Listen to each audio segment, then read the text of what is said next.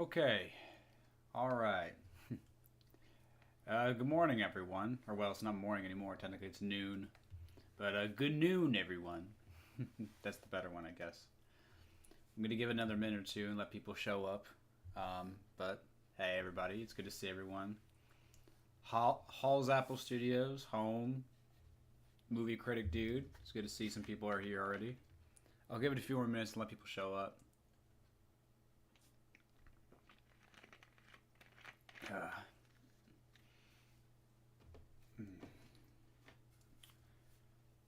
Hello, everybody. It's good to see everyone. Good noon, indeed. I hope y'all got some food and popcorn or whatever, because this is going to be a long one. I can already tell you that much. Because, so for those who don't know or who are new to the situation, well, I guess the situation is over. We're just doing this for fun, just to revisit it, just for fun or laugh's sake. I'm sure some of you know this already, but I'll briefly go over it in case you don't know. Hello, Anthony. So about 4 years ago, almost 4 years ago, I reviewed Jurassic World: Fallen Kingdom and said it was terrible, and I still think it's terrible. But hello, Rainbow. It's good to see you. But somebody didn't like that I said it was terrible, so they spent the last 3 years basically stalking and harassing my comment section and stuff like that, saying mean things. And like I said, that usually doesn't bother me. It really doesn't. But it's just I thought it was kind of weird that the person was commenting the same shit over and over and over again for years on end. So I finally commented and said, "Man, fuck off," and stuff like that. I am oversimplifying, I will say that much. It's a little more complicated than I just said, "Go fuck yourself," and stuff like that, and that was the end of it. Because there was clearly more of the situation. I went to some of his videos and commented as well, and long story short, I'll admit I made mistakes and stuff like that. I did things I shouldn't have done. I did poke the bear sometimes when I should have let it sleep. I'll admit it wasn't completely 100% him.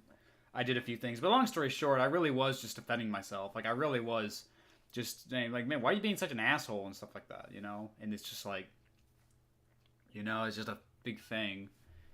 So he didn't like that one bit, so he went and made an entire response video to my review to try and point out why it's a terrible review. And the funny thing is, I probably kind of agree with him on some things now. That's the thing. This isn't just to shit on Liam some more, although I will be doing plenty of that, because he's a toxic, horrible person, so fuck him. But this is more of a chance to... This is more of a chance to go back to that review and actually say things that are different, because I won't lie, there are things in the original review where I'll be like, yeah, I don't know why I said that. I don't even understand why I got angry about that. It's a bad movie, but I'll give him that much. There were some criticisms that I don't fully agree with anymore. So this isn't just me shitting on Liam. This is me also going through the review and saying, okay, I don't have a problem with that anymore. I wish I did go more in detail with this sort of thing. I think the reason why I didn't go as hard on Fallen Kingdom as I should have is because, at the time, everybody was reviewing it, so I felt like I didn't have a whole lot to add to it. But the thing is, if I had known this would have ever happened, I probably would have never bothered reviewing it, to be perfectly honest with you. But with that being said, it did lead to this amazing situation, so, it is kind of funny. Hello, Steelborg. It's good to see some people are showing up again. If Liam likes that movie to defend so much, he must like it even more than the original self. I don't think he said that. It's kind of funny. He did call me a purist he called me a purist in the response, because I said I love the first movie and then I have problems with the other 4 sequels, like most people do. And that's basically his logic. It's oh, this guy only likes the original, so it's well, we'll see in the response, because I plan on watching the entire thing today in just one clean response. And yeah, it's another thing I should bring up. I'm only watching it by myself. If you ever watch the old response, the old live streams and stuff, you'll probably notice. Hello, Jason. You'll notice that, and this is with all due respect, it wasn't a perfectly clean live stream. We had a lot of people in the group. I think at the highest point we had 8 or 9 people in Discord. And it just got way out of hand. People were talking over each other. We got easily distracted. We got easily We easily went on tangents that had nothing to do with the response, and at some point, some of them even started fighting with each other, and it kind of was improper, and it kind of got out of my hands. It was just a thing. Yeah, it was just like, yeah. So this is actually a pretty good opportunity to revisit this and actually focus on the response better this time around. Again, I say that with all due respect and everything. I don't mean any insult to anyone who was in that response with me before. Hello, fanboy. Hello, Dragonfly. It's good to see everybody. But as I was saying, basically we reacted to this a long time ago. We reacted to this sometime last year, it was back in August, I believe. And long story short, it was kind of embarrassing. And Liam himself was like, he basically did everything in his power to hide this away from people to try and save face. But it was so blatantly clear that the only reason he was doing this is because I have a bigger audience than he does. At the time, I had I was about to hit 4,000 subscribers. Now I have almost 19,000, which is pretty crazy. Hello, Peter Freak 10 or Freak Out 10. Oh, you were there in the original stream. I didn't think I was that bad.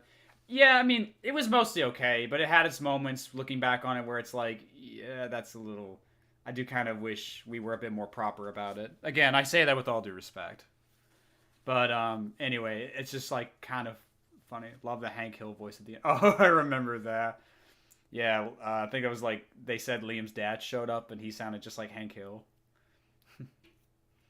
That reminds me, one of the people who were in this response, so for those who don't know, Liam actually brought 2 people with him to review this with him in the response video. One of them actually responded to me. Let me actually find that comment real quick. I might as well do that real quick so I can show you guys the comment, but because I think it is kind of interesting to talk about. But basically, I don't know who it is exactly. But basically, I don't remember which one it is or who it is. But I do know one of them. No, I don't know if the comment's still here or not. Maybe it's...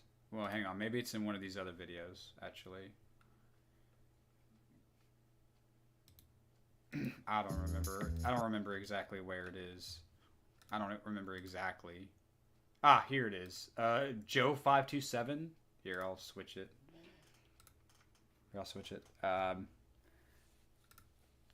Wait, wrong one. Sorry. I just said hotkeys. I'm still getting used to it. But yeah, right here, this one right here. I'll zoom in on it. But yeah, this guy here, Joe527, he was actually... he was one of the people who was in the response. And this is him I guess, apologizing for being a part of it.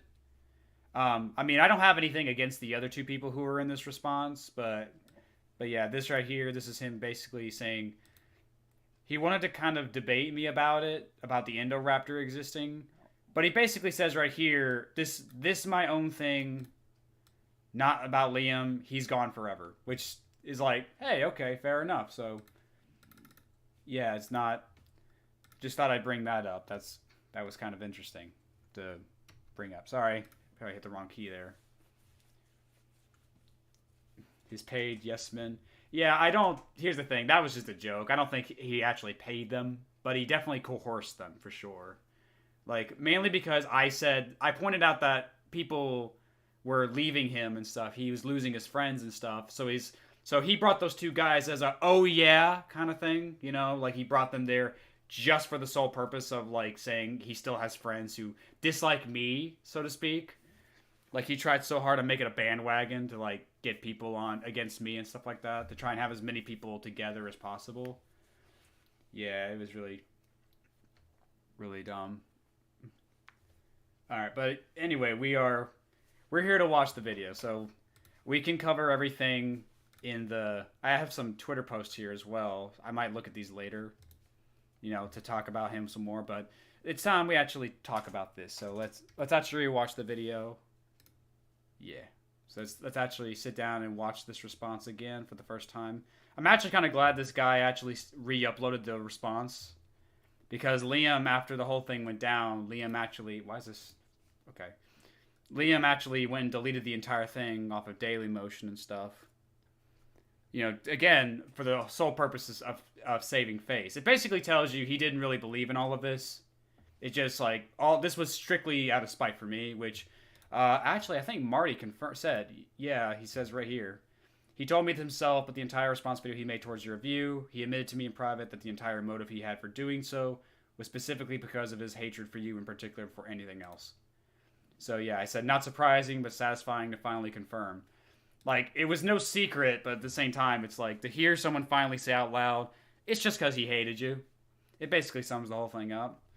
But again, I'm getting carried away. So let's actually sit down and watch Linker101s or Liam198s or Pogchamp. Yeah, he called himself Pogchamp once. Or Linker198's response to my review of Jurassic Fallen Kingdom. Let's begin again. Hello there, everyone. This is Linker101, and I am joined by two of my friends, Discord Goat and Joe527. Say hi. Hello, Vale. Hello, everyone. Yes, they are going to be joining me tonight because you know what they say, misery enjoys company, or company enjoys misery, or however the frick the phrase goes. Also, I should let this disclaimer go before we begin recording properly with the video. I'm going to be referring to Discord Goat as Joe, and I'm going to be calling Joe527 as he is on Spinosaurus's Discord as Indom. Yeah, that's not confusing at all. Also, I should bring this up real quick. The reason why the video is blurry, this is in 1080p, by the way. Like, this is in 1080p. Like, I clicked it. It still looks super blurry. That's because the original response... I don't know how this guy recorded this. He probably used OBS like I do. Because that's usually what people do. But basically, he... But either way, this is basically how Liam... this is basically how the response looks. Long story short, it is this blurry, and there's nothing we can do about that. Big Jack Films is in the chat. I ain't missing the Liam train this time. It's good to see you, Jack. What up? Oh shit! I just remembered. I wanted to bring up one more thing. I did this in the last charity, or the last stream, but we are raising money for the National Alliance of Mental Illness. The donation link is right there in the pinned comment in the chat. If you guys want to donate, like I said, this is strictly optional. If you guys want to donate, that'd be great. If not, that's perfectly fine. It's just an option that throwing out there. We did, like I said, we did this in the last video. we did this in the last stream, and we raised over $100 for mental illness, which is pretty cool. And I figure with Liam being such a toxic bully, mental illness is something he affects greatly. So I figured this would be the best people to go to raise money for.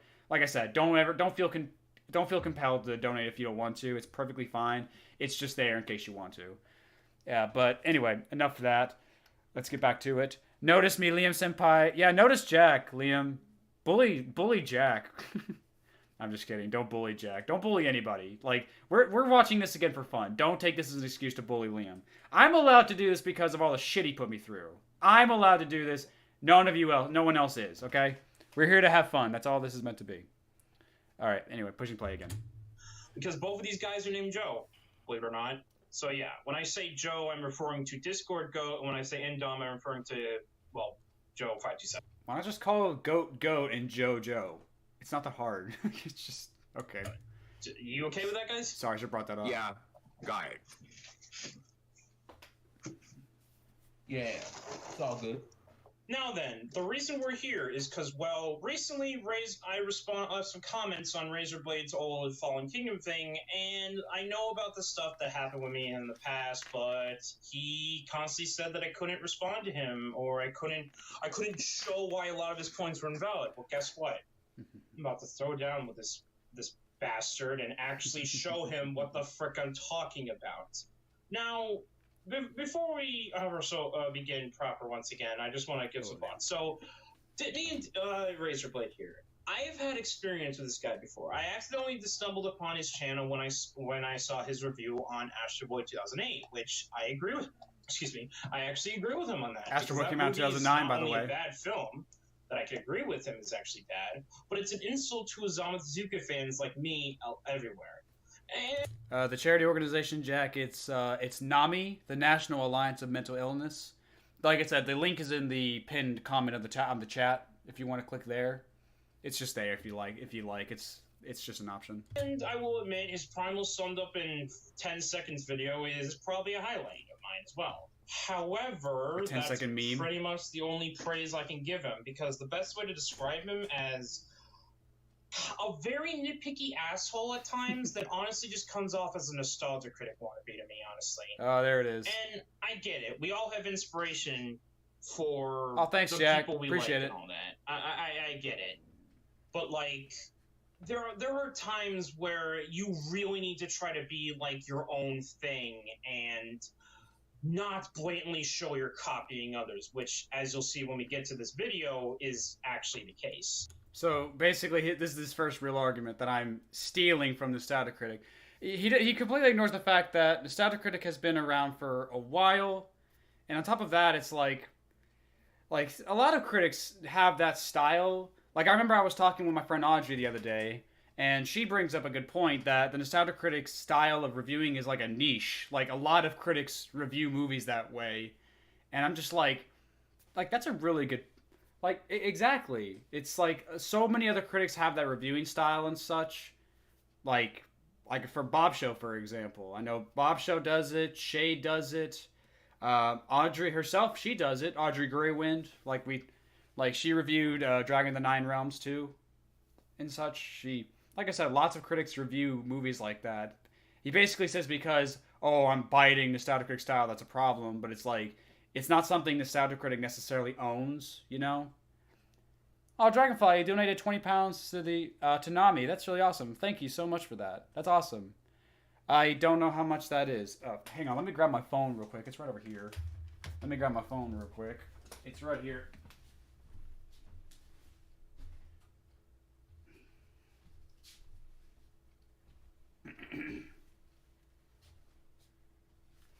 Alright. Sorry, I wanted to do the math here to see how much is 20 pounds in U.S. currency.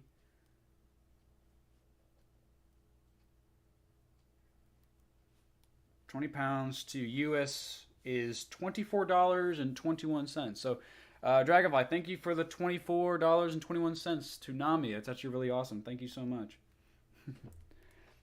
I'll leave my phone there. Or 20 pounds for you. I guess it doesn't matter. It's still cool.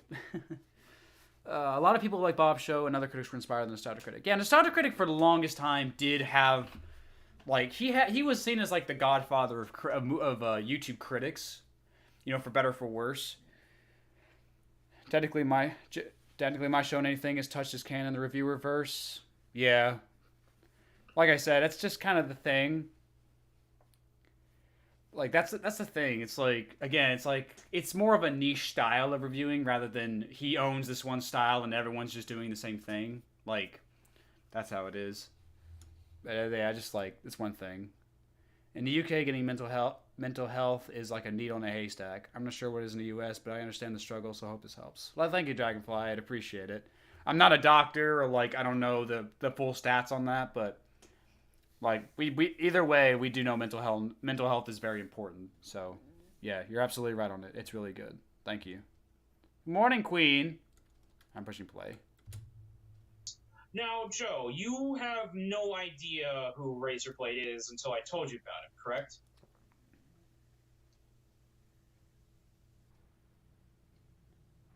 Yeah, that's actually the truth. I had no idea who he was. I'd never seen any of his content before. So, yeah, until you told me, I had no idea who RaisorBlade was. Also, forgive his microphone for delaying a little bit, folks. That's just, the thing with his microphone. He takes a few seconds to register and come in at my end or something. I can't do anything about that. Don't blame me. Blame Discord. But anyways, so this will basically be your first experience with RaisorBlade. Isn't that correct, Joe? Yes. All right, and now for Indom here. Indom and I and a bunch of other friends actually watched this thing before we did this recording. Indom is Joe527. I think he's the one who commented saying that he's done with Liam, that he apologized for being a part of it. So again, don't take that for what it is. Take that for what it is. Got a spammer in the comments. Recording. And Indom, I will admit, came near the end. However, since we're going to be reacting to this from the beginning, he'll be able to fully see why this is one of the worst things. But from what you did see, Indom, what do you have to say about it? Like, seriously, like, he really didn't understand. It's like, literally, I could agree with what Spinozilla would say back in those Fallen Kingdom reviews. Yeah, even if he did use a lot of Shinobi things. Oh, that's another thing I forgot to mention. He, along with people like Mahler, are anti Shinobi because he responded to not just Doug but also the reviews. I mean, literally, Mahler got apparently so mad that he made a response now, and that honestly is a can of worms I'm not going into right now. So the Mahler situation, I looked deeper into that. This is basically Shinobi 03. He made a response to Nostalgia Critics review, and basically Shinobi 3's response, which by the way isn't on YouTube anymore. Shinobi deleted it. I think he quit YouTube altogether. He basically it's basically just him for like 4 hours saying, fuck anybody who doesn't like this movie. And basically they did get into an exchange on Twitter and stuff like that, like Shinobi and Mahler. It basically fell apart, and that Mahler reacted to it and everything. But I think Liam's just kind of writing Mahler off like, he was just so butthurt by Shinobi's points. When in reality, it's like, no, it's a bad review, and Mahler was just reacting to it with his friends, and that's really all it is. Kind of like what you're doing, Liam. So there you go. Mahler's the reason I hate JFK Fallen Kingdom. Oh, really? Mm-hmm. Frick Mahler. But yeah, frick Mahler. Now, in my opinion, this review is so bad.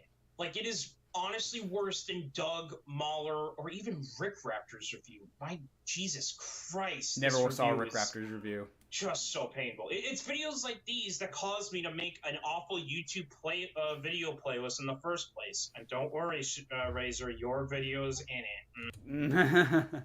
Yeah, he has a whole playlist dedicated to videos he despises because, he said the review, if he says the video shit, then, oh boy, you better listen to him. He certainly knows what he's talking about. Oh, man. Mm-hmm. Now, last thing I'll say before we begin. Like, I just want to get this clear. I get that Shinobi that's a speaking problem, and this thing goes on for too long. However, I need to say this. Just because the videos someone puts out are long as actual hell itself, that doesn't mean they're automatically bad because they're long videos. Yeah, he thinks that... So I did bring this up in a past video that I said something about the video being like 4 hours long. And, like, the thing is, I have long videos on my channel. Like, and I'm not talking about live streams. I've made long videos. Like, the longest videos I have is, like, an hour and a half. I talk about the Dragon Ball Evolution review and Big Hero 6, the series Season 2. But, with that being said, I think there's a difference between focusing on, like, a movie and TV show and a YouTube video. Especially a YouTube video that wasn't even, like 40 minutes. I don't remember how long the Nostalgia Critics video was. Like, I think it's like 40 minutes long, maybe. Like, about the same length as mine. So going on about it for 4 hours is fucking ridiculous. I think that's just stupid. There's no need. That's just so tedious and stupid. But with that being said, it's like, I don't have a problem with videos being long. I really don't. Like, again, I made long videos. My problem was Shinobi was an asshole about it. That's the problem, and now Liam's trying to write it off like, oh no, you didn't like the video because it's long. You didn't give it a fair shot. I saw the whole thing. I watched all 4 hours. It was stupid. That's about it, really. Do I plan on binge watching and reviewing Camp Cretaceous in the future? I don't know. I might, maybe. I have a lot on my plate right now, so it might be in the future. I prefer Dominion over Fallen Kingdom. I actually do too. I think Dominion is a better movie than Fallen Kingdom overall. But with that being said, I think Dominion is more boring, if anything. Yeah, I saw your vlog, Big Jack. I saw that you did kind of like it, which is fine. It's understandable.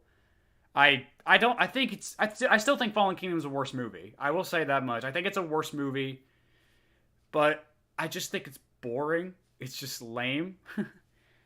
It's just yeah, it's not a great movie overall. All right. That's like saying a textbook in school is bad because it's so long, even though it's filled with important information that you need to pass school. Am I right, guys? Yeah, except no. Mm-hmm. Yeah, except no. Most people agree public schools don't teach you jack shit that's actually important. It's like, oh, you want to know how to pay off a loan for a house or buy a car? Well, that's too bad. Here's what the inside of a frog looks like. I could have learned that shit on the side of a road. But thanks, school. Yeah. Yeah, no argument here. Oh my That god. makes sense. Like, and look, there's nothing wrong with having an opinion. That's fine. That's not the problem. The problem Oh, somebody donated something. is when Oh, that's in the video. Somebody donated something. Or no, that's the subscription. That's a subscription alert. Who subscribed? Who did it? Allie Turner. Welcome to the channel. I liked biology. I liked history. I'm not saying the classes were all bad. I'm just saying, like, you know, like I'm not a history teacher. It doesn't help me. Textbooks can also become very outdated. That's also true. Textbooks can also be very outdated. That is very true. Dominion is the Rise of Skywalker Jurassic Park movies. I wouldn't go that far because, yeah, Rise of Skywalker was worse than The Last Jedi, where Dominion is actually better than Fallen Kingdom. Not by much, but it was better overall. Wish my school taught me about taxes. Another thing school didn't teach you about, fucking not taxes. At least school...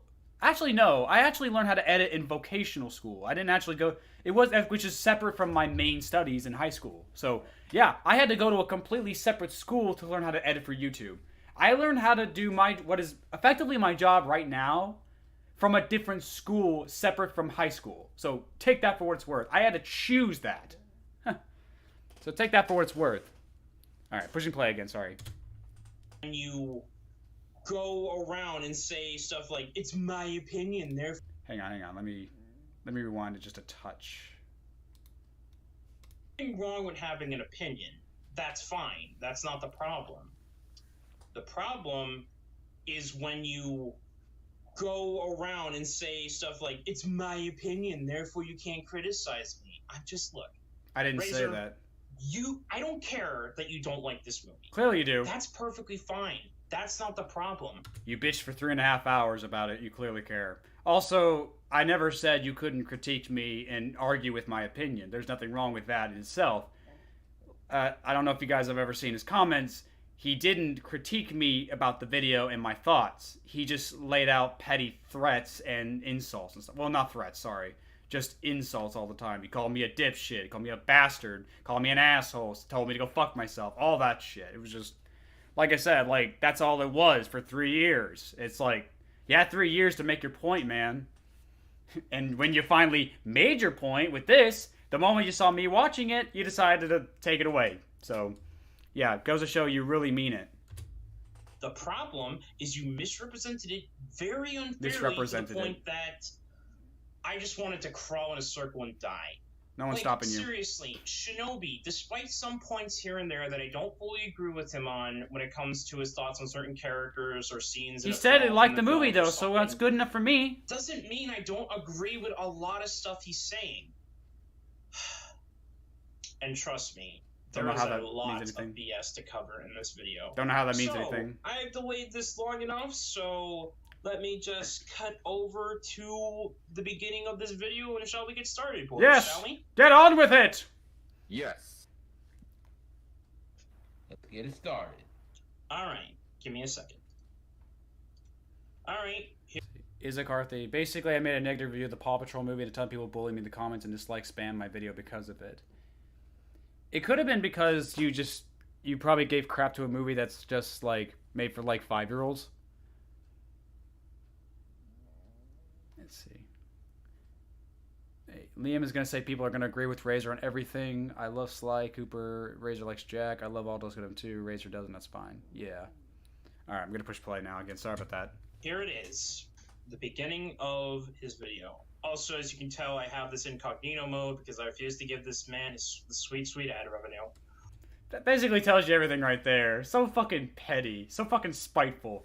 I'm gonna make sure he doesn't get paid for this one view. Don't worry, Liam. You've made up for it. You've more than made up for it in ad revenue. Don't worry about it. It's not even like...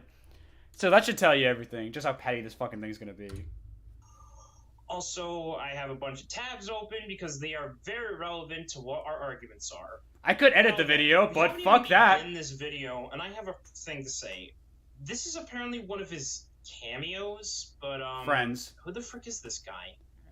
I mean, does it say in the description? Oh, Brandon Choker. All right.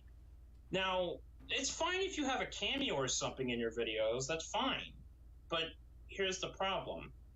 My problem I have with this is it doesn't really add anything to the video. Yes, it does. Other than just shout out this guy. And now I know that you want to help people get more exposure. That's or something. not what happened at all. At least have him like say something at the end or something, because I don't know. It just seems wasted in my opinion. No. So the reason Brandon's cameo in this part. So the entire point of Brandon's cameo is because I knew for a fact people were going to comment on the video, because in the past I think it was like I think it was the Land for Time 14 review, the original one. I talked about the Carnotaurus, and basically in that review I made a reference to Fallen Kingdom, which hadn't come out yet. And basically you see it's a scene in the trailer where the Carnotaurus gets beat up by Rexy and stuff and gets killed during the volcanic eruption.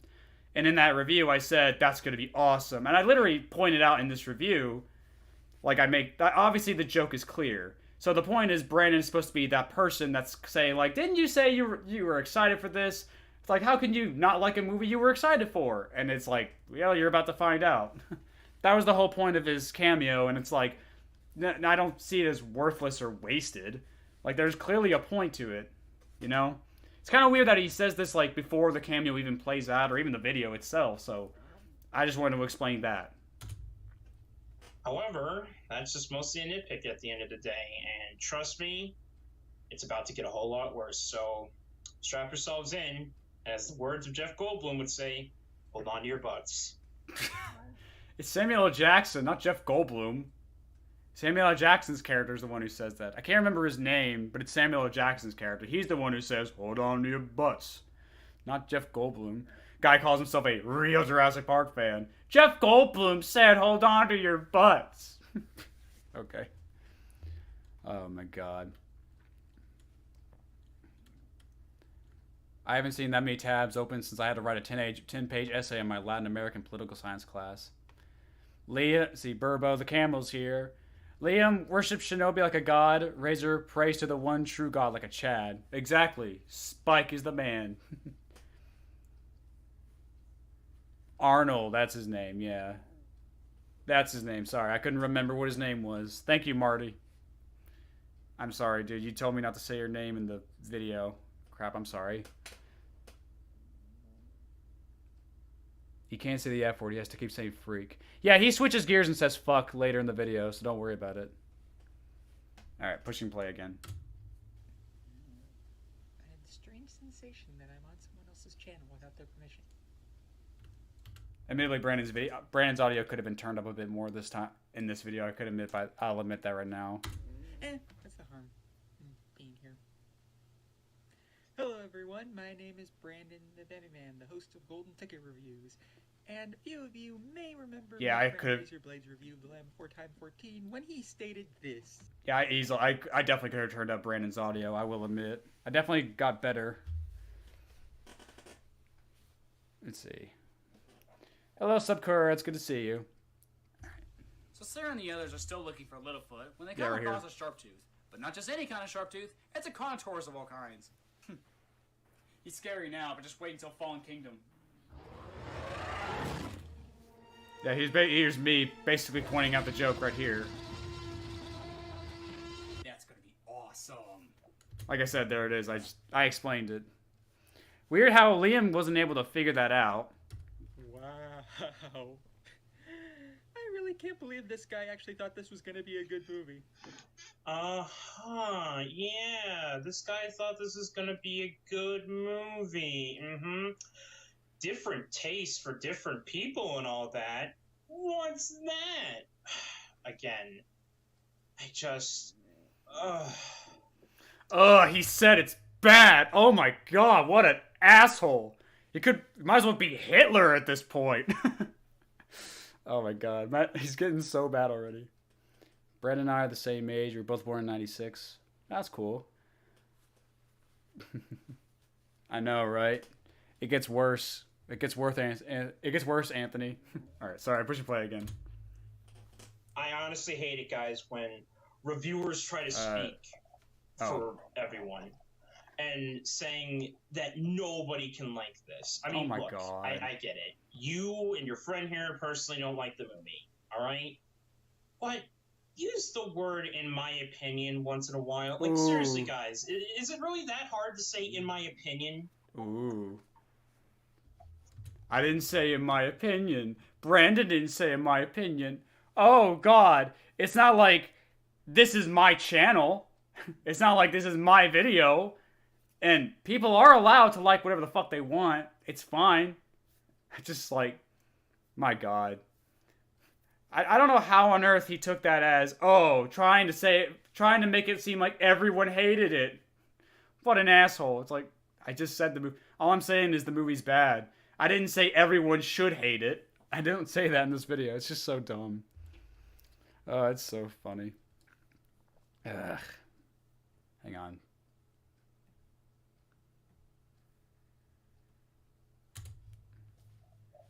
It's not. Absolutely not. Indeed. Not at all. I love how they take like 5 minutes to respond, by the way. Like, just like... Now wait just a cotton pick a minute. Whoa. Now wait a minute there, Brandon. I never said that Jurassic World Fallen Kingdom was going to be a good movie. Really? No. I just thought, like the last movie, that there was going to be some super awesome kick-ass moment somewhere in the movie that would make up for what was honestly a pretty bad movie. Okay. How was Jurassic World a bad movie? I mean, correct me if I'm wrong, but you never talked about Jurassic World really on your channel. I mean, maybe there's your live streams or something, but I haven't watched those, so forgive me if I don't know that. Look, I will admit I didn't review the first Jurassic World movie. I probably should, shouldn't I? I might actually make a ranking video of the Jurassic Park movies, all 6 of them, when Dominion comes out on DVD or whatever. Like, I might do that. But yeah, I will give him that. I never reviewed it. Like, but the point he's missing is that this is not a review for the first movie. Like, this is a review on Fallen Kingdom, so forgive me if I don't actually give my thoughts out on that movie yet. So, that's the thing. He's like, oh, you gotta review something first before you say it's good or bad. That's probably his logic there. But even then, I honestly question how much of a Jurassic Park fan you are. There's the first of many, guys. I honestly question how much of a Jurassic Park fan you are. You say you don't like the movie? How can you call yourself a real fan then, Oh my god. Wasn't your first videos like a Let's Play of Jurassic Park Operation Genesis? It was. I actually love that game. Like, I still love that game to this day. I still have it on my computer this day, actually. Hold on. Yep, right here. I still have Jurassic Park Operation Genesis right there on my background. Yeah, I love that game. I know I know people love Evolution and stuff like that, but I don't know. It just doesn't have the same charm, I don't think. Well, I like Evolution. I like Evolution 2 as well, but I don't know. There's just something about Operation Genesis that's just... It's just a charm. Nostalgic value. I grew up with it. That's basically what I'm trying to say. But as I was saying, yeah, that was my first... But yeah, Jurassic Park Operation Genesis was my first video. Way back in February 2016. Yeah. Yeah, I'll admit I've definitely adopted saying in my opinion more often than I used to. I will say that much too. Gatekeeping in a nutshell. Yep, perfectly. Excuse me, sorry. because the only times you really ever talked about Jurassic Park is that one time I think you streamed Evolution, and all those years back when you did Jurassic Park Operation Genesis, which, by the way, those games are non-canon, so, Really? Yeah, those are gonna be real relevant later, by the way. Anyways, also, guys, I just have to say, this came out in 2018, and yet your video only goes up to 720p. Now I know what you're thinking. Maybe the video software I have doesn't allow me to go out of 720p. I still use Windows Movie Maker, and it can output videos in up to 1080p. Yeah, too bad the response came out looking like, you know, it's like I can barely read anything, you know. I'm just pointing this out. Like, it's funny he boasted about the 1080p stuff, but his video clearly isn't in 1080p. So I just thought that was funny. But I will give him that. Sure, the video is in 780p, is only in 720p, not 1080p. First of all, 720p is still high definition. That's still damn good quality nonetheless. Secondly, my videos have gotten better. I have videos that are actually in 4K, so I will say this, like, even though the video is in 720p, which is still good, my videos have gotten better and better. And all he has is stupid memes on his channel. That's all he's got going for him. Just stupid 30-second memes, which is like, I'm not sure how you're going to use that as a, haha, my videos are better than yours when you're comparing like a 40-second internet meme to a 40-minute video that took I remember like 2 weeks of hard work put into it, you know? And again, this is back when like I had like a full-time job and stuff, so I couldn't just stay up all night and work on a video. I had to go do my job and stuff like that. So basically I was working my job and doing YouTube on the side at the time. So like I said, 2 weeks, and it came out to about 40 minutes, and he's comparing it to like a 40-second video in his channel, but it's in 1080p, so his videos are clearly better. It's just fucking stupid. TikTok. Rather sad, isn't it, guys? Hmm. Huh? Yeah. He woke up. It's like, why? Anything else to add beside this before I move on, by the way? no, not really. Alright. Because trust me, it gets worse. Oh. But I could have sworn by that clip you actually thought... Anyway, it doesn't really matter what I thought the movie was going to be like. Yeah, it actually does what you think the movie is going to be like. Because literally the clip, your friend is right. Literally, the impression you gave off is that you thought the movie was going to be good. Like, not just that the Carnotaurus is going to get, like, taken down easily or something. Like, you got that impression too, right? Right, Joe? Yeah, TikTok. I meant... Yes, sorry. Yeah, I meant Discord. Go. TikTok. Yeah, I got that same impression, that same vibe. Well, I don't know what you were talking about. Yeah. Also, no, I'm not going to be trying too offensive the way you speak, but I'm sorry, but the voice and the way you come off in these videos just, I'm sorry, makes you kind of come off as a bit of a douche. It's like the joke just completely went over his head. Like, it didn't even just go over his head. He's back home and the airport's in like Denver, it's in like fucking Colorado or something.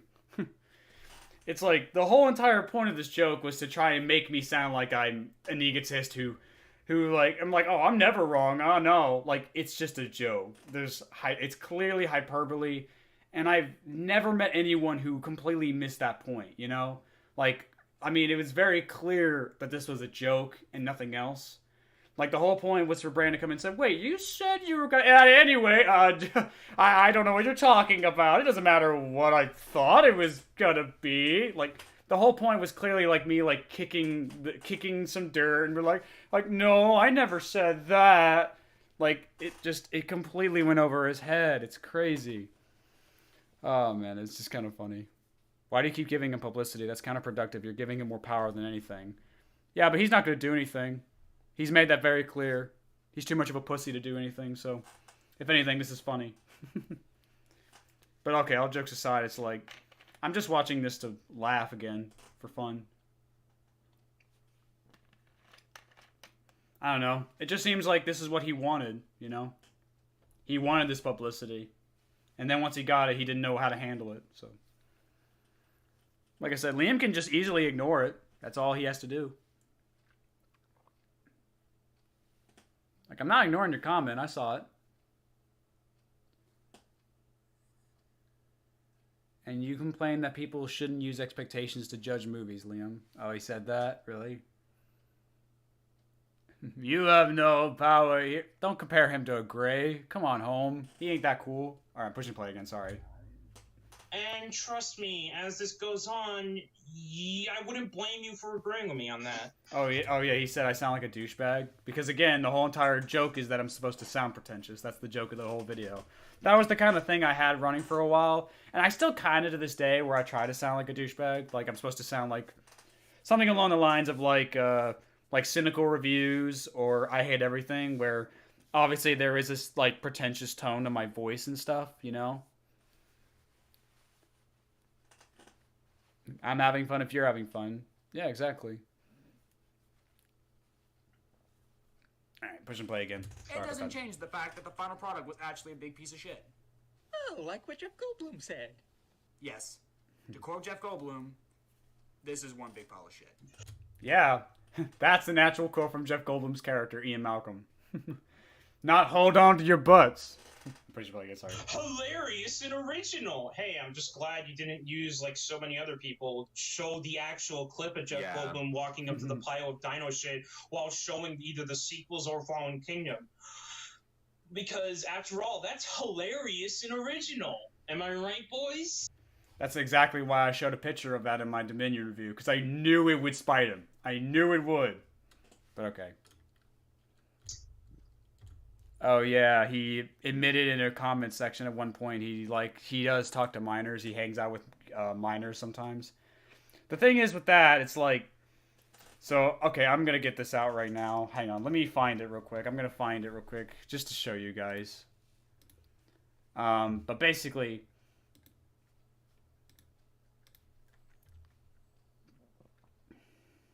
let me see if I can find it real quick. Bloom. Alright, but basically... Alright, so I'm not going to show the video this was a part of, because the video is overblown. The video is overblown and stupid. But... Oh, wrong button. Sorry. But I will show this much.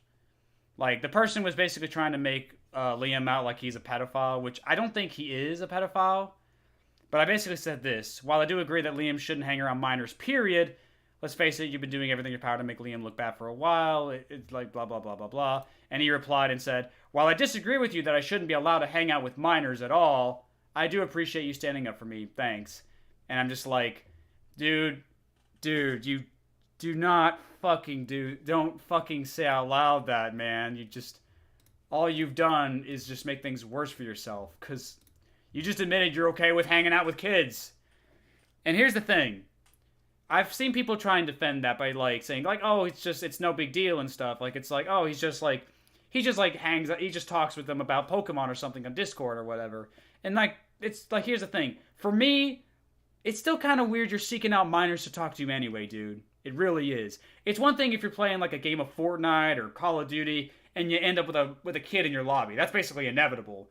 It's another when you talk to them, befriend them, and then actively seek out to hang out with them on a daily basis on Discord. That's a little weird and creepy in my opinion.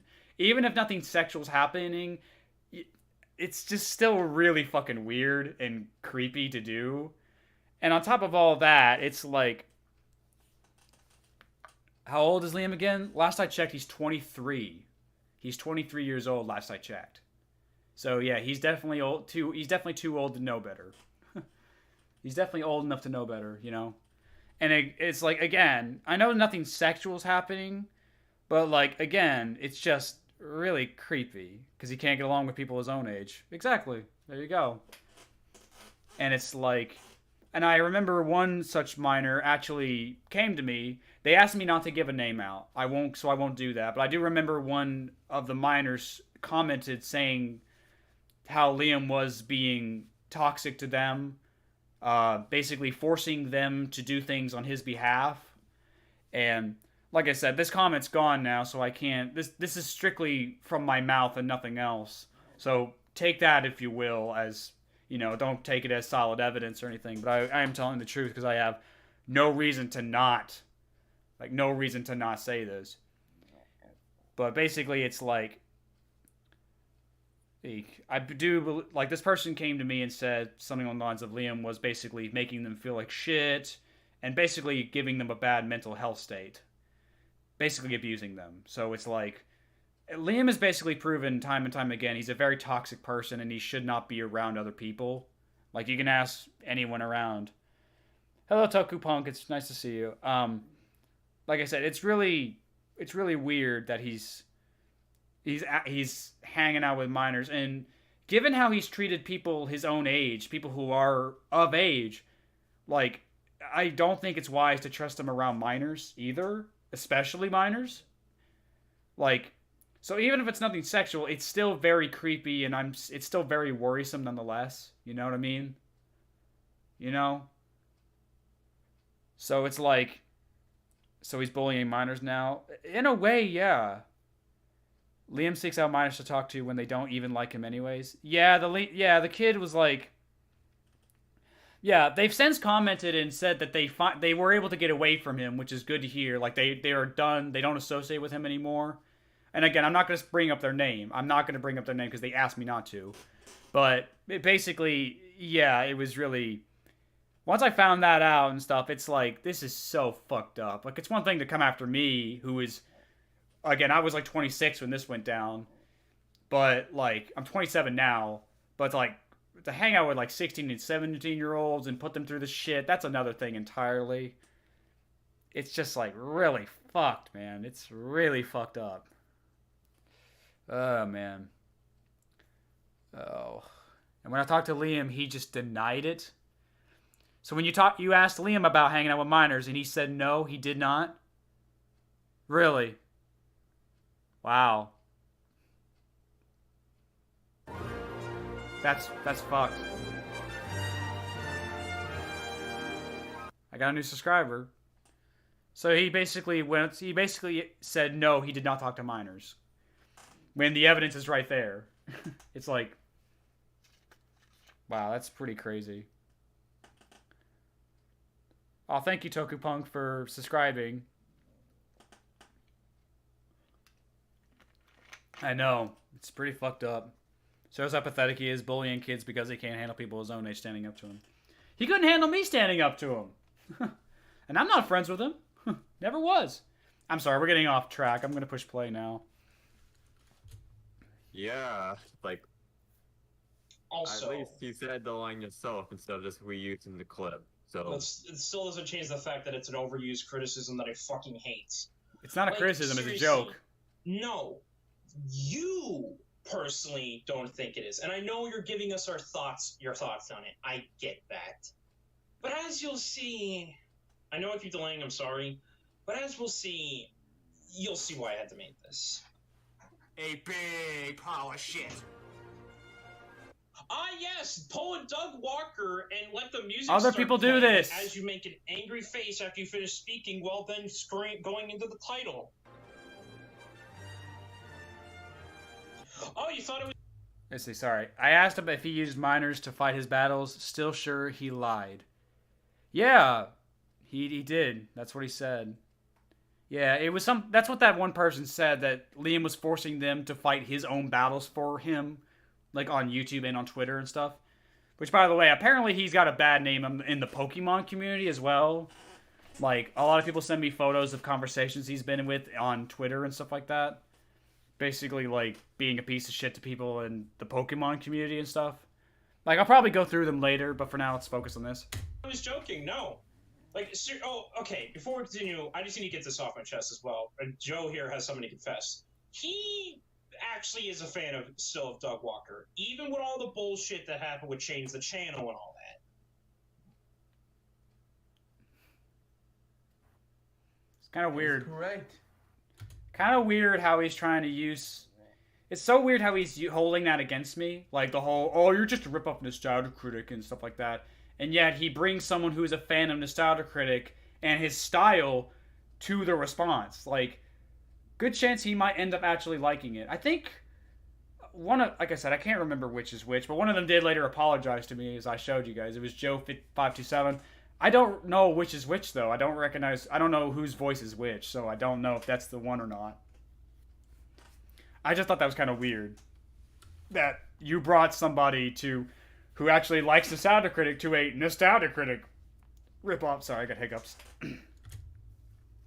And even you admit this guy is just a piss poor excuse of a ripoff of Doug Walker, isn't he? Mm-hmm. Sure. That is also correct, especially with that intro along with his Yeah, these guys don't add anything. They horrible facial reactions. They just repeat exactly what he says. That's all it is. Mm-hmm. Not to mention the fact that several of Doug's other reviews of Jurassic Park movies, such as his review of Jurassic Park 2, and I think World, maybe? It's been a while since I saw that. Or, no, wait, never mind. But I know he did it at least in Jurassic Park 2. But in this case, you use literally the classic Jurassic Park theme. I'm sorry. Anyways, that is, like, the least of this video's crimes. Don't we agree on that, Indom? Even though I just want to confirm, the second movie is called The Lost World Jurassic Park. Yeah, I know, but a lot of people also refer to it as Jurassic Park 2. But, yeah, that's fair. Don't you call it Jurassic Park 2. That's not the real name. Real fans don't do that. Just kidding. I think I speak for everybody when I say that the first Jurassic Park film was out of this world. Sorry, I'm going to pause here and there just like to not... Just trying to avoid a copyright copyright claim if I can. I think Joe is the Doug fan. Yeah, yeah, maybe. I don't remember exactly. Horrible facial reactions. What does that even mean? Basically, if you do this, that's horrible, I guess. They really are yes men. Not only for having a great story, great performances, and unforgettable moments of suspense and horror, but the special effects and CGI were so beautiful and realistic that they would forever go on to set the standard for special effects in film forever. Yeah, I'm gonna have to stop you right there, because don't get me wrong, yes, the effects were great. For 1992. Came out in 1993. Just to be an extra smug bitch.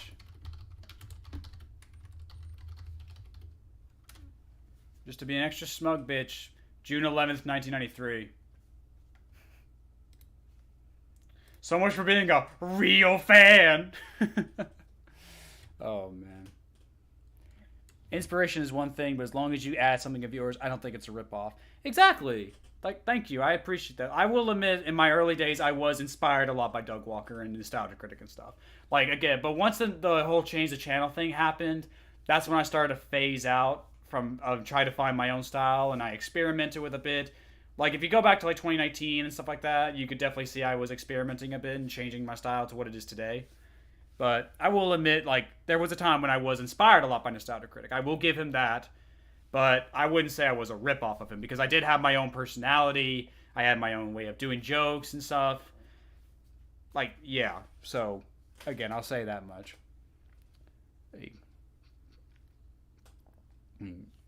Alright.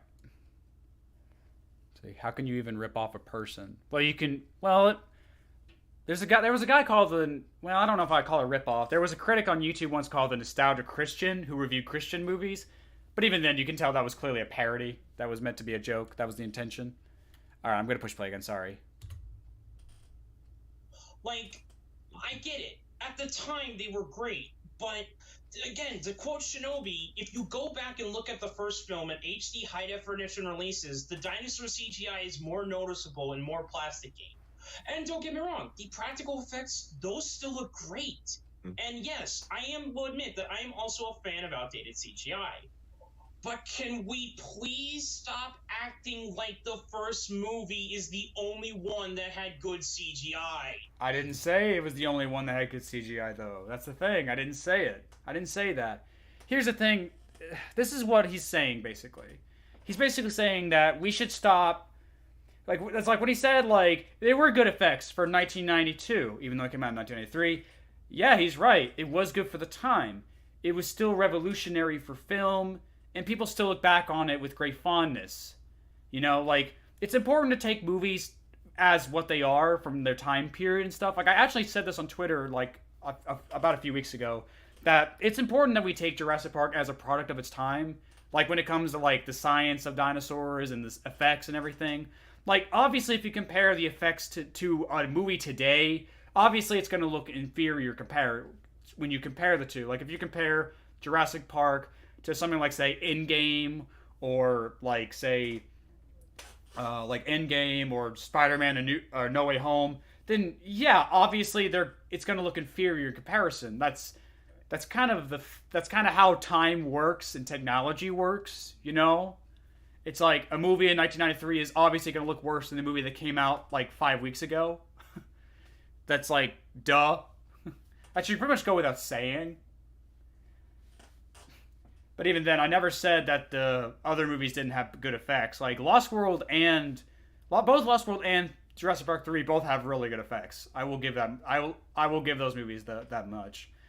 Like I said, I do want to go back and look on the other Jurassic Park movies. I actually want to review them all in the future. Like, I'll probably do it soon. Like, maybe kind of soon. Like, when I get the chance. So, I just wanted to bring that up. A lot of people take up the angry reviewer style in general because people find anger entertaining. I know. I still get angry in my reviews. It's good therapy. And Liam's just ripping off those commentaries he likes. Yeah, good point. It's the only one with a strong story to complement the CGI. Exactly. There you go. Linker198 is at it again. Well, not necessarily. We're just rewatching the response he made before, just for shits and giggles. Should the phrase real or true fan matter in discussions? I want to know your honest opinion. I think people who use the term real fan or true fan are just gatekeepers because from what I've heard, when it comes to like real fans or true fans, there are people who just blindly love and accept everything regardless of how good it actually is. And then they start giving people shit when they say they don't agree or think it's bad. And, you know, they basically people like Liam here. So I don't think that... So yeah, I don't think it should be brought up in discussions other than to say, if you describe yourself as a true fan, then likely you're the exact opposite. Because the only thing you do is you see the franchise as like a little club in your mom's basement, and you don't encourage people to come in and see the wonder of the franchise, and you're not welcoming people, you're just being an asshole, and you're saying, oh, you don't like this certain thing, or oh, you didn't know this certain thing, well, then you're not a real fan, get the fuck out, which is just like, it's just toxic, it's just so bad. You know, you got Star Wars fans, you know, the way they are, you know how Star Wars fans can be, you know, like, just look at the bullshit that, I can't remember what her name was, but she was the actress from Obi-Wan Kenobi, she was the black actress, I can't remember her name, Reva from Obi-Wan Kenobi. Like, she faced a lot of bullshit just for being black and all that stuff. It was really stupid. Even Star Wars Twitter, I'd be like, guys, fuck off. You're being racist. Shut up. That's how it is. Call them what they are, butthurt toxic fans. Exactly. There you go. I think the effects still hold up. Well, actually, you didn't watch an HD remake or whatever. Like Liam said. Whatever. It's stupid. Like, that is just completely unfair and pretty much now you show your bias and basically you're saying first movie good, other sequels I bad. didn't say that. Again, to quote Shinobi, everyone do the we hate the sequels dance. What the fuck? Your guys' thoughts on this? Yeah. For Jurassic Park, it's still a great movie nonetheless, but it still had some of its own mistakes. My personal opinion is to watch movie mistakes for Jurassic Park to show you some of the flaws of the first movie. Can you give some examples? Here's another thing he's bringing up. He thinks that I think the Jurassic Park movie, the first one, is perfect. There's no such thing as a perfect movie. And he's trying to use the fact that I never reviewed the original movies against me. Because, like, he's basically taking this brief summarization that's not even, like, 20 seconds as my thoughts on the entire movie. which is just so stupid. It's like, I just said the movie's great, which it is. It's a great movie. It has flaws, and if I were to review it, I'd be like, okay, here's what I didn't like. I didn't like this, didn't like that. I thought that was stupid. I thought that sucked. I would do that. I would actually do that. It's been forever since I've watched the original, though. I won't lie. It's been a few years. But basically, he's trying to use this 20-second summarization that's like a paragraph long at the longest to summarize my entire thoughts, which is just so stupid. Like, for example, near the end, when the T-Rex attacks the raptor, in the end of the first movie, there's a frame where the raptor is completely invisible. Like, it's not even veiled for, like, a frame. It's funny you bring up something like that, because he does something similar with a CGI shot later in the film. But anyways, continue. Mm-hmm. And also a scene near the raptor's kitchen where you see a hand touching, like, the tail of the raptor. Yeah. Little post-production things like that. I will admit. Anyways, those are valid issues, yeah. Also known as Joe. What do you have to say about this? There, just call him Discord Goat. You're gonna do it anyway. But yeah, those are actually valid problems, like little mistakes here and there. I remember one mistake with the Dilophosaurus in Jurassic Park, where you can actually see the string that gets pulled when the frill comes up for the first time against Dennis Nedry. Like, you can actually see the string that pulls out for the animatronic. It's like, little things like that, like, you can argue those are nitpicks, because those are like little 5-second scenes that don't matter much. It's like, you know, things like that. But it basically proves, yeah, the original isn't perfect. The problem is, I never said it was. That's the thing. Jurassic Park was one of the first movies to really utilize CGI on a blockbuster scale. Mm-hmm. And even though it does look great for the time, not only does it not hold up that well in terms of modern CGI performance, I believe that every movie since has improved upon it a noticeable amount. Indeed. And now I will now label from this point forward. Oh, sorry. Are you done? Talking over Daddy. Yes. Talking over Senpai Liam. I also, from this point forward, I will now label RaisorBlade here as a Jurassic Park purist. Because I said the Jurassic Park 1 was good for 2 lines of dialogue. I'm a label purist. And a sequel hater. And as the review go on, I will prove time and time again how much of a Jurassic Park fan this guy really isn't. Starting now. Sorry, let me read some of these comments. Alright, let's see. I thought, just when you think you know just how horrible Liam is, he somehow finds a way to be even worse. P.S. The CTC document was fabricated, which was revealed by Rob Bohr to be the now defunct cinematic Venom. I don't know what that is. I don't know. You're going to have to give me more context on that. I don't know what that is. A lot of series I love have a lot of problems that personally I choose to acknowledge in general because I love writing. I enjoy when people disagree with me and makes for fun discussions. Yeah, that's a good point. It's like, the reason why we're so critical about things like this is because we love them and we want to see them be good. Like, I don't want Fallen Kingdom to be a terrible movie.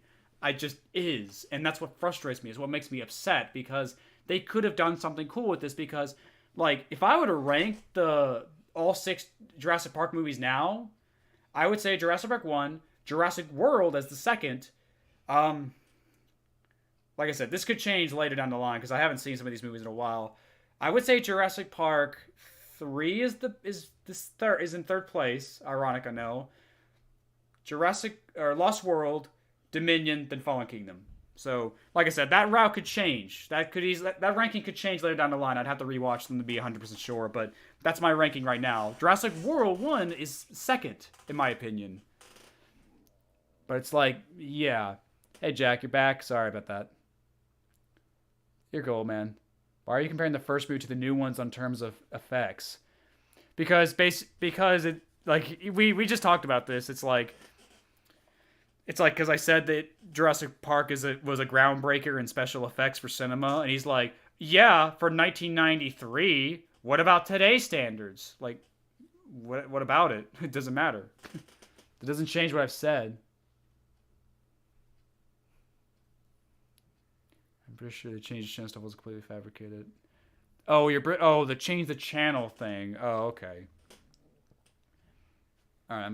I love Jurassic Park 3. Saw it in the theater, in the Triple Theater. Oh, that's kind of cool. All right, I'm pushing play again. Sorry. Then the sequels happened. Yeah, the sequels aren't very good. Yeah, if you actually were a part of the Jurassic Park fandom, you would be surprised of how many people actually like the sequels. How many real fans, you mean? Can we put like a counter? Can we put like a counter? Can somebody like keep count of how many times he says real fan or part of the fandom? Basically, anything involving the word fan. Can we keep a counter for that, please? I want to like count it out. Hell, here's how I rank all the movies as of right now: Jurassic World Fallen Kingdom, Jurassic Park 2, Jurassic Park 3. Wait, hold on. I wasn't listening. What was his ranking to it? The sequels. Hell, here's how I rank all the movies as of right now: Jurassic World Fallen Kingdom, Jurassic Park 2, Jurassic Park 3. He ranked number 1 as the 4th best. How in the fuck do you do that? How does he rank the 4th? How does he rank the first movie as the 4th best, or the 2nd worst? How do you do that? How is that? That's what I want to know. I want to know just how the hell he thinks Jurassic Park is the 4th best of this franchise. I mean, okay, like this, he made this before Dominion, so I can only assume, like, you know. Yeah, I liked the first World. I liked the first Jurassic World. It's like, I don't understand how on the earth he can say that it's like that, man. Liam's a cheater? Hang on, what did he say was number 1 again? One more time, sorry. The sequels. Hell, here's how I rank all the movies as of right now: Jurassic World Fallen Kingdom, Jurassic Park 2, Jurassic Park 3. So Jurassic Park 3 is the one he says is the worst, and Jurassic Park 1 is the one he says is the 2nd worst. I don't understand how the fuck he does that, man. Every time Liam speaks, it sounds like he's pressing on his glasses. Yeah, it's like, hang on, I got some glasses right here. They're a little dusty. Hold on. Yeah, they're only sunglasses, so we're gonna have to deal with it. It's like, my favorite is not the first movie. It's actually the 4th best. Yeah, I think 3 is the worst, but Fallen Kingdom is 2nd best. And I'm a real fan. I know movies. Oh, God. So I want to know, like, people are entitled to their opinions. He can think it's the 4th best if he wants. I'm just curious how in the world it's the 4th best for him. Like, how do you rank that? I don't know. Let's push play again. Sorry. That's how I rank them from best to worst. Or, sorry, not best to worst. Best to least favorite. Because I do not hate any of the Jurassic Park movies. Yup, including Jurassic Park 3. Including the worst character in the franchise, as my friend Marty and I coined the term of megaphone bitch. Oh, yeah, the mom from the 3rd movie. Anything to add also to that, guys? But yeah, for my list, it's of the favorite to least favorites, it would be, I'll at least give respect to Jurassic Park, but Fallen Kingdom goes around deal, and also Jurassic World. So Jurassic Park, Jurassic World, and Jurassic Fallen Kingdom, Jurassic Park 3, and then Lost World. Okay, that's fair. And what about you, Joe? Simply put, from favorite to least favorite, Jurassic World, Fallen Kingdom, Jurassic Park, Lost World, Jurassic Park 3. Oh, wow. Jurassic World, Jurassic World Fallen Kingdom were the same as Liam's. Interesting. That is fair. Favorite to least favorite. So yeah, you don't speak for everyone, Razor, and I Never know said I it's did. your opinion, but I have a question. Nowhere in this video did you say it's your opinion, so fair game. Oh, I didn't say my opinion. Oh. Oh my God. Not just in comparison to the original, but in their own right as well. But to be fair, every movie so far has had some form of redeeming quality to it that does go on to entertain the audience. See? For better or for worse, that is. See? Okay, gonna give us some examples. Yes. The Lost World still has some genuinely good suspenseful scenes, the effects are still phenomenal, and it was cool to see the T-Rex run. I said there, right there. The effects were phenomenal. I said it right there. Shut up, Liam. For San Diego for Oh, and I also liked it for Jeff Goldblum coming back, and I liked to see the development Hammond went through. Yeah, even though Ian Malcolm was killed in the original book, so they only brought him back for star appeal. So, can't say it's a good adaptation of the book. So, you know. But okay, yeah, Ian Malcolm was brought back, whatever. And it has some of the best action scenes of the Velociraptors. So, yeah, there's more to like about this movie than just that, you know? I love the fact that I say I'm listing off a couple of good things. You know, I agree with them. Those are some good things. Like, you know, the May scene with the Raptors, that was actually pretty cool. Really well done cinematography and good tension. Like, he's still getting mad at me because I don't list a bunch of things as opposed to just a couple things. Even though this is not a review for Lost World, this is a review for Fallen Kingdom. So, again, I'm just kind of summarizing and giving a couple examples. And I'm still saying these are good things anyway, and he's still mad at me for not giving more. That's the thing. It's just so stupid. Jurassic Park 3, well, I'll just let the scene play for itself. Alan. Oh, yes! The overdone scene that everyone thinks is the worst scene from that movie. Well, guess what? It was just a joke. It's not the worst scene. I don't think it's the worst scene. And I guess I could have given more. There are a few good things in Jurassic Park 3. Like, I actually do like Spinosaurus. Admittedly, I do think the Spinosaurus is a cool dinosaur.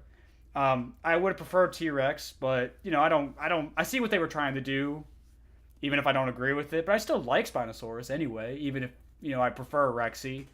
Like I said, I do actually like the raptors in Jurassic Park 3 as well. I like the spines they have, you know, which I guess are feathers, technically, but, you know. Either way, I think, like I said, it's been a while since I've watched these movies, but, you know, I think there are good things in 3 as well. You know, I have to rewatch it to go over it. Yeah, that's how it is. Let's see. Steven apparently hated the Lost World novel, that he tossed it out and was just adapted the Conan Doyle novel. Oh yeah, that's Steven Spielberg. Yeah, that's what Jack said. He's like, yeah, like I said, the Lost World movie isn't exactly the best adaptation. See, it shouldn't have to be said though. Making personal video reviews shows it's just in their opinion they want to share with others. Yeah, I don't have to say in my opinion. I do a lot nowadays than I used to, but I shouldn't have to. Let's see, Liam's putting me to sleep. Yeah. Jurassic Park 3 has been redeemed for being more consistent and on tone with the first two, unlike 5 and 6, which went off the rails. And another thing I'll say about 3, it's different than any of the other movies, you know? Like it actually focuses on it actually takes a bit more risk than the average Jurassic Park movie. There isn't some... Well, for starters, like, there actually isn't a villain in Jurassic Park 3. They're just these people stuck on an island. There's no dumb human wanting to militarize dinosaurs or use a fucking guided laser system to turn them into weapons for the military and shit. Like, no, on Jurassic Park 3, they actually take a chance with no villain, which I think is kind of cool. Like, I don't know. The Raptor saying Alan scared me as a kid. Yeah. I think it did a lot of people. Alright, I'm pushing play, sorry. I know something worse. Behold, this. Yeah, this is another bad scene. He's doing this as a gotcha for what I showed, but all he's doing is adding fuel to the fire. It's like, I agree. This is another stupid scene. This is actually pretty bad. It's a tonal whiplash. It's not funny. It's very weird. Basically, he's agreeing with me that Jurassic Park 3 sucks. That's what he's doing. He's not arguing that the movie's good. He's just saying, yeah, well, here's another scene that sucks. Okay. Fair game. That scene also sucks. We can agree on that. Here, I'm probably going to skip it because it's copyright, so it's just the scene with Barney. I'm going to skip it. Yeah, like I said, I don't want copyright, so it's just skipping it. Yeah, I'm sorry, Razor, but you cannot tell me that this is the worst scene when I didn't say it was the worst. Barney scene comes out of fucking nowhere and is more aggravating and distracting. I didn't say it was the worst. I just said it was funny. And it's in the same movie. In fact, I don't hate this scene. I get the idea behind this. He's having a nightmare about facing this again. Here's the only problem with I get it too. I do understand what they were going for, but it's just a little too silly to be frightening. This is supposed to be a jump scare in what's supposed to be a thriller movie, but it's just a bit too silly. Like, it should have just been a normal raptor, I think, you know? I would have preferred if it was just a normal raptor. the scene. They should have made it the raptor from the first one. That's all they should have done. That's another touch I would have added, yeah. Honestly better, I agree. because remember, the raptor saying Alan is not only a possible correction to the fact that he was trying to get that parrot earlier in the film to say his name, but it also happens to be the fact that someone is calling his name while he's knocked out. Yeah, that's what it is. It's a callback to the parrot in the beginning of the movie. Yeah, that's definitely what it is. Because when I think of raptors in a dream sequence, I think of the parrot scene from like 20 minutes ago. I know what he's talking about, by the way. I remember I brought that scene up in the Jurassic World Dominion review, and I watched it from start to finish. You know, when Alan Grant went to visit Ellie at her husband's house, and like I saw the parrot. But it's like, that is such a huge leap, dude. Like, the fact, how does your brain go from this to that? Like, it's just like a huge, like, thing. Like, it is not a fucking reference to the parrot scene. Get over yourself. That's so dumb. It's ridiculous. Oh my god. Oh, but you don't get it, man. Parrots are birds, and birds are dinosaurs too. No. Just, no. It's so stupid. Oh my god. As literally after this, they then cuts to him waking up on the plane. You guys can agree with me on this, by the way, right? Yeah. Mm-hmm. I mean, technically, in Lego Jurassic World, even though it's not canon, they have the original Raptors for the Lego Raptors for that sequence. So. Wow, even Lego got it right. Yeah, and again, but the Spinosaurus is also really cool. Indeed. I agree. Yeah, as you can tell, I'm fans with a lot of Jurassic Park actual Jurassic Park fans. So, yeah. And Joe, what are your thoughts? Someone please count that. I want someone to please go through and count how many times he uses the word fan like that. Please. Just anybody. I actually really do like that scene. Utilizing the raptor as a part of Alan's nightmares. That's the vibe I got from it from the very first moment I saw it. But again, it should have been the original Velociraptor. I'm sorry, what? During his experience with Velociraptors. But yeah, I do agree it would have been better to use the original. And hey, I'm looking forward to Dominion because I just imagine Alan going up to Owen and he's like, train raptor, and he's like, yeah, he's like, God help us all. Yeah, they didn't do that in Dominion. Well, oh god, they did do that in Dominion, but it was like, it wasn't like that. You know, there was a scene where Alan was like, like you're really comfortable with raptors and stuff, and it doesn't lead to anything. The scene where Alan, Maisie, and Owen are trying to catch Baby Blue is so forced, because this comes at the very end of the movie and stuff, and Alan and Owen, like, they never interact. Like, that's like the only scene they're really together in the entire movie. So it's just a completely empty, forced moment meant to just make people like Liam go, oh, yes, oh, good God, oh. Things like that. Oh, my God. Oh, God, it's so stupid. Oh, wow. Dominion's gonna be great. No, it wasn't. It wasn't great. It was awful. God, I love that scene. And Jurassic World had that awesome fight in the end. Oh yeah, that's the only good thing about Jurassic World. Yeah, let's ignore the fact that it had the Raptor Squad, you had Owen, a.k.a. Star-Lord, being a Jurassic Park movie, and, I don't know. The fact that a Jurassic Park movie was finally made again in an outbeat freaking Marvel. Oh my god. Oh my god, he doesn't appreciate when movies make money. Okay.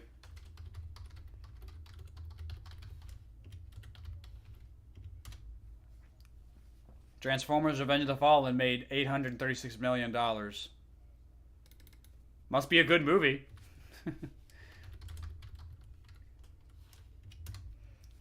Ice Age Continental Drift made $877 million. Must be a good movie.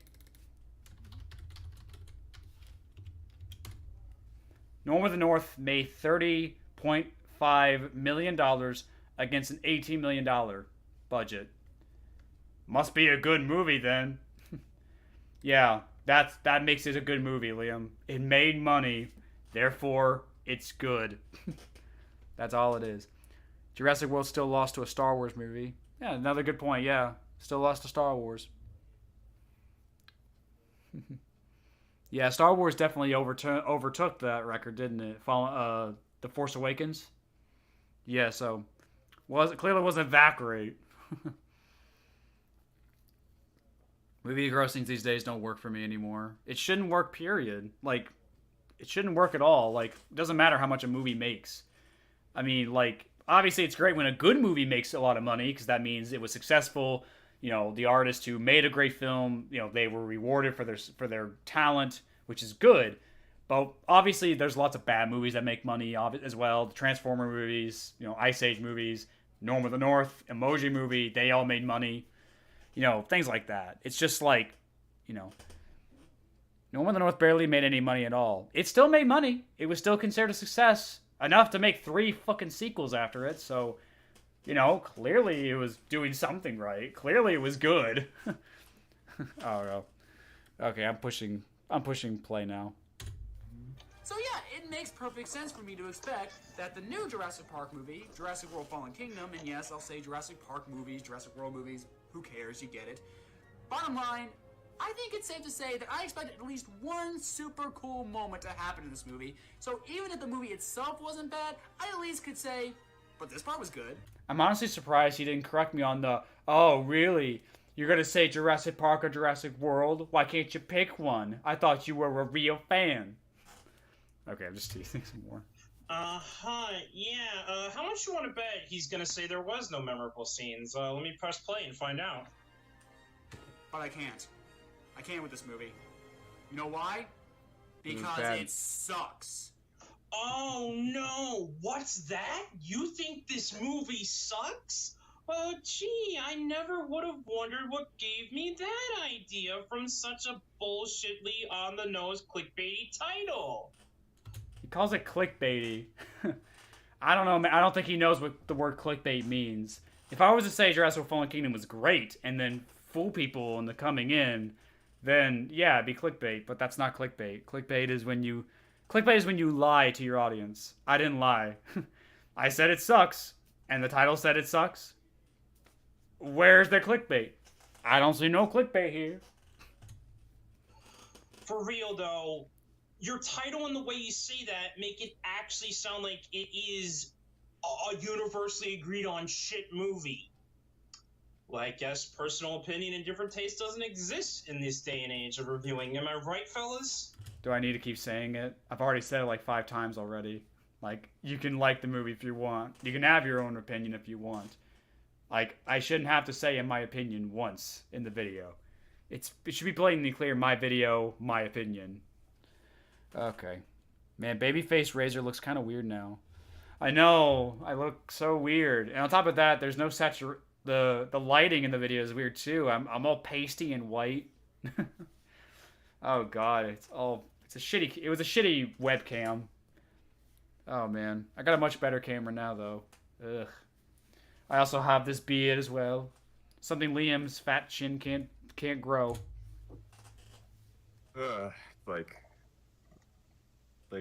I mean, this is just cringe. Yeah, the same cringe. Also, Joe, are you seeing this, like, very obviously forced anger that he's trying to give off in this? What does he mean by forced? Most definitely. Like, His tones, facial reactions. Ugh. like, look, I know that Doug, when his reviews, I mean, I'm not a fan of them, but at least I can tell he's trying to act, that he's playing a character, even though a lot of his videos nowadays, I can't tell when it's just real Doug or fake Doug or whatever. But my point is that I can still at least kind of tell when he's acting or not. But this? What does he mean by You're that? so obviously forcing this. It's just, my guy, you don't need to be angry like all the freaking time when making these reviews. I know the reason why I could never get into you. Like, oh, Liam's not into me. Oh, God. I wanted him in my butthole. Oh, I just want Liam to be into me. That's all I want. I want him to like me. Okay, jokes aside. What the fuck does he even mean by that? I don't even know what he means by forcing it. You know, like he doesn't explain what it means to force it. You know, like he says like, oh, with a psychotic critic, I can tell he's acting, but with you, it's like what I'm acting too? Yeah, it's called hyperbole. It's called a review. It's not like a real thing. It's just a review. Like the whole point of the video is to be a little over the top and stuff like that. Oh, Dragonfly, thank you for the 10 pounds to the National Alliance of Mental Illness. Thank you so much. You already donated. You didn't have to do it twice. Still, I appreciate though. Thank you so much. Good job. Good on you. The hesitations tell me what I need to know. They're afraid to upset Liam. Regrettably, I did the same when he made me watch commentaries. Yeah. Like, you can definitely tell they're just, like, they're thinking long and hard about what to say. So where Liam can sound like he's in charge and he's 100% correct. And it really is kind of sad. But I was going to say, what was I saying? But yeah, basically it's like, I don't understand what he means by I'm forcing it. Like, I'm just being a bit over the top. That's all it is. I think a person in the comments actually said it perfectly. It's like, who said it? Right here. It's like, yeah, it's this one. Pan the Man. At least RaisorBlade visibly had fun. Some of these jokes are not malevolent, and I doubt even the other reviewers said it's automatically bad. I'm not sure what this moment means yet, but we'll get to it later. But yeah, basically it's like, I don't even know what the hell he means by that. If he's gonna say he gets why the Sound Critic's acting, but I'm not, like, it just seems like he just doesn't like when I do it personally, which is kind of weird. But okay, I'm pushing play again. Sorry. Hard. Also, word of advice: people can easily take your audio out of context. Remember that. Also, look at that face. I'm really angry, guys. I need to be angry for the camera. Hold on, I need to take a sip. Yeah, let's not hear him gurgling. It's, I said this before, I want people to take me out of context. Like, guys, feel free to go through my reviews. Take me out of context, you know? I actually have a joke in my upcoming Rockadoodle review. I won't say what it is for spoilers, but, like, in my upcoming review, there's a line I have that I say, where I know people can take me out of context and have fun with it. Guys, I encourage it. Have fun. Like, go through my reviews, find stuff, take me out of context, and have fun. Just have a blast. Have me say hard really slow. I literally just said I want Liam on my butthole, so by all means, have fun with that. Oh, God. That's a lot of fun. Also, again, he just made fun of my face because, oh, he's just an ugly bastard. Like, I agree. Baby me looks so horrible and ugly. Yeah, it doesn't look angry to me. Yeah. Also, it's water, people. I have a question for you guys. How do you make dinosaurs, Star-Lord, Jeff Goldblum, volcanic eruptions, flying fireballs, daring escapes, evil scientists, and genetic modification boring? I don't know. I've only actually. Hold on. Sorry. I have only one question. Did we even watch the same movie? Because I think I speak for me, Joe, and Indom here when I say bored was the farthest thing from my mind when I was watching this. Yeah, because you have the standards of a fucking buzzard. You just accept everything. Anonymous donated $5 to Nami. Thank you, Anonymous. I don't know who you are, but you're appreciated. Thank you so much for that. Hello, ATM. It's good to see you. You're a little late. It's 1:30 now, but, you know, we still got a lot to go. All right, push and play again. Sorry about that. What about you guys? Did I push play? They're so quiet. I through Fallen Kingdom all the way through. Ooh. What about you, Joe? This movie was far from boring. Yeah. Far from it. So, what you're saying is because you were bored watching this, even though I have to ask how anyone could be bored, because I've seen other people's reviews on this, and as bullshit as they are, the one thing they did not say they were was bored. Dishonor Wolf said it was boring. Dishonor Wolf isn't on YouTube anymore, but his review's still up on YouTube. He said the movie was boring, so there's one review you can look up that also says the movie was boring, so there you go. And that's something you need to also address about RaisorBlade. He constantly tries to make original criticisms. Original criticisms, okay. Don't be rude, Razor, to buzzards. You're right, Drew. I'm sorry to buzzards out there. He's more like a jackal. It was me who donated. I'm now on break at work. Oh, ITM, thank you so much. That's awesome. Does he visit Hooters a lot? Does Liam? Oh, I see the joke you made there. I just caught that. The guy never leaves his bedroom, so I highly doubt it. All right, sorry about those. Because that board thing and stuff he's also going to complain later on, I have not heard anyone criticize this movie for a lot of stuff like that. So, basically what I'm getting from him is he's trying to be original by having points that no one has talked about. Now look, don't get me wrong. I'm all for original thoughts or new or original thoughts on a movie.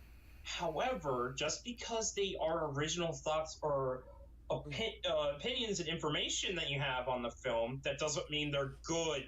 Mm-hmm. Sure. I will say this. I'll probably have points in this original review where I will say, yeah, I don't think that anymore. I disagree with myself, so keep that in mind. This isn't just me mindlessly going against Liam. I might actually end up agreeing with him at some points. Guys, whenever I stop talking, someone say something, please. Guys, please talk, okay? I can't be the only one shitting on this human being, please. Sorry. Liam's criticism are biased. If you were to critique the movie with personal feelings aside, he'd think you're hating on the movie. Exactly. Hooters has more respect than Liam. Exactly. Hello, Super Disney fan. Good to see you. Welcome to the stream. I'll see. Whatever. Well, this movie found a way. Yep, it somehow found a way to make every last one of those things that I just listed boring as sin. Spoilers, he barely even shows why it's boring. And the stuff he complains about, we wouldn't be doing this if we didn't have a reason to. Oh, I'd rather look at a penis right now. Just kidding. So, let's take a look and see why this kingdom has truly fallen. Ha ha! Get it? He made a joke off the title of the movie. So butthurt, man. You're not funny. I think I'm funny. How original. How original. And I get it. Comedy is subjective. But hey, you're being brutally honest with this movie. I might as well be brutally honest myself, along with my boys. Yeah, So the now boys. then, let the bullshit begin. It's like, yeah, the boys. Oh, man. I can feel myself aging as we watch this. I know. Same goes with Liam. Just because he has opinions on something doesn't mean it's good. Yeah, exactly. There you go. Just because Liam has opinions, which, by the way, so many are from other people's reviews, but we'll go more into that later. So, you know, he's just going to be piggybacking off other people, too. I've got some tabs of info to help back up my claims. So let's go. So we begin 3 years after the events of the last movie, and we see that the park is closed? Really? It's closed. I mean, look, I get it. People died in the last one, and yeah, I'm pretty sure there were lawsuits up the ass and stuff like that, but really, I just don't see the park closing after something like that. I mean, sure, don't get me wrong, the park would probably suffer, popularity would drop down and stuff, but again, I just don't see the park closing down. Okay, let's get a few things straight here. First of all, this is not 3 years later. This is 6 months.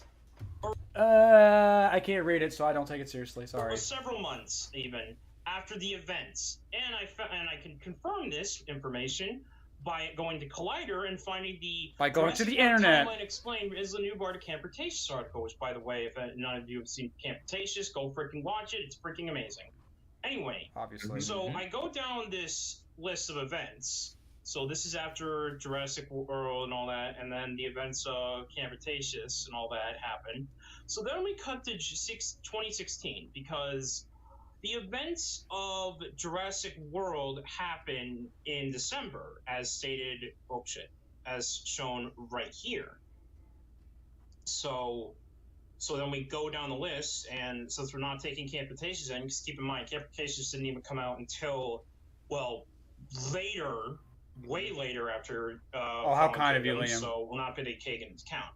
So then we cut to 2016, which is literally several months later, and then there's and then in March open thing. So then in June, so that's January, February, March. That's 6 months after the events of Jurassic World, and allow me to read the following from this. Oh my God, the freaking text thing. There we go. A team of mercenaries sent by Benjamin Lockwood's financial manager, Eli Mills, is sent into Isla Nublar to retrieve a sample of Indominus Rex DNA for Dr. Wu. Though the mission is a success, they suffer inevitable casualties, and they also allow the Mosasaurus to escape into the ocean. Wu used the DNA sample to create a new miniaturized version of Indominus, in which he and Hoskins were planning all along.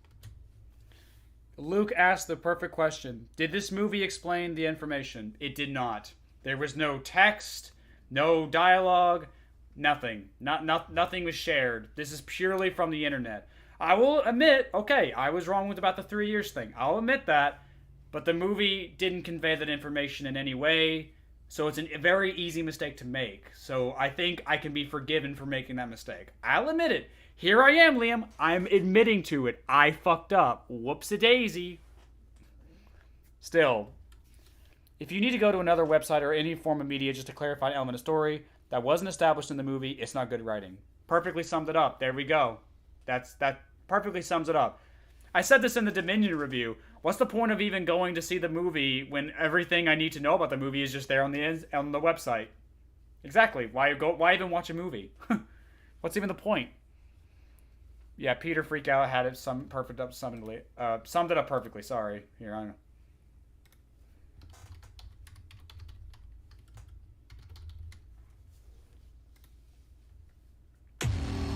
Oh, fucking ads. Ruining my joke, ruining my bit. Okay, let's see. Oh, it's right at the beginning. Nerd!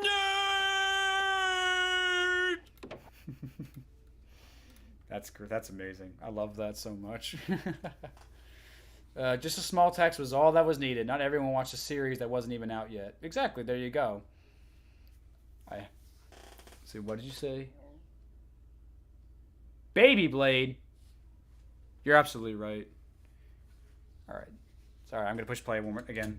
Proving my point, by the way, off screen, that Hoskins and Mills were in cahoots with each other by combining sample DNA, and then I love how he says out loud off screen. Like, that's not a good thing either, man. Off screen. Why couldn't it be on screen? And oh, look at that. Then it's a year later in 2017 where there's a fissure that happens underneath Isla Nublar that causes the volcano to become active again. And since 1525. Okay, what does that have to do with anything? But just because it becomes active, it doesn't become a threat to the island. That doesn't happen until 2018 when that happens. What's he do? So, and then later she formed after that and all that, she formed the Dinosaur Protection Group.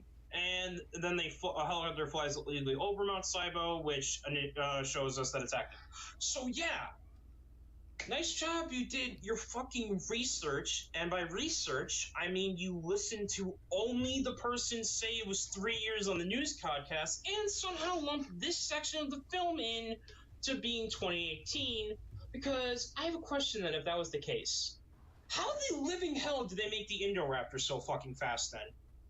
I mean, wasn't the whole point of genetics supposed to be that they were really good at it and be really fast? I could buy that. I could buy them making a dinosaur in 6 months. But whatever.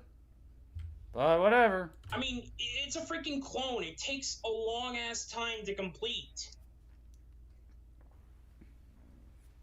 At least I know the original movie came out in 1993. Who's the real fan now, Liam? Yeah. I mean, remember Mr. DNA?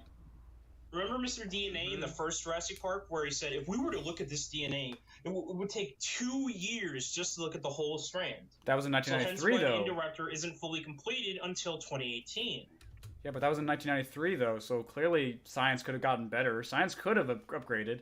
Look, I'm just making an argument at this point.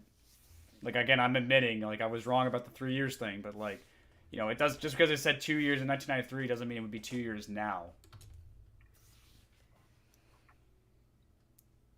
They probably could. Yes. They did use G's to speed up growth for the Indominus. Exactly, there you go. In other words, yeah, nice job being a critic when you can't even look at information. Now, to be fair, I will admit that they do not state the exact time that the opening shot has happened in the film. I will admit that is a bit of a problem. Yeah. I will admit that. So, my solution is they should have put it like in text or something when they showed that it was Isla Nublar at the beginning with all that and showed that it was like 6 months after the event of Jurassic World. Exactly. That would have been better. I'm not going to lie. There you go. But remember, this is an official website that has the official timeline. And so I shouldn't have to use that. And I shouldn't have to use that. The movie should have done it. You're absolutely right, Liam. The movie should have done that. And that is still a problem, nonetheless. I will give it to you. You're right. But the movie still made a mistake. So that's important to hold true. That's important to keep in mind. And again, the fact that you bitched about this for like what, 2 whole minutes about this? Yeah, like 5 minutes of bitching. He bitched about this for like 5 minutes, guys. At least 4 at the most. Says everything right there, huh? But yeah, we can still thank Camp Cretaceous nonetheless for this information. And second, are you kidding me about the whole, you know, the park like reputation would go downhill? Do you not remember how much damage the Indominus Rex, did to the park, and so many people either got injured or died? I just brought that up, yeah, about the injuries, the lawsuits, all that stuff. Of course, the reputation of the park would go downhill. So many deaths. I mean, this isn't like so many deaths we didn't see. We saw like how many people actually died. We saw that military. We saw that group of we saw that SWAT team. We saw that fat cop. We saw like a few cops in the we saw a few cops in the Indominus cage, Indominus Rex. I mean, we saw that fat guy get eaten. We saw the SWAT team get killed. We saw the people in the helicopter. They died. We saw 2 guests get killed. Like there were hundreds of people and only 2 people died in the whole entire crowd. You know, everything else. Or is this some other internet thing? Like, you know, I gotta look up on the internet. Or whatever. After that, it's mostly just security personnel and military. That's all it wrote. It was mostly security personnel and military. That's all who died. Yeah, there were injuries, but civilian deaths, how many? We didn't really see how many civilians actually died. So, but again, I guess this is a internet thing. We gotta look up, which is so stupid. Probably just above 10. Depends how many died into the pterosaurs. But again, we didn't actually see it, so that's a thing. Liam just contradicted himself. Exactly. Yeah. Sorry, I'll read a couple comments real quick. The British lady who got eaten. Yeah, that's one of the lady I was talking about as well. But her death was hilarious, so I don't count it. It was really funny. Sorry for asking a random question. I wasn't in the Jurassic Park franchise, everything else. Oh, wait. Did you ask a question? I missed it. Oh, the America Tale thing? Yeah, I'm aware of it. I've never seen it, though. Alright, let's watch. Okay, I push and play again, sorry. A normal theme park where a couple people die once in a while on rides. No, these were tons of, hundreds of people at a theme park that has been in operation for nearly 10 fucking years. And it didn't make enough money to stay aboard? And again, I just said, we didn't see many civilian deaths. It was often security personnel or military who, you know, probably have contracts to where, we're not liable for your death or nothing, you know, because that's usually how these companies work. and stuff like that. How I think that's pretty much why Dennis Nedry did what he did in the first movie, because he wasn't getting paid enough, and he wasn't happy with his condition. He wasn't happy with his job and stuff. So there's that.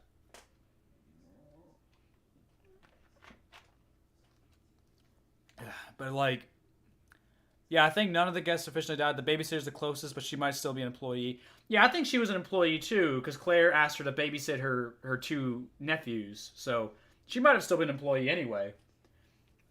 But yeah, my argument for that is that my rebuttal for this is SeaWorld incidents. Yeah, SeaWorld incidents. SeaWorld has so much bullshit,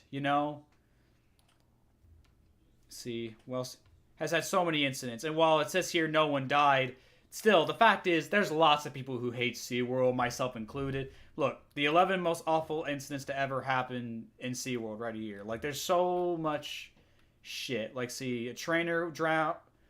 See, a 40-year-old with 16 years of experience. Sorry, it's shaking around. Sorry. See, a man drowned in the Orca tank in Orlando. A 27-year-old homeless man was found deceased in the Orca tank, draped over the back of a whale named Tilcum. Tilcum drowned his trainer of 16 years. There's that. Another thing. Killer whale beached herself. Orca ousted an inexperienced trainer. Severely harmed during a show. Mechanical boat malfunction hurt several people. Lightning strikes sent 8 people to the hospital. A tourist was found unresponsive. Man fell by a cut from coral. A man was killed by a cut from coral. Employee was electrocuted. Orca closed its mouth around a person's head. SeaWorld's got a lot of shit. And yet it's still functional. It's still open. So, like, you're telling me Jurassic Park couldn't stay open? Bullshit. That place made money. Mad fucking money, okay? Jurassic World would not close down. I'm sorry. There would be lawsuits. It would lose money. But, man, SeaWorld is still... If SeaWorld can stay open, then Jurassic World can totally stay open. Totally. I totally believe it, man. Yeah. Just go to Dead Meat to watch the kill counts of the Jurassic Park movies. Yeah, there you go. I'm sure he would, like, count how many people died. I guess people hated Dinosaur after that, but that's still stretching. Yeah, good point. Alright, I'm pushing play. That's basically my rebuttal against his argument that, of course, the park would close. Like, I don't know, man. I mean, maybe it would close, but, like, people die at Disney World and it's still open. That's how it is for any amusement park, pretty much. Any amusement park or, like, zoo or whatever, people die. It happens sometimes. Like, some of it's completely out of the park's control. Like, that thunderbolt, that lightning bolt that struck and killed and sent people to the hospital. Like, that was out of the park's control. You can't blame the park for that. That's just Mother Nature. But other times, it's like, yeah, that shit happened, and it's the park's fault. And this is the same situation, Basically, the Indominus Rex sold it, which is why they had to kill it off with the help of the T-Rex. They didn't kill it off. They bought the Mosasaur at the end. So they didn't kill it off. The Mosasaurus just grabbed it. Yeah, they got lucky with that. Of course, the thing would suffer. Also, are you forgetting literally in Jurassic World, one was like evacuate the island. Claire was like, we'd never reopen, and yeah, no crap, it wouldn't reopen. That makes no sense though. Look what happened. That makes no sense though. Why wouldn't they reopen? Why would they not reopen when shutting down due to an emergency? That doesn't make any sense. So an animal. You mean to tell me in 10 years of running a theme park like that, a dinosaur had never escaped before? Not once? Like, come on. Like, you gotta admit that's kind of bullshit. There had to have been some kind of incident. Because again, as I said before, all amusement parks and zoos, they have incidents like that happen, I'm just saying, it's a little ridiculous. That's kind of a stupid line in general. So in other words, I think we can all agree that this man pretty much shows just how not fully thought or in detail. This is why I like Media Hunter. He actually does his goddamn research. Anyways. Maybe I'm just an asshole who likes watching people get eaten by dinosaurs. I am. Yeah. Admitting that you are an asshole that just wants to watch people get eaten by dinosaurs does not make it any better. You know that, right? That's fair. Also, nice job. You're basically Nostalgia Critic 2.0 with that, because he too only cares about was just a joke. dinosaurs eating people, even though that's what these movies have not even fully been about in the first fucking place. Oh my god, it was a joke. That's all it was. It was just a joke. Don't take it that seriously, man. Get the dick out of your ass. And let me inside, Daddy. Oh man, he has a fair point though. It's like, just because I admit it doesn't mean it's okay. It doesn't mean it make it any better. But it was just a joke. Not meant to be taken that seriously. So, whatever. Way to get that butthurt over it. You idiot. So okay, the park is closed and it's assumed that all the dinosaurs are running free now. But some people show up on the island looking for some Indominus Rex bones. How they know where to find the bones is beyond me. Like I said, these people are from the same group that Hoskins and, Mills is from. They know where it is. Like, they literally... It's literally in the lagoon. They know where it is. All they have to do is just go in the lagoon and get it. They don't need to know exactly where in the lagoon it is. They just know the skeleton is in the lagoon. Like... I gotta bring this up though. Why are they sending a manned submarine into the pool? Like, wouldn't it have been better to send like an automated bot where no people inside? So, because since the Mosasaurus is still be in there, it's like it would just be an automated bot. No one would have to die. Just saying, it's a good. That's kind of stupid on these guys' parts. That's all. Seriously, this is so easy to freaking figure out. I'm honestly sad about this guy. What about you? What do you have to say about this, Joe? Yeah, this is a Dude, pretty easy.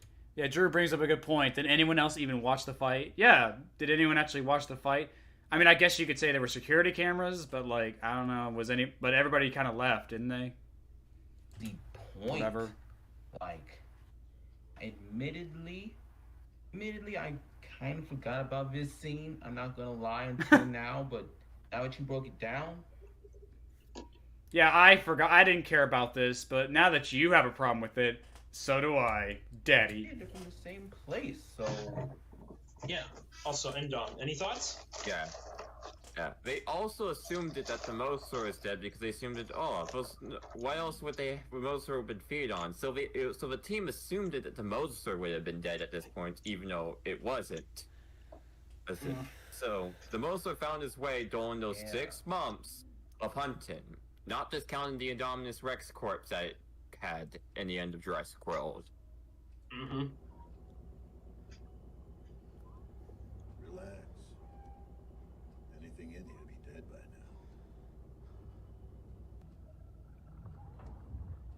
now. Oh, guys, this is one of my favorite shots in the whole movie. I'll give it that. It's a cool shot.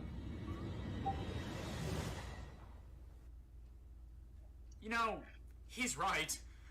That thing should totally be dead by now.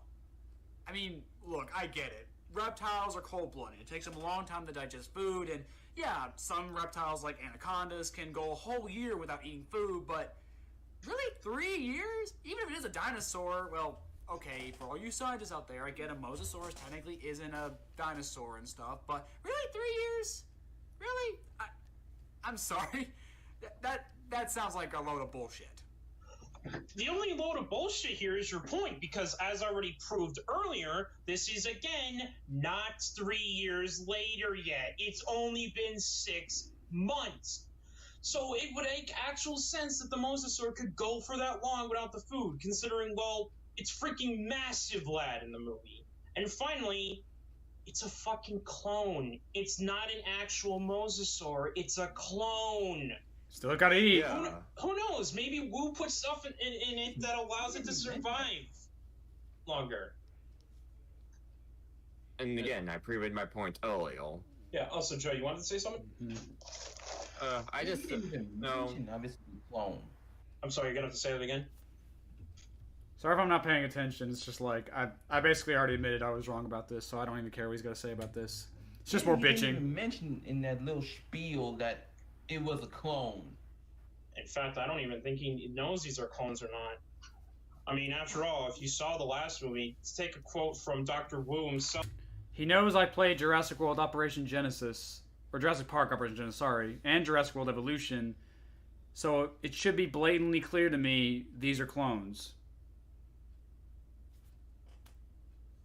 In that film, when talking to Miss Ronnie about the Indominus Rex, nothing in Jurassic World is natural. Sorry, I just grabbed my mic off the top of my computer to say that. True, though. Yeah. Indeed. But hey, that's just a nitpick compared to how stupid the rest of the movie gets. Oh, so this is a nitpick, and a lot of the other stuff you say later isn't. At least I know what a nitpick is and what isn't a nitpick. Oh, do you now? And as we'll see as this goes on, you're going from being a nitpick tardy to just an idiot. Just a plain gosh dang idiot. Oh my god. I mean, do you know what a nitpick is? I mean, you do to find a way to bitch about a not even 40-minute video for 3.5 hours, so. Clearly you do. Like, for example, having the guy who opens the gates to the Mosasaurus pit do it on the ground and not on the helicopter. Because he needs to connect his little device to that box there because it's linked to the system of the park. Okay, you could have easily done that by Bluetooth, but it has a better idea. Why not instead use a bot? You know, because we have those. We used them for the fucking Titanic in 1986 to just, you could just drop it from a, could just drop that shit in there or something. Or you could just use Bluetooth. You can't use wireless? I mean, for fuck's sake, if we can use wireless shit in the 80s and stuff to find the Titanic, surely we can do it for this. Literally. What? That's why he has it open, and that's where there's all those wires coming out that you saw right here. That's why he's there. That's why he's there. That's why he's fucking there. Why don't you get that? And even then, it's sound not like Adam that Sandler far for a away second. from the helicopter. So what's the problem? He's still on the ground on an island full of dinosaurs. And again, he could have done this wirelessly. Yeah, like his own footage is turning against him. And Not really. Again, we got confirmation why the electronics and stuff was still on even after 6 months. Again, as proven by Camp Cretaceous. Right? Because these idiots need to be reminded that when you're on an island full of dinosaurs, you might actually see a dinosaur. Well, yeah, it's almost like they weren't expecting a Rexy to come in and try to eat them or something. Why wouldn't they? Dude, they probably are already aware that there are dinosaurs still alive. It's just they didn't expect to run into one that quickly. I mean, all they came in does to get to the thing and then get out, basically. That's all they did. But That's fucking stupid. That's honestly fucking stupid of them. They really thought they really didn't think at all. Like, clearly they were wrong to do that. Just proves how stupid they were. look what happened. And he has no gun to Also- protect himself. Another good point. He didn't have a gun to protect himself. You can't. Why not just drop a sub in? Exactly. We had wireless automated subs to find the Titanic, and this was back in 1985, like decades ago. So why can't we do it here? I don't know. Guess we gotta see people get killed. That's why. Yeah? Not gonna say anything about how the lightning helped reveal Rexy in the background. No, not gonna say anything about they actually. I'm sorry. What? I'm sorry. I wasn't listening. What do you say here? They probably are already aware that there are dinosaurs still alive. It's just they didn't expect to run into one that quickly. I mean, all they came in does to get to the thing and then get out, basically. That's all they did. But look what happened. Yeah. Also, Yeah? Way to not agree with me. gonna say anything about how the lightning helped reveal Rexy in the background. No, not gonna say anything about the actually pretty good editing and shot composition, all that, like a decent reviewer would. No. Okay. Wow. Yeah, you're absolutely right, Liam. I mean, I never would have thought of it. Using lightning to illuminate a character. Oh my god! I mean, how old is film? It's like what? How we've had film since like what, the 1890s? Hang on, I gotta look that up. When was film invented? invented? See. The first to present projected moving pictures to a paying audience were the Lumiere brothers in December of 1895 in Paris, France. Okay, so we've had films since, what, 1895? And yet, I never would have guessed it. It wasn't until fucking it wasn't until 2018 that we finally used lightning to illuminate a character. Just, oh my god, brilliant. Absolutely fan-fucking-tastic. Why didn't I think of that? Absolutely right, Liam. I mean, it's not editing. Editing is when you cut the shots together and stuff like that. So, just having the dinosaur be there and stuff isn't really editing. Having lightning illuminate a character or a monster isn't editing. It's just effects, or, again, it's lighting. But you're absolutely right. In the 130-something years film has been around, I've never once seen lightning ever illuminate a character. Not fucking once. What's next? Are we gonna give the movie a cookie because I don't know, they flip a truck over, using stunt work, or I don't know,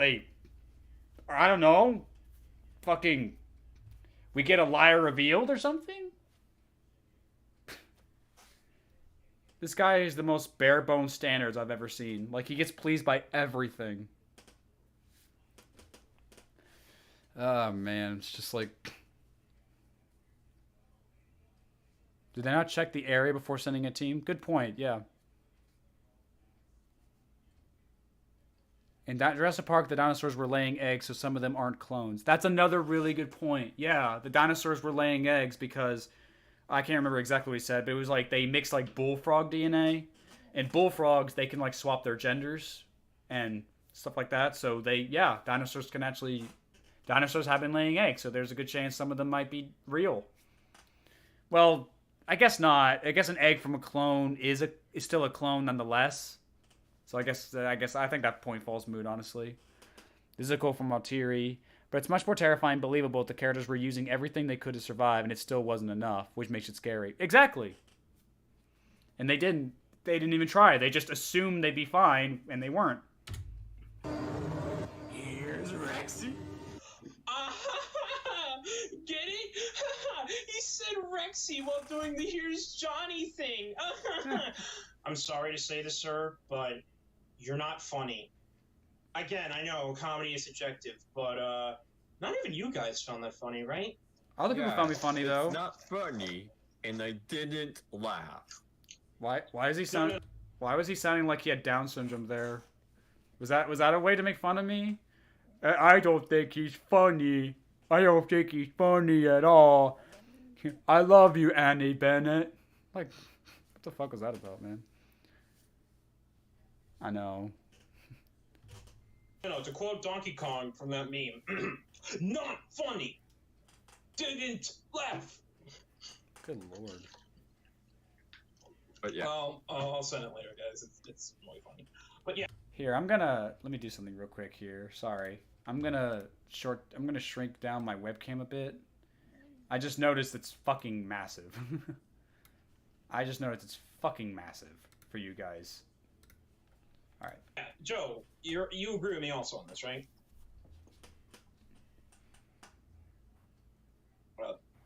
Thank you, Moonbeam, for confirming people did find me funny. That quick little bit, that was not funny. Also, this paused face does not make it any better. I think it makes it better. All right, bring it on the big girl right out the gate. Maybe things will start getting fun in this movie. It's the beginning of the movie. The movie hasn't even fully started yet. It's the opening to it. It's the prologue. It should be fun. Also, there's a lot I actually like about this movie, but we'll get to that when we get to it.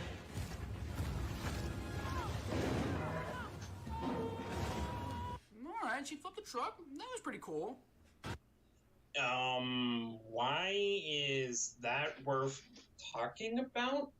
Oh, okay. So this is all part of one joke right here. That's the thing. This is all part of one little joke here. And he's complaining about, like, all these me talking about the little things. But me cutting back and forth like this is proper editing. Because it's still part of one little skit. Like, these aren't all little skits, you know? Like, this isn't little skits. This isn't like little skit cut, little skit cut. This is all one skit right here. So, and he's like, why are you pausing and cutting back and forth like that? Because it's a joke. Everyone that I've seen review this movie have not focused on the little actions that the dinosaurs do in this movie. Hell, not even Doug Walker, when talking about this scene, talked about how Rexy flipped the car. Again, and this is just a this thing. is another problem I have with RaisorBlade, guys. He focuses on shit that doesn't matter in the long run of the film. I literally talk about it for like, I literally said like, it's literally like a 4-second clip. That's all it is. And on top of all that, again, it's all part of a skit, so it's like, he's getting mad over nothing, essentially. Like, seriously, He's just finding more shit to bitch about. That's all why it is. even bring attention to something like that? What does that do? Because it's building up for something. Who I already cares said if this. she flips a car? Like, she did it because she needs to get out of her way to chase her target. Like, why does it matter? Oh my god. Why does it matter? it's like in sync philosophers tell me why. I saw that meme before and I just thought it was really funny. And trust me when I say this, guys, this is the least worst thing he focuses on.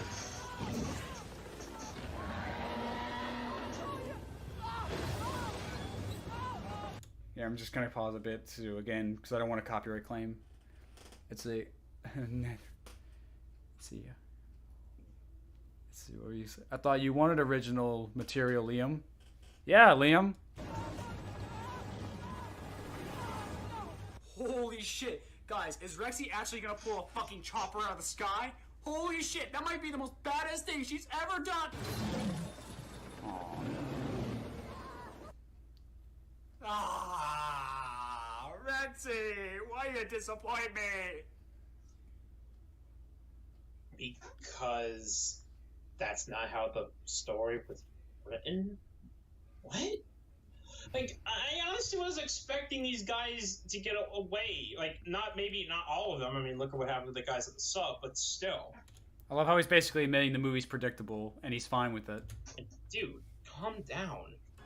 Yeah, calm down. Calm down. Stop having fun in your review. Stop having fun. Stop being a dick. Stop making fun of my favorite movie. Stop being alive, dick. Oh, here comes our second chance.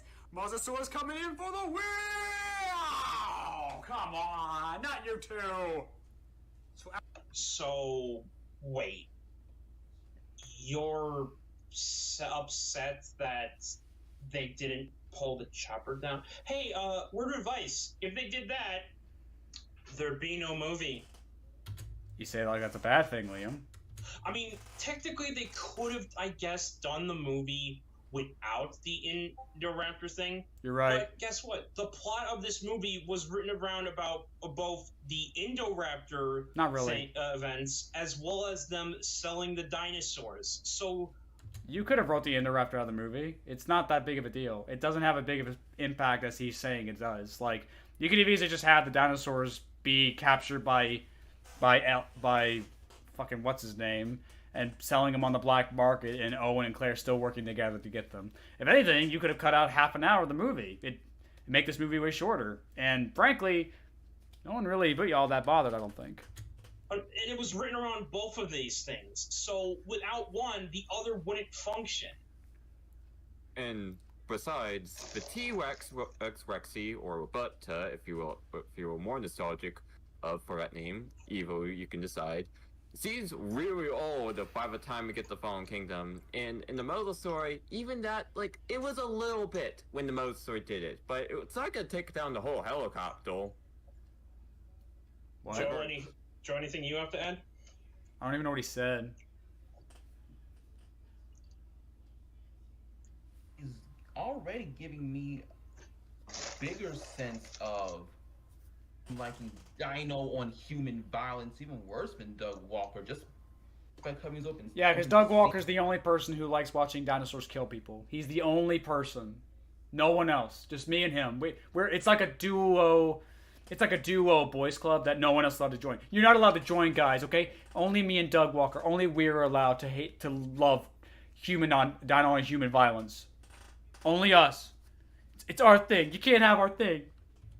Means, because even Doug would know that having the mosasaur, the people trying to escape in the helicopter, seeing the T-Rex grab the helicopter and just destroy it.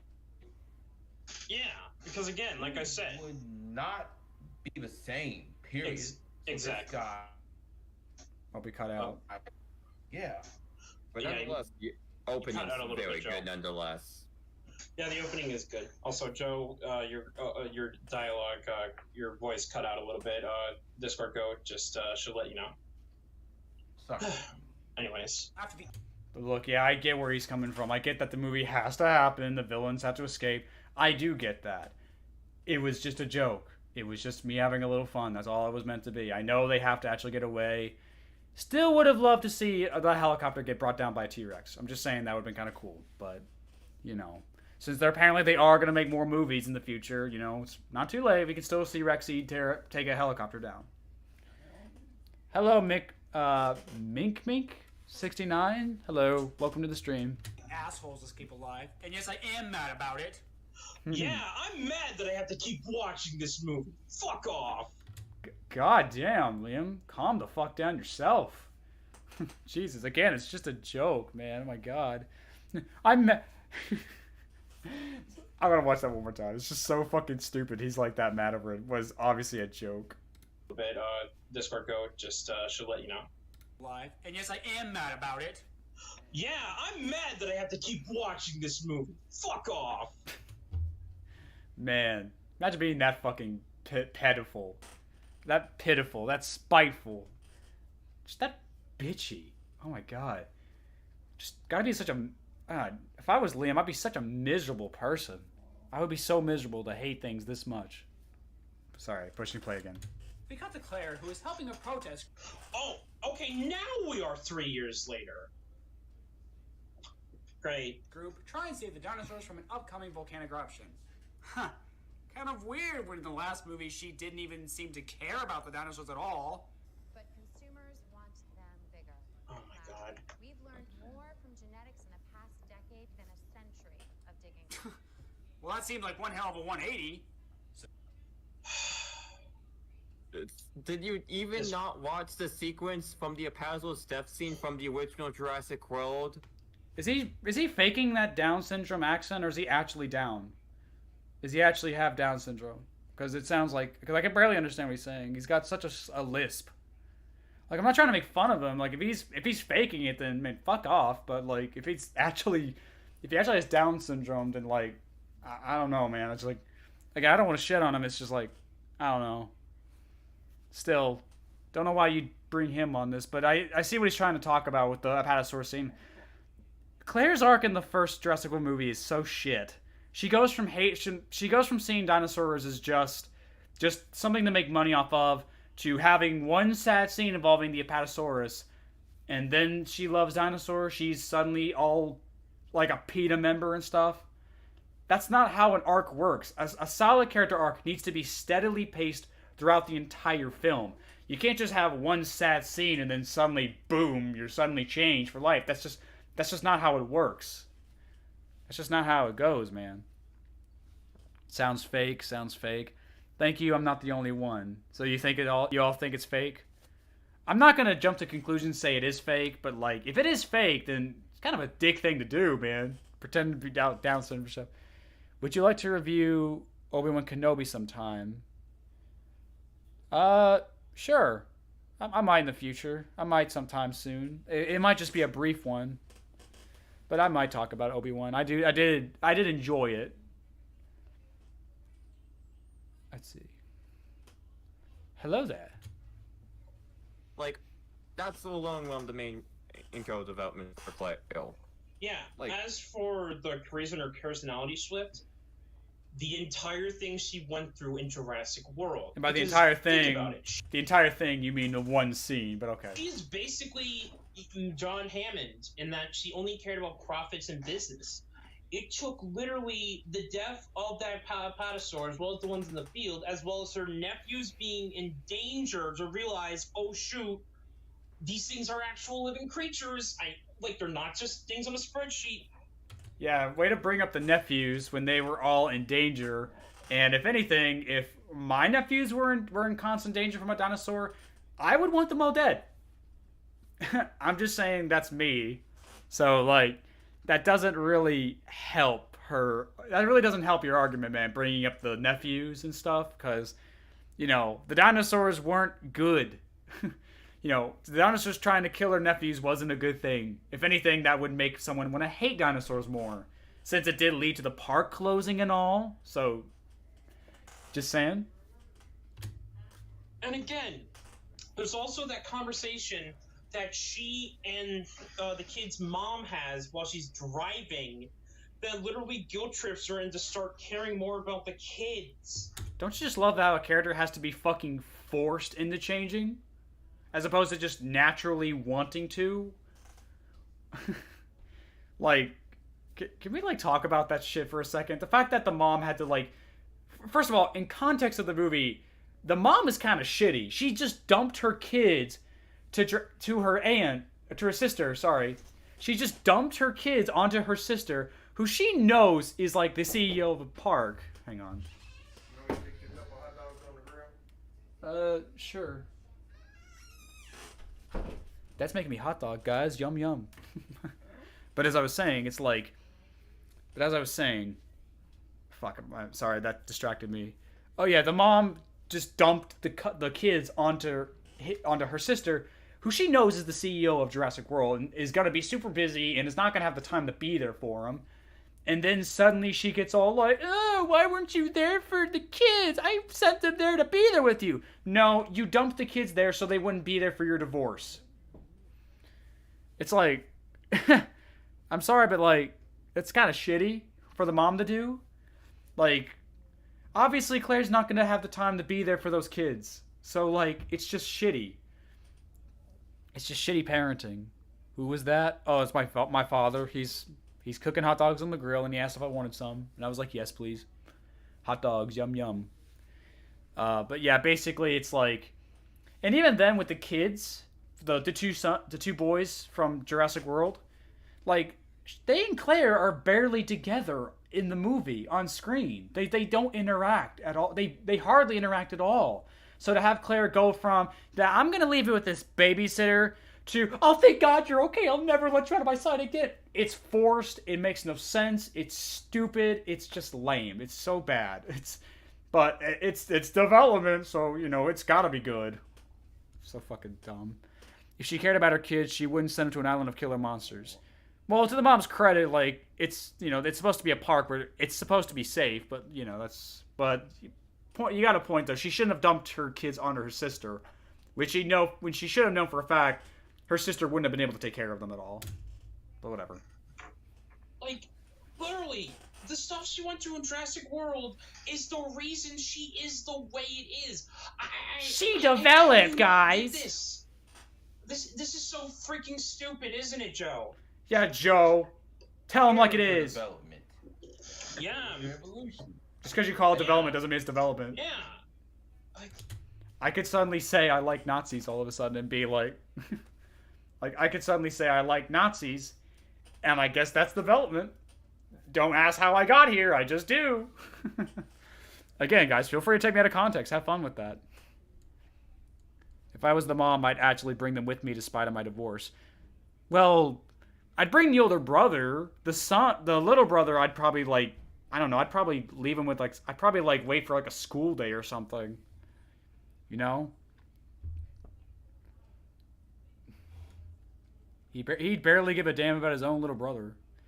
Mm-hmm. Jesus Christ alive. If you can't even tell what character development between film is, then what kind of critic are you? I know what development is. I know how to develop a character. It wasn't developed. I will give Liam this. I could have gone better. I could have gone more in depth with this. I could have. I will give Liam that. I do that very poorly in this review. I will say that. Hopefully what I just said, hopefully that makes up for it. So Jeff Goldblum uses his cameo appearance to convince the Senate to not save the dinosaurs and let them go extinct again. Oh, don't worry, you'll be getting morphed into Dominion. But Claire gets a call from this. I'll give Liam that. Ian Malcolm was the best part of Dominion. He actually was. I actually really liked him in Dominion. He actually had a couple of funny lines. I love Jeff Goldblum. Who doesn't? Like, I'll give him that. Yeah, Liam was right about that. Ian Malcolm was actually pretty good in Dominion. One of the very few good things about it. Wait. Hold on. I just realized something. What? You switched the scenes, like with Ian and the news interviews and all that before the dinosaur protection thing with Claire. Who cares?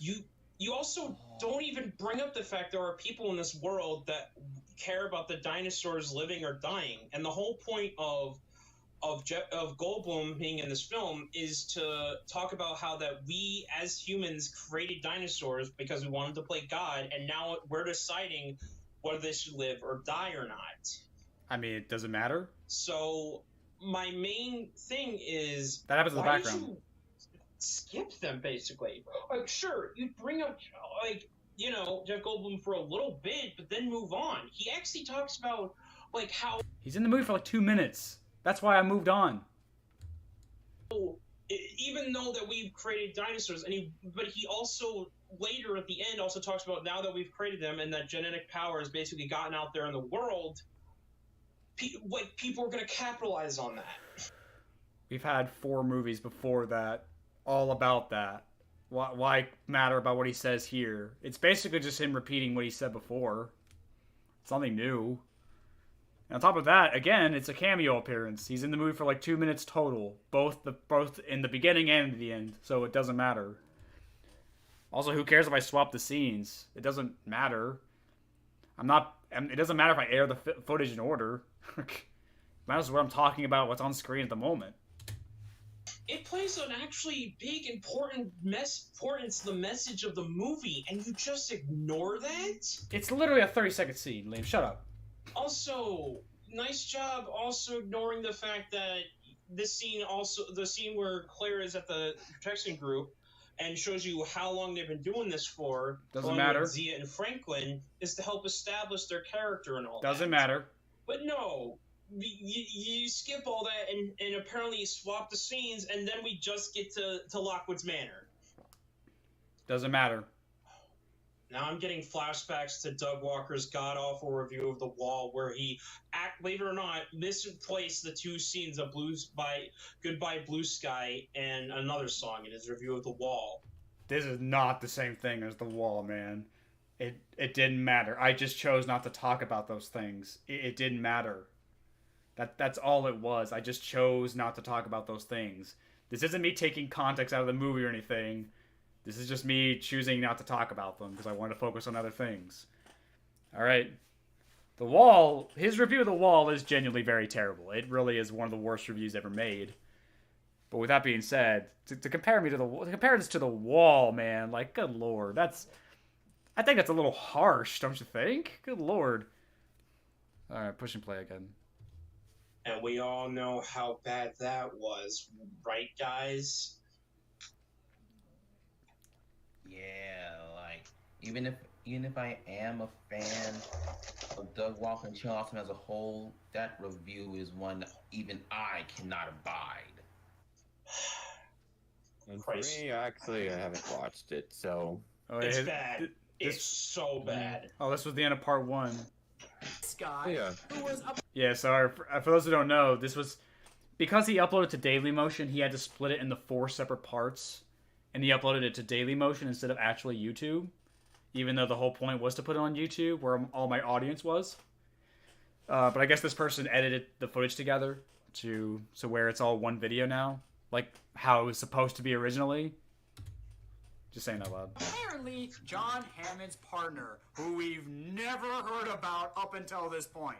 I guess the movie decided we need another John Hammond because I guess the old one doesn't work anymore. I mean, the actor is dead, so we can't bring him back. So, yeah, let's just make another John Hammond because why not? He is not a clone of Hammond. Yes, he is. Based off of a character in the Jurassic Park novel called Norman Afferton, who... Then why isn't it Norman Afferton? Why is it another character? Why is it a new character? Why not just use Norman? Can you explain that? Why isn't it this Norman guy? Sorry, I wasn't listening to what he said 100%, so I'm gonna rewind just a touch. Based off of a character in the Jurassic Park novel called Norman Afferton, who was the one that was Henry Wu's mentor, who helped, who cloned a pygmy, a dwarf elephant. In this, so it's not the same character. It's not the same character at all. This is John Hammond's partner. Lockwood is John Hammond's partner. This Norman guy was the teacher to Dr. Wu. So it's not the same character, like, at all. Okay. In this case, he's basically a partner to John Hammond and all that. Now, the reason that the films haven't introduced him, this is the first movie he's in. Of course they're not going to talk about him. Well, if he was so important to John Hammond, why haven't they introduced him? Why haven't they done that yet? Why are they waiting till the 5th fucking movie? Like, yeah. It's like how they didn't go into more... Oh. Sorry, someone subscribed again. Someone subscribed again. Sorry, the sound effect happened over the dialogue. I'm gonna rewind it just a touch. This is the first movie he's in. Of course they're not going to talk about him. It's like how they didn't go into more detail about Monarch in Godzilla 2014 Alicia Lover, welcome to the channel.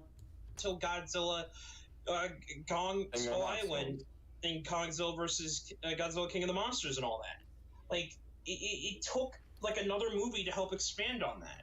And even then, it actually... So it took 5 movies to expand on this one? Little silly. Actually, you need to read the novel. Exactly. You got to read the novel, guys. You gotta read the book. Rewatching Fallen Kingdom feels different after seeing Dominion. By the way, don't get confused by my name. Yeah, I know you're not V, Liam. I get it. I hope Liam stumbles upon this. I actually really do. It'd be so funny watching him go, "What the fuck? Leave me alone. When I did it to you for 3 years, it's fine, but when you're doing it to me..." It makes sense why John Hammond and other people want to mention him. Well, in the movie itself, they literally say they had a falling out. That's probably why John never mentioned him, because he doesn't want to remember... Boy, that's convenient. ...his old business partner he had a disagreement on. That's very convenient. Like, he and... Let's talk about that agreement real quick. I mean, we'll probably bring this up later when we get to Maisie. But Dominion retconned that. So the whole reason Lockwood and Hammond got into a fight was because Lockwood cloned his daughter, Maisie. And this movie's like 4 years old now, so who cares? But, so who cares about spoilers? We're clearly going through the movie. But, sorry to spoil Dominion, they retconned that. It wasn't Lockwood who cloned Maisie, it was Lockwood's daughter. And even then, she gave birth to Maisie. So in a way, Maisie actually had a mom. I don't know, I guess you could still call Maisie a clone, but it's definitely a little weirder. Like, it's like, they definitely tried to, like, soften the blow, so to speak, to where she's not exactly like the dinosaurs. Which kind of makes Maisie's decision at the end of this movie even worse. Because it turns out she's not like them at all. The whole reason she did that, she let the dinosaurs out into the real world, was because, you know, they're clones like she is, but then it turns out she's not actually like them. Oh my god, really? It's so fucking bad. But anyway, it's like, yeah, I don't know anything about movie monsters, or monster movies. Excuse me, sorry. So I don't know what he's talking about there at all. But, like, point is, they retconned this in Dominion anyway, so it doesn't even matter. But I'll give him the benefit of the doubt. We did make these reviews before Dominion, so I'll give him the benefit of the doubt with that. But even then, how convenient that this was never brought up until just now in the 5th movie. On literally helped make the dinosaurs. So, no, he isn't just a John Hammond clone. What, because he has a amber cane that's similar to John's cane? Does he hear himself when he says shit like that? Oh, what, just because he's an old guy who loves dinosaurs, respects nature, helped make a big park full of dinosaurs and has an amber cane, you think he's just like John Hammond? Well, he's not. You can't make this shit up, man. Oh my god, you cannot make this shit up. Oh, good lord. Hang on, guys. I'll be right back. I'll be right back for just a second. My dad, I think the hot dogs might be ready. I'll be right back with them. Won't be a minute.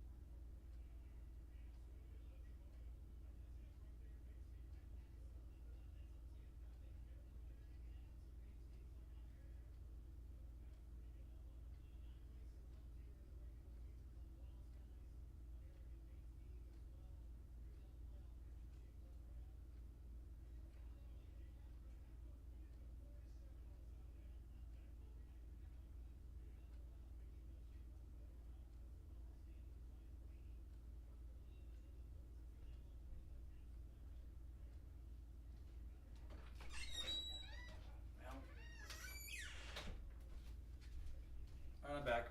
So, okay. So it turns out they're almost done. They're almost done. They'll be back. They'll be done in like 5 minutes. Razor is stylish as hell. He wears more colors than me. Hell yeah, I do. Here, I'm gonna turn this light on a bit. It's getting a little dark in this room. At least for me, anyway. I'm also gonna turn off that AC. Hold on, just one more second. I'm gonna do this too. That AC's blowing cold air on me, and it sucks.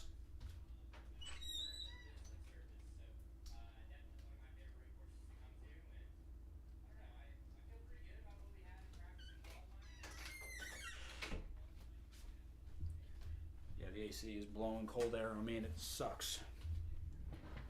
And on top of all that, it's like my dad's got the back door open because the grill's right there. So basically, a lot of hot air is getting inside the house, so the cold air is blowing because it thinks like, oh, it's really hot in this house when it's not. Back to it. Sorry about that. Fuck off with that. Fuck off with that. Also, not even gonna mention the fact that this is also where they establish Mills or Maisie in the background. I'm about to bring up Mills, and Maisie doesn't become plot relevant until later, so who cares? No. Right. Like, Yeah. not? Yeah, why not? But hey, you thought that sounded familiar? Well, how about the fact that this John Hammond also has somebody doing all the work for him who may or may not be evil? Jesus, where have I seen this before? Unlike the Lost World, which just... Wait. Hold on. Why aren't you bringing up Nedry? No, that's actually who I thought you were going to bring up. Obviously, I was referring to Peter Ludlow. Because, you know, Mills is so much like Peter Ludlow in a way. Because that's who Hammond, like, hired to do the tech work and stuff like that, and was evil. The reason that Nedry did what he did was because Hammond was basically screwing him out of a decent paycheck, so that's why he did it. Yeah. And he also got to deal with Dachshund. Also, Fucking Dachshund. Can't wait for Biosyn, which is the company it's supposed to be based on, coming in Dominion, by the way. Yeah. Just one little tidbit. straight up said that Peter Ludlow doesn't care about the dinosaurs. In this movie, it actually tries to make it a twist. You know, like you're too damn stupid to realize that this is just a Lost World remake. And this has nothing to do with the marketing or anything like that. The movie really is just that predictable. Predictability isn't inherently a bad thing as long as you're good with what you got. Jesus. He's really got to fix that chair. My goodness. Or at least get a better microphone. I've been thinking about getting a better microphone myself. Like, this is a good microphone, but I want, like, a good-ass microphone. Like, a really damn good one. Like, again, this one's good. Like, if anyone knows about any good-ass microphones, like, please let me know. If you don't like the storytelling, that's your fault because you're not a real fan. Exactly. You're just not a real fan. Read the novels. That's not even canon. Exactly. It isn't good. It's bad. Okay, couple things here. First of all, why is it badly predictable? No, I'm serious. Because I've seen a movie before. I've seen a movie before with predictable twist villains. Why is it badly predictable? You're not explaining. You can't just say it's badly predictable and not elaborate on why it's predictable. Well, you can't call me a dipshit without elaborating why I'm a dipshit, Liam. Just thought I'd point that out. As for the whole thing, like, yes, I admit, the marketing spoiled too much. I'm not gonna lie. Yeah. But it was just that. The marketing. Yeah, that's right. Well, yes, you're correct. I do admit that, yeah, the marketing and trailers did spoil a bit too much. I do have to agree on that, but still, you still got to see some great scenes later on. Like, one, if he does pull it up, like, I'll keep it if it does show up, or maybe it doesn't. But yeah.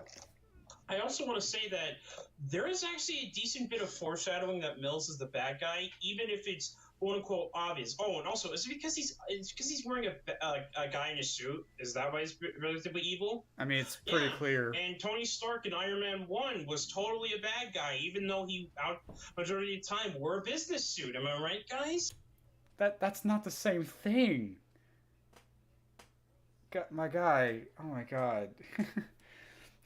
Jesus Christ. A while ago, judging from the way you said preach in response to how Wreck-It Ralph should have won instead of Brave. Exactly.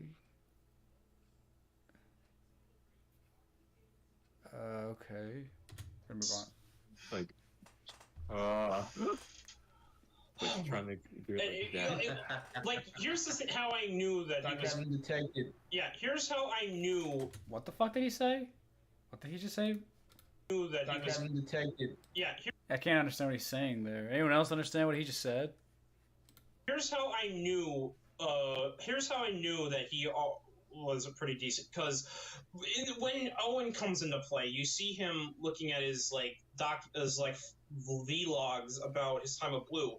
But then when Maisie later goes down into lab and she watches the video footage, it's the same one that Owen watched, meaning that you already could tell later. Oh wait, hold on, I'm sorry. Yeah, where the fuck are you going with this? I don't know why I brought this up. I'm sorry. This is an error. I'm sorry. Yeah, I was about to say, why the fuck are you even bringing that up? What does that have to do with anything? My main point still stands. Just because he's eating for predict doesn't mean he's a bad villain. I mean, that can be true. I mean, that's not a bad point. I will give him credit for that. Still, Mills is a pretty laughable villain, and we'll go more into that as the video goes on itself. And again, he's badly predictable because he's obvious he's a villain. Hey, we're just gonna forget Nedry. I mean, Nedry was revealed to be a villain for like the first 15 minutes with the dachshund scene, so it's not the same thing. Like, they didn't try to build Nedry up like a twist villain. They were very clear from the beginning he was going to try and sabotage the whole park from the beginning. It's not the same thing. So, whatever. He was the obvious bad guy in the first movie, and yet he didn't hurt the movie. He's obvious because he was revealed to be the villain the first 15 minutes. Where with Mills, they tried to build him up like a twist. Badly. It's not the same thing. What makes Mills here the exception? He's not an exception. But remember, guys, he's not an exception. He's just badly predictable. There's lots of predictable villains in the world of cinema. No. It's just like sometimes when you have like a twist villain and stuff like that, sometimes it's better to just go with a straightforward villain because the twist can be easy to predict And like take Big Hero 6 for example. Big Hero 6 is so smug about its twist villain, you know, like it was trying really hard to like say like, oh, Alistair Cray is the villain. He's gonna be the bad guy for sure. And then it turns out it was Mr. Callahan, the teacher. But it's like, I don't know, if you've ever seen a movie before, you could guess right away that what they're gonna do, especially since Disney had like a trend going on for a while with having twist villains, so it's like, yeah, okay. Guys, Jurassic Park 1 is sacred and Didn't say that. and nothing can ruin it. Never said that. Oh my god. So this is Peter Ludlow 2. Yeah, I know he has a real name, but come on, you're not going to remember it. It's just Peter Ludlow 2. Yeah. His name is Mills. I'm actually a fan, and I actually cared about being honest with this movie. Yeah, that's a great job with any critic. They don't even bother remembering characters. Nice to know you actually tried your best when it came to reviewing this movie. Am I right, fellas? It's just another joke. Alright? It's just another joke and he's getting this butthurt over it. I love how he's like, see, real... That's the thing. Hang on, what did he say again? I'm sorry. Let's rewind that just a couple of seconds. I'm actually a fan, and I actually cared about being honest with this movie. Yeah, that's a great job with any critic. To be a blind fan who just loves and accepts everything he watches? That's what it means to be a good critic? I don't think so. They don't even bother remembering characters. Nice to know you actually tried your best when it came to reviewing this movie. Am I right, fellas? Because I made a joke about the villain's name? Once again, seriously. I'm literally repeating lines at this point. So Peter Ludlow... I love how he admits they're just repeating themselves at this point with hating me. That's great. Alright, I think the hot dogs are done now. I'm going to go get them real quick. I'm going to grab 2 or 3, maybe a bag of chips or while I'm at it. How many times has he said, am I right? I know, right? He's like, am I right, guys? Am I right, guys? Please say I'm right. I need validation. Alright, I'll be right back.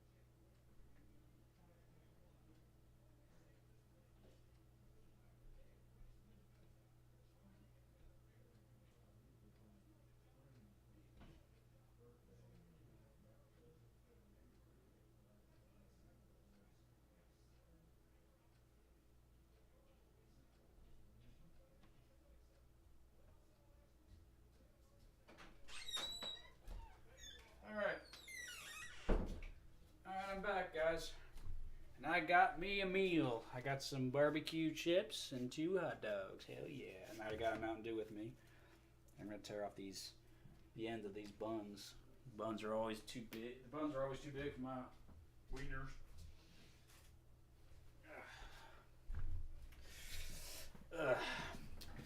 You ever come across the problem where the bun is too big for the wiener? Oh, shit. Oh, man. Hot dogs are love. Hot dogs are life. I could not agree more, especially when they're on the grill. Hell yeah. Oh, man. Am I right, boys? Yeah, no. They just nitpick on the main villain of the story and just choose Hans as the villain. See, repeat yourself, repeat yourself, repeat yourself. Kitchen counter, kitchen counter, kitchen counter. Or kitten counter, sorry. Am I right or am I right? Let's see. Say what you want about Rise of Skywalker, but the film at least promised Palpatine, and we got Palpatine. Jurassic World Dominion promised dinosaurs living among humans, and instead we got giant bugs. That's a fair point. Yeah, Dominion at least delivered.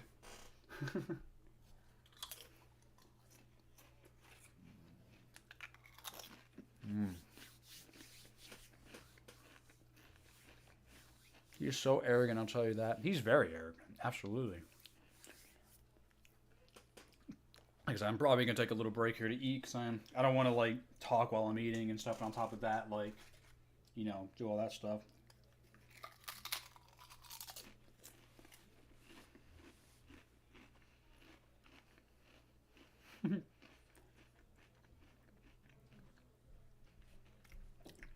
But by all means, feel free to ask me questions or something while I sit down and eat. We'll get back to the response in a minute. We're already about a third of the way through. So, you know, we're making good time, I think.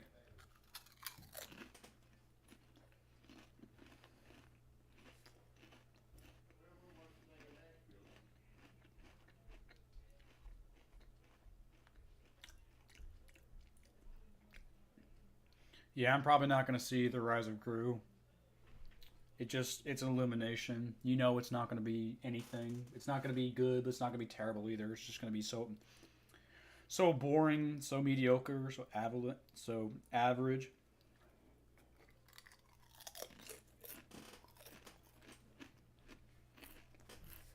Have I seen Catechirus?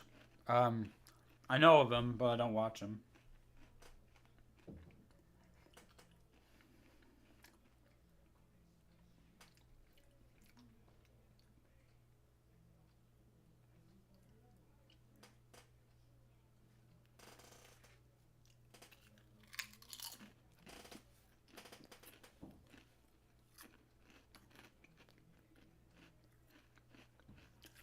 Did you see the trailer for the new season of Primal yet? I have. It looks awesome. I retweeted it on Twitter this morning.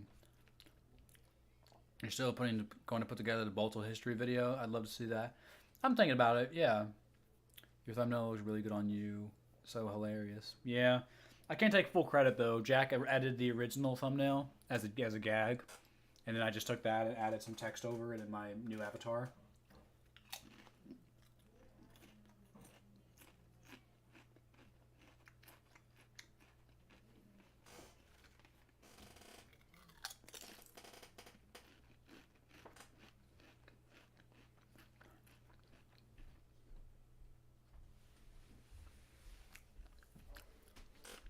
I don't think I answered your question about the Balto video. Yeah, I would love to make a history video on Balto. I did my research on Balto already. I found some pretty interesting things. Like, I can't remember his name in the moment, but I know the guy who handled Balto he actually hated Balto because he saw him as the runt of the litter.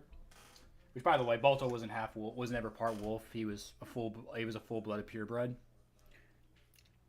And he had a handler who was actually highly regarded as, like, one of the great dog trainers of the area. So, like, he actually had a very prestigious background, believe it or not, as opposed to the stray half-breed he is in the movie.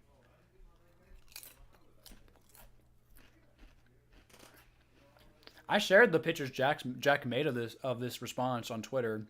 This was way back in August, but if you go way back to my Twitter page on August, you'll probably find them. It's back in August of last year. I'm obviously not going to do that right this second, but, like, you know.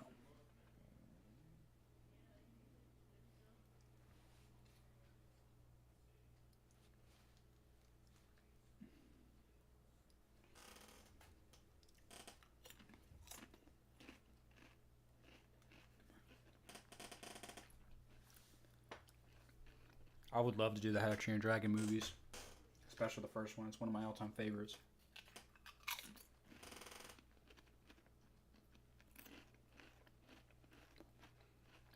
Ready for Nine Realms Season 3? I wouldn't use the word ready, but I'm prepared.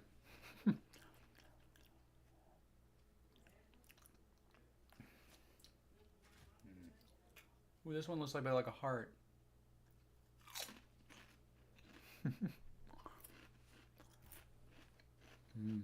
V for victory.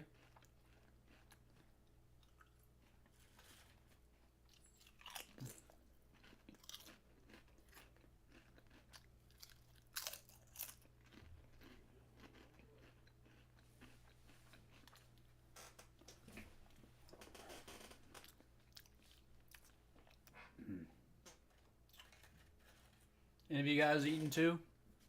This would be a good time to eat.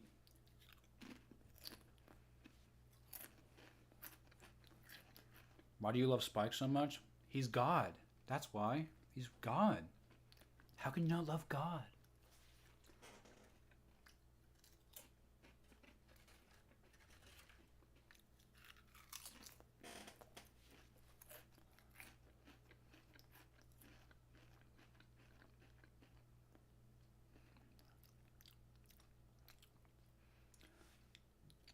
Nine Realms had a video game. What are your thoughts?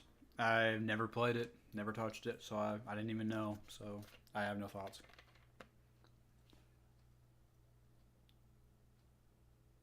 I think the Jurassic Park franchise should stop after Michael Crichton's death.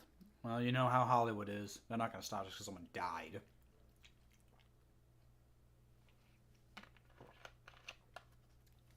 Exactly, Michelle. He is our Lord and Savior.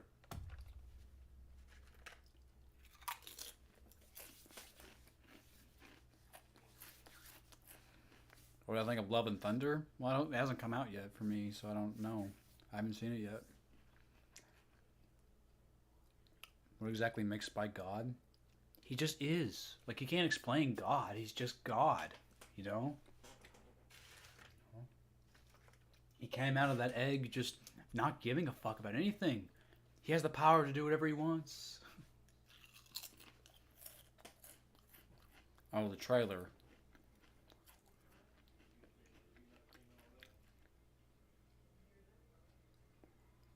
Nine Realms video game trailer? I never saw it, so I don't know.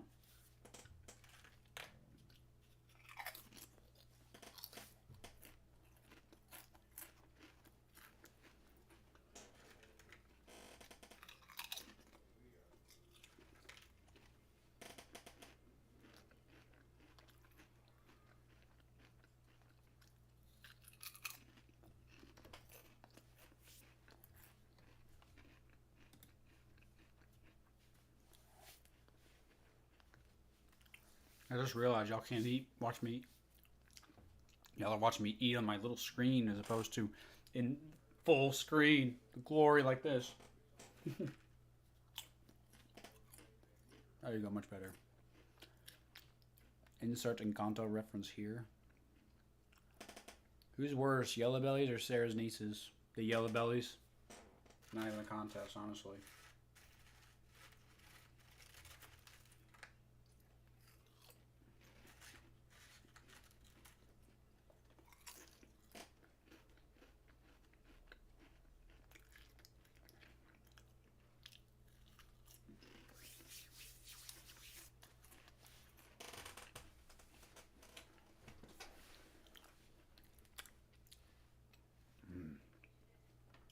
So good.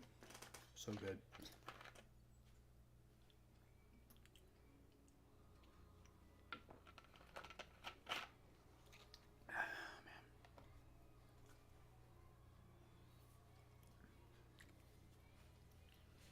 They poisoned our water supply, burned our crops, and delivered a plague unto our houses. They did? No. But are we just gonna sit around and wait until they do? I say, we make sure no more movies get made. You failed. Favorite Disney movie? Beauty and the Beast. I guess, like, animation, I think maybe, like, the animation studio would be Beauty and the Beast. You don't actually know. Just in general, for Disney, Beauty and the Beast is best. The original, 1991 version, not the live action one. The live action was shit. Who's worse, Gary from Sahara or Yellow Bellies? I actually plan on revisiting I don't know why I freaked out there. Something like was caught in my peripheral vision and was like, I don't know what that was. It was so weird. That was weird. I don't know why I jump scared. It was so fucking funny. Oh, that was so weird. But to answer your question, I was like, I'm about to go. I was thinking about revisiting Sahara to talk about it again in a re-review. But the pick, I think Gary is more obnoxious, but Yellow Belly's more stupid. So it depends on what you hate more. I don't know. Who's the best Robin Williams character? Genie. It's not even a contest between the choices you gave. It's Genie. Multiverse of Madness. I haven't watched it yet. Actually, I have no idea. I've heard mixed things. Honestly. All right, let's get back to it. I think we're ready to get back into the response. I can eat the hot dogs aren't all loud and obnoxious like the chips are, so I think we can get back to watching this response. Let's get into it again. Just want to make sure oh gosh. Like I said, the hot dogs aren't all loud and obnoxious, so let's push play once again. Hello 2 says that they have a new island for the dinosaurs, but they also want to save the Velociraptor. Claire decides to find Owen, the raptor's trainer, to ask if he'll help. You want to go live in your van like a bum? Go ahead, Owen. And I said, okay. So how is that you leaving me? Because I left. I left you. Oh my god. Yeah, because if there's anything I wanted to see more of in a Jurassic World movie, it was more of this. Yeah, remember that subplot in the last movie about Claire and Owen's romance that went absolutely nowhere? Well, in a movie about dinosaurs and volcanic eruptions, let's talk some more about that, please. But unlike in the last movie, where it was implied to just be some one-time thing, in this movie, they broke off things because women can't drive. Because you didn't want to live in a van on the side of the road. No, because you wouldn't let me drive the damn van for 5 minutes. I'm chivalrous. Tell a story! Oh, don't worry. This movie is telling a story. You're just a fucking idiot. And allow me... Keltork. Yeah. Again. They're just telling the same thing again. They broke them up just so they could do it again. Just so they could do the love arc again. Oh, and yes, and now allow me to actually justify why I say you're an effing idiot with actual info. First of all, it's called character development. It's not character development. You undid a plot just to do it again. That's not development. That is why they're talking. It's character exposition. It's small talk. Remember, this is an adventure movie. These movies have always been classified as adventure movies. Exposition isn't always a good thing, you know. They need to have some downtime. Because if you have too much action, then you get stuff like Transformers 4 Extinction. I think that speaks for itself. Yeah, it really does. And anyways, it helps to establish why they are the way in this. Because, well, think about it. Throughout the first Jurassic World, they help each other time and time again and start to kindle that old... love they have. So why they break up then? At the end of the film, you see them, do a kiss and then go off and looks like, oh, they're going to get back together and stuff like that. But then, I know how it looks like in this film, but think about it. Think about what could have happened. As I've already established in the timeline earlier, they went and established, in March of 2017, the Dinosaur Protection Group. So maybe they were starting to become a couple again or something. He says maybe. He just said maybe they did this. Speculation is not film reviewing. You can't just speculate and say, well, maybe this happened or maybe that happened. That's so bad. That's such a terrible way to review a movie, to go, well, to try and connect the dots with oh, well, maybe they did that, as opposed to what did happen, you know? It's bad enough you're getting your info from the internet. He's just speculating what may or may not have happened, which, no.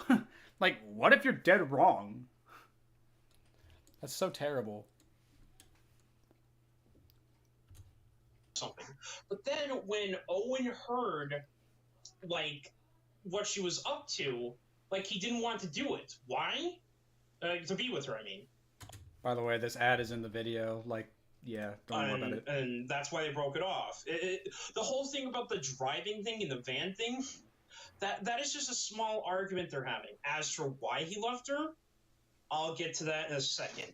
About dinosaurs! And make it fucking awesome! Oh, actually, on a side note also, yeah. Yeah, that's all we care about in these movies. Just dinosaur action. Yeah. And I have a question then. If people only care about dinosaur action, then why the fuck is a lot of the characters in these movies memorable? They're not. They're not. The original trio was memorable.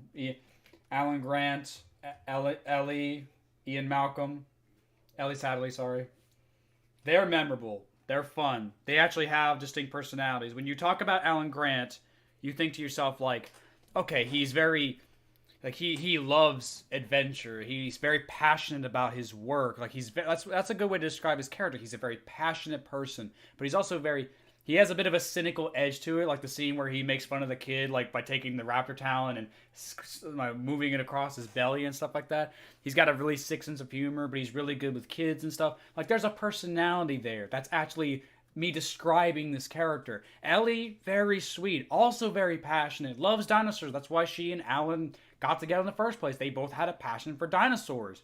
You know, she's very sweet and compassionate. Ian Malcolm, he's got that wonderful way of talking. You know, he's very skeptical. He's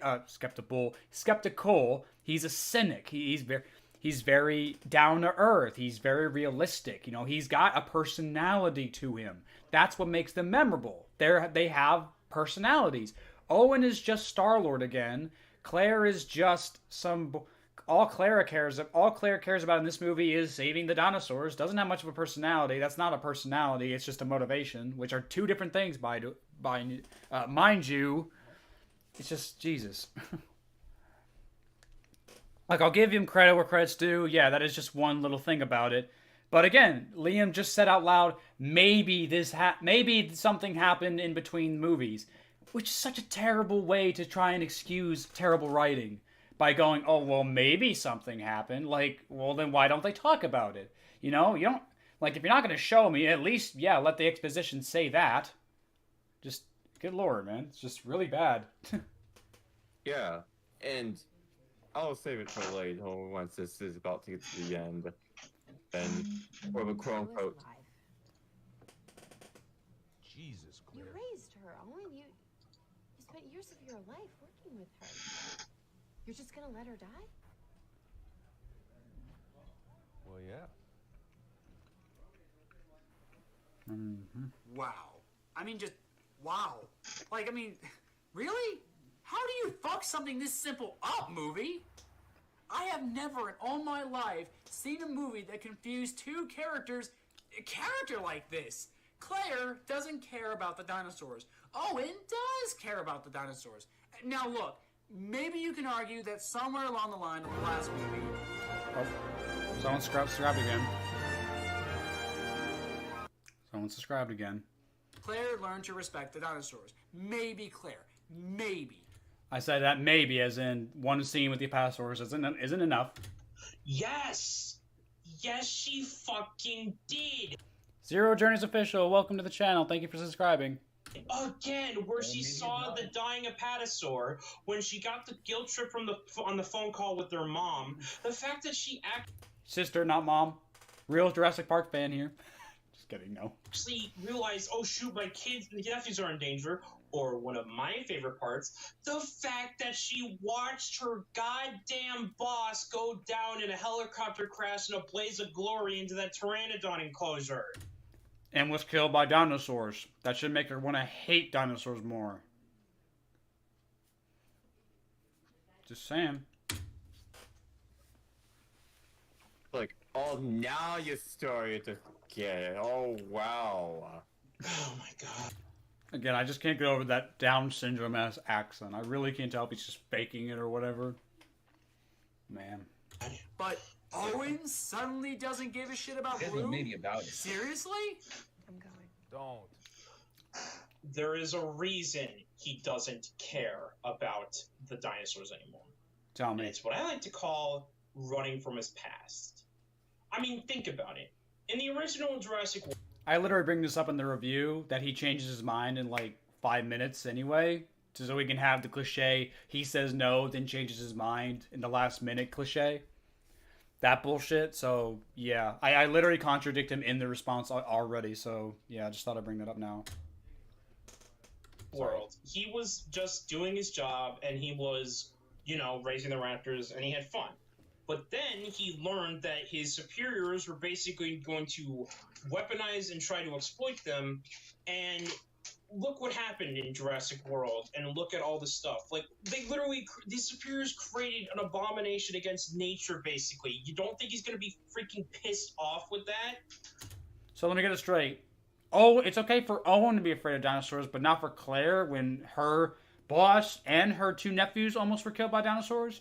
That's kind of inconsistent, man. The guy who's worked with dinosaurs his whole life and is established in this movie to have a bond with Blue, who he suddenly hates dinosaurs, but Claire, who watched her boss get killed by dinosaurs, almost lost her nephews to dinosaurs, herself almost dying to dinosaurs, and she loves them?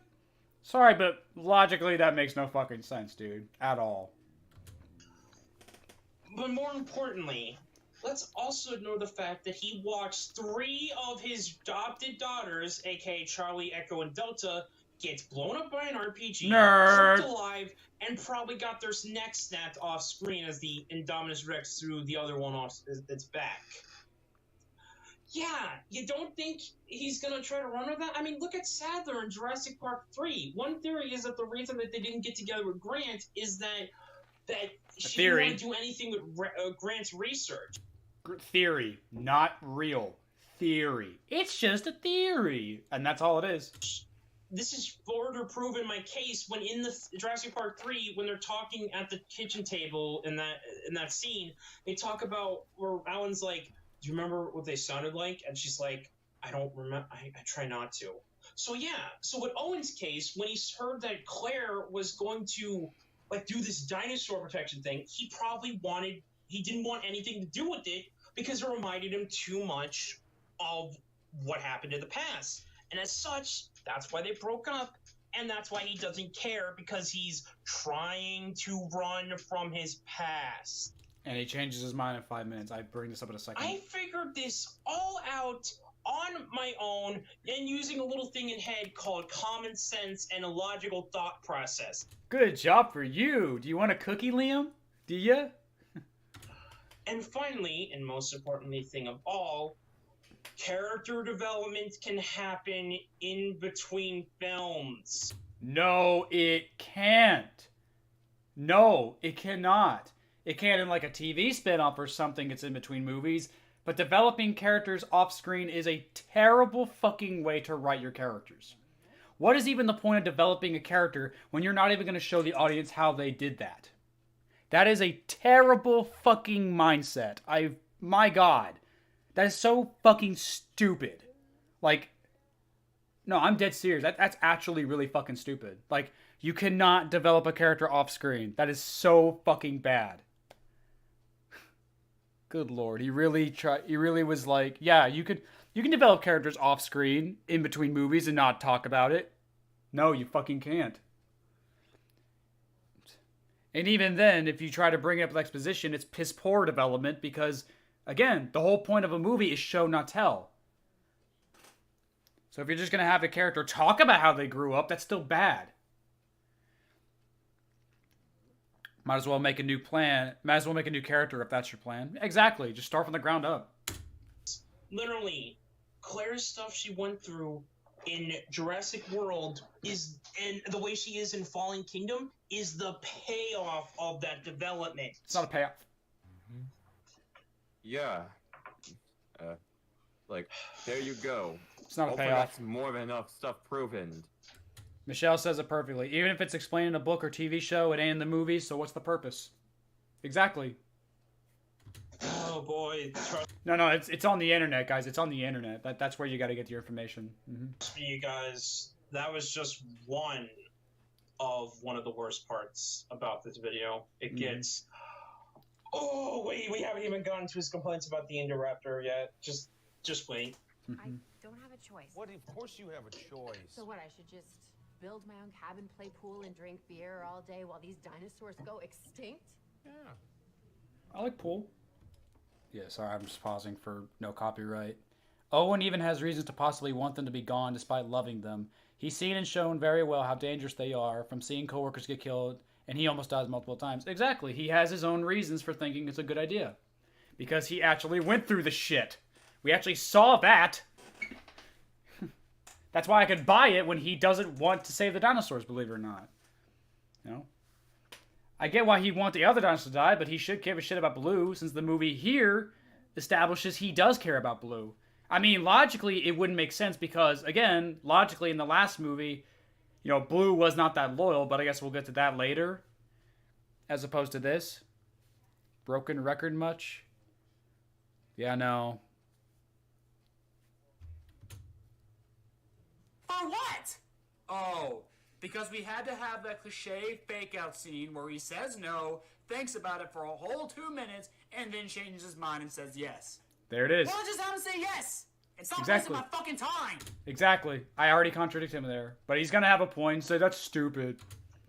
There's a reason it's in this film. It's to give this little thing called character development. It's not development. It's cliche. It's stupid. It makes no sense why he would do that. He already cared about Blue, so why the fuck would he even have to go through that? Like, remember, Owen was, like I said, running from his past. Really gonna reestablish this again? It took Claire guilt-tripping him, as well as him going... Hey, Marty, you're back. How far are we into the video? Because I feel like I barely missed anything. Yeah, we're 1 hour, 8 minutes into it. We're right at the part where, we just got done with Claire and Owen, being in the bar, and now they're on the plane. Through, like, his vlogs, to, you know, change this. Hell, when they're actually on the island, I remember,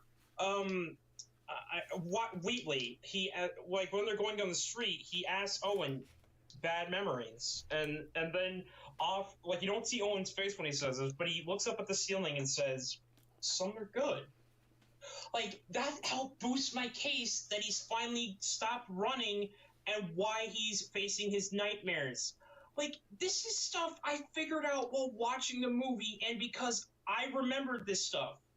Like, seriously, I am more of a Jurassic Park fan because I actually pay the fuck attention. And I don't care if it's cliche or obviously predictable. I just love it. Just shove it up my ass. To character, writing, and development. Mm-hmm. And I know I'm coming off as a bit of a dick-slouting asshole, but considering how harshly he is towards this film, I think it's fair game. Anyway, you were about to say something, Joe? Yeah, it's like he's so mean to this movie and everything. I mean, sure, I stalked and harassed him for 3 years.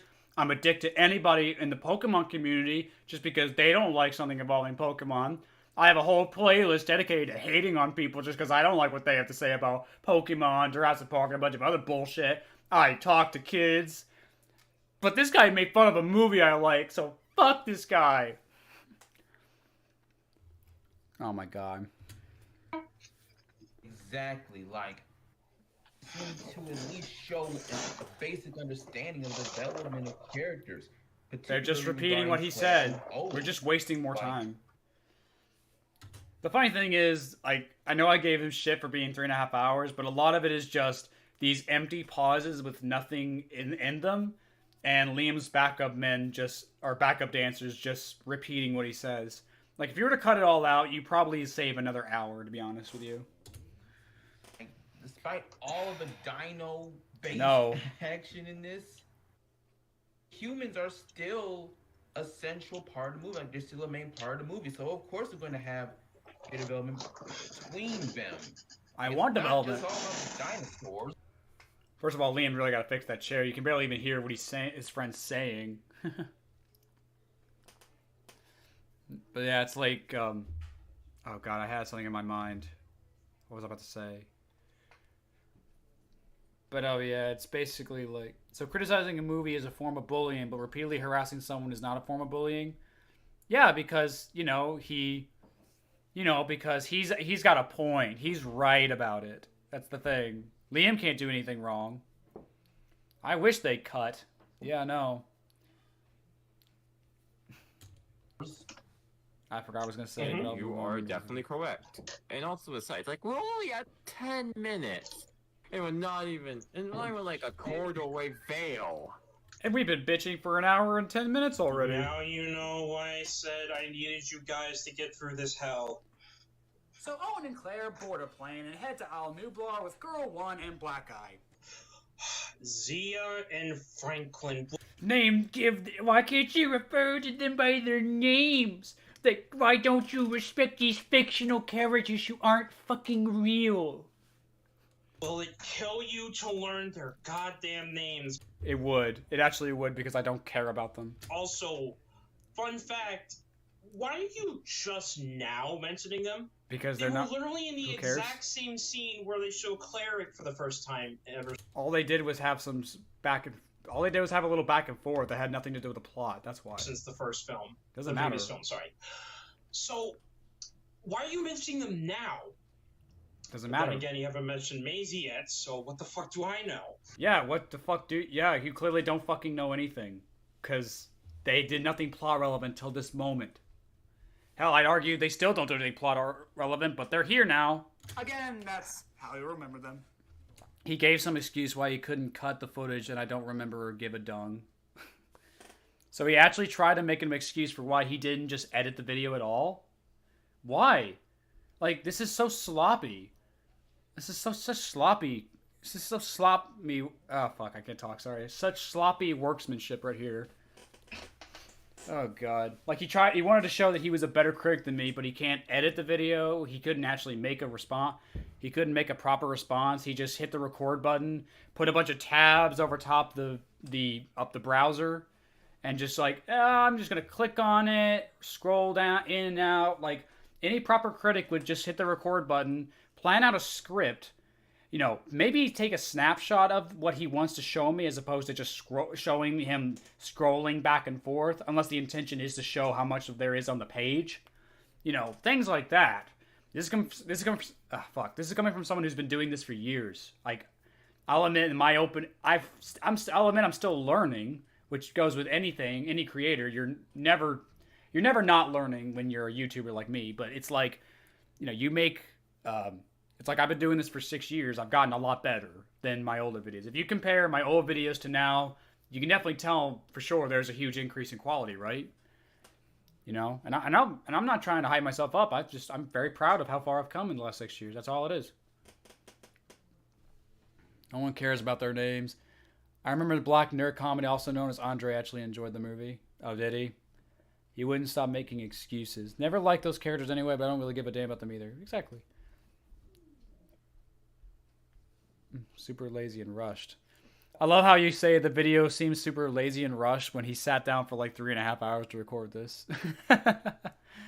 But yeah, you can definitely tell he only rushed this out because of me, because I told him bring it on, and it's like, fine, fuck you. Instead of actually spending the weeks in to actually make something, he just said fuck it and just hit the record button and then just uploaded it almost immediately without any thought about how it would actually look or how it would make him look. Like, because again, it was never about actually proving me wrong. It was about just saying he could do it. He did this for the sake of spiting me. And like I said, and like I showed in that tweet from Marty, like, yeah, he literally admitted to Marty, it's like, yeah, your mother would be proud of you, DJ. I don't know about that. She loved me, but I don't think she'd be proud of me. I'm just kidding. With no editing either. Yeah, exactly. Like it's like if you really are gonna claim you're better than somebody, you really gotta put your money where your mouth is, and also take it to the right bank. Instead of, if you're gonna upload to YouTube. Don't settle for Daily Motion.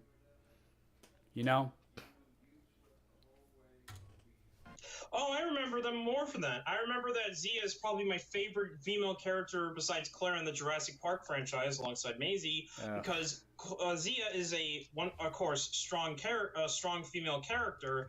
Mr. White Knight over here, coming to say that Zia, fucking woke ass feminist design characters. Ugh.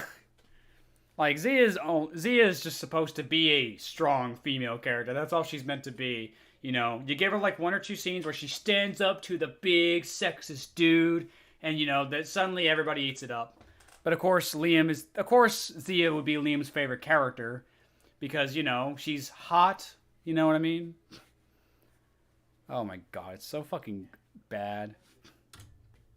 But more importantly, she actually has some decent intelligence in her brain, which I'll talk about later. And Ooh, Franklin, she's smart.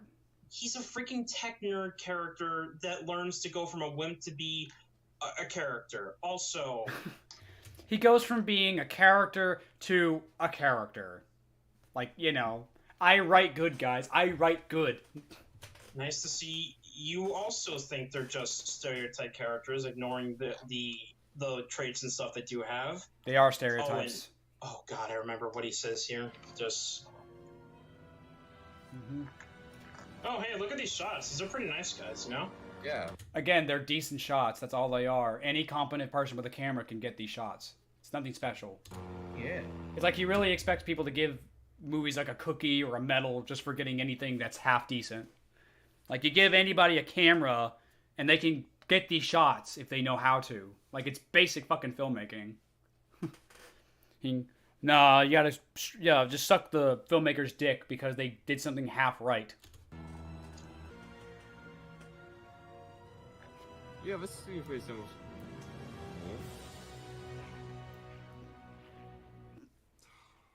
be hearing a lot of this in this review, but where have I seen that before? Let's do a counter, shall we? Oh no! There's a scene similar to something in the original that automatically makes the film bad. I said the scene is bad, not the entire movie. Really, though? Guess by that logic, all movies that use stock footage are immediately bad. I mean, stock footage is kind of lazy in itself, but... I mean, you're right.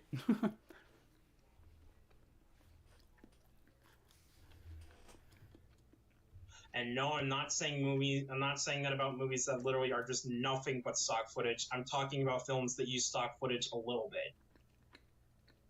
Like the MonsterVerse movies, for example. I mean, this is just one scene. That's all I said. You know, I'm allowed to critique one scene without it referring to the entire movie. But of course, Liam wouldn't understand what that means. They didn't arrive by boat or something. Oh, okay, let's ignore the fact that they came in a plane instead of a helicopter, because that's... Yeah. Like, oh my god, there's such a difference. Here's the reason there are similar looking shots to the previous one. Why do you gotta give a reason? Why don't you just ignore this little thing? It's like a 2-second thing. Not only is this supposed to be a celebration and because of Jurassic Park, because the island is literally gone after this, but fun fact, when this film came out, this was the 25th anniversary of the franchise. So they made a whole entire movie just to celebrate 25th anniversary when any other franchise or film studio would just release a special Blu-ray? That's kind of stupid. That's a real stretch, don't you think? That they made a whole movie just to celebrate 25 years? That's kind of dumb. They could just re-release the movie in theaters or release it on a special edition Blu-ray or whatever. No, this is not a celebration of the 25th anniversary. It's supposed to be its own movie that is a continuation of the story. The 25th anniversary be damned. It doesn't matter. On top of that, what day did this movie come out? Wait, shit, hang on. Fallen release date. June 22nd, where last time I checked the first movie came out on the 11th, so not a celebration. It would have come out on June 11th. But like I said, this is such an irrelevant stretch that doesn't mean anything. They celebrate Jurassic Park by destroying Jurassic Park.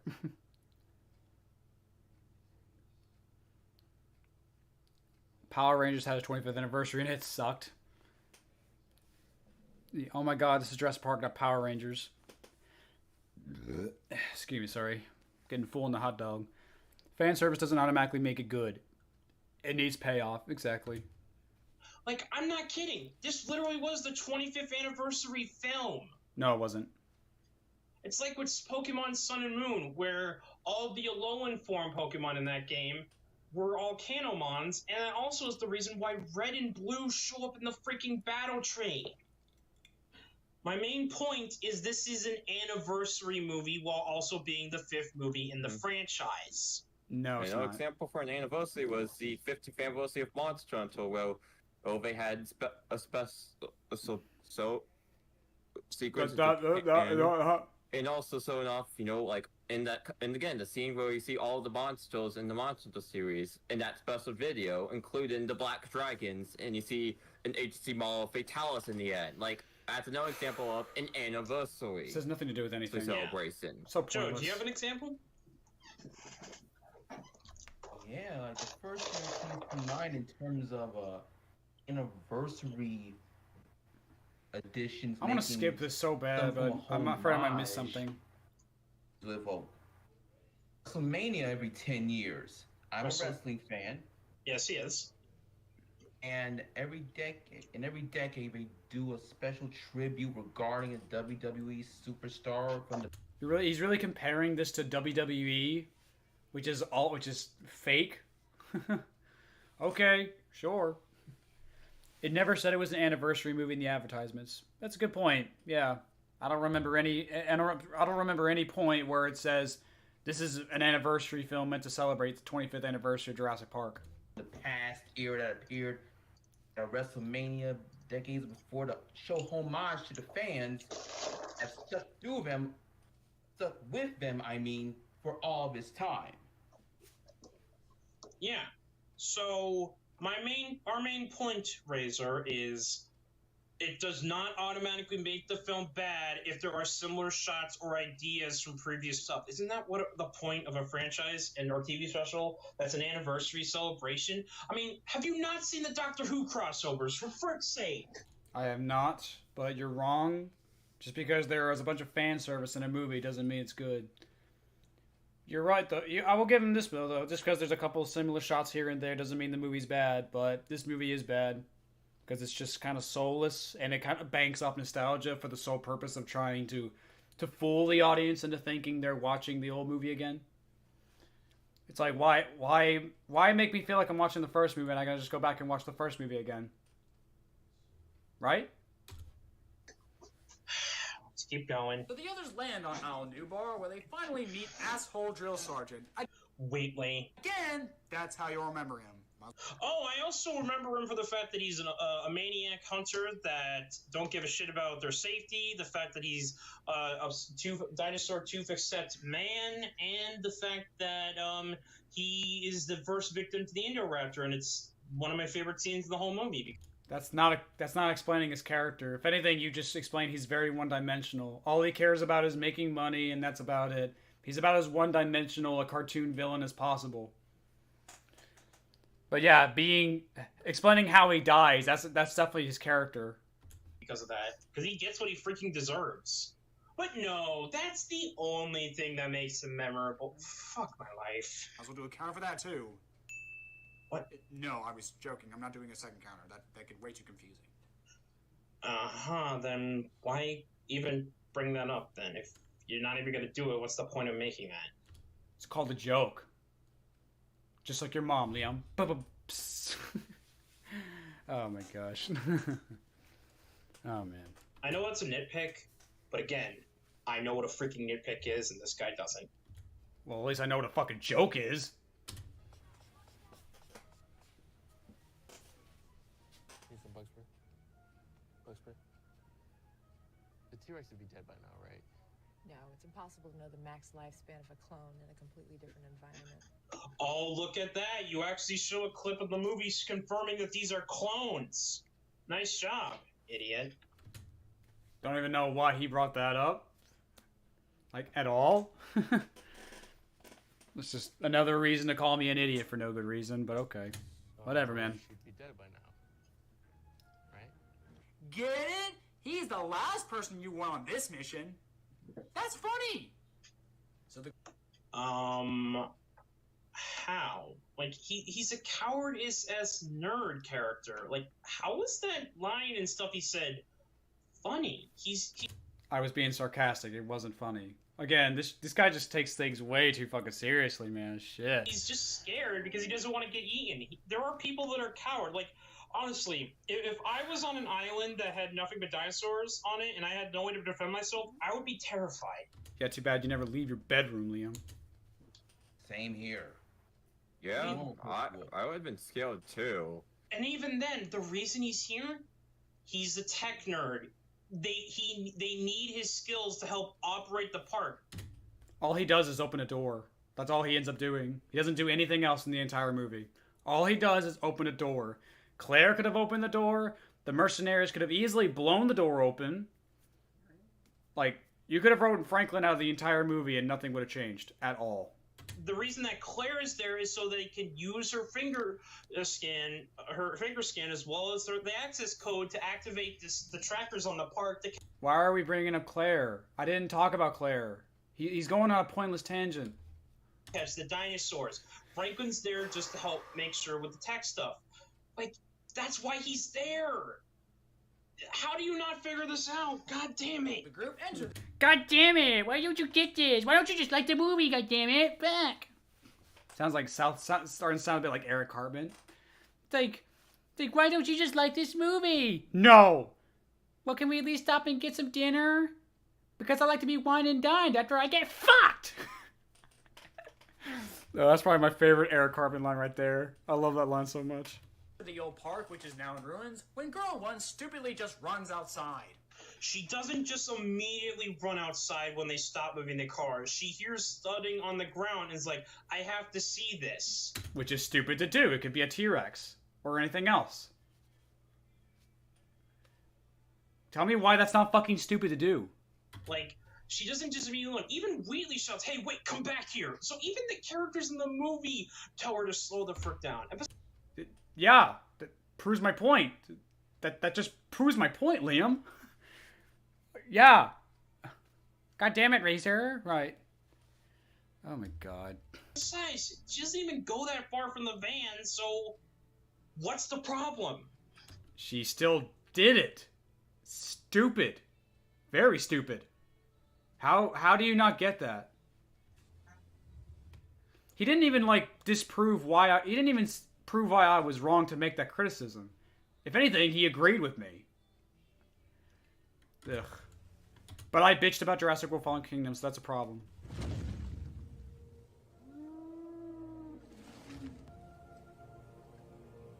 But she is, boys. Yeah. Now, where have I seen that before? Again, you're missing the point. This is an anniversary movie. Also, nice job saying that the CGI is so much better in the first movie, and yet you're showing an HD clip of it where you can tell that it's fake as frick looking. But again, you're also again ignoring the fact this is 25th anniversary special. No, also, I'm not. speaking of quality of a movie, I have to point this out, and this might be an oh wait, I already talked about the quality thing earlier. Never mind. Yeah. You wanna know what makes this worse? Apparently, that's the original Brachiosaur that Alan Grant and Ellie Satterley saw in the first movie. Yeah, okay, I'm gonna admit right now, I don't know why I brought that up. It's kind of a dumb thing to get mad about, admittedly, looking back now. I don't know why I got mad over it. Like, it was kind of stupid. I'll admit that. So Liam's 100% right to give me shit for this one. This is kind of stupid. Okay. Why is that a problem? Yep, that's the same goddamn one. Fuck you, movie. Fuck you. Why? No, seriously. Why? So it's bad that they brought back the original Brachiosaurus from the first movie? You don't even say why it's bad. You just say it is bad. Guys, Holy shit, what is this? My guy shit himself. He's losing his shit. What? You're not even going to explain away from, like, what? Are you, wait, why didn't the Indominus Rex, didn't the Indominus Rex do it, or did something else happen after Jurassic Park? Like, you're not going to even say anything about that? Brachiosaurus prevail. Like, not even given any point from thinking of, like, the previous movies or anything, if this was your first time? Joe, you got anything else? Yeah, like... Yeah, the CGI in the first movie is good, was Liam talking about. He means in comparison to movies today. It's like, because I'm comparing a movie from 1993 to 2018, that means I'm wrong.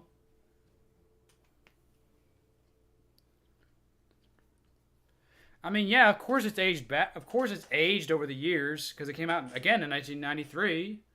That's why you gotta take a movie at that time period for what it's worth, like for its time period, you know, as a product of its time. And, you know, for a product of its time in 1993, the effects in Jurassic Park are amazing, while the CGI in 2018 for Fallen Kingdom is shit. And I talk about this in the review. Why did he just glance over that? I don't even know what he talked about. Yeah, but and that's also a big problem too. But my main problem again is what is wrong with it. You don't say why it's wrong. You just say "fuck you" movie and move on. This is not how you review. Never thought I'd see one in real life. What? Never thought I'd see one in real life. Hang on, I gotta hear that again. Never thought I'd see one in real life. You've never seen a dinosaur before? What the hell are you doing here? So apparently, this woman is supposed to be a dinosaur expert, and yet she's never seen a dinosaur before in real life? Really? Now, sure, you can argue she's seen them on TV, and you can make another argument that we have dinosaur experts in real life who have never seen dinosaurs in real life before. But in this world, they had 2 parks dedicated to dinosaurs. One that worked. Yeah, except the other didn't work, though. So, why not bring someone from the park that... Doesn't matter if the first one didn't work. The second one did. For 10 years. You said this yourself, Liam. actually worked at the park? Hey, fun fact on the Dinosaur Production Group. Oh, sorry. He's choking on his own bullshit. Oh, man. Oh, God, something's got my throat. Sorry. Let me try that again. Yeah, it's your bullshit. Hey, it's funny you mentioned that they should have brought someone that works in the... Hang on, sorry. I got a better one, sorry. Sorry, it's such a long video. It's kind of hard to, like, get it exactly where I wanted it to. Oh, sorry. Oh, God, something's got my throat. Sorry. Yeah, it's this movie's dick. Let me try that again. Hey, it's funny you mentioned that they should have brought someone that works in the park. Because fun fact, if you actually went to the Dinosaur Protection Group website that actually has these people's bios, you would have known that it says there on the site that Zia actually was training to be a medical expert at Jurassic World. Was she actually there? You said that she was training to be one there. And she just finished her medical degree and was just about to go to Jurassic World when a certain white Tyrannosaurus Raptor hybrid tore it apart. Okay, so first of all, again, you're getting your information from the internet, not the movie. And secondly, you confirmed she wasn't actually at the park. She had never been at the park before. So what are you even arguing here? That doesn't help you. You just... Again, you're shooting yourself in the foot twice here. The Indominus Rex. And even then, you clearly don't know how fucking doctors work, because guess what? Doctors, once they start training to become a doctor, that doesn't automatically mean they work on patients. Like, they are constantly training before they're even ready to go and actually work on an actual patient. Shinobi brought this up. And what does that have to do with anything? You said it yourself, she finished her degree. So, okay. That clearly doesn't apply to her then. At all. You admitted Zia wasn't on the island. She never encountered a dinosaur before. But yet there were people who did work on the island when it was working for 10 years, might I add. That you yourself said that, 10 years. So they just settled for someone who'd never been there before? Why didn't they go for someone who was way more experienced? Someone who did work at the park? I don't know. I guess the others weren't woke enough for them. My God. Good Lord.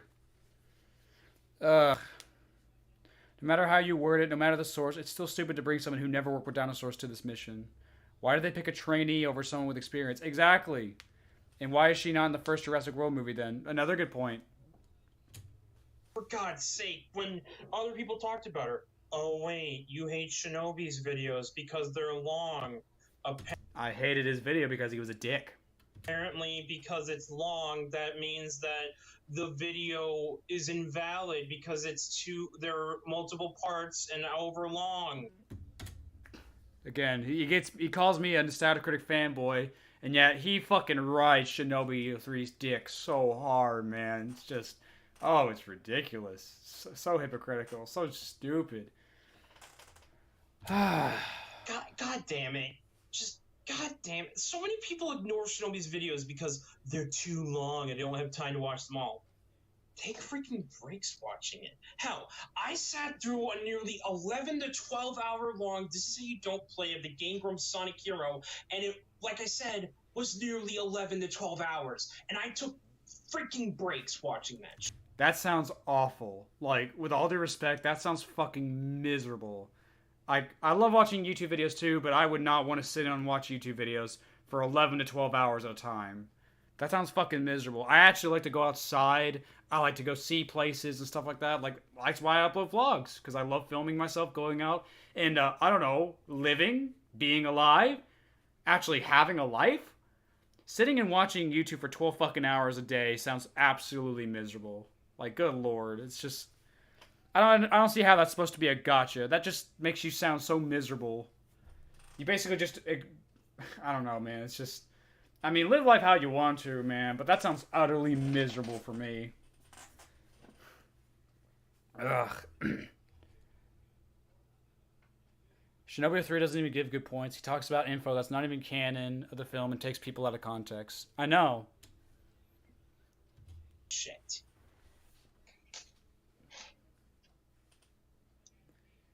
Exactly. And I totally believe that. You can understand the context of the review better, or the criticisms better. And in the case of this video that we're watching right now, you can understand points and do research to break it down with your own argument. Yeah, except he uses information from the internet and stuff like that. In Shinobi's defense, he did at least work on the video, unlike Liam. That is a good point. Liam actually did put work in his video. You can't say it was lazy. Explains a lot that he doesn't leave his room. Right. Why? And again, just because Shinobi's videos are long, that does not mean they don't have any interesting stuff to say.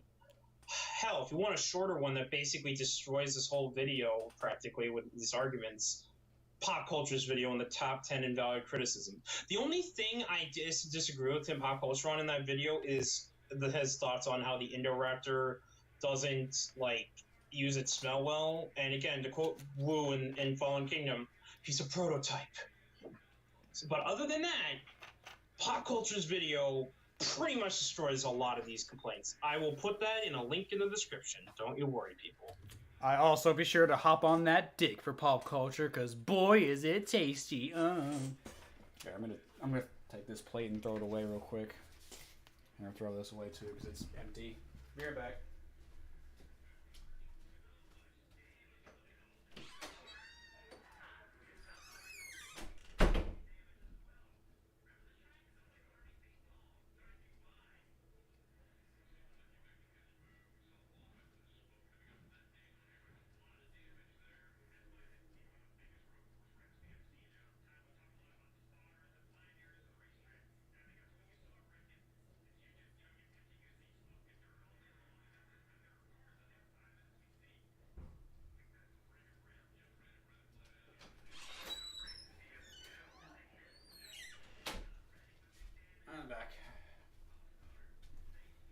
back.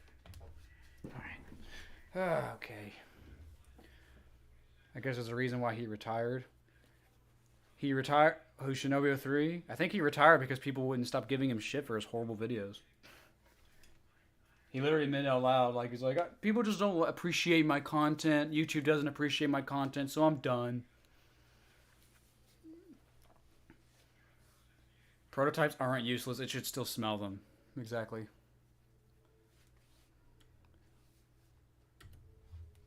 Help! Oh yeah, my young shirt. My shirt. Why'd you call me Daryl? Okay. Yeah, it's in a day to remember. It's one of my favorite bands. I think the woman running a fucking petting zoo in Jurassic World is more qualified to be on this mission than this woman. Why the hell is she here? Because there's a ticking time bomb, aka the volcano, that can go off at any freaking moment, and they needed the people they could get quickly there. And besides, who knows where else all the other old Jurassic World medical staff is? Claire was able to find Owen like that. You really gonna tell me they didn't keep track of where everyone else went? Probably wouldn't have been that hard. Ugh. Probably wouldn't have been that hard. I don't think so. They have a woman that has a decent amount of knowledge in the medical expertise. They have a woman, guys. They have a woman. I love how he had to make that clear. They have a woman. Didn't have to be a woman. Notice how I didn't say... Notice how I said it like, why didn't they find anyone else? Like, I didn't mention her being a woman. Why didn't they find a woman who was who was better trained for this? I just said, why didn't they bring someone else? You know, because I don't make the fact that she's a woman such a big deal. So, I don't blame them for bringing her. You're just being an idiot and missing that point, right, guys? Right, guys. Am I right, guys? Is he just being a sexist dick or what? This guy clearly doesn't appreciate feminism like I do. Fucking incel. Agreed. And considering the events of the last movie, I totally wouldn't be surprised if pickings were slim in terms of extra help from original Jurassic World staff. I mean, look where Dr. Wu ended up in this film. Things could get hairy out there. These are powerful sedatives. One too many and she could have respiratory failure. Also, I'm not as soft and witless as your comment implies. First of all, he didn't even say anything that was that insulting to her. He just said, ma'am, we're on an island full of dangerous, deadly dinosaurs. Going off on your own is kind of a dumb idea, regardless of your gender. And she had to make it and obviously that was supposed to be a scene where the girl tells the guy off, you know. The guy is telling the girl that she's not good enough. But the girl's like, I'm a strong, independent female. I can do it. When that's clearly... It's such a big fail because, like, the guy's right. You know, he's 100% correct. Yeah, he's the villain. He turns out to be a villain later, but he's still 100% correct. Let's go, Beefcake. Oh, that's why she came along. We need a strong female character that don't take no bullshit from men. Yeah, girl power. More like fucking bullshit. Having a vagina won't stop you from being eaten, you dumbass. So yeah. Am I wrong? I don't know what to say to that. That was just insulting to Zia. Yeah, I insulted his girlfriend, guys. I insulted his precious girlfriend. Who isn't fucking real. Oh, man. Am I wrong, though? That's the thing. He doesn't tell me why I'm wrong to say that. He just got mad I offended Zia. Who's not even a real fucking person. It's not like I said the actress was bad. Like, I didn't insult the actress playing her. I just said, fuck this character. She's stupid. Which she is. Especially considering what she does later. Also, I see you have a Kingdom Hearts tattoo? Let me go. Yeah, right there. That's the Kingdom Hearts heart right there. Yeah, it is. Like, so that means you're a fan of Kingdom Hearts, eh? Huh. You know, Kingdom Hearts. The series that has a very, at times, confusing and first-sounding plot that requires you to understand hours and hours of game lore and yet you can't figure out a simple plot of a movie like this. And this is coming from a fan of Kingdom Hearts that can understand the plot, by the way. And what does that have to do with anything? That, yeah, what the fuck does that have to do with anything? He just saw my tattoo and decided to make fun of my physical appearance again. You know, he saw that I have the Kingdom Hearts tattoo. Like, thank God he didn't see the Master Sword tattoo. Well, I don't think you can see it from this angle. Like, maybe like this, I think. Because knowing how much of a Nintendo guy he is, like, oh, man. I see you have a Master Sword tattoo, but do you even own a Wii? What's that? Skyward Sword isn't your favorite? I don't know. I don't know. Oh, man. He's making a big deal about Kingdom Hearts and everything. And it's like, what does that have to do with Zia? What does that have to do with what the military guy said? How does that prove that I'm wrong?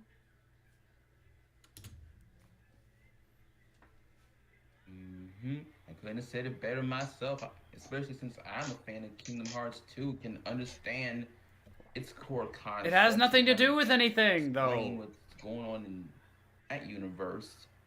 Think he'd have an idea on how to do the same for Jurassic Park, at least. Thanks to the black guy. Except Jurassic Park and Kingdom Hearts have nothing to do with each other. I actually would love to see a Jurassic Park world in Kingdom Hearts. That would actually be kind of dope, though, not gonna lie. You know, and since Disney... Well, no, never mind. I don't know where I was going with that. Never mind. Ugh. Like, talk about the movie, not the tattoo. Prove me wrong. Tell me why I was wrong to say and do that, you know? Cool tattoo, yeah, thank you. Guy hacking into the software of the park. You literally just explained the reason why he's here now, so good job, idiot. Except it wasn't Franklin, it was Sia. Wait, let me rewind that just a touch. Especially since I'm... Hang on. At least. Thanks to the black guy hacking into the software of the park. You literally just explained the reason why he's here now, so good job, idiot. Oh, fuck off, Liam. He didn't do anything. He turned the computer, he basically turned the computer on so Claire could do the job. That's all he did. Able to find Blue, but oh shit! Those men with guns are actually the bad guys! Who would have guessed it? Even though those are tranquilizer darts, and the reason they're there originally, or at least what they thought, was to save the dinosaurs. Of course they're gonna have tranquilizer darts. Are you freaking kidding me? That's not what I said. I said they're the bad guys. Yeah. And am I wrong? Them having tranquilizers doesn't mean shit. Like, also, you're just gonna ignore the fact Owen said in the scene, wait for my signal, and then Blue getting shot pretty much told me right off the bat, okay, Mills is evil. Mills is evil. Yeah, that's what I said. They're evil. We're agreeing here, Liam. Yeah, I don't get it, man. Like, God dang it, man. God dang it. I agree with you. This is the scene that basically confirmed it. Also, I'm honestly a little annoyed that you don't bring up the scene between... I didn't mention this earlier, but you didn't even mention the scene where Maisie, Zira, and Lockwood are talking, and it's very big foreshadowing for what Maisie is later. Jeez, you sure love these scenes with... Again... Wait, did they say Maisie and Zia are talking? Because... I didn't mention this earlier, but you didn't even mention the scene where Maisie, Zira, and Lockwood are... Yeah, he says Maisie, Zia, and Lockwood were talking. I don't think Zia once met Lockwood. Not once. Like, he's so horny for Zia, he forgot that it was that old woman, that old nurse. I can't remember what her name is, but, like, it was the old lady. Man, Jesus, dude. Like... Ugh. I should have brought a pack of condoms if I knew he was gonna fuck up this badly. are talking, and it's very big foreshadowing for what Maisie is later. Zira? I think he meant Zia though. Yeah, I heard Zira too, but I think he meant Zia. Like they're all slurring their words. I wouldn't be surprised if they were drunk during this whole thing. Also, it's like Also, he brings up the foreshadowing, but like, she still doesn't do anything. It's not plot relevant right now, so it doesn't matter. Just because something is foreshadowed in the beginning of the movie doesn't mean it's relevant right now. It doesn't tie into anything anyway, so, just thought I'd bring that up now. Like, again, it feels like... Okay, I know this is the first time I'm saying this, but seriously, why are you cutting context from the movie? I'm not. You are deliberately making this movie look worse than it actually fucking is. Except it has nothing to do with anything right now. Maisie talking to Lockwood has nothing to do with what's going on the screen right now. How is that making the movie look worse than it actually is? He doesn't explain that. Not even Media Hunter does this, and he's actually a saint of a reviewer. Oh, I've seen his dick, by the way. Fucking massive. Oh my gosh. Preach. Yeah, you know what they say. You gotta practice what you preach, my guy. And even then, again, the fact that they deliberately disobeyed Owens pretty much told them these guys are up to no good. The fact that, I love how he's still talking about this. Like, basically I said out loud, like, oh, they're bad. Who would have thunk it? Yeah. Obviously. Just because they have guns does not automatically mean the bad guy, because, again, why do you think they're here? But they're bad. Aren't they? Am I wrong? No? Okay, then. You son of a bitch!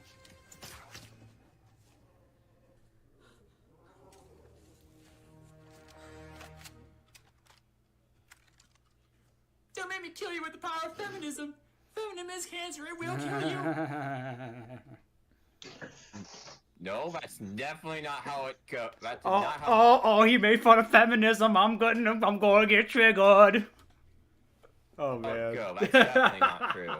Also, notice the lack of laughter, because, correct me if I'm wrong, guys, but, I think he's trying to do this thing called, humor? Comedy? I think? I don't know, I've never heard of such a concept, Have you guys? My God. Yeah, I think I might have heard of it.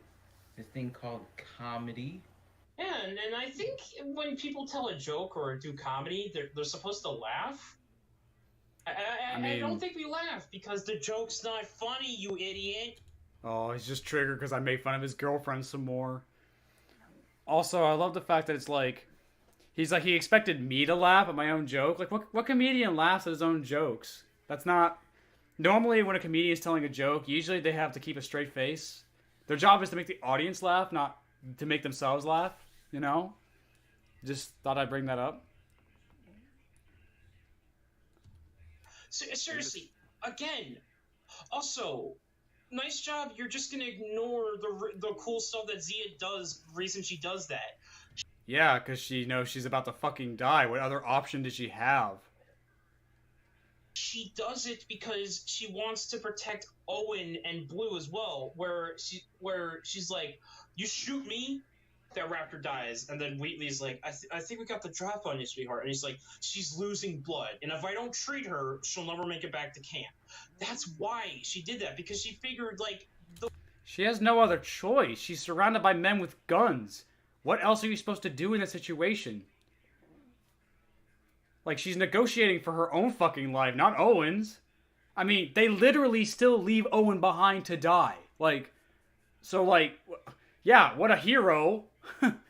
Like, she didn't even try to negotiate having Owen come back. Or be brought back with them. Like, no, they didn't do that. The way they did that to Owen, they're just gonna leave her to die. So she literally did that in order to save both Owen and Blue's life. And herself, because what other option did she have? Literally, what other option did she have other than just giving up and dying? But Wheatley also was like, "I'll tell you what, that raptor animal dies, I shoot you." As for how she saves Owen, she pulls out the tranquilizer dart from his chest after he got shot. Hence why she said earlier, these are powerful sedatives, one too many and she could have respiratory failure. So yeah, Owen could have died if that dart wasn't pulled out of him. Yeah, but it's still a tranquilizer made for a dinosaur. Even a little bit would probably fuck up your cardiovascular system. It would probably still do permanent damage for sure. You know? Like, it's still, like, yeah. Blow her brains out? Yeah, that's I guess that's another option she could have had. Just give up immediately. Don't even bother fighting. Just it's like Wheatley goes back to his boss. Like, how did Elda? Like, well, we killed all but one of them. I killed all but one of them. What happened to the last one? And then comes back to Zia shooting herself. Pushed out like a bitch. Like fucking Helsing abridged. Oh god, I fucking love that. As when she does pull it out, if you actually go and pause on the scene, you'll see that it's almost completely empty. Hence why he's able to start moving after he goes over the log in that scene. Yeah, again, still something made for another animal entirely. Mm-hmm. Yeah, that's basically how I was about to say it. Okay, but can you explain why they just leave Owen behind to die? Like, she couldn't say, hey, bring my friend along with you and keep him alive too. No, she can't do that. They just leave Owen there to die. And if you're going to say that she was forced to, well, then what was even the point of her pulling a gun out then if she's going to be forced to do anything anyway? Kind of undermines the entire point of her being a strong female character. But whatever, she's a hot chick with a gun. That's all that matters. So Peter Ludwig II's men leave Claire and the Black Guy behind because... Did I say Peter Ludwig? I meant Ludlow. I don't know why P. Ludwig. I don't know. It was weird to me. You can't be a cartoonishly evil villain without being cartoonishly evil, I guess. Hey. Yeah, they're just going to kill the main characters for no good reason. They don't even have a reason for being evil. They don't have to kill the main characters. They can just bring the dinosaurs and then back home. They don't even have to be evil. You know, they can say, we got the dinosaurs, we did a good job, and then they could sell the dinosaurs overnight, and then when Claire and Owen come back the next day, say, you won't believe it, we got robbed. You know, stuff like that. I don't know. Again, to quote a certain character from Jurassic Park 1, Dachshund, we have Dachshund here! Or should I bring up the most famous quote of, you didn't say the magic word. What? My point is, you are saying these villains are bad because they're cartoonish, even though the first movie, your precious first movie... Yeah, it's like I fuck this movie every night. Like it's my Saturday night horror or whatever. It's not. Has literally a comedic villain. I wouldn't say that Nedry was a villain per se. I wouldn't even say he's an antagonist. He was just like an obstacle. Like he was just the catalyst for why everything happens, you know? But it's not like Nedry was out to hurt anybody. You know? Nedry wasn't out to get anybody hurt. I mean, sure, he shut everything down, but his whole entire point was to go to the docks, to give Dachshund the embryos, and then come back in like 10 minutes and, you know, carry on like business. He was never intending to get caught. He never intended for things to go the way they did. They just did. He wasn't evil. He was just trying to get a little rich. He wasn't a villain or even an antagonist. He just saw shit just happen, you know? But, yeah, they don't have a reason for being evil, you know? But these guys here in the movie, they don't have a reason to be evil at all. They could easily just brought the main characters back home with no questions asked. Double standards much? It's not double standards. It's not. This is a completely different situation entirely. Also, of course they would leave them for dead. They didn't give a shit about them in the first place, and if they got off, they would tell the authorities what they were doing. Except they didn't know what they were doing. How could they have found out what they were doing in that moment? They didn't know anything. They could have gotten away scot-free if they just kept their mouth shut and played it cool. You know? Good lord, it's not that fucking hard. It's almost like they're actually smart by leaving them to die or something. No, they're not. They're fucking idiots. But hey... They're only evil because the plot needs a villain. That's the only reason, which makes it forced and unnecessary and stupid. Well, I had to figure that out using this thing in my head called a brain, and that requires work, doesn't it, guys? I don't know, man. I feel like your brain's certainly got some shit stuck up there, man. It keeps it from not working properly. You can't even tell what a fucking joke is, man. So, you're not one to talk.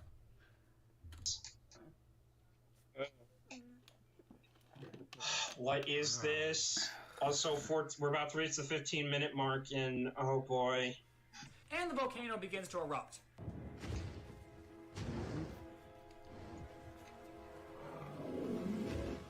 Sorry, I'm just pausing for copyright. He was in it for the money. That's a villain stereotype. If that's the case, why reuse the same type of villain from Fallen Kingdom? Then why not make a new type of bad guy? It's a good point. I don't know. I feel like you could make a story of this without a villain at all. You know, like I think it could be possible to watch the Fallout without really a villain. That could be kind of cool to see. That is the worst. I should have brought this up. That tongue looks awful. Like CGI wise, that is embarrassingly bad. For a movie that cost... Wait, what was the budget for this? I think it was a big budget. Hang on, what was... Well... Oh my god, can I do this? $150 million. Dude, $150 million? Like, are you fucking kidding me? That's huge. How much was, Hang on, how much was the Jungle Book 2016's budget? Probably more, I think. 175 to 170. Okay, it was more. Yeah, it was more. What's another movie? Yeah, okay, that's fair. I bring up the Jungle Book 2016 in this video based on the CGI and stuff like that. So, you know. But that kind of brings up a good point. It's like the Jungle Book 2016. Wait, what's the Lion King? The Lion King.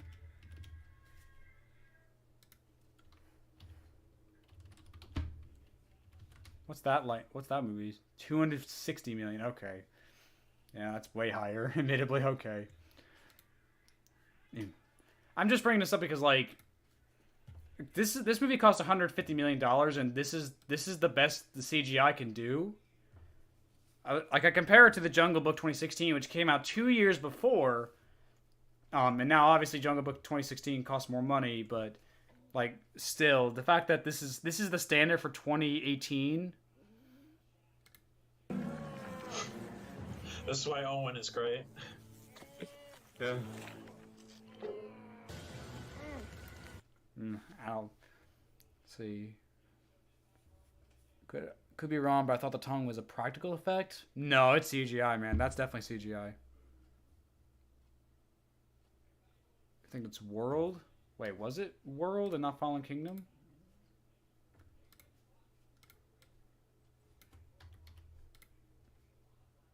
Yeah, that is for the first movie.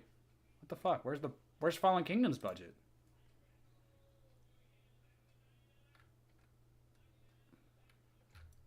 Well, trying to find this shit. Wait, that's just cast details. Where's the budget and shit? Come on, IMDb. Where the fuck is the information I need? Oh, here we are. Are you kidding? Seriously? I need to have an account to see shit like that? Oh my god, it's so fucking stupid. Come on. I just need to see the fucking budget. Alright, here we go. This is just the box office. $1.3 billion. Where's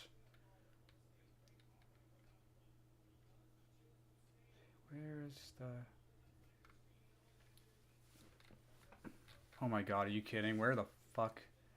How hard is it to find a fucking budget? Oh my god. Oh, here it is. Production budget right here. $170 million.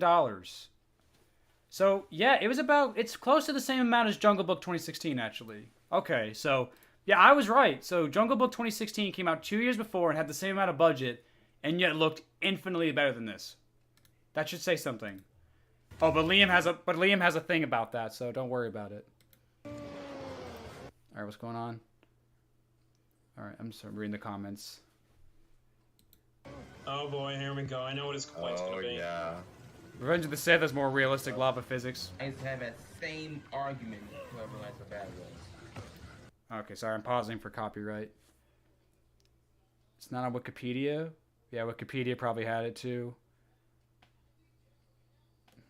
Yeah, I guess I could have looked on Wikipedia, I guess, but it didn't matter.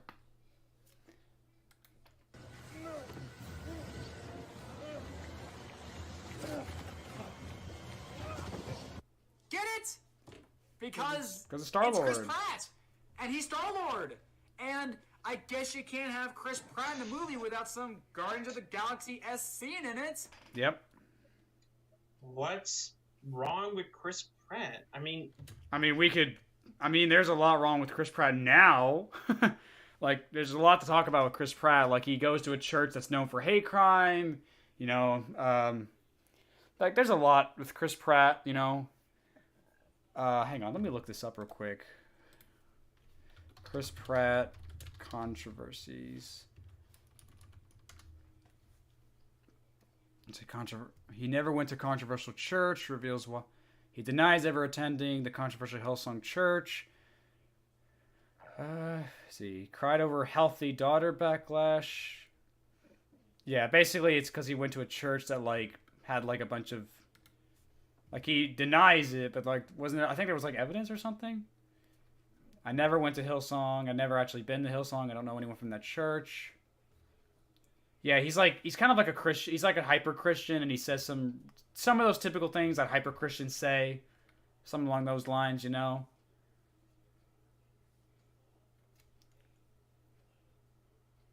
You know, I think he's only saying this stuff because I think he's only saying this kind of stuff because it's damaging his reputation. I know James Gunn came to his defense and stuff to like defend him and everything. Yeah, but then he says like this, like religion has been oppressive as fuck for a long time. And for me, it's like, I don't know, man. It's like there was a time when you said a lot of controversial things involving Christianity and everything.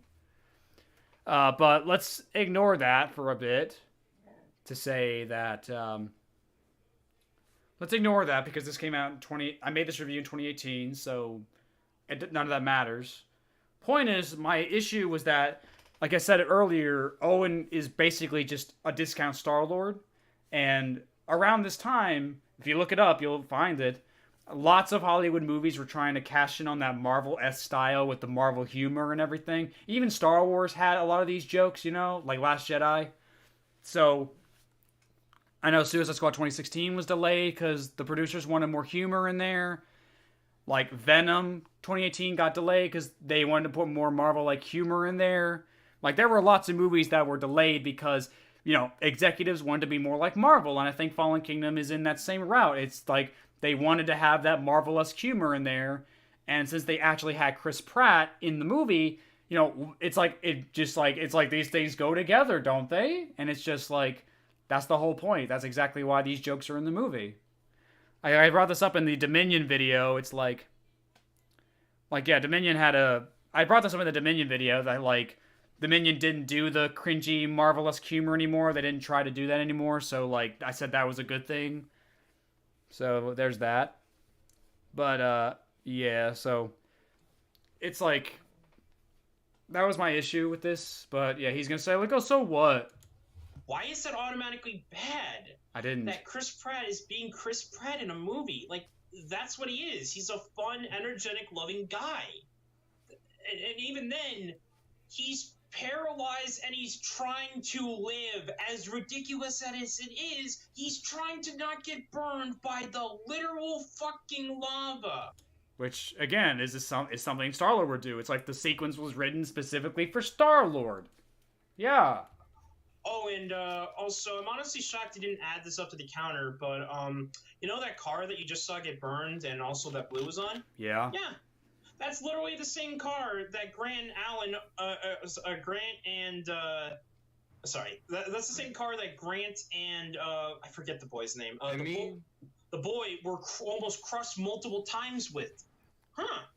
Honestly shocked you missed that, but, then again, you are a real Jurassic Park fan. As of the counter. But if anything, that's a good point. I did miss that originally. And thank you for bringing up more repetition. More things they just stole from the original movie. So thanks for that. Also, the car is like nowhere near that wall. So they retconned the location of the Jeep and where it crashed. So That's another problem. But thanks, Liam. Thanks for pointing that out. Genius. Idiot. Also, Indom, yes, you had something to say?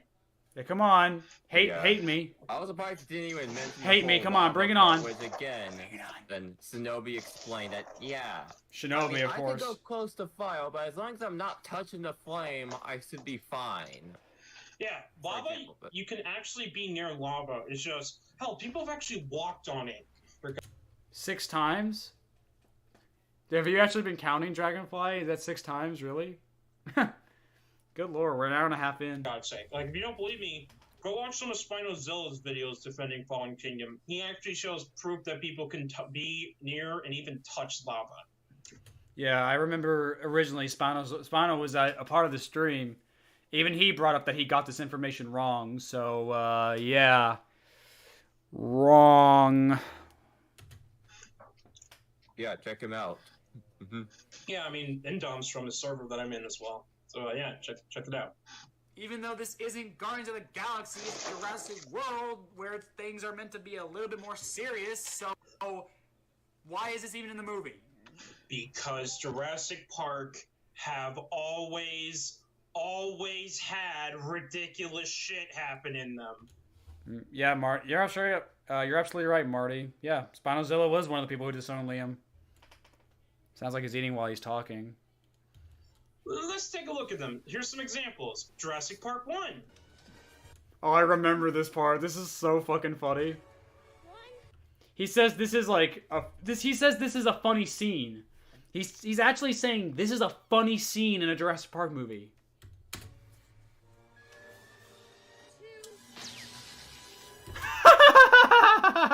Nothing's more funny than watching kids get electrocuted.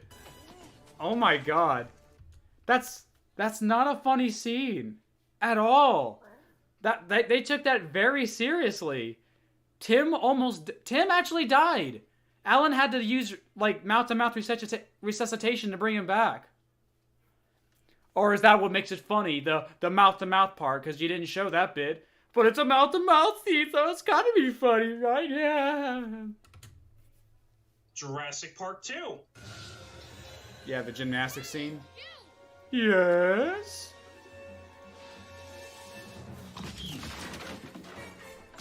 Yeah, last time I checked, people hated that scene. Like, yeah, people actually fucking hated that scene.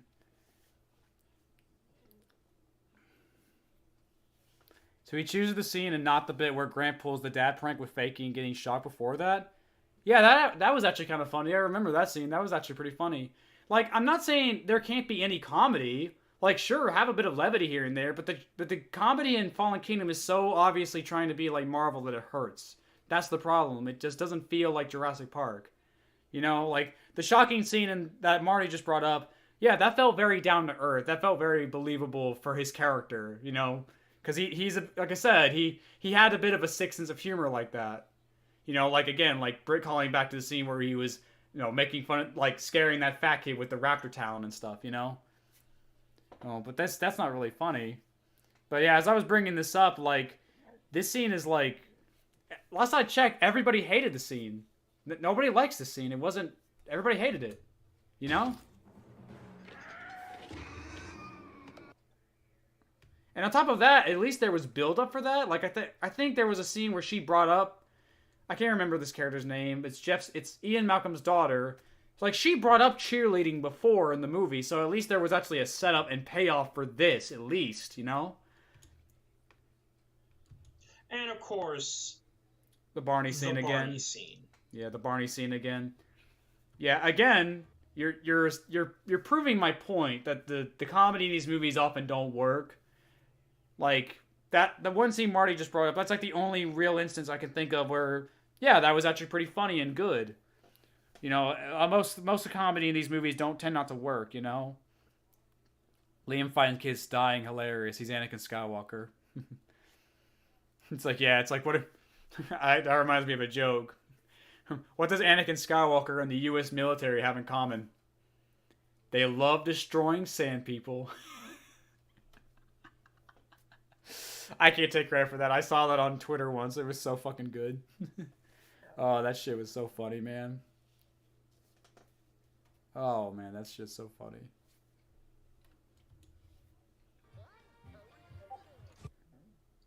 My point is that Jurassic Park movies have always had ridiculous stuff happen in them. For fuck's sake. And most people tend to not like those scenes at all. Your first example is not a good example. It's not a funny scene. It was very serious. It actually was a good scene because it actually had tension in it. The second and third scene, though, like, most people don't like those scenes. And on top of that, you agreed that the Barney scene is stupid. So, like, what's your point? You're basically agreeing with me that the comedy in these movies suck. Do you not remember that raptor getting blown up by a fucking RPG? That was pretty funny, I won't lie. Okay, admittedly, that was a little funny, not gonna lie. But even then, that in context at least made sense, you know?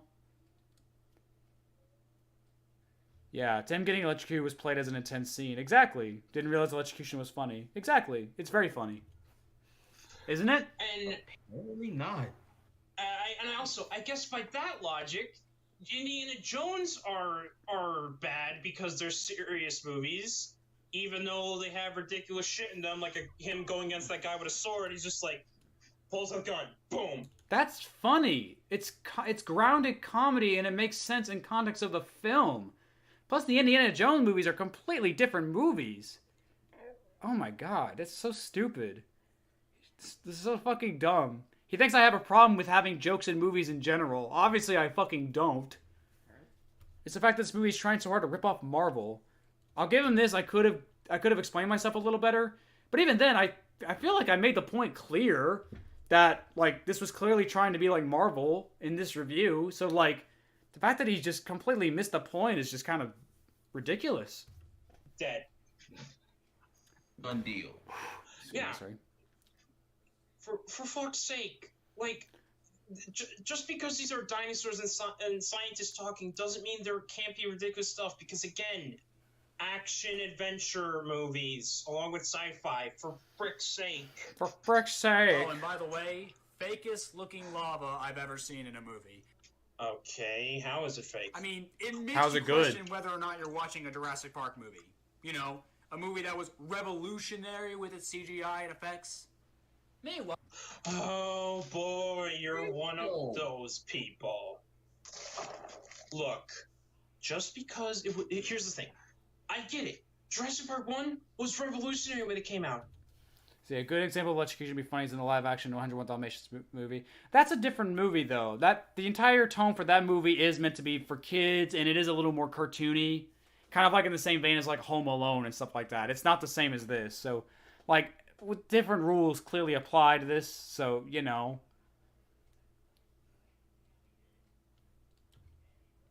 I get that. But so what? Like, what do you mean, so what? That's his argument? So what? So what if it's bad? So what? You could still like it, even if it's shit. And I'm like, okay, you could like it, that's fine. Why are you getting this mad over it then? If it's no big deal. How does this lava look bad? You don't, again, explain why it looks bad. Well, you don't explain why it looks good. You just say it looks bad. Again, that's not how criticism works. I don't know, man. You spent 3 years just calling me dipshit for or whatever reason, so you're not one to tell me I don't know how to review something. And again, you don't say why it looks good, so come on now. And this isn't even the worst case of it, boys. well, while Chris Pratting, Claire and Black Guy are trapped in the control room with a barred axe. Barred nix, this word. This is another joke. How do you know it's a joke? Because Liam didn't understand it. Baryonyx. Yes. Baryonyx. How is that hard to Baryonyx, pronounce? say it this isn't right. Parasaurolophus or Dracorex or Good lord. like Suchomimus or something. No, This is baryonyx. Yeah. How can you not pronounce it? Like, Joe, pronounce baryonyx right now. Yeah. Yeah, of course he's gonna say it right. Yeah. Baryonyx. No, I meant the other Joe. Baryonyx. Yeah, see? Even he can do it. Hang on, I'm messaging somebody real quick.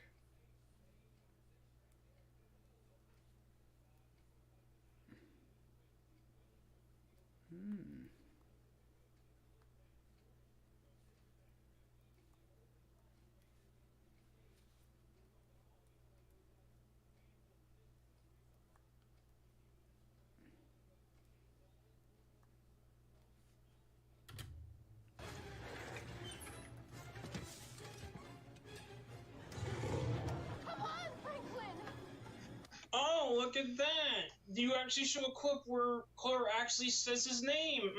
Yeah, well, nice job again showing that the movie even remembers their names. Good job. Talk about being a fucking petty asshole. Like, oh, look at that. The movie said his name, even though you said it didn't matter. Like, of course the movie said his fucking name. That's the movie's job. Good lord. Oh my god. Hang on. I'll be right back again. I'm gonna turn the AC on. It's getting a little hot in here. From all this sweat. Pent up aggression.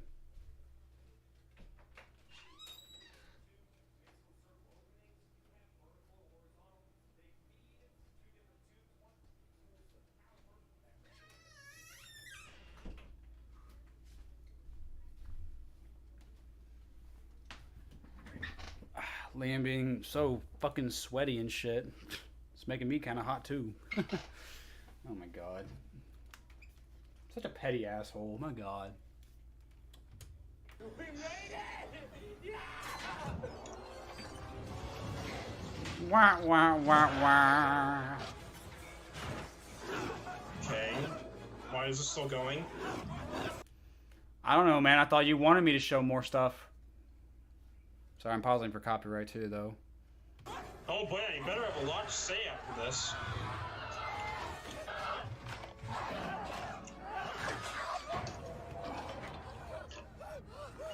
You know, I'm just gonna flat say it. The black guy should have died here. Oh god, here it comes. Here's where you accuse me of being a racist. Excuse me. Oh, he gets really loud here. Hold on, watch it. Beware. What?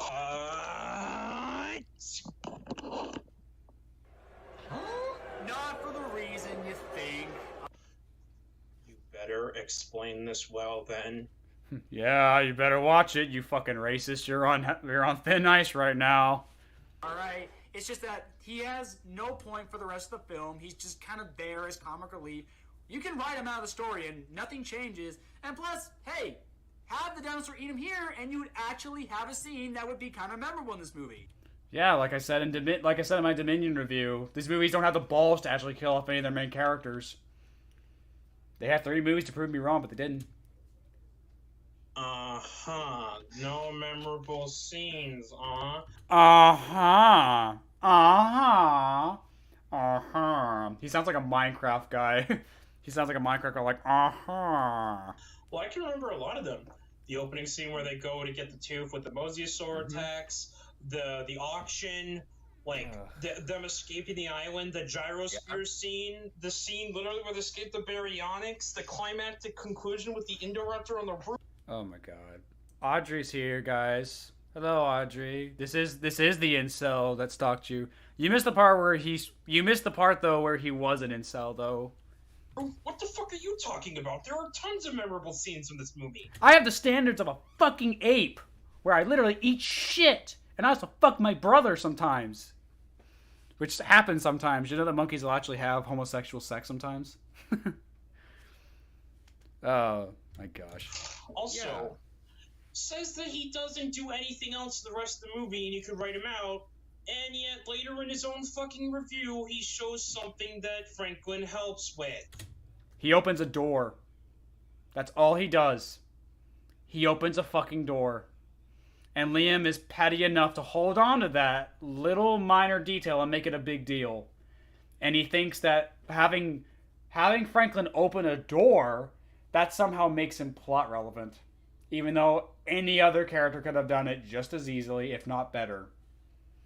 Hell, even in the scenes where he was relevant earlier, it's like, again, you could have had Claire open the door. You could have had the mercenaries hack the system. Franklin isn't necessary. He never was. Oh my god. Audrey, my pet. If I said yes, I wonder if she'll still talk to me. I'm kidding. No, Audrey's in the chat. She's Audrey Greywind. She's another YouTuber. She's in the chat right now. Oh my god. Oh my god. Funny, it'd be cool. And plus, you kill off a main character. That'd be kind of ballsy, right? Yeah, something these movies don't do. Franklin is not a main character. He's a sub-main character. As in, yeah. As in side character. No such thing as a sub-main character. I never heard anyone actually call a sub-character. Never heard anyone say a sub-main character before. Still has the words main character in it too, by the way. He still has focus, but he's not the main focus in the He movie. doesn't have focus. Also, how would him getting eaten be funny? Says the person who said that a child being electrocuted would be funny. Like, he thought a child being electrocuted was funny, but me saying that Franklin getting eaten alive would be funny, that's a problem. That would be a problem. What? What? I don't get it either. Like, Yeah. I guess maybe because he, in terms of going out in the field, is one of the least capable heroes, but I don't get what would be humorous about it. Also, Joe, I hope you don't take too much offense to this, because, get this, guys, Discord goat actually is black. That's basically him saying, like, what Razor said is pretty darn racist. So, to the black guy I'm hanging out with, because I have black friends, I'm not racist. You know, I want to make sure he's not offended. That's basically him saying I'm racist. Because I asked that the one black guy actually get killed. Even though it's a cliche for the black guy to always get killed in these movies. That's the thing. It's just a joke. That's all it was meant to be. Oh, good lord. He's a Subway character. There we go. So, I just wanted to let you know. I'm not being racist when I say that. Like, I respect Joe, I respect his culture and all that. Like, he's a cool guy. It's just, I just hope that what he said at first didn't come off as racist towards me, you know, Joe? Yeah, because Liam thought I was being racist because I wanted the black guy to die, even though all I was doing was making the joke that black people always die in these kinds of films, which is a real movie cliche. It's not racist to bring that up. Yeah. Moving on. So yeah, that's not just sexist he's called me. He's also made me out like I'm racist as well. How about that? Fucking dick. It's funny Liam makes a big deal for a character that doesn't do anything to the story. No, you're wrong. You're wrong, Mick. He does. He opens a door. That's clearly something. Sounds like you're not a real fan, in Mick69. Oh, God. Right? No. Yes. So Claire and the black guy escape the control room, and Reed and I with Owen all as the dinosaurs run from the eruption. I was shocked as frick when I saw this scene, by the way. Oh, of course you were. Like, this was intense when I saw it. Yeah, of course you were. Also, I should also make mention real quick, guys. I love how during this scene, this is a real side quick thing, hang on a sec. I just want to say I love that as the dinosaurs smash through the thing, I love how the music syncs up with them smashing through the tree. Just listen.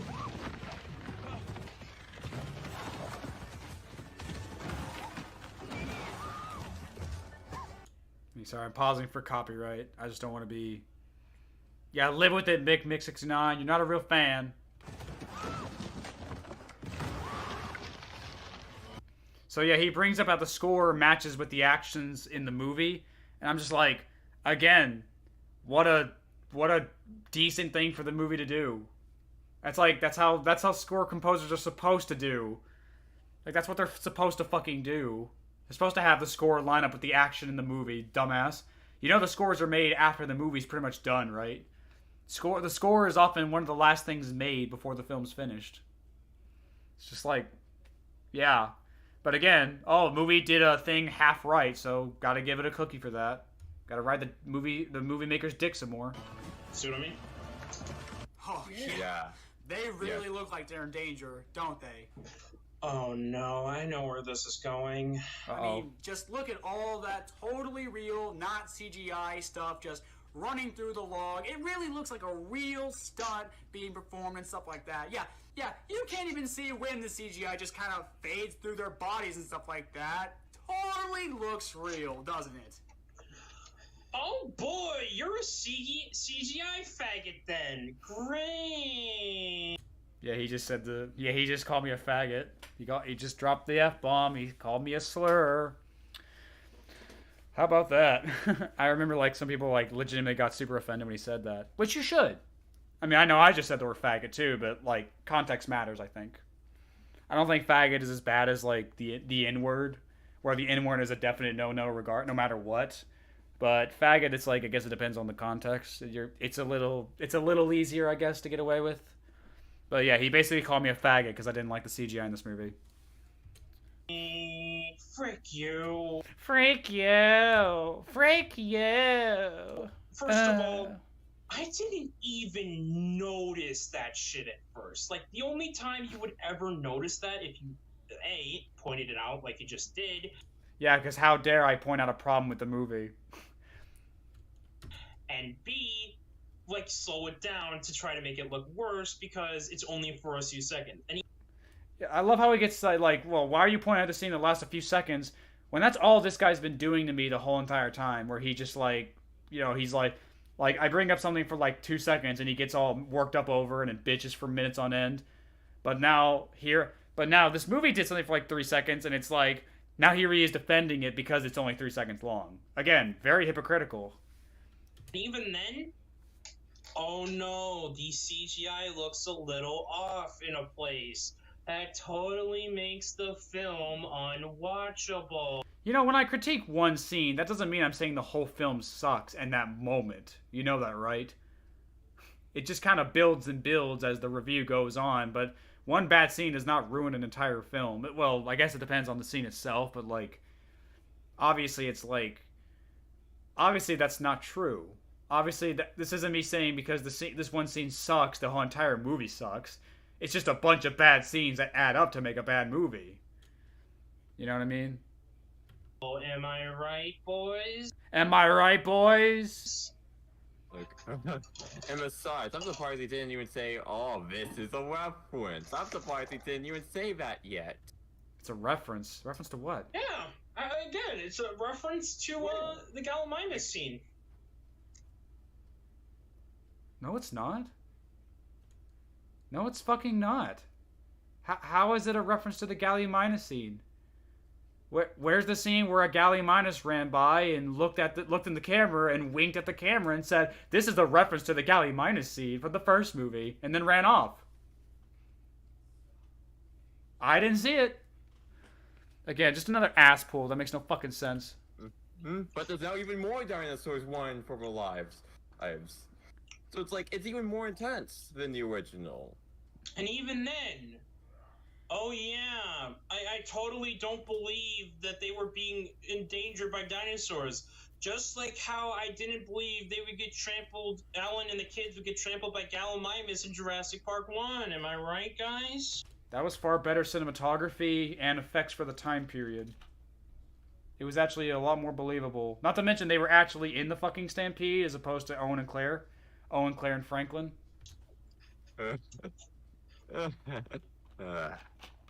Like, dude, so what if they use CGI?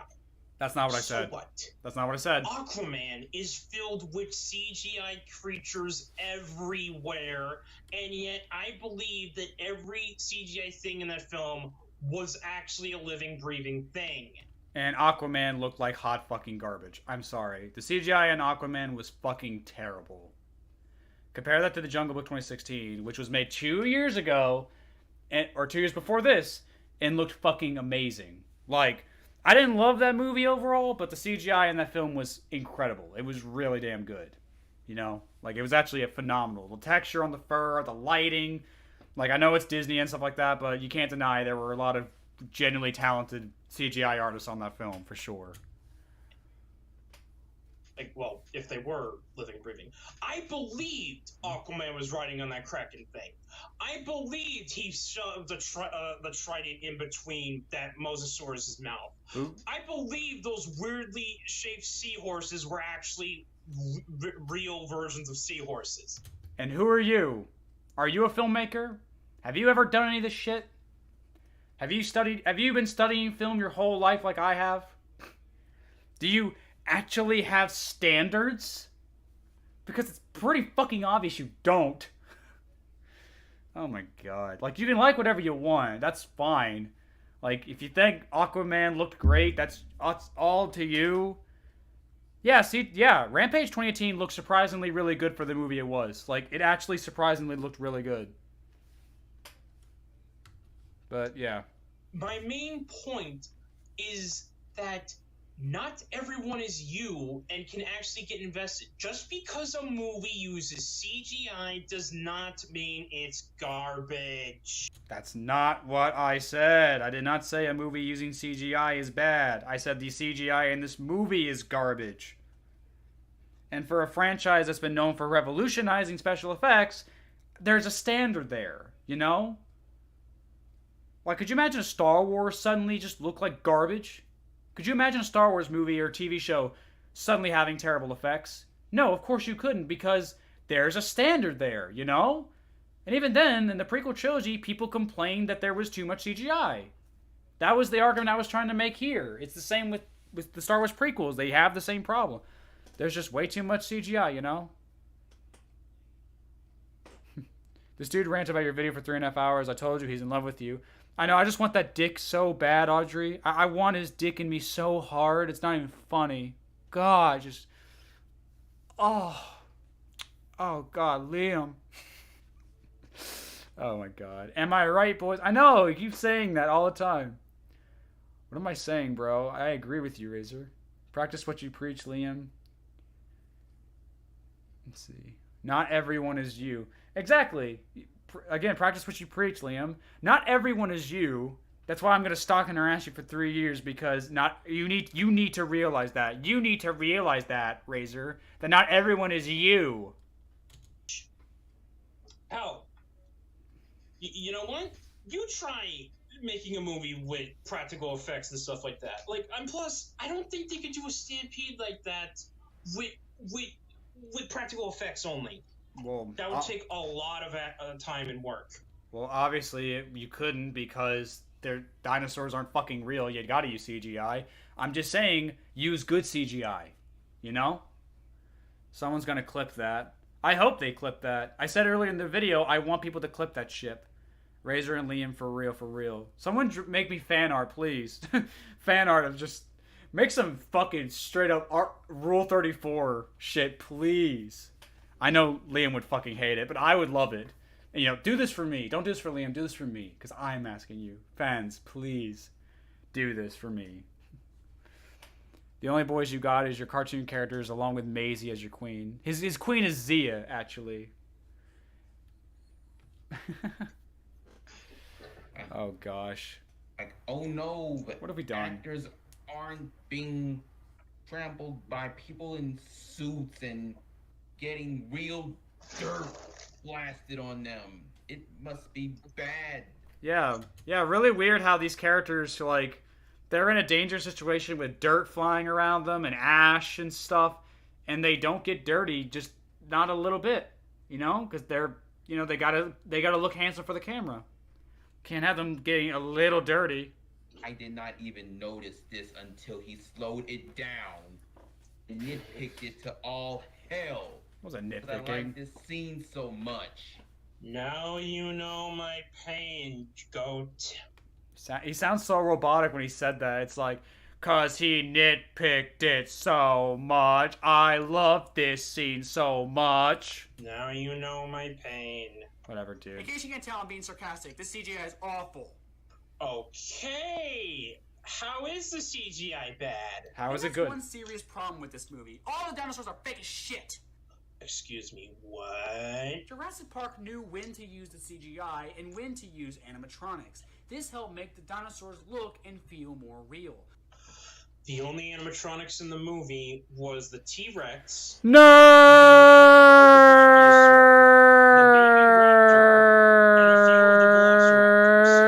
Other than that, everything else was CG. Whatever. Oh, yeah, Oh, and the Triceratops. And the Triceratops, yeah, I can't forget that. But other than that, that was all that was animatronics, and you never really saw them again after they appeared in the film. So, oh, and then Dilophosaur. I can't forget the Dilophosaur. Yeah. So, yeah. There were plenty of Also, there were still plenty of animatronics and this movie though. doesn't, considering, well, there was literally scenes where they have animatronics on screen. Barely. Plus, the CGI was incredible. It looked so real and holds up even to this day. Stop saying the same point over and over. Stop saying the first movie's good. To me, it's the fourth best. Yeah, for those who are still joining us, Liam said earlier, if he ranked these 5 movies, Jurassic Park 1 is the fourth best. The fourth. He somehow thinks Jurassic World 1 and Fallen Kingdom and Lost World are better than the first. I don't know how. We get it. Jurassic Park 1 was revolutionary when it came out. It was. But as I said again before, it does not hold up when you watch it on high definition releases. Oh my god. Like, I get it. It looked good for the time. Take off the freaking nostalgia goggles and realize this is outdated as frick looking. My guy, this is not 1992 anymore. 1993. Or the 90s. This is at the time of us recording this, 2021.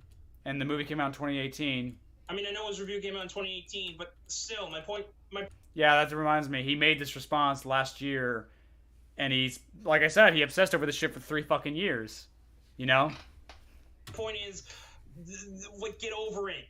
That's his argument. Get over it. That's his whole argument. Stop bringing up the first movie. Just get over it already, you big baby. Yeah, I'm the baby. I'm the big baby here, clearly.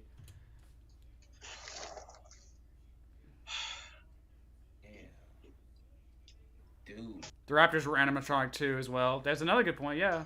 Do I need to mail him a calendar? But Take Fallen his ass Kingdom back goes to way overboard 1992. with it. Everything is CGI, and honestly, it looks terrible. Why does it look terrible? I'm about to say this. This is 2 whole years after the Jungle Book remake came out, and honestly, I can't believe that a movie CGI can look this shitty. How does this CGI look shit? Again, you're not saying why it looks shit, you just say it is. I just compared it to a movie that has good CGI. That should be enough. Again, show and tell. I just showed. And I said. Did you forget that we did this in elementary school? Elementary school? I don't know, man. Did you even learn how to say elementary right in elementary school? Like, this isn't just tell, don't show, or show, don't tell. This is literally show and tell, like I said. Like, I how just does it did. look bad? Also, I'm sorry, but your comparison between the Jungle Book remake and this does not work. Why not? Because guess what? This was by Universal, and the Jungle Book was done by Disney. What does that have to do with anything? Good CGI is good CGI. It doesn't matter who made the movie. Like what? See what? I mean, Universal's been around longer than Disney has. So if that's the argument you're going to go with, that makes it even worse. That a company that's been around longer than Disney has a movie that looks worse than a movie from Disney. But even then, that doesn't make any sense either. Care to explain? 2 different companies, and of course, different CGI studios. That doesn't mean anything. Good CGI is still good CGI. You're regardless. comparing apples to dragon fruits. Also, I find it weird that you used the Jungle Book remake because that movie, despite them using CGI characters, have more cartoonish creatures and not fully realistic characters in it because they're still cartoonish animals that just try to look more realistic. That is not true at all. The characters in Jungle Book 2016 look very realistic. They're very realistic for sure. Like, it's just like I don't even know what I'm to say. He doesn't even know what the fuck he's talking about. Both movies have about the same budget, so it's kind of crazy that one looks as bad as it is, and the other one looks amazing. Like if Jungle Book can look as good as it does with $170 million, then Fallen Kingdom can look just as good, if not better, since apparently it had a higher budget. Just saying. I heard CGI mammals are harder than reptiles since they have to animate hair, so that just makes it look worse. That's another really good point, you know? That's a very good point right there. Here, Liam mentions an animatronic, Linker. You weren't supposed to say that. Oh, man. And that's why they looked better and were able to express better emotions because of that, unlike a certain Lion King remake. Which didn't exist yet, so you can't bring that up. Right. Any thoughts to add in, Dom? Nope. Good. Especially a Jurassic Park film. Because nothing looks and feels real, all the suspense and terror that was so beautifully crafted in the first movie isn't even existent here. And yet, you only point out the fact that you only point out the fact that there's an animatronic once in this movie, even though there are multiple.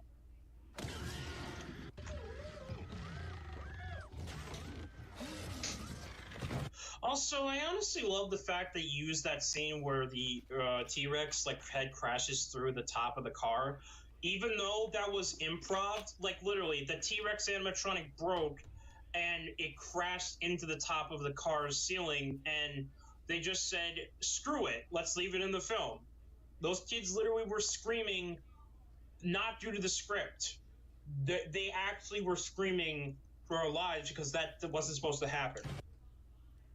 But it's still a good scene, though. And they still used an animatronic, and it was still very real looking. Am I wrong? That's the thing, am I wrong? He doesn't prove me wrong here, man. He's just like... Whatever, man. It looks fake, it feels fake, and this movie sucks. Hard because of it. Yeah.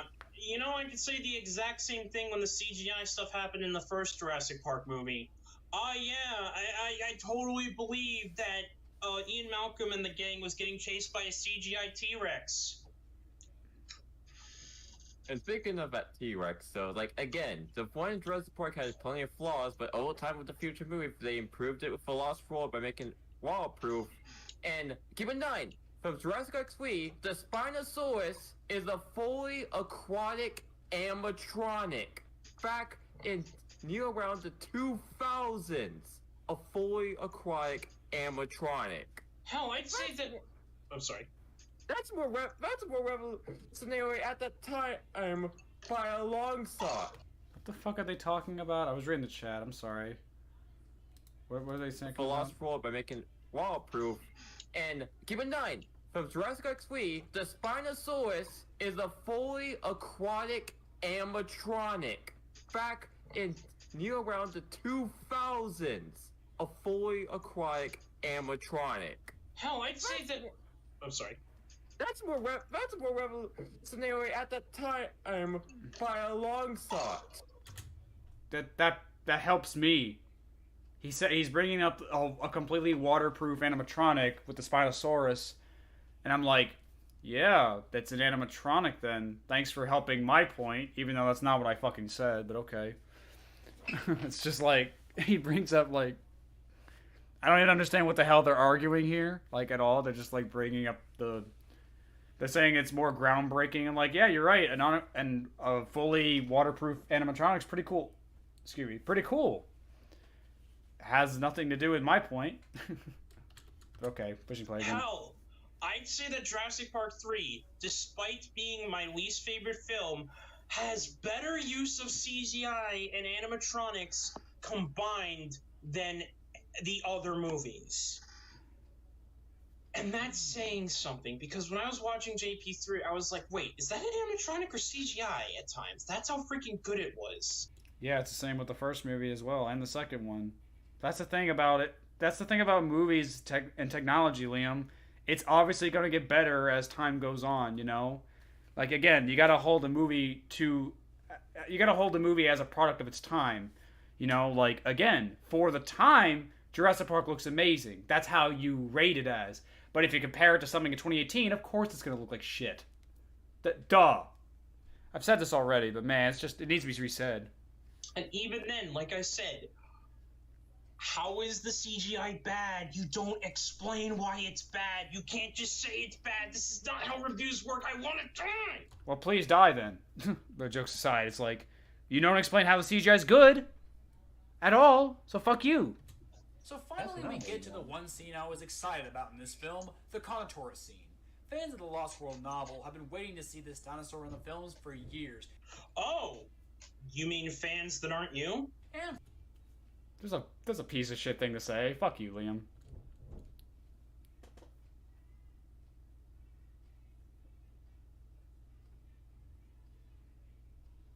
Fucking spam. for very good reason. While it had a pretty small role in the book, apparently it had the ability to camouflage itself, or at least it could in the arcade game. Despite its small role, though, it was enough to leave an impact and disappointed fans when it didn't make an appearance in the Lost World film. At least it came in the arcade. Also, you're not even gonna mention the fact that the Indominus Rex camouflage ability literally was part of the trait taken from the Carnotaurus from the book and put it onto the Indominus Rex. It's not the same thing, though. It's not the same. You know it's not the same. Don't pretend it's the same thing. Fucking, really? These fucking people. Ugh.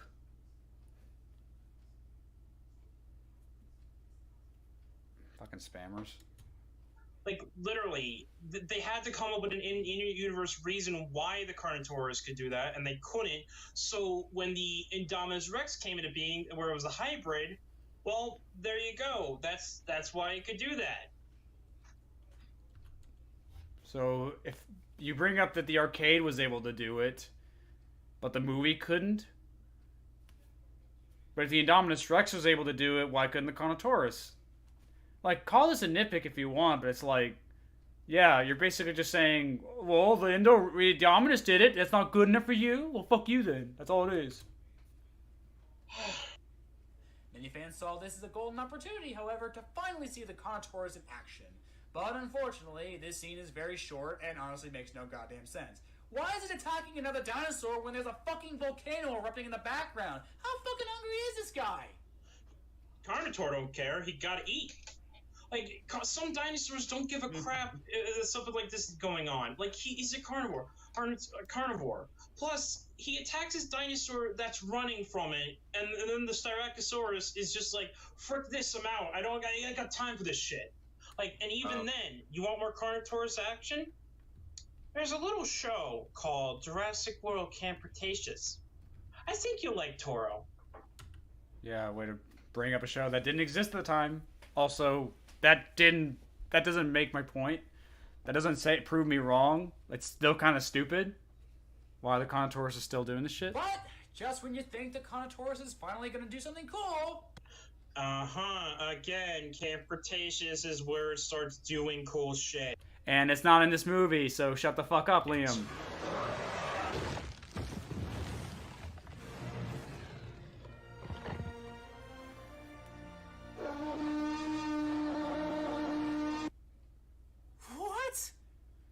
T-Rex suddenly attacked the Carnotaurus? What, did she somehow recognize Owen as the guy who trained Blue who saved her? I got you, fam! Oh shit, fuck this, I'm out! Oh, my ears! Ugh. But, I mean, that was the definition of cringe. Yeah, but yeah, sure just to explain earlier, just for you, Liam, that was a Sinosaurops, okay? For the fight what Carnotaurus was fighting. Oh, right. Sorry. And no, it wasn't because of Owen. It was because, again, remember what we mentioned about, this is a familiar scene? The T-Rex hunted around this grounds before in the original Jurassic Park. Nerd!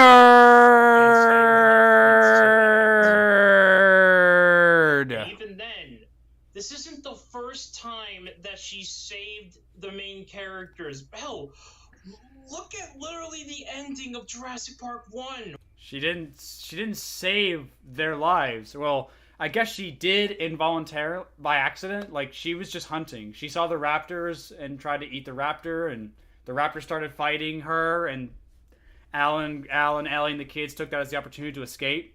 That's all it was.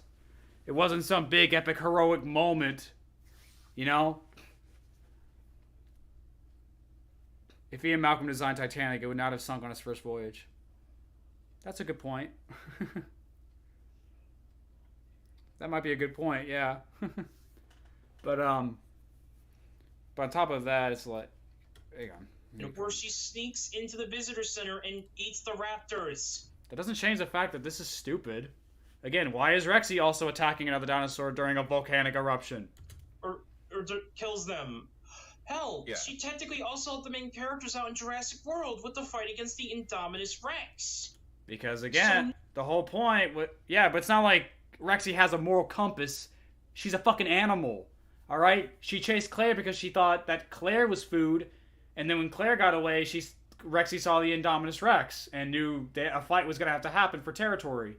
It wasn't because of some epic heroic moment, you know? It's just animals being animals. That's all it was. Nothing special. You freaking obsessed over this video for 3 years. Exactly. No, this isn't the first time she's helped the main characters. And even then, who freaking cares why she helped them? All that matters is that they get to live. Yeah, because the hero's gotta survive no matter what. Otherwise, we can't have a movie. Because that's not the definition of forced. Oh my gosh, really? So what? Also, really? The shockwave from the eruption is enough to scare the T-Rex, but Owen doesn't even fucking flinch. Plan out your scene so your actors can act accordingly. Oh no, once again, the CGI was off a little bit. What's the CGI? It was Owen. The CGI was actually on point in this scene. Everything reacted. You saw the trees blow back, the fire blow back, Rexy react to it. It was Owen, the one real thing in the shot, that didn't react. And the actor didn't fully act to how the wind was blown. Also, nice job pointing out something again I didn't even notice at first. How do you not notice it? It was right fucking there. Liam will be like Liam will be in New York one day, just like sitting at a table, having like a drink or whatever, and then he'll start hearing people running away and screaming, and some guy will say, "You gotta get up, man! You gotta get up! The Twin Towers, they're coming down!" Liam will turn back and go, "I didn't even notice that." Like, way to ruin my day, asshole. That's what Liam would be like. Like, I swear to God. Because he didn't notice it, that means my critique and me pointing it out is a bad thing. Not because I'm invalid, not because I'm wrong about it, but because he didn't notice it. I'm not pointing out the flaws, I'm ruining it for him. That's all it is. That's his problem with this. I'm not wrong, I'm pointing out a legit problem with a scene, and he's getting mad at me over it. That's all it is. I love how you actually explain it crystal clear and Liam still disses you for it. Exactly. It's like, am I wrong? Did Owen react and I'm just fucking blind? Because last time I checked, no. No, he didn't. Oh my god. It's so fucking stupid. Ugh, it's so fucking stupid, man. Wow, you are really looking for nitpicks. Because It's not a let me nitpick. ask you something. It's not a nitpick. Bad acting and bad direction is a legit problem. It's not nitpicking. At all. Does this prevent the progression of the plot? Does it have any major purpose to the story? Is it a major flaw with the film? Bad direction and bad acting is a major flaw, in my opinion. So yes. And guys, did you hear that? I said in my opinion. Sure you don't want to go? I'm fine. Okay. Put your little thing on the door and I won't bother you. Alright, bye. Dad's going to some barbecue or whatever with his girlfriend. I'm here. I'm staying here with you guys. But anyways, I was saying, it's like, I said in my opinion, guys, so you can't shit on me for it. No? Then shut the fuck up. You shut the fuck up, Liam. Like, Besides, when it was eruption, it would, like, if you hit a volcano eruption, like, that close, that would definitely hurt your ears. That would have been the exact same reaction for the T-Rex heel. Yeah, and Owen, if a T-Rex, a fucking 35 to 40 foot tall animal is gonna react, surely a 6 foot tall man can do it too. That actually helps me. Exactly. That would hurt the ears.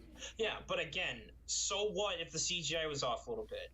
Like, it doesn't destroy the main plot of the movie or anything, so shut up. Good lord. So everyone runs for their lives as the volcano destroys the island, and they eventually fall off a cliff. Here we get the first genuinely good scene in the entire film. Yeah, this scene's It's all actually pretty done in one cool. shot, the actors are giving it their all, and plus, there's no awful CGI to distract us from the actual suspense of the moment. Even though you can clearly see the CGI dinosaurs swimming in the background. Yeah, it's in the background. It's not involving the actual stunt. It doesn't actually involve the characters themselves. It's just in the background. That doesn't count. Also, fun fact, I actually looked at the behind the scenes of this scene, and Nerd. guess what? This whole thing where they're sitting in the gyrosphere and all that, turns It's a green out screen. that was done in a blue screen set. Yeah, like a lot of these scenes are. You really think they dumped them in the ocean? Again, like everything around them is CGI. They aren't. Oh. Don't worry, I saw the behind the scenes too for Fallen Kingdom, so yeah. Also, not even gonna mention the fact that this whole scene was done in one take. I did. I did in one take. No? Not gonna mention that? Okay. I was legitimately kind of afraid they wouldn't make it out. Until Owen showed up, who should be dead.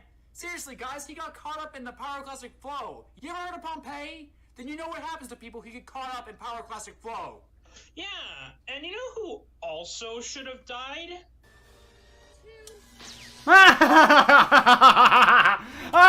Kid's getting electrocuted. That is the funniest shit I've ever seen in my life. Oh, he turned into a fried little boy. Funniest shit I've ever seen.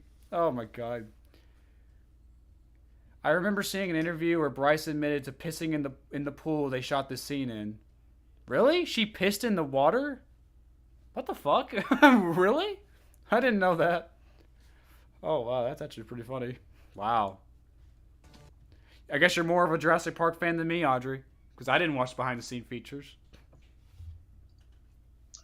Yeah, and even then, we don't fully know if that was a pyroclastic flow or not. If it was volcano ash, then all he had to do was just hold his breath and jump to the water below. It's pretty obviously pyroclastic flow. Like, if you've ever seen any footage of an actual volcanic eruption, you'll know that's pyroclastic flow.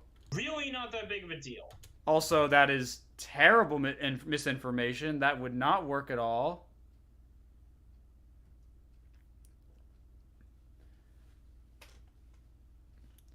Basically, it's like...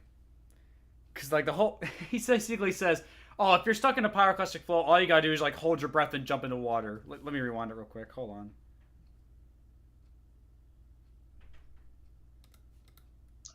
Yeah, and even then, we don't fully know if that was a pyroclastic flow or not. If it was volcano ash, then all he had to do was just hold his breath and jump to the water below. It's really not that big of a deal. Yeah, except that's wrong on so many levels.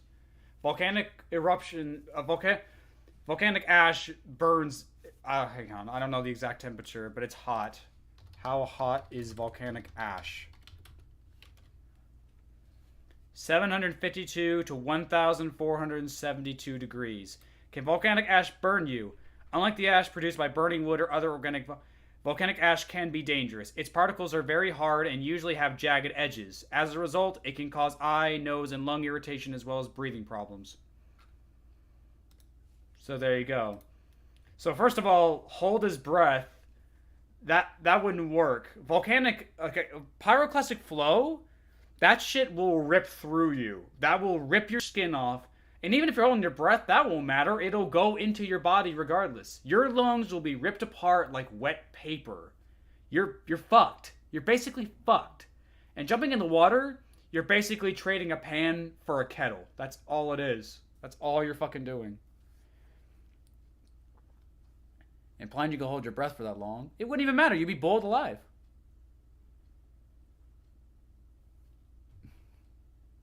Is now a good time to mention I've never even seen this movie?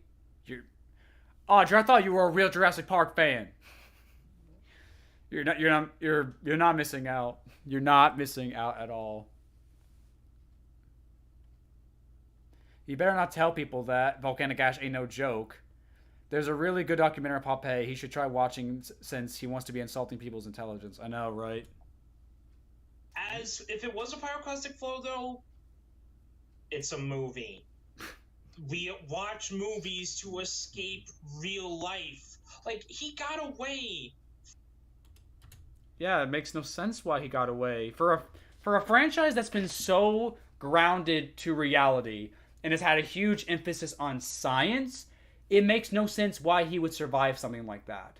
It completely spits in the face of everything this franchise has stood upon, you know? Involving the science and the themes of it overall. So to have him survive something logically that scientifically he wouldn't survive makes no fucking sense. So it's like, yeah, it's just fucking dumb. In a movie fashion, it's like how people can walk away from explosions and not flinch. Yeah, also, I love that's his defense for the scene.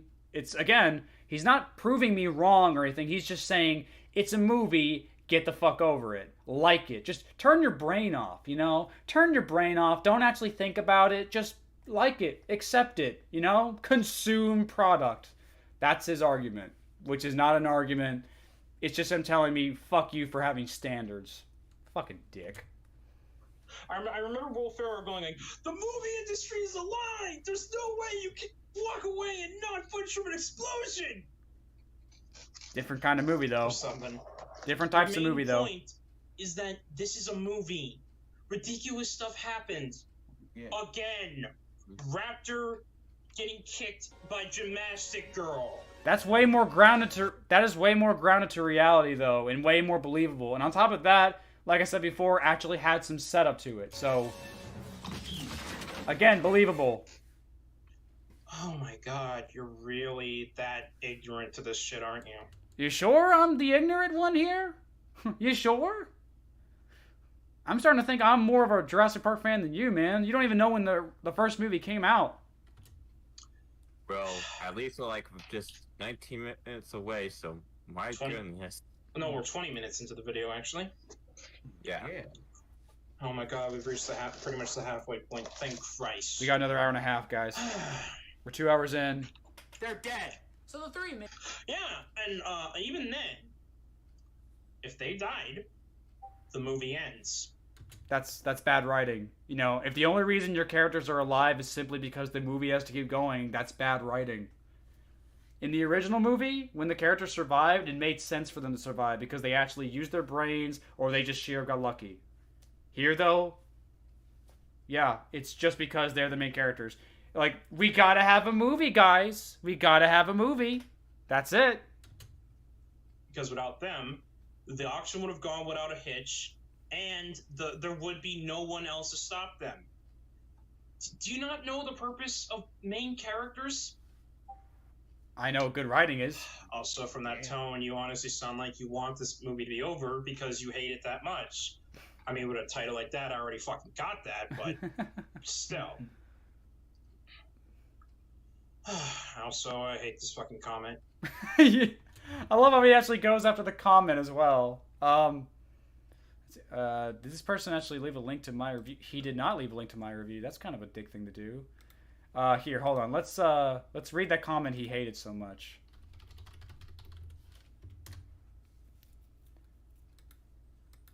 Hey, that's probably gonna suck. God, that audio. Holy fuck. It was this one here by Lisa Foot for 5. Yeah, this one right here. The movie just switched Claire and Owen's personalities. I thought Fallen World was just a copy of the original, and I was right. First Star Wars, then Crimes of Grindelwald, and now this. Like you said, this movie sucks, and it's probably my least favorite dinosaur movie. Again, the writing is bad, only much worse than Last Jedi. Yeah, that's the comment he hates so much. Also, I hate this fucking comment. Plot armor. Blah, blah, blah, plot armor. Exactly, plot armor. Plot armor is bad. It's a cheap trick. It's just a cheap writing tool. That's all it is. Worse than The Last Jedi. No. The best sum of this movie, it is so misunderstood. I don't get why someone would say that about a movie. It's not a teenager in high school. It's a movie. Like, no, you don't get it. My child is just misunderstood. You don't get it. Sir, like, lady, your child has a dead cat in his backpack. He's a little more than misunderstood. Oh my god, it's just so stupid. Using that term. Did he not sign in? Yeah, no, he's not signed in at all. Well, he's in incognito mode. The reason why he's in incognito mode is so I don't get ad revenue. He literally said that out loud in the video. Moana has plot armor, and nobody ever talks about that. Well, the thing about plot armor is every movie's kind of stuck with it, but it's up to the writer to know how to work with it. Like, good writers know how to work around plot armor to make it seem like, even though the main character has plot armor, you can still give tension to the audience to make it feel like they could be hurt or killed, you know? Like, good writers know how to make that work. You want to know a movie that made plot armor work? The first movie. But I guess that just makes me a purist, doesn't it? Mm-hmm. So misunderstood. So misunderstood, my child. Yeah, I can say that. Make it back to shore just as all the dinosaurs are being rounded up and shipped away. But just when we didn't hate these guys enough, it turns out that asshole. Oh, so you do acknowledge their animatronics? Yeah. Then doesn't that kind of make your entire tangent about there being only CGI in this movie practically pointless now? I didn't say there was only CGI. I said it uses too much. Open your fucking ears, Liam. Jesus Christ. Oh my god. And this isn't the only... this isn't even the only animatronic in this movie, as you'll soon see in a little bit. Also, it's almost like the scene is supposed to not only establish how sick and twisted Wheatley really is, but it's also supposed to help foreshadow what happens to him later. Cough, cough, death scene. Yeah, it's almost like all it does is make him feel more one-dimensional and cartoonish. But it leads to his death scene, as we all know. How he dies, that's a character trait. But yeah, Sergeant likes to torture animals. Yeah, because there are actual dicks like that in real life. Yeah? You're gonna feel that when you wake up. And I thought All for One was evil. Again, another joke. You wanna know how it's a joke? Because Liam takes it way too seriously and goes off on a tangent for the next 5 minutes. Wait, hold on. That guy from My Hero Academia? Yep. Yeah, that's him. So wait, Joe, you're a fan of that. Why is he evil? I think this guy gets it all wrong. I think he actually gets the information wrong.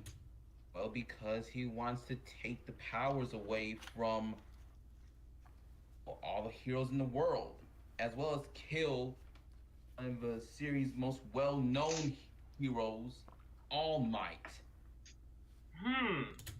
Again, he got that wrong. All for One is a absolute fucking maniac who just wants to take over the world and cause chaos. That's his whole entire shtick. Also, when it comes to killing All Might, no, he kind of changes his mind about that. He did want to kill All Might, but when All Might expanded his quirk and couldn't use it anymore, All for One decided, actually, that's a better punishment for him, because now that he can't use his quirk anymore and can't help any people, now he has to live in misery. So I'm all good with that, because All for One is a literal sociopath who literally gets a kick out of watching people struggle. Like, you know, it's the main reason why he raised Shigaraki to become his pupil, because Shigaraki killed his entire family and was an orphan on the streets and stuff like that. and basically was just a lost soul who could have been saved, but he's a good reflection of how society doesn't give a shit about certain people. You know, so it's like, but long story short, that's not what he wants. He doesn't just want to steal quirks and, you know, kill All Might. He wants to take over the world, cause nothing but chaos and all that good shit because he's a fucking sociopath. And a damn scary one at that. But again, they're missing the entire point that this was a joke. It was hyperbole. Obviously, this cartoonish, one-dimensional guy who steals teeth from dinosaurs is not on the same level as a sociopath who can literally take over the world. It's a joke. That was the gag. That was what made it funny, you know? It's like comparing fucking, I don't know. It's like imagine if I went into a store and stole candy from a baby. It's like comparing someone who stole candy from a baby to Hitler. That's what I'm doing here. That's the gag. That's what makes it funny. You know, but they just fucking went right over their heads, man. Shit. Okay. But how does that make him why is this a good example? It's a joke. I mean, literally, you're comparing a guy who just takes the tooth from Dinosaur just to make a necklace because he's a sick bastard that has twisted personal hobbies in mind, to a guy that's literally threatening the entire world of My Hero Academia. I haven't even seen My Hero Academia. Yeah, clearly. I can understand why this guy's goal is bad. Except your friend was wrong, so you have misinformation fed to you. He was trying to make a joke. It fell flat in the surprise. Also, once again, proving how much of a nostalgia critic wannabe he is by basically doing an exact same tradition. How is that? Would do. Think about it. How is that? He plays a clip, he does a joke, and then shows an image related to what he's referring to. Again, nostalgia critic doesn't own that. A lot of people do that. It's a niche. Oh my fucking god, it's so stupid. Bakugo is a murderous brat and people love him, while Mineta is perfect yet people hate him. Well, Bakugo actually went under a pretty cool redemption arc in the manga that we'll see more in season. We're probably gonna see it in season 6. But yeah, Bakugo's actually grown a lot as a character, like especially in season 3. Yeah, so like by season 7, you actually see that development in season 5, and he actually grows even better in season 6. You'll see. Like I said, I'm not going to go more into spoilers, but you'll see it. Where have I seen that before? Yeah. But yeah, just briefly though, the Baryonyx, so it's sort of similar to the Jurassic Park, like the 2015 Jurassic Park arcade with the Spinosaurus of how you capture it. But again, that's an arcade game and it's not canon. So. It's similarity, but not canon. Oh, it's funny you bring up something that's non-canon, because he's going to be doing that soon as well. Oh, whatever, man. So the three make a run for the boat right as it's about to take off. Fortunately for our heroes, this dumbass thought it'd be faster to run than drive a truck. Well, no shit. He's already a good distance away. Why would he want to go back to the truck and start it up? It's just convenient. As literally, he doesn't want to get left behind. Plus, he'll get it faster. And even then, it's one fucking truck. Like, what? They got tons more on the truck. Like, one is perfect. Did you hear what he said? They got plenty of things on the. They got plenty of trucks on the truck. He called the boat a truck, guys. Again, these fucking spammers, man. Shit.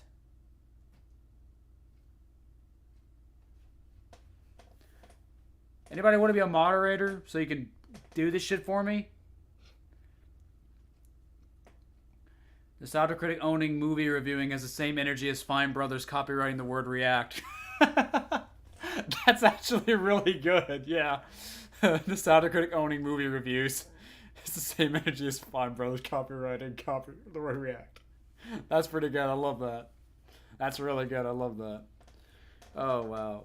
I only watched a little bit of My Hero, but I don't act like I know the show when I haven't fully watched the seasons. Yeah. There's tons more trucks on the truck. Oh my god. Quickly find to lose. Like, goddamn. Just shut up. I love that tone he has right there. It's like, just shut up. Just shut up. Like even he realizes it's such a stupid thing to fucking complain about, you know?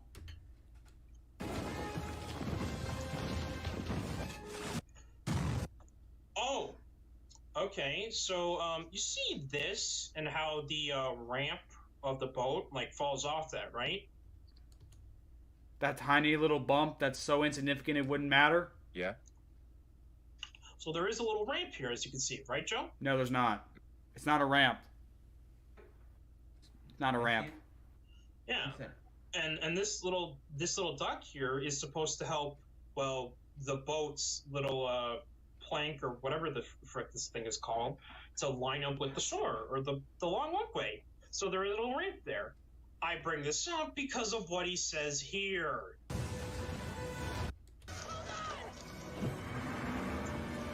Yeah, except there's no ramp in this shot. There's no ramp here at all. And there's no ramp here. He's trying to make an argument there is a ramp there, but it's clearly not visible in either of those shots. So even if there was a ramp in the scene where he pointed it out, which there wasn't, for some reason they removed said ramp in these two shots here, which doesn't make any fucking sense. Bullshit! Where's the ramp there? How the hell did the truck lift up like that, like it jumped off a ramp when there's clearly no ramp? Yeah, there is no ramp. When you blatantly fucking ignore it. I love how he accuses me of blatantly fucking ignoring it when it's clearly not there. Right in front of us. We're looking dead at it and there's nothing there. There. Also, do you see Bigfoot there? Do you see Bigfoot? Oh, you don't see Bigfoot? Then you're clearly fucking ignoring him, guys. Way to be assholes. Huh? You know, I'm honestly shocked you actually try to make the CGI look bad by slowing it down, and yet you don't even try to go back and look at a scene to try to get an answer for it, and you just say, there's no ramp. There is no ramp! What are you talking about? I don't see a fucking ramp, do any of you? Like, there's clearly nothing fucking here! Am I just fucking blind again? I don't get it! He's telling me to find an answer, but like, the answer is, no, there's no ramp there. That's the fucking answer. It's just like, good lord. Oh god, so dumb. And then move on. Hey, I only have one thing to say to this review so far. Hey, how you doing? I'm fine. I lied. I'm dying inside. I know that's just one little scene, but no, it's stupid. They're dead. They're not making it off that island. If anything, they crashed in the ocean and drowned. Again. So yeah, you really want... Yeah, look, there's no ramp in this shot either. No ramp in this shot either. Whoops. These guys to die because then you don't have to review this. Hang on, sorry. I'm rewinding it just a little bit. Because then... Hang on, look, that's not enough. The ocean and drowned. Again. So yeah, you really want these guys to die because then you don't have to review this movie anymore. Nice to know you're a fucking dickwad. Jesus. Oh, what? Oh, you want the movie to be done? The fact that he hasn't taken this review down yet. Oh, he deleted it. Someone else re-uploaded it. We're watching a re-upload. Yeah, he deleted the whole thing. Because people were giving him shit for it. That's it. That's the only reason he deleted it. Not because he regrets what he said, but because people were giving him shit for making it in the first place. Which, like, what did you expect? You know? Make it abort, of course. They're the main characters. Of course they're gonna survive. Because we gotta have a movie. Duh. We then get the one scene everybody points to when they say that this movie is good. What do you mean by that? Well, what I meant by that was, like, everybody uses this one scene to say the movie's great. It's the one scene everyone phrases, and they treat it like the whole movie is amazing because of this one scene. I will say this much, though, and here's another spammer. Fuck you, dude. Get out of here.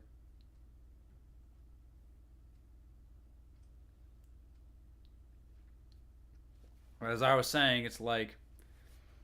But yeah, that was my point. Everybody was phrasing this one scene. I will say this much, though. I definitely don't agree with myself here anymore. If anything, I actually like the idea of them killing off the first Brachiosaur now. Like, it actually makes sense to do so, you know? Like, I actually get the representation of what the scene was supposed to be now. And I mean, I got it the moment I saw it. I understood it. But for me at the time, it just felt like cynical. Like the only reason they were doing it was for nostalgia baiting and nothing else. But it's like, I don't know. I kind of like, I guess I kind of get it now and I kind of do like it. I guess so. So I'll give Liam this much. Yeah. I don't believe in this anymore. Wait. This is the only scene that people point to. It's the only. Say this movie's good. It's the scene most people do. Implying that there are people that like this movie and think it's good. Implying that people are different and can actually like this movie. Yeah, I've said that before. Dumbass. I'm gonna drink bleach now. Oh, please do. Drink the fuck out of it.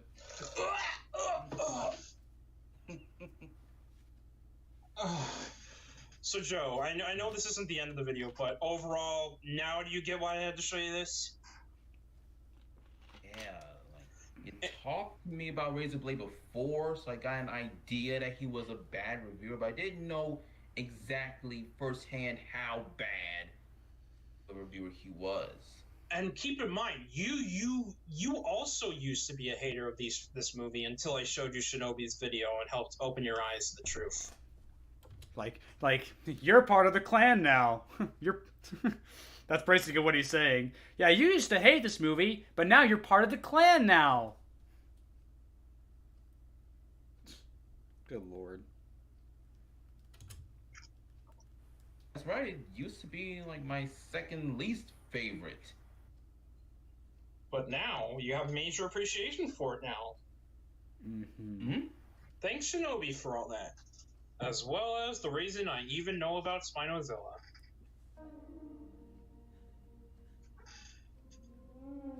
Oh, this still pulls on my heartstring, guys. Oh, it's so sad, guys. Yes, I actually cried.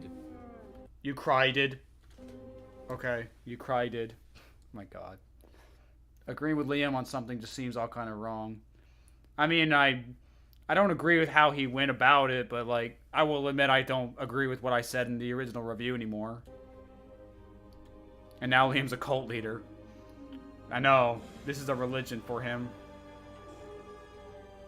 Sorry, I'm pausing for copyright. I just don't want to get copyright claimed for this video. That's all it is. Yeah, real sad, isn't it? Mm-hmm. So remember earlier in the movie when we saw the Brachiosaurus in the middle of the park, and apparently that was the same Brachiosaurus that Alan Grant and Ellie Satterley saw in the beginning of the first movie? Yeah, it's dead now. That is the same one. So again, I don't agree with myself here anymore. I changed my mind. My argument here was that... My argument was just I didn't like how cynical it felt. You know, they were just doing this for the sole purpose of nostalgia baiting and nothing else. You know? But I will admit, like, I don't agree with this anymore. And I don't know why they made it that way. I really don't. I probably wouldn't have cared if this was just some random Brachiosaurus, but no. They deliberately made that the original... What, did he pause it? Brachiosaurus, because... Oh yeah, they paused it. I guess you'll get more of an emotional connection if it's the same one, even though nothing in the movie really... tells us that that's the original Brachiosaurus. You had to look that up. Oh, no, you don't. You can already tell it's the same one by the fact that it does the exact same thing that the first one does, and considering that this is a Jurassic Park movie and a majority of people seeing this are Jurassic Park fans, they'll more than likely get the reference. Again, oh, he brought up fan again. He did the fan thing again. Add that to the counter, guys. It makes no sense. It's like, it makes no sense to me. So while all of you are crying at this scene for being so heart-wrenching and stuff like that, I just kind of see it as a manipulative dick move because somebody had to literally kill my childhood. I mean that literally. They literally killed your childhood. That was the dinosaur from your childhood, and they literally killed it on screen. For nostalgia baiting. No reason whatsoever. Other than to grab you. Just grab you. Grab the tears in your eyes and just drink them like Eric Cartman after... chopping his bully's parents up and making him eat them. Just like that. So here we go. Boy! Shut your fucking goddamn mouth. Triggered! The fact that you missed the entire point of that scene proves how much of a Jurassic Park fan you are not. Add that to the counter. The reason that Brachiosaurus died and did that is because the park is gone and Jay Boyana, the director, wanted to send it off with a sad moment. Yeah, even though the dinosaurs just almost killed all our main characters. Kind of tone of whiplash, if you ask me. Look at the first Jurassic Park. It began with the Brachiosaurs, with Alan and Sadler seeing it, and then we get to Jurassic World Fallen Kingdom, and the island ends with the Brachiosaurus. That's why they did it. Before you talk about saying that, oh, we see the raptor up to in the first movie, but it's barely, like, briefly. Like, you don't really get to see the raptor good side. It's mainly the Brachiosaurus. Yeah. Firstly. And once again, 25th anniversary. Nope. Missing the point of the reference shots. Nope. Like, keep in mind, Jurassic Park was in development hell before Jurassic World came out. Probably explains why it was so shit. I was just thankful we got something at all after all those years of waiting. He's basically admitting that he's just happy he got something Jurassic Park related because he's just that much of a fanboy about it. That's all it is. Oh, man. So, and also, the fact that you've basically told us that we're fucking idiots, basically, because we felt emotional. I mean, yeah, I didn't say you were stupid. I said you were manipulated. That's not the same thing. The reason we felt emotional was we got the point of that death. Oh, and last thing I'll say this before, like, we move on. Gotta love the bullshit excuse of, this killed my childhood, this movie sucks. I will admit that was a dumb line. I should never have said that. I'll give it that much. Then, buddy, you must have had a pretty pathetic childhood because you oh no! The first dinosaur we saw is gone. At least I don't hang out with minors to try and pretend to be a kid. At least I hang out with people my fucking age. Again, you're missing the point of why it died. Even you figured that out, didn't you, Joe? That's kind of insulting to Joe. It's like, even you figured that out, right, Joe? Don't be an idiot. Yes. Even back when I didn't really like this movie, I totally understand where they're trying to go with this scene. They're just blindly going along with it. Just being destroyed by the volcano. It was so tragic. Also, anything to add in, Dom? Because I know you probably do. But yeah. You seen it when the island started? The Brachiosaur was shown how the island started, and it should have been the same way how it ended. Guys, I'm calling it here. This, along with what he has to say about the Indoraptor's design later, is without a doubt the worst points I've ever heard. In fact, this is reminding me too much of Amanda the Jedi. Please fucking don't. Owen and Claire are able to hide amongst everyone by wearing hats. Because that's what hats do, apparently. Nice to see you literally stole the exact same bullshit point that Nostalgia Critic made. I stole a point. Maybe we're both right. That's all it was. Like, I don't know how you steal a point from somebody else. Like I could accuse you of stealing points from Shinobi 03 in pop culture. Like, that's since clearly, like, you keep quoting them all the time and bringing up their reviews and stuff. So that's so funny. It's like when you're using stuff from other critics, it's fine, but when I steal points from other critics, that's not okay. Yeah, that's real fucking fair. It's so damn fair, right, guys? Am I right, guys? Am I right, guys? Am I right, guys? Am I right, guys? Am I right, guys? Am I right, guys? I don't know what happened to me. Oh my God. You are scum at times, and I hate you. And despite going on and on about saying, like, oh, I I don't hate your RaisorBlade. He just said that right there. He just admitted he hated me right there. And also, he also got this right here from Marty. He told me this himself, but the entire response video he made towards your review, he admitted to me in private that the entire motive he had for doing so was specifically because of his hatred for you in particular before anything else. Whoops-a-daisy. Way to oust yourself out there, idiot.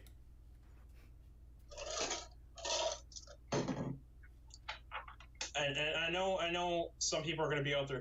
Why are you being such a douchebag to him? Yeah. Simple. He's been doing it too much to me in the comments that I've responded with before. And yeah, I'm giving you what the fuck you want now, Razor. I'm giving a goddamn response to show you that I actually know a thing or two about film criticism. Sure. So yeah, I'm giving you what you want. You only brought this upon yourself, man. Yeah, that's what this is. He basically, I love how he openly just admits right there in the response. This is the only reason he made this. The only reason he made this whole thing was just because I dared him to, and he did this out of spite. So if anything, that kind of undermines the entire response, if you really think about it. Because, here, I'm going to switch to this, because this is going to be a long one. Basically, by admitting that in the response, he basically undoes the entire response. Because he made it very clear the only reason he did this was out of hatred for me. Out of spite for me. That's it. So now, basically every single argument he's got in the entire thing has nothing to do with logic. Has nothing to do with anything. There's a reason why he keeps bringing up Shinobi 03. It's because I said Shinobi 03 sucked. There's a reason why he keeps bringing up Nostalgia Critic, because, you know, he hates Nostalgia Critic, and Shinobi 03 hates Nostalgia Critic. You know? It's all kind of connected. He notes the fact that I mentioned this in my first negative comment video, that I brought up the Jurassic Park fan base, and I brought him up for the first time. And it's like, yeah. You know? It's like... But for me, it's like, he brings... The moment that he said that, he undermines the entire thing, because now, literally every argument he makes in the entire response isn't tied back to the website, or Shinobi 03, or Nostalgia Critic, or his friends, or anything. It all comes down to one reason. Fuck you, RaisorBlade. What, you thought the CGI is bad? Well, I thought the CGI was great. You wanna know why? Because fuck you, RaisorBlade. What's that? You don't like the characters? Well, I thought the characters were amazing. Especially Zia, the strong female character. You know why? Because fuck you, RaisorBlade. Oh, what? You didn't like this one scene? Oh, you're just nitpicking. Fuck you, RaisorBlade. It's all that crap. It's all the same shit. This is the only reason. Every reason he has to defend this movie is simply because fuck you, RaisorBlade.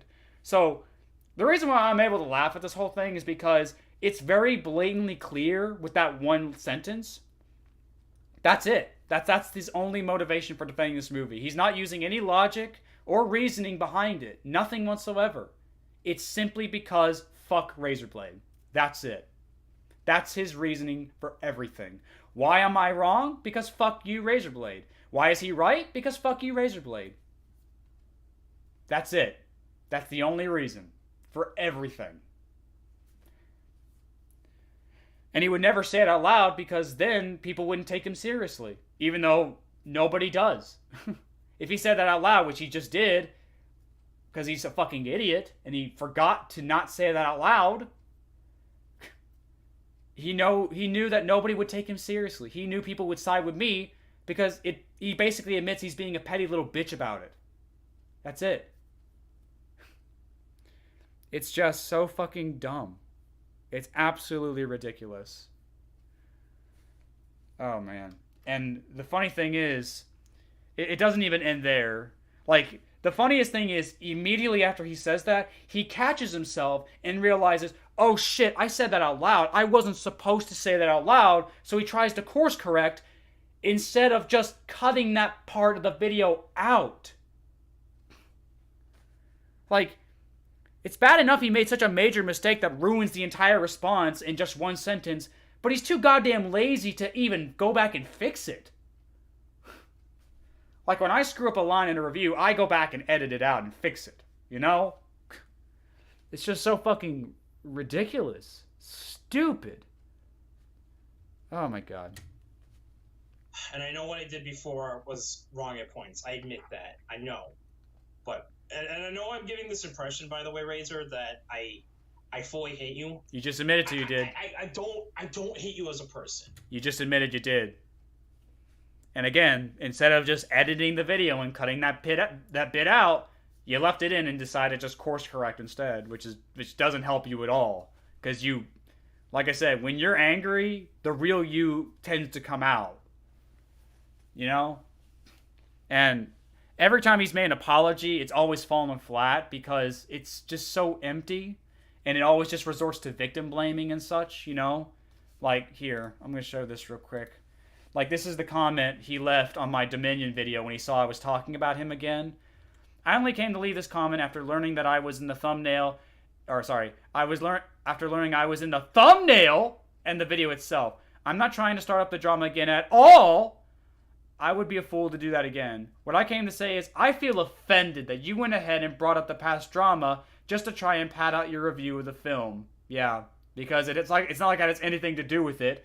It's not like none of my fans would actually want me to talk about that when it was a big deal. I also take offense at the fact that you unlisted all of your old videos on me, thus signifying that you wanted to move on as well. And then you not only unlist them, but then decide to bring me up here. Yeah, because fuck you, dude. You're an asshole. Also, you're talking to kids, so fuck you.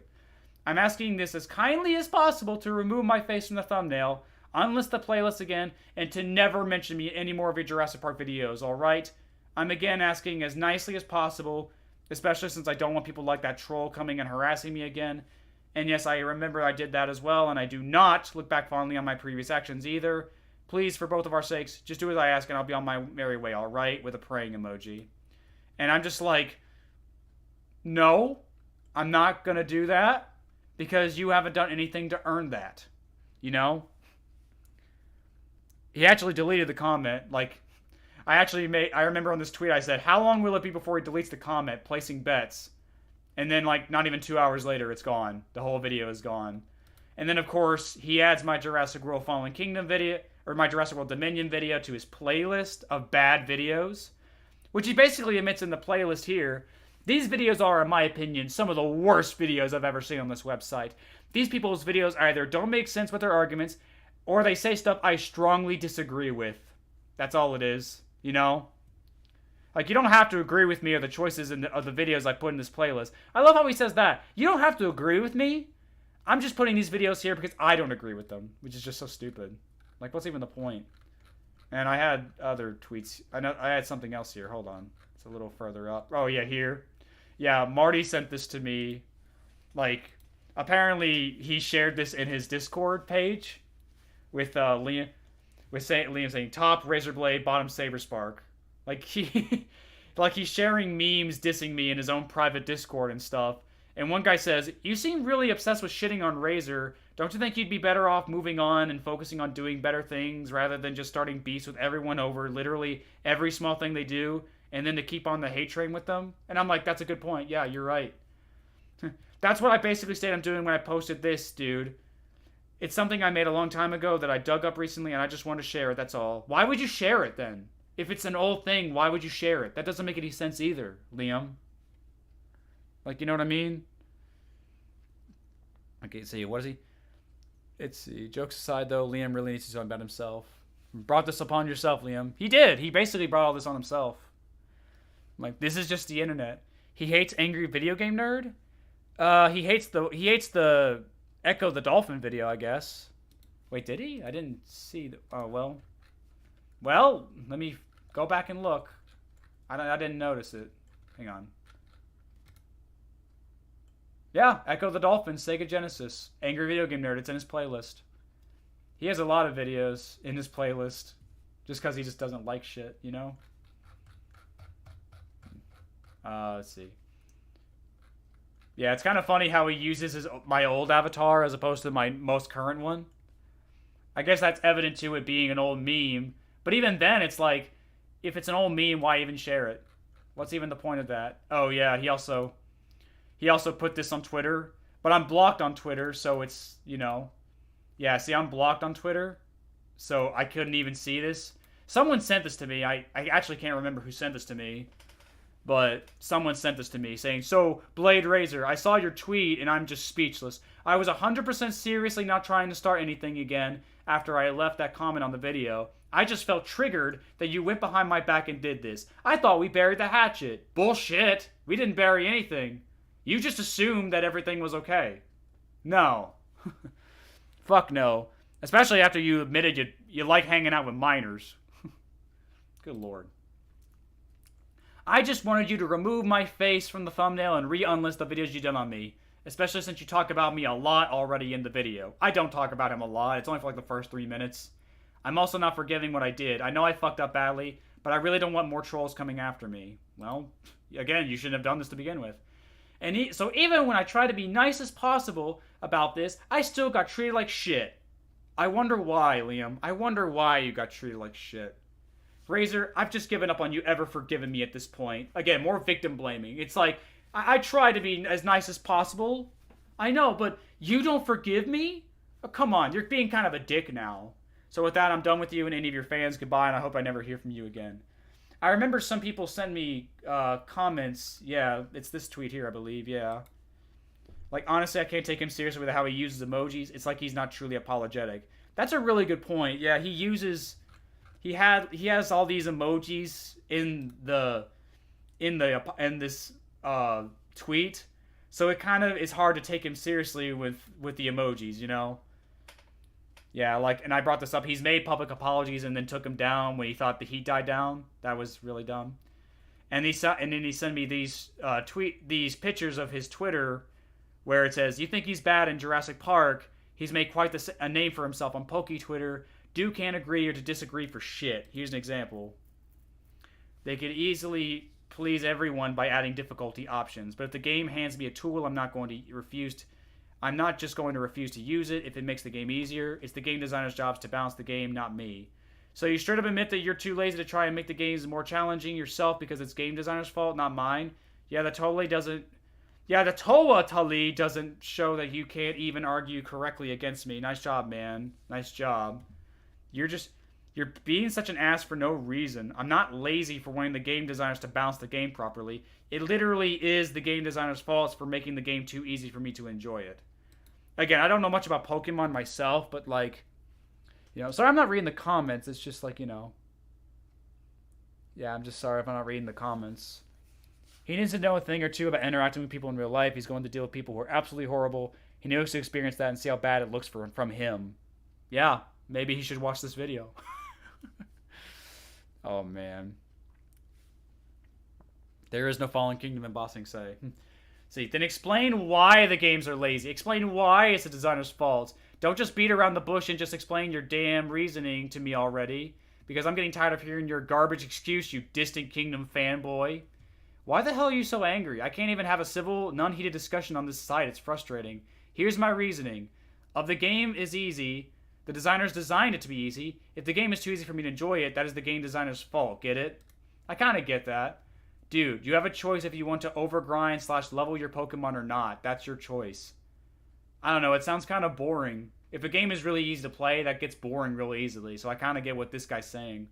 I don't need to, though, because I two-shot everything with my starter regardless of if I do it. Maybe I'll need to switch into another Pokemon to circumvent a type advantage or to stall a Dynamax Pokemon's timer, but that's still basic strategy, not hard at all. Still not showing proof of your claims, by the way. You just have a bunch of hot air coming out of your mouth. Well, so do you, Liam. You're not exactly disproving him. And with that, I'm not tired of hearing your BS, so now it's time for you to get... There's a random black guy, so I don't get that. And here's another one. Oh, him, you know, the guy who kept dodging around my questions to the point that it became painfully obvious that he couldn't back himself up with actual evidence and just continued to use weasel words. He acted like he knew what he was saying, but in reality didn't. Well, again, it's not like you actually proved him wrong, Liam. He admitted time and time again that he was basically being lazy to find proof to debunk my claims, and that's what also drove me to insanity. Yeah, lazy, you're not exactly one to say... You're not exactly one to call it laziness, Liam, when in the response video, this is what you call a good video, man.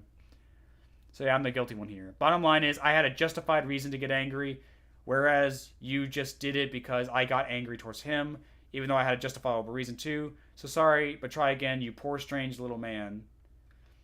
This guy then says, for context, this is over a disagreement regarding the having a toggle switch in a Pokemon game.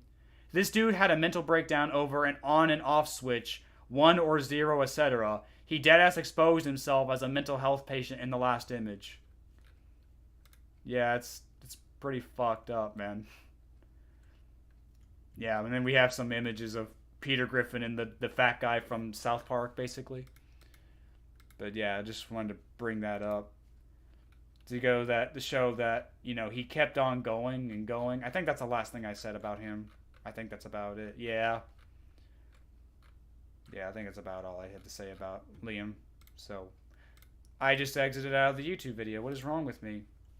I'm sorry. Here, I can go back. Here we go. Hey, that's probably gonna suck! Oh, this is my review. Whoops. Here we go. No, this is the live stream. That's the live stream. Here's the video. Sorry about that. I just fucked up. But oh yeah, it's just so fucking such a terrible petty person overall. He should hang out with majors, not minors. Yeah, if he actually fucking left his house, you know? As a person, like I said in the Here, I'm gonna rewind it a few seconds, like right here. I know, but and I know I'm giving this impression, by the way, Razor, that I fully hate you. I don't hate you as a person. Like I said in the beginning thing, I said at the beginning of the video. Mm-hmm. You seem like a nice guy to talk with, like mano a mano, and discuss thoughts or something.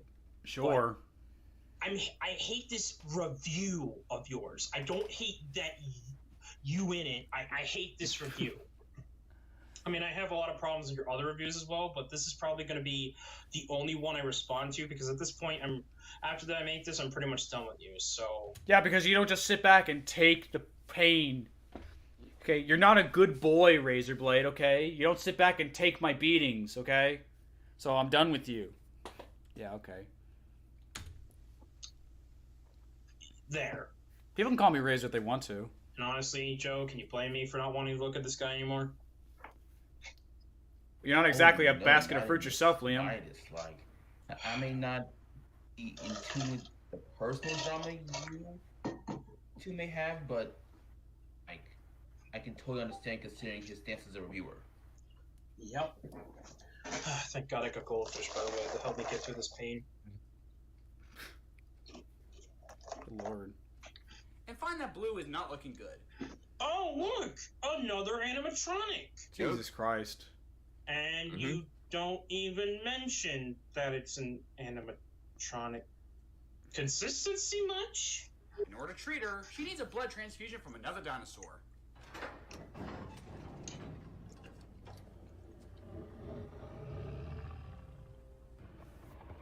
Okay, I got it. Come on. How long ago was this made? My review was made back in 2018, but his response video was last August.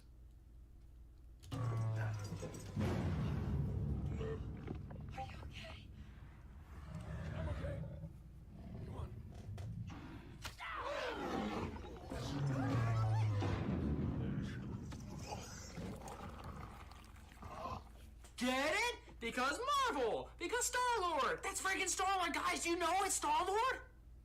Me.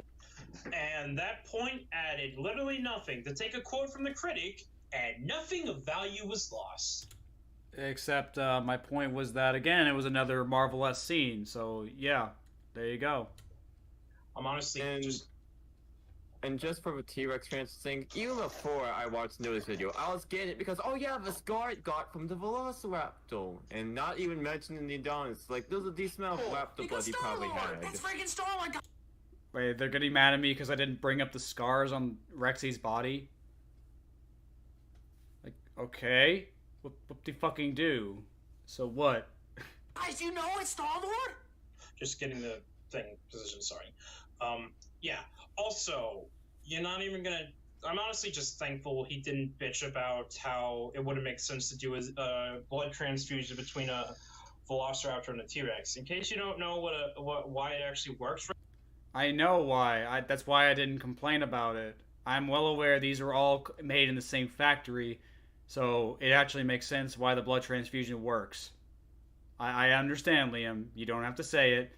You don't have to say it. Look at Clayton. You have to say it. Fury's God damn it! on it because he brings up xenotransfusion because it actually is a thing. And before you say that it's dinosaurs, it wouldn't work. The filmmakers actually looked this up with stuff like reptiles and sea turtles and stuff. The closest stuff they could get to dinosaurs.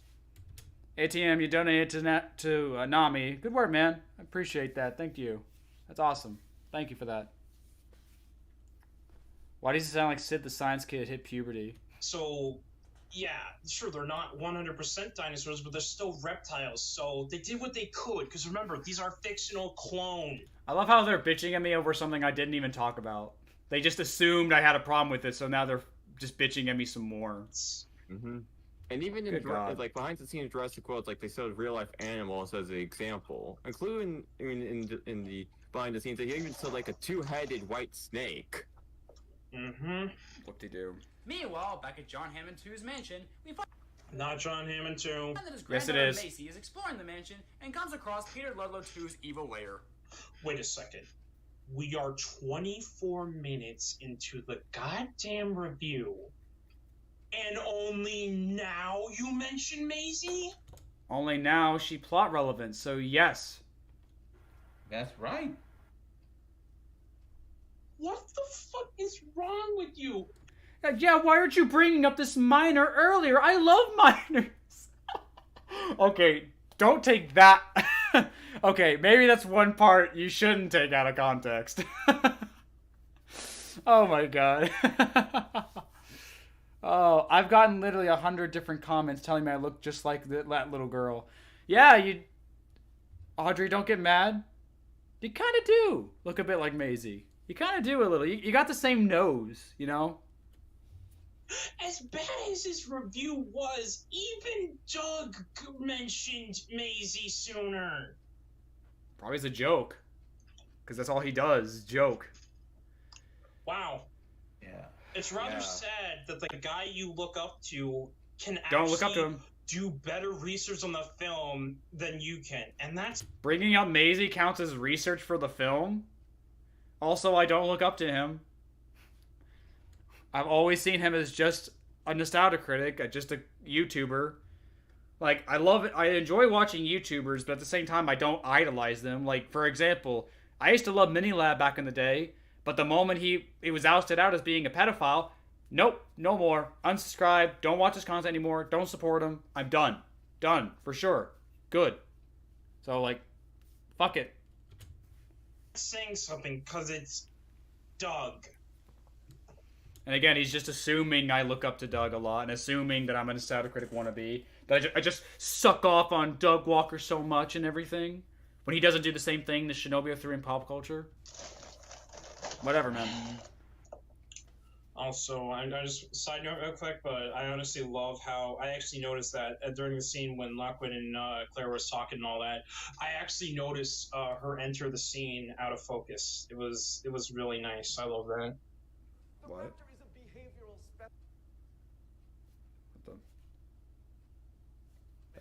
Wait a second. You're not even... Yeah, they say the video paused for a second. Like, it wasn't paused. Well, the video wasn't paused. The response paused. I'm going to show her looking around the place and looking at the video files from, Owen's vlogs to help her understand and, know the history that Blue and Owen had and the Raptor Squad training and all that. No. Not gonna know that. And also to help establish how... she knows how truly Mills is evil, or how about the fact he skipped the scene? The reason she comes down to check here in the first place is when she goes to Mills, get into this room. He yells at her, and the kid, in her mind, she's basically thinking, "Okay, why would he yell at me like that? This person that I've known for pretty much all my life would yell at me like that. So I gotta see what's up." And that's how she finds out about the code and about the secret elevator. None of that matters. I just chose not to talk about it. Character traits and skills. None of that matters. I don't care. I just chose not to talk about that, man. Shit.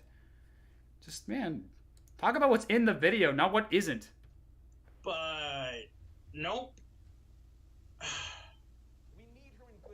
Yeah, I need to see more amazing. I need to see more of this child. I need to see more of this child. Oh, god damn it. What's wrong with me? I think I understand now why he was so mad I didn't show more Amazing. You know? Because you know, I'm just going to leave it there. I didn't shoot the damn thing. What do you want me to do, huh? All your money will have been wasted if I don't get Blue here in good health. To get the next iteration... You know, I've heard of people blinded by greed and all, but this guy is so cartoonishly greedy that he can't even see the little girl walking right by? Are you fucking serious? Maybe it has to do with the fact that Mills was focused on a head and Maisie was crawling this way out of view and only briefly do that. Because keep in mind, as he's walking forward, he's not fully past the tables yet. Oh my god, he's really trying to defend this shit. It's so fucking dumb. It's like, for starters, he's never heard of peripheral vision. Like you can see shit in the corner of your eye. Like, even when you're not looking at it, you can still see at the corner of your eye and stuff like that. I can see the corner of my wall while I'm looking at you guys with peripheral vision. That, like, you're telling me that he didn't have that? So, she still had a good chance to sneak by. And even then, he was clearly, as you can see here, focused on what's straight ahead and probably thinking too much in his mind about what Wu was saying to not notice her. So you're basically admitting out loud that he's just an idiot? That's what you're admitting? You know? There's no way he couldn't have noticed her, man. But hey, I'm just trying to figure out why he didn't notice her with common sense and logic. No, you're making excuses, and that's not the same thing. No. Logically, it makes no sense why he didn't see her. Peripheral vision's a thing. He should have seen her. Shut the fuck up, you pedophile. I guess that... But wait, oh man, I'm explaining. I should have just said, this guy's an idiot because there's a chance he could have seen her or not. That's the bullshit reviewer way. It's not bullshit. It's not fucking bullshit at all. Good lord. Good. 24 minutes. End my suffering. It needs to form a familial bond with a closely related genetic link. English, Henry. It needs a mother. Get it, guys? Foreshadowing! Not gonna give that away yet, but spoiler alert, it's gonna be fucking stupid. Yeah, foreshadowing what specifically? The fact that Maisie's a clone of her mom. That. The thing you're so goddamn obsessed with me talking about. Huh? I mean, I know he's talking about something with their Indoraptor, I get that, but like, how is them talking about the mother thing has to spoil the Indoraptor? Also, not gonna say anything about Henry Wu? Like... Oh, Henry Wu exists in this movie. Oh my god, you're right. Working with him? Wow, Nothing? Who cares? Again, guys, Jurassic Park fan. Add it to the counter. It's like, what's even the point? What's even the fucking point, guys? Like, for real. Like, oh, guys, you won't believe it. Henry Wu is in the movie. Henry Wu is in a Jurassic Park film. I know, it's weird, isn't it? That makes me a real Jurassic Park fan. I gotta bring that up. Oh my gosh. Like, ugh. My god. Macy is discovered, however, just as all the dinosaurs are brought to the mansion. Oh, wow. No. She tries to get away, and we get a little glimpse of what the Indoraptor is like, outside of that skeletal thing we've seen. I wasn't wrong. She got captured just as the dinosaurs were being brought up. That's not me. I'm not wrong. That's what happened. Exactly. And And also, how Maisie gets caught and gets locked into her room and all that. That's what I said. No, we then cut back to the boat and all that, where Claire and Owen get in the truck and are hoping they don't get noticed. I stopped skipping around scenes. Where they will be sold I didn't skip scenes, I just oversimplified. off to people on the black market. John Hammond 2 gets wind of this, however, and confronts Peter Ludlow 2. Yeah, you want to know how he gets word of this? Maisie. Because in a scene you cut out, literally Maisie goes and, like, this is before she goes down to the lab, keep in mind. She goes to Lockwood and she tells him that they're gonna sell the dinosaurs and bring them here, and Lockwood's like, that's impossible, like, go to bed. And Yeah, I glad you admitted that, because, like, there was literally a scene where John Hammond 2.0 was telling Maisie, it's like, oh, you must be confused, go to bed, I'll talk to you later about it, you know? And then when after she leaves the room, you see him look serious and puts the glasses down, meaning he does believe her, considering, well, he's the one that helped build that fucking lab in the first place down there, by the way, along with John Hammonds as well. They were the ones that discovered that they could clone animals, keep in mind. What does that have to do with anything? And that's why he tells Mills to come see him. That's how he finds out, because of Maisie. The reason he acted the way he did to her is because it's usual parent talk. Like, he doesn't want to get his granddaughter involved. It's kind of stupid. That's why he does it. Oh my god. Oh my god. Hope it's stuttering again. I want you to call the police. Also, nice job cutting up the scene where he's like, you think you could get away with this in my own house? And then Mills is like, I did it for your financial future. And then I love how Lockwood's like, damn you! Like, I just love that. Like, it's like he wants me to show the entire movie at this point. Again, I chose these specific scenes to talk about. I didn't want to review every second of the movie. Is that a sin? Is that a problem? I wanted to pick and choose what I wanted to review in this movie. That's it. He basically, and the reason he tells Mills to do it is because he's saying, do the right thing, basically. That's why he's telling him to do it. Also, that's fucking stupid.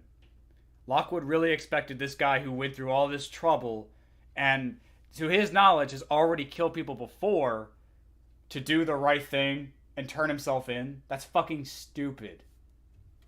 Let me guess what you're gonna say. It's bad because the good guy's telling the bad guy to do the right thing. Let's see if I'm right. Yeah, because it's fucking dumb. It'll be easier if the story comes from you. Yeah, that'll show that evil villain. There's no way that this could backfire whatsoever.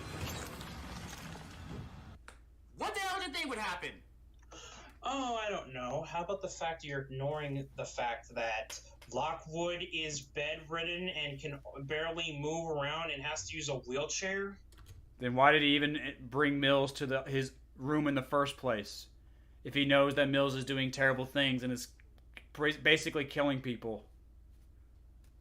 Why not ask his maid to come in instead and give him the phone so he can call the cops? Just, you know. I'm doing this thing called common sense and logic. I'm using this thing called a brain. Last time I checked, isn't that something Shinobi 03 said? I'm pretty sure it was. That's exactly why he said it. Like, he's an old man. He can't walk anymore. What is he supposed to do without his aid, you know? Bring his aid in? Which, by the way, Mills sends away. Nice job again cutting out that scene, by the way. And also, hold on. Just one moment. I also just want to say something also. You're also ignoring the fact of Mills says there, where he says, I'm not the only guilty one here before he kills him. That is literally foreshadowing what comes up with Maisie later. Doesn't matter. You ignore the foreshadowing for that line. Doesn't matter. At all. Good job, idiot. It doesn't fucking matter. At all. It has nothing to do with how stupid Lockwood was in the scene. He basically invited the guy in to to talk shit, to just do something stupid. That's so dumb. Fucking so dumb, man. Shit. Also, if Maisie was the one who alerted him, why didn't Maisie give him the phone? You know? And yeah, and what I was gonna say is that no, and this is the darkest Jurassic Park or / Jurassic World movie because someone dies not from a dinosaur. Off screen. Oh, but let me guess. It's bad because it's off screen. The two dudes in chat with him feel like the equivalent of the last two brain cells meme. Yeah, I know, we mentioned this earlier that we think one of the guys is faking a Down syndrome accent. I don't know, he's been doing it the whole entire response, so if he's faking it, he's at least committed. You can't deny that. I don't know, maybe he's not faking it. Maybe he just actually has a list, or maybe he does have Down syndrome. I don't know. Again, I don't want to sound anything concrete, but it's just like, you know, it's kind of hard to really understand them sometimes. Yeah. I'm not the only guilty one here, am I, sir? Oh, wow, I did show it. Look at that. Oh, look, you actually played the clip. Yeah. Oh, that's nice. Yeah, you can show dinosaurs getting blown up by a volcano. You can show animal torture, but you can't show an old man getting snuffed. Yeah. Yeah. That's totally. Oh, hold on a second, folks. 1 second. All right. Wow, instead of editing, he just pushed pause. He just pushed pause and then pushed play again. Doesn't your anus hurt from sitting for 4-ish hours now? I mean, I got up earlier to get hot dogs. But you got a good point. My neck is getting a bit stiff, I will admit, but we have about an hour left. I should be okay. We're back, guys, and I just want to say, yeah, it sucks that we can't see a human character get brutally murdered by a human character, and yet you're gonna ignore all the times that brutality has happened to human characters. Spinozilla, do your thing. Yeah, except, like, you basically proved my point with this. If the previous Jurassic Park movies have had the balls to show people dying in horrific ways, like watching that one guy get torn in half by the two T-Rexes in Lost World, and guys getting stepped on by a T-Rex and stuff, all that stuff, you're basically proving my point. If the franchise has the balls to show that kind of death, then an old man being killed with a pillow shouldn't be that big of a deal or that tall of an order, you know? This basically helps me. This is like what, the 5th, maybe 6th time he's brought up an argument against me that actually, in the end, helps my argument? Also sped it up for time. In one of the earlier scenes, a guy gets killed by a raptor, but he falls in front of a conveniently placed bush, so you can't actually see anything. I fully understand that they can't show anything too graphic because it's basically a kid's movie.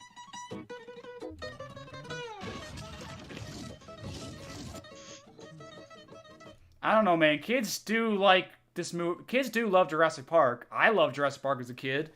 I think it's a kids movie in the same regard like Marvel is a kids movie, where you would call Marvel movies kids movies, despite being PG-13 rated and having some adult content. Like you definitely know kids are still going to see Iron Man and Captain America and Thor and Spider-Man and stuff. Like, you know it is. You know they are. But the thing is, I didn't say this was a kids movie. I just said, like, you know, again, this kind of proves my point. You know? I don't know why it don't seem like it's been 4 hours. I know, right? Yeah, it doesn't feel like 4 hours, but it's been it's actually been 6 hours. It's actually been 6.5 hours. I started at 12 o'clock. It's 6:30 now where I'm at. But yeah, as I was saying, it's like, I didn't say this was a kids movie. And again, this proves my point. If the movies have the balls to do this sort of thing, to show this kind of death in horrible ways, you know, it's like, why can't we show Lockwood dying? Why do we have to cut away like that? Yeah, totally no. There totally hasn't been human brutality in the other movies, am I right? I mean, I'm not. That wasn't my argument. Oh, this one right here is especially nasty. Oh, look, another black guy dying in these movies. Like they always do. Like I brought it before. Again, we just saw a guy get his neck snapped. You're gonna tell me that we can't watch Lockwood die? Come on. Fuck you. God, This one, so fart thick, isn't it? this one's just here. This death scene is just funny. Like this is actually a really funny one. Not gonna lie. Even if it is people getting murdered, am I right, Joe? Yeah. This is another horrifying death right here. Yeah, again. This proves my point. That's all this does. It proves my point. You know, I'm surprised it didn't even use the ACU versus Indominus scene. Yeah, so my main point of playing that is, so what if we didn't see an old man character get brutally murdered? Like, this series already has enough human fatality casualties in it. Well, if you're gonna claim to be the darkest in the entire franchise, maybe showing an old man get snuffed on screen would actually, you know, lend some credit to that. You know? See, actual quote from my Top Gun review dropping tomorrow, guys. Audrey's review is dropping tomorrow. Go to her channel, check it out. She's awesome. The studio behind Dominion is only concerned with entertaining elementary schoolers with people getting eaten by dinosaurs. Couldn't agree more. This franchise doesn't have the balls to actually kill off any main characters. As I said in my Dominion review, it's like I said, outside of the pilot of the helicopter from the first movie, you have. It's always just random nobodies in the background and the villains. That's it. That's it. I guess Lockwood counts as well, but again, it's off screen, you know? But his argument is, oh, there's enough of it. You don't need any more. Like, so? Like, that's not an argument, man. Just saying, oh, there's enough brutality. We don't need any more. Like, that doesn't change anything. That doesn't prove that I'm wrong. At all. It's just, no. My brother loves that death scene. It's really funny. Why would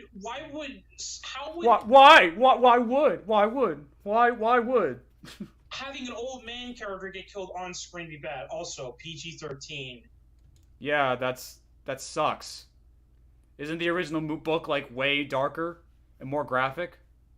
Huh?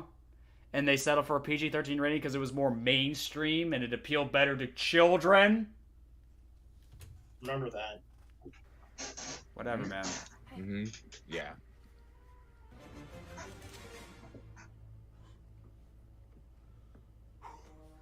Hello. You should have. Like, I don't know why the response is stuttering. The video is playing, but the response itself pauses. Oh, let me guess. They took off their magical hats. No! In a scene you cut out, again, as they were passing by in the trucks, one of the guys, before the scene ends, notices, oh shit, that's Owen and Claire. Because that whack guy was part of the team that knew about Owen and Claire when they're there. Because remember, there were hundreds of people on that boat. I don't think everyone knew who Owen and Claire was, you know? Okay, so I'll give him that much. I was absolutely wrong. There was a scene with a guy who saw Owen and Claire, but to my credit, that's just some random asshole. And Liam just said himself right there that, yeah, it's just some random guy. There were hundreds of people, and chances are a lot of them didn't know who Owen and Claire was. This is still just some random guy anyway, so how would he know who Owen and Claire is anyway? And again, to my credit, they weren't wearing their hats, so yeah, I will give Liam this. There was a guy who saw them.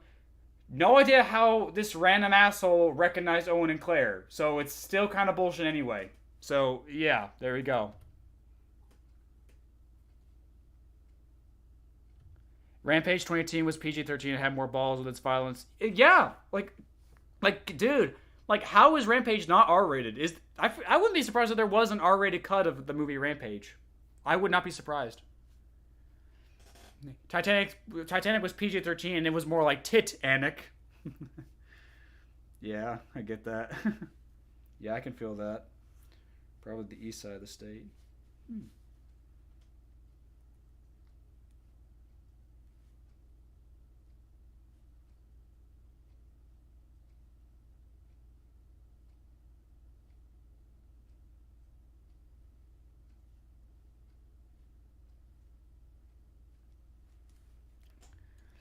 Right. But yeah, nice job again, cutting out the context of something that happened later. That's what the honest reviewer way, guys. Okay, I'll give Liam that I made a mistake, but it's still stupid nonetheless. So 26 minutes, and yet it's over midnight. I just realized, holy shit. Oh, well. Yeah. Goodness, yeah. I would love to watch you review his review of your review of Dressful Dominion. I would love for Liam to make a response to my Dominion video. If he's actually got the balls to do it. He's not going to do it, though. He's too much of a pussy. He's too much of a chicken shit to do that. Captured, and despite saying this, As far as everybody else is concerned, they burned up on the island. Peter Lolo 2 decides not to kill the two because I have no fucking clue. Why not just kill them already? You have no reason to leave them alive. Just shoot them, throw them in the T-Rex pen, and let nature take its course. The reason that they're still alive is because, I don't know, he has a fucking auction to take care of? And it wouldn't take 2 seconds to do that. He doesn't even have to be the one to do it. He could just tell the guy next to him, yeah, deal with them, and then be done with it. Then he can go to his precious auction. Like, literally, there's an auction. The auction is literally about to start when they're discovered. Like, that's why. And plus, where does he think they're gonna fucking go? They're stuck literally behind bars. Also, Still doesn't change the fact that he has no reason to not kill them. nice job also cutting out also another scene where Claire talks to Mills, and Mills literally hands it in that Claire is just as guilty for what he's doing, aka make the Indominus Rex to make money. Doesn't matter to my point at all. That's irrelevant. It doesn't change the fact that Mills has no reason to keep them alive whatsoever, other than the fact that they have plot armor and they're the main characters, so they have to stay alive, making it forced and stupid. You know, character development in actually a pretty lethargic scene. No, because Claire and Mills are completely different characters entirely. Claire, at the very least, did develop, even if it was piss poor development. She at least acknowledged she did something wrong, and she didn't think anything would go bad. On top of that, she only made the Indominus Rex because... On top of that, she made the Indominus Rex and expected it to stay in a pen where no one could get hurt from it. Where Mills is selling it to the best bidder and doesn't give a fuck what happens next. You know? All he cares about is money. But unlike Claire, who, I guess, developed, Mills isn't developing. He's a one-note asshole. So it really doesn't... There is no comparison between these two characters, really. But then again, you don't have don't show the conversation between Owen and Claire in the basement at all. What do you say? What do you say? I don't have the what? Actually, a pretty lethargic scene. But then again, you don't have don't show the conversation between Owen and Claire in the Did you say I don't have the competence to show the scene? basement at all. So frick you. Yeah, frick you. Yeah, frick you. So while the auction is going on, hi, new person. What auction? There's an auction that started? What? My main point of that. What the fuck's he talking about? Is you don't even talk about how the auction has gotten started, or you don't even show the fact that Maisie has escaped her room. Because it doesn't matter. It doesn't matter right now. Good lord. Like, Owen gets an idea on how to escape. What are you doing? Escaping. You sure about this? Nope.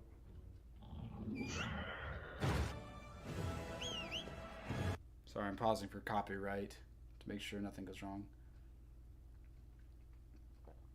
Let's see. Oh yeah! Yeah, hello, Sticky. Oh, no, fuck you. You don't get to make a Kool-Aid Man joke in 2021. Sorry. I know he's going to do that to me later, so, you know. Well, that makes perfect sense. These cages were meant to hold the fucking T-Rex in it, but for some reason they can't hold a little guy like that in there. Uh-huh. They can't hold a little guy in there, huh? Well, they don't. Well, then let me ask you. What is this? The skull it used to escape, dumbass. And Dom, you're the dinosaur expert also here. What is that on the top of the sticky Moloch's heads? Yep. The dome of its head that it's used for Pachycephalosaurus, like of course Pachycephalosaurus or Sticky Moloch or Dracorex, is the bass heads and it's with each other for combat dispute. It's literally hard as diamonds. Plus, this is a brick wall we're talking about here, for frick's sake. What are you arguing? You're agreeing with me that it was able to escape too easily. I don't know what he's arguing right here, man. I can believe if it was made of iron or something, I could understand your complaint. But this not. It's bricks, and these cells are probably old as frick, considering the original Jurassic Park took place in 1992. 93. Also, why wouldn't they fix it? Why would they put it in a brick cell when they know for a fact it might be able to escape? You're proving my point here, man. It's just getting stupider. You're making it sound even more stupid. So it makes sense. The cages are probably old and not in the best condition.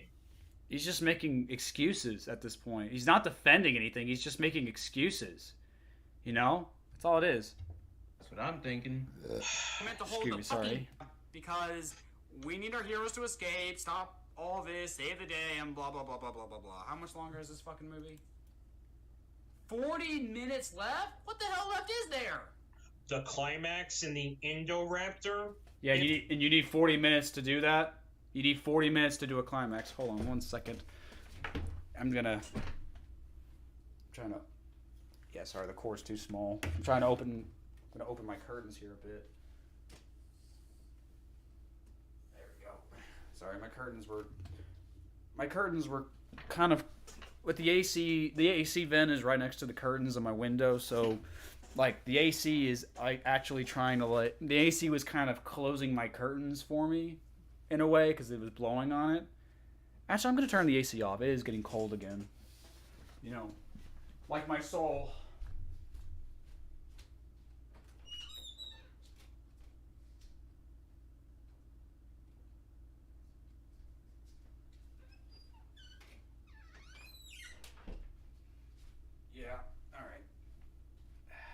Sorry about that. I'm back again. Alright. Fun fact, Sticky Moloch could not break a brick wall. Is that right?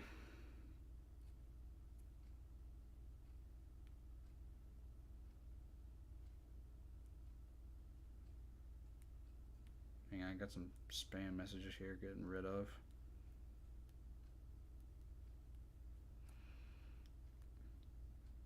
Also have another homophobe in my comments.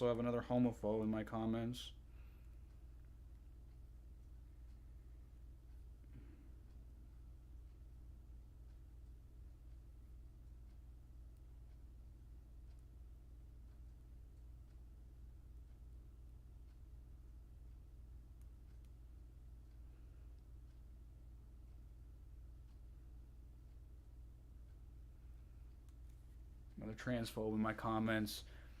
Ooh, you like Baymax? Oh, you must be one of them libtard liberals and shit. Like, I just thought it was good. Just no big deal. Wasn't making a political stance on anything. I'm just saying like, okay, cool. Like, oh, there's a trans guy in the show. Cool, neat. Whatever. All right, push and play again. Sorry. You know, the thing you haven't even mentioned until now. And correct me if I'm wrong, but oh no, this part, Joe. Oh no, he's about to show us his dick. Oh gosh. Brace yourselves. I'm so excited. And as you can tell by that reaction now, Joe, Indom here has we finally reached the part that Indom and my other friend got to. So the rest of this he knows and probably has a bit more to say now, but trust me, Joe, this. Wait until you hear what he says about the design, because, oh my god, is it the worst complaint. Meanwhile, at the auction, we finally get introduced to the Indoraptor, a brand new genetically modified raptor that's it? You just made a smaller version of the Indominus Rex. Are you fucking kidding me? That's all it is. Smaller version. of the Indominus Rex, huh? Give me a... Alright, back. So, you're saying that this just became a smaller version of this? Yeah, they look exactly alike. With very little difference. They're like 90% similar. Like, dude, how... Hold on, let me do... My turn now.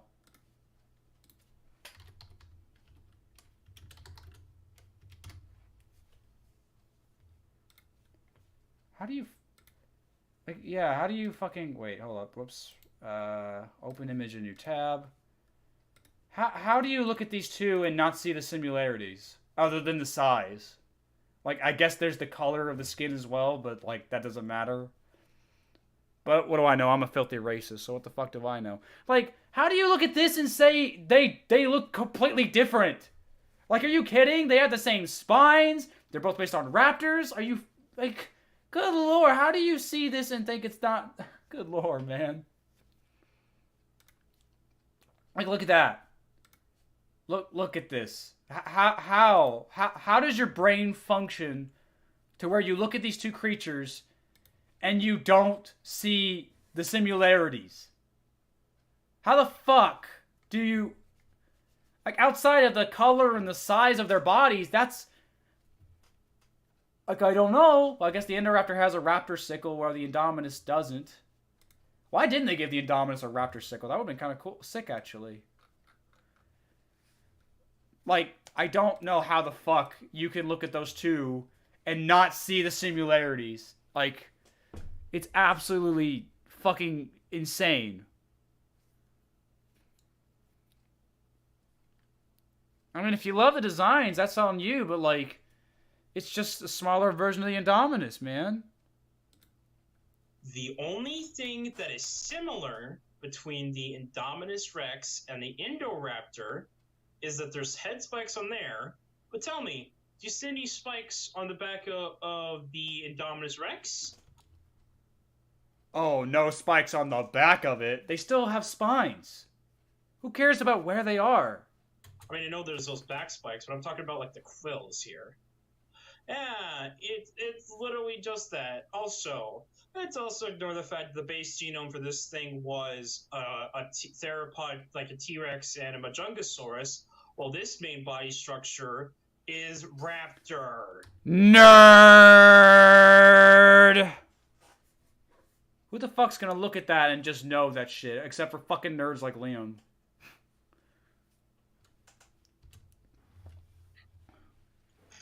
Good lord. That's right. Oh my god. This is just more fucking gatekeeping. That's all this is. Just like, oh, you didn't look at their genomes and shit. Like, you're not taking the genomes into account. Like, they still look exactly the same, dude. Like, who cares about their genomes? Who gives a shit about any of that stuff? It doesn't matter.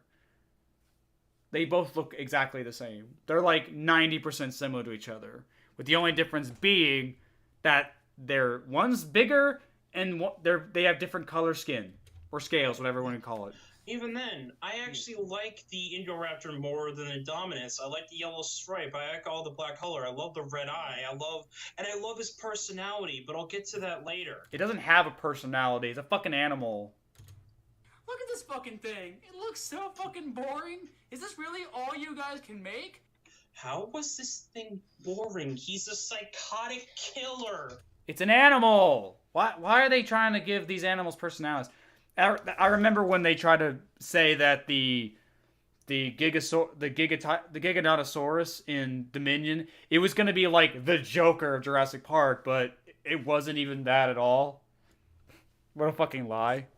He's a maniac. He literally tortures his prey before he kills them. Hence why he grins later. And don't you worry, I'll have something to say about that. Ooh. Oh yeah, and besides, the Indoraptor's color schemes remind me of Nightmare from Five Nights at Freddy's 4, and he's basically my favorite FNAF 4 animatronic because of the color scheme. FNAF has nothing to do with Jurassic Park, though. Colors, the red eye, like who cares? That's a good color scheme. That's not bland.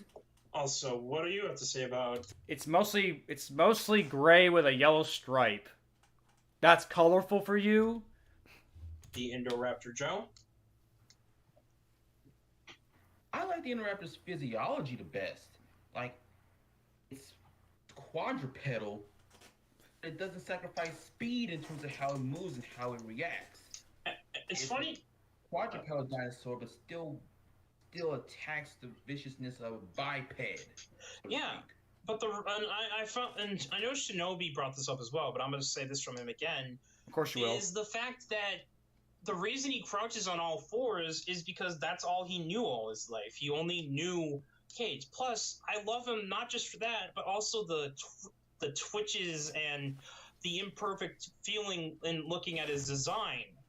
Like, proving, again, this is a prototype, which I freaking love about him. Also, he has an awesome nickname, which is Ripper. Hey, Metal Gear Solid. Where did that come from? Move out of the way. There's a new Jack the Ripper in town. Don't compare this to Metal Gear Solid. Don't you fucking dare. Also, they never call it Ripper in this movie, so not a real nickname. Or is that something on the internet? It's dope. You know, in the new Jurassic World Evolution video game, there's a ton of cool genetically modified dinosaurs that look way better than this. You know, I don't want to sound like the nostalgia critic, especially given all the bullshit that happened this year, but... Oh, you mean you haven't been doing that already? What gave you that idea? No. Yeah, this is totally the first time you're starting to sound like the nostalgia critic. Frick off, fanboy. That's it right there. I brought Nostalgia Critic one time, and so he's made that whole basis on my entire character as a whole. Jesus Christ, it's like fucking goddamn. I literally admit I don't want to sound like a guy who was involved in a sexual harassment lawsuit, if not multiple. And he's like, oh, really? Really? Well, at least I don't actually talk to minors. So there we go. He likes dinosaurs for their personalities. I bet he shops at Bad Dragon. Even ignoring overall intelligence, animals can still have a personality of their own. Very vague ones. Not like humans. Not the same. It's not the same. They have very vague personalities sometimes, but it's not the same as humans, you know? And even then, a lot of their personalities often are still tied to their instincts and nothing else. He's been ripping off Shinobi the entire time. Yeah, you're absolutely right. But whatever. He makes a good point with the Jurassic World review. With this idea, you can do whatever the fuck you want. Oh. Good point, yeah. First of all, that excuse fucking aggravated me when I first heard it. Because, let's look at when the film came out. The initial release of Jurassic World Fallen Kingdom came out on May 22nd, 2018. And sure, it was in Spain. But look at when Jurassic World Evolution came out. June. Meaning the movie premiered in some way before the game came out. Second. So? What does that have to do with anything? You're comparing the development between of a video game to the movie. That already is stupid. How? How is it stupid? All I was saying is one clearly has more imagination and thought put into it than the movie did. That's all I'm saying. I don't see how that's stupid. And finally, how did the designs look better? Like, I actually like Indoraptor. Of course you do. It's Jurassic Park. You love everything about Jurassic Park. I love the psychotic personality that makes him great. Like, just because he's a smaller Indominus Rex doesn't mean he has nothing going for him. Also, gotta love they use evolution as an example, because guess what? Indoraptor is in evolution. Yeah, of course it's in evolution. It's got every dinosaur from the movies and new ones. Like, of course it's gonna have it. You know, it's like say what you, it's kind of like Spider-Man No Way Home. It's like say what you want about like the Amazing Spider-Man movies. At least it like cared about doing Andrew Garfield justice. It actually it acknowledged that there are fans of that movie, and it did want to do that movie justice. Like I said it before, No Way Home was like a love letter to Spider-Man in general. Like you could tell the people behind it really love Spider-Man. So of course the people who work on evolution, they're gonna do the same thing. They're gonna include all the dinosaurs from the movies regardless of how everybody feels about it, it's like the game knows that they're fans of it. Obviously they're fans about it. So of course it's gonna be in it. That doesn't change my point. The fact that those designs are way cooler and more unique looking than the Indoraptor. Did you forget that? Mm-hmm. Besides, those hybrids from that game happened way after the game was out, and definitely after when the Indoraptor was already in the game with the rest of the Fallen Kingdom dinosaurs. Allosaurus, Sinoceratops. That's irrelevant. Hell, even the Spino. Hell, even then, there was already other stuff that did the hybrid thing before Fallen Kingdom. It's called Jurassic Park the Game, which is on mobile, and my personal favorite, Lego Jurassic World. Who cares? And the last thing I'll say is this.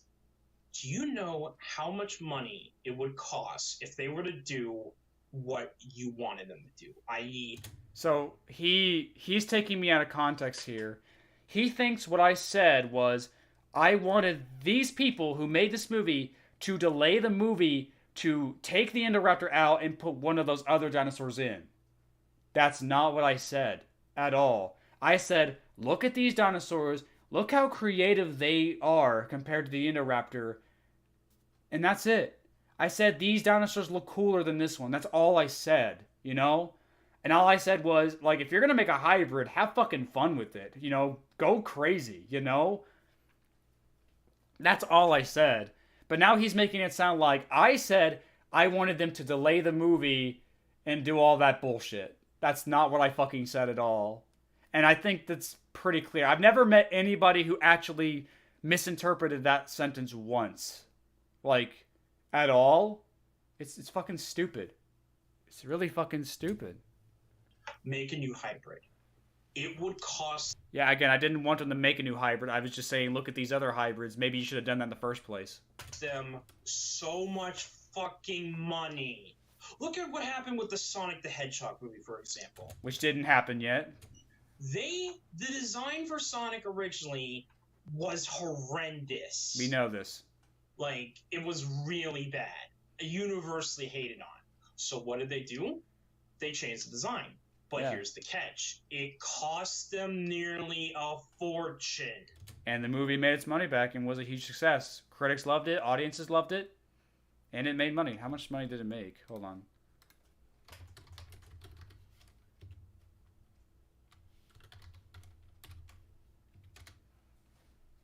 $306 million on a... I don't know what the budget is. It says $300 million. What was the budget for it? Yeah, I'll just look at Wikipedia this time. The budget was $85 to $90 million. That's actually pretty cheap as Paramount movies go, from Paramount nonetheless. So $319 million, that's pretty darn good, actually. Yeah, and compared to the second... And it was the 6th highest grossing film of 2020, and was the highest grossing film adaptation, or video game adaptation, until it was surpassed by its sequel. Let's see how much this one made. On a $90 to $110 million budget, $401 million. Sorry, I was just bringing that up. Point is, it made its money back, I am well aware the studio did get shut down because of it, but, And if the movie did not turn enough profit... It did. It would probably be one of the most money-wasted movies of all time. Box office bombs. But it didn't. And it was a success. Yeah. But the main thing to take away from that is that it cost them nearly a fortune in money. It cost them an extra $35 million. That's all it did. Mm-hmm. Which is like, it cost an extra, I think I read it right, it was like $35 million to go back and fix Sonic's design. And it delayed the movie 4 months. But even then, it's like, oh no, the poor rich people. Oh God, we don't want the poor rich people to lose their money. Oh no. Paramount has money, Liam. Calm the fuck down, okay? I think they'll be fine without their precious fucking money, okay? They got money to spare, okay? But again, to sum it up, I didn't say that. That's not what I fucking said. At all. He's going on this completely pointless tangent over something I didn't even fucking say. Just proving how much of a dumbass he is. So, yeah. Like, I get this movie has, like, a big budget, since it's Universal, but still... But taking out all that means all the animators' hard goddamn work of animating it, the Indoraptor into the film, would have to go to waste, and they would have to start from scratch to do this other design. And even then, again, you don't even fully explain what you don't like about the design. Is the color scheme bad? Is the claws not long enough? I just said it was a clone of the Indominus Rex. That should be enough. What else is bad about it? You can't just say it's bad because it's a smaller Indominus Rex. That's not explaining Jack. It is explaining Jack. It explains perfectly. Sorry, I don't go into the nitty-gritty of it. But again, like, oh no, the poor rich people don't want them to lose their money. Ugh. You guys say something. I need to take a drink. Yeah. Brandon's finally here. It's almost 7 hours later, but he's finally here. But as I was saying, it's like, that's not what I fucking said at all. Oh yeah, and also mentioned Jurassic World Life also had hybrids, but again, that was a game that was happening to also, again, promote Fallen Kingdom, so... Ugh. But again, just because you liked those hybrids, some spin-off games, they may be cool, but to be honest, they have not as much as creativity as the Indominus Rex or Indoraptor. Maybe you could explain that? How they don't look like anything else. I mean, those hybrids don't look like any other dinosaur around them, you know? The Stegoceratops doesn't look like another Triceratops or Stegosaurus. The Ankylochus doesn't look like another Diplodocus or Ankylosaur. They look different. They look imaginative. They look creative. Like Spinoraptor, that's literally just a Spinosaurus wrap. So, like, not too much changes other than having the spine of Spinosaurus and the snout. And still looks like a raptor. Indoraptor looks like a more unique creature, you know, being more bipedal. You know, and can go on inside legs, for example. Like, yeah, comparing Indoraptor to Spinoraptor is a joke. Also, literal joke. Anyways, Joe, any thoughts? I'm trying to figure out like what would he want, you know, this dinosaur to be like. Like, I'm sorry if it's not maybe some weird, freakish amalgamation combination of different dinosaurs on the outside. Like, I don't know, a Triceratops head, if a Spinosaurus. They're going on a long time about something I didn't fucking say. Wings, but he says that the animator's work will go to waste while the Sonic movie happened. Yeah, it's like a good point. It's like, I mean, he's clearly wrong. It worked out. One, you know, it's still awesome in terms of how it moves. I was able to still, you know, they're still going on about this. It'll be a dangerous threat to our heroes and other dinosaurs, including the raptors, which you will see later. But I'm trying to wrap my mind around what he would want. I know. It's I like just trying to showed find it. a needle in a haystack. You're never gonna find it. Oh, yeah. Just when the originality doesn't stop there. Biospecs include heightened sense of smell and trained to respond to a pulse-coded laser targeting system. Oh boy, he's gonna complain about the gun. He's gonna complain about the gun, boy. Yeah, because the gun is fucking stupid and just straight ridiculous, man. Sorry, I'm pausing for copyright. Boys, thing Shinobi already debunked. The acoustic signal triggers the attack. Of course, Shinobi debunked it, because if Shinobi says it's good, that means it has to be. I don't even know what Shinobi himself said about this. I don't even remember. That's right. We're actually bringing back the idea of weaponizing dinosaurs for the military.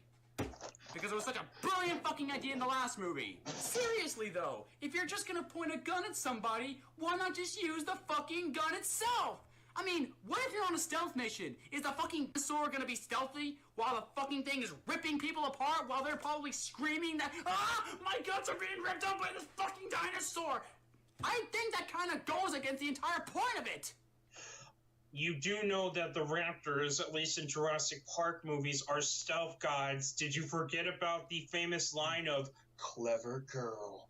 And then it attacked him, and while it was ripping his face off, he was going, ah, ah, ah, ah, ah. I don't know if you remember that part. Like, seriously?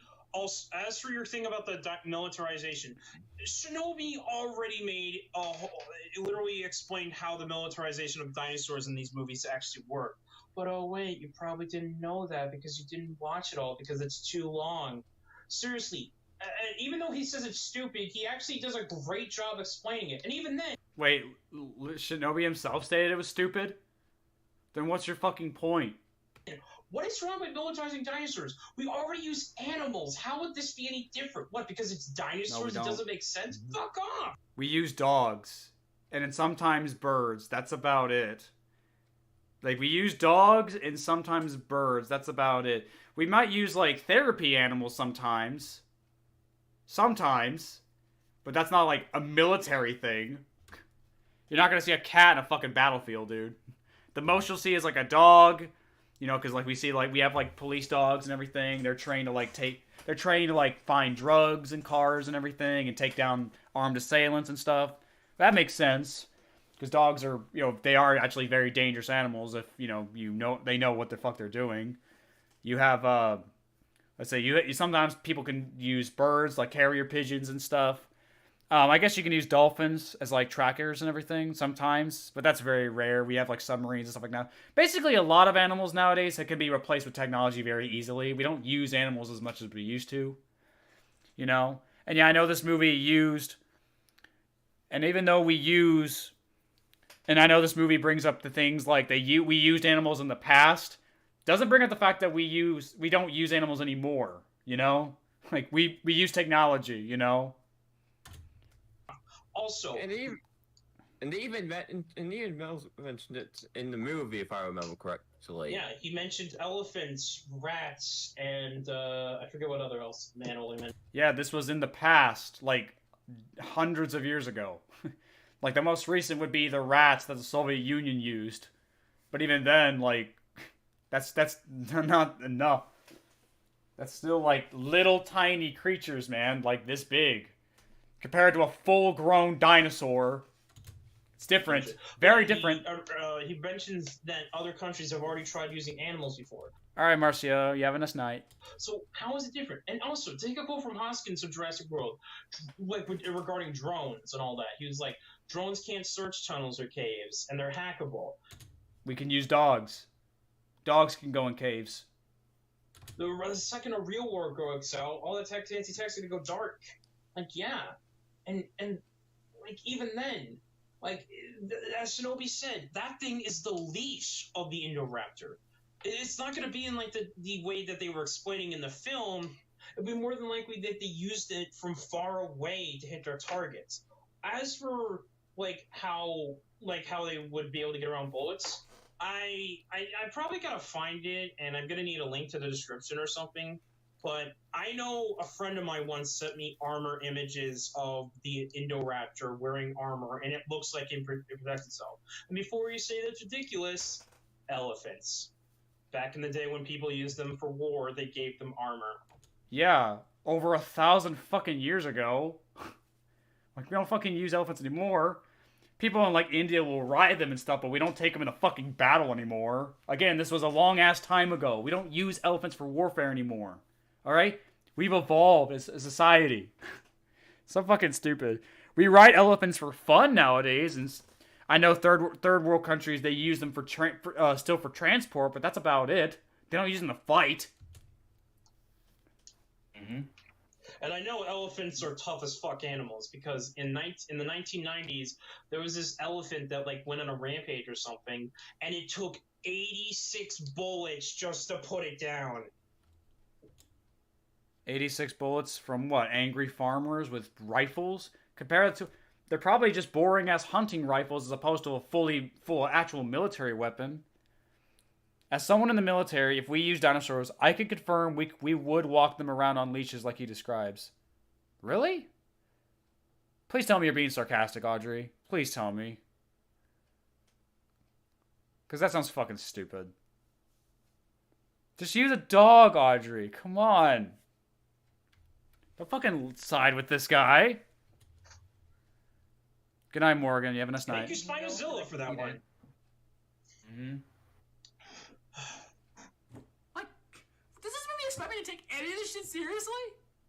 And that is probably this movie's biggest problem. Besides the CGI? This movie wants so badly to be the Empire Strikes Back of the new Jurassic Park franchise. What? What? Yes. It wants to be the darkest of the trilogy. It wants to introduce elements that change the game forever. Yeah, it does. What? You better explain this, man. It wants to be darker. It wants to be serious. It wants to end on a bad note, so when the sequel shows up, things will be hard from the get-go. Yeah, because I can take shit like this so seriously. Bad example and you fucking know it. No, it's a pretty good example. You're gonna feel that when you're... I love how he's fast-forwarding through the review and everything. He bitches at me for cutting out context, but here he is fast-forwarding through my review. That's not cutting out context. Yeah, so fucking serious. Yeah, and I could totally take shit like this seriously. Again, this is so funny. Ah! Children being electrocuted. So funny. I laugh every time. Or this, seriously. Oh my god, those are more grounded though. Or even fucking this, seriously. Gonna bring up the Barney scene again. Oh my gosh. My main point is that the other films have moments and ridiculous stuff happen in them all the fucking time. And people hate those scenes, so what's your point? Why are you acting like the first one's the only perfect one? I'm not acting like it's the only perfect one. I never have. I'm just pointing out the bullshit in this movie. Like, hell, Nedry, again, he was a comedic character, and yet I could still take the movie seriously despite him being a character. Is it so wrong for comedic moments to be in serious? That's not what I said, at all. Like, yeah, it's fine. Again, it's fine with comedic moments. Oh yeah, and also just by the way, like, if you want to, again, also with, I know I'll talk about the game a bit, but yeah, Jurassic World the game does have some really cool designs for level 40, which does include Indoraptor. So if you somehow like level 40 design of Indoraptor or Indoraptor Gen 2, then I have a lot more questions because I don't know what that I'm is. fine with both the base and the alternate level forms. Care to show some proof of this, by the way, Indom? Like, yeah, hold on, I'll switch to Discord in a second. Yeah. All right, I'm in my Discord right now. Yeah, okay. All right, hurry. Yeah, I'll get them as soon as all right, I'll pause it 1 second. And we're back, and these are the things that he was talking about. So here is the level 31 through 40 in Indoraptor Gen 2. I don't give a shit. I'm probably gonna... Should I just fast forward back to when he gets back to my review? Because I don't care. And here's level 31 to 41. Just wanted to show that real quick. But yeah. It has nothing to do with anything. Like, we missed nothing. But the main point, sorry about that side thing again. So, but the main point is that these movies have always had ridiculous shit happen in them, and yet it's only the only offender apparently is this movie. It's not. Like, those scenes suck. Many people agree those scenes are bad. Just because I didn't review those movies yet and say it out loud beforehand doesn't mean I don't agree. Good lord. You don't know you don't know jack about Jurassic Park if you're this in denial about this shit, man. I'm sorry. Also, oh my god, 10 minutes left. You want to bring up these adult conversations in your movie? Then don't have childishly cartoony bad guys in them. We have docs in here! Also, nice job showing the protesters now, idiot. You want to scare and thrill people? Then have effects and set pieces that are believable. Yeah, even though I could believe that stuff was happening in this. If I don't suck that dick, man, I'm gonna go dry. God damn it. If you expect people to take your movie seriously, then try writing a script that people will take seriously. Well, guess what? I'm able to take this movie seriously, and I'm a real fan. Add it to the counter. As am I. Add it to the counter. What about you and Dom?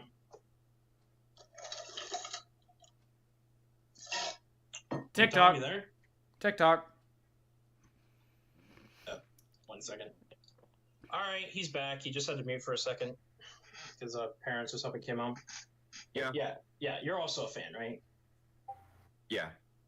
Add it to the counter. Like, literally. I just... The fact that you can't even figure out the basic messages and deep meaning in this film just irks me.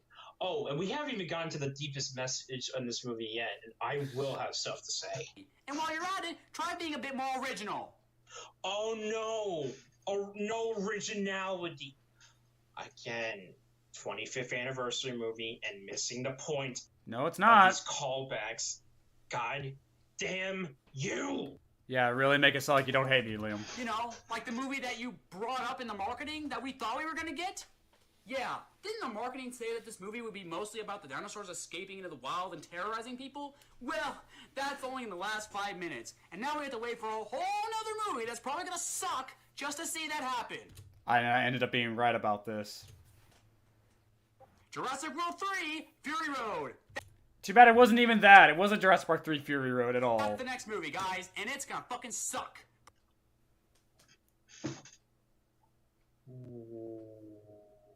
What? Oh, he's getting all triggered again. Did this man just insult Mad Max Fury Road? How the fuck did I insult Mad Max Fury Road? All I said was that it's just Jurassic... All I said was Jurassic Park 3 was gonna be like Mad Max Fury Road, and that's it. And Jurassic Park. Wow. Yeah. Also, saying the third movie's gonna suck because this movie sucked, that is not a good complaint. Seriously, just because you don't like this movie doesn't automatically mean the next one is gonna be dog shit. I was right, though. The third one was dog shit. Like, and even then, advertisements for movies have been misleading all the fucking time. That's not a good thing. It's not a good thing when a trailer has to lie to its audience to fill seats. That's not a good thing. It's never been a good thing. It's sketchy, it's manipulative, and it's scummy. It's not a good thing ever. One of my favorite movies, for example, The Water Horse, Legend of the Deep, makes it out to be some generic film, but if you actually go in and watch it, it's actually a deep emotional story about a kid trying to secretly get over the fact that his father is dead in World War II. I need a full movie commentary with the both of you on a Discord call arguing through the entire thing. through what, Dominion? Like I said, that would be really funny. How many more hours are there? We got about 30 minutes left of this thing. We're getting close to the end, thankfully. Oh yeah. That would be kind of funny though. Too bad Liam would never do it because he's a pansy-ass bitch. My point is that... Now he's getting all triggered and everything because I said, oh, Dominion might suck. How dare you? And I ended up being right though. It was terrible. Advertising has been misleading for a long time. Hell, look at a lot of SpongeBob specials. They advertise them as these big, amazing things, and yet a lot of the plots are just summed up like they're nothing. That proves my point. Misleading marketing is bad. That proves my point, Liam. Good job. God damn this, man. Probably worse than this one does. Fuck off. Oh, but speaking of taking things seriously, let's have a whole action sequence where Owen uses that small dinosaur from before, Stiggy Malik, to just throw some people around cartoon. Ooh, you didn't call it by its name. Fuck you. Yeah, it's almost like it has an iron head, basically, and is doing that on purpose to, cause some panic, considering, well, it wants to get the fuck out of Dodge.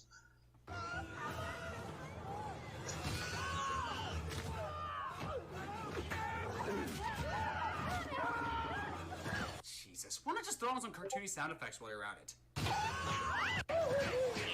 And again, he just skipped that scene. You notice that? He actually cut a little joke out there. Again, gets mad at me for cutting context out of the movie, but then he literally skips a joke in the video because he's afraid his friends might laugh at it. What a piece of shit. Oh, but speaking of cartoony... Oh no, boys. Here we go. Oh no. This part. I made that same mistake. The asshole drill sergeant stupidly opens the Indoraptor's cage in order to steal a tooth from it, leading to the stupidest scene in the entire movie.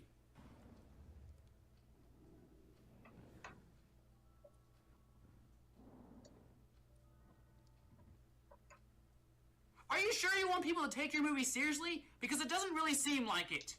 You know, if this movie embraced how stupid it was, then maybe it would have stood a chance. Maybe even in some way be good. That fight at the end of the last movie? Stupid, but really fun. Oh, here comes the this triggerness. This movie doesn't embrace how stupid it is. What the fuck does that even mean? It doesn't. There's nothing stupid about it, you moron. Yes, there is. There's plenty stupid about it. It's a tense sequence. Oh shit, for sorry. T-Rex and Dominus plus Blue. It was pretty cheesy. Like, how is the... First of all, remember how I said that the Indoraptor is a psychotic maniac? Yeah. That's dumb. That's why. That's dumb. Like, he's a psych... That's why he did that. That's why he grins like that, because he's a psychotic maniac. Like, he's doing that because he's trolling him. That's the point. Like, actually, I really like that, actually, about the scene, Of course you do. Actually. Of course you do. That really got a nice chuckle out of me, actually. Yeah, of course you like it, because it's Jurassic Park. And if it's Jurassic Park, of course you're going to like it, because you don't even think about what you're watching. You just blindly love and accept everything about it, no matter what. Let's see. Every time you speak, Liam has a Nikocado meltdown. That's why I did that joke in the Dominion. I used a clip of him just crying and stuff like that. I used a joke of that. I remember a quote from Chris Stuckman's review of the film. The bad guy businessman wants to sell the raptor for $28 million like it's a huge amount. The budget for this movie is nearly 4 times that. That's another good point. Yeah, he sells that thing for chump change. He could have made like $1 billion off of that thing, but nah. Why would he want to do that? That's too smart. He means it's campy as hell. Yeah, that's a very campy scene. Like when Rex is laying there defeated and the Indoraptor's not the Indoraptor, the Indominus is about to do the final blow, but then Blue comes in running in all slow motion and stuff. That was cheesy as fuck, but goddammit, it was actually kind of funny. It was actually kind of cool, not gonna lie. Like, and remember, these animals are not natural. They're fucking clones. And now... That has nothing to do with anything. How this fight at the end of Jurassic World was stupid. Why was it stupid? I just explained to myself. It was really cheesy. Why? They needed to stop the Indominus Rex before it did even more damage to the park and probably went after those innocent people that were being, held like in the bunker and all that because they didn't want to fucking die. Sheesh, Liam, if you love this movie that much, you should marry it. Yeah, exactly. There you go, home. There you go. You summed it up perfectly. But again, though, how was the fight stupid? You're not explaining. Because again, I'm just oversimplifying it because this is a review of the Fallen Kingdom movie, not the first one. Get over yourself. My water is now dried up. All I have are little ice cubes. Ugh, my water's all dry. Just like my pussy. God, I can't get hard anymore. Oh my gosh. I'm gonna have to suck on them to help the pain go away, guys. But again, this movie expects you to take everything so seriously. It wants so badly to be the Empire Strikes Back of its franchise. It's funny, when this movie says fuck it, you're not allowed to. You have to take it as seriously as possible. Okay, I've been holding back this complaint for so long now. I'm now saying this. Shut up and stop speaking for everyone. This is not, you have not held that back. You've said that multiple times in this response, dude. Look, RaisorBlade, I get it. You like to review stuff and take a lot of stuff that you see seriously. But this is the exact same problem with people like Manga Common, for example, where they can't let loose and try to not take everything fully seriously. They know everything they touch or review has to be fully serious. It's just... And that's saying something, considering, well, Manga Common is a fan of JoJo. What does this have to do with anything? And yet JoJo is supposed to be taken seriously, and have you not seen the JoJo memes? Those are memes. That's entirely different. You can't take a show's quality by its memes, you know? Like take Invincible for example. Invincible, you know, think Mark. You know, you're really going to look at the memes Invincible made and judge it based on the quality of the show? That's ridiculous. Like, in context of the scene, that is a really dark and sad scene right there. But the memes make it hilarious. You can't take the memes of something and use that to judge the quality of the show itself. That's just stupid. Good lord. Yeah, the memes alone show that this series is over the top as all hell. And yet that has a story that people can take quote-unquote fully seriously. Again, people take the show seriously because it's a serious story. The memes have nothing to do with that. Oh my god. Look, Razor. Look, if you want to be more serious with a lot of stuff you shall review, fine, whatever. I freaking hate it, but whatever. But you have to acknowledge, again, the movies have not been fully seriously. Hell, not even the first one. Because again, Nedry, the guy you're ignoring. Why not a villain? I could not fully take seriously, and yet the movie was still great despite him being in it. Wait, did you just admit the first Jurassic Park movie was great? Liam, I thought you were a real Jurassic Park fan.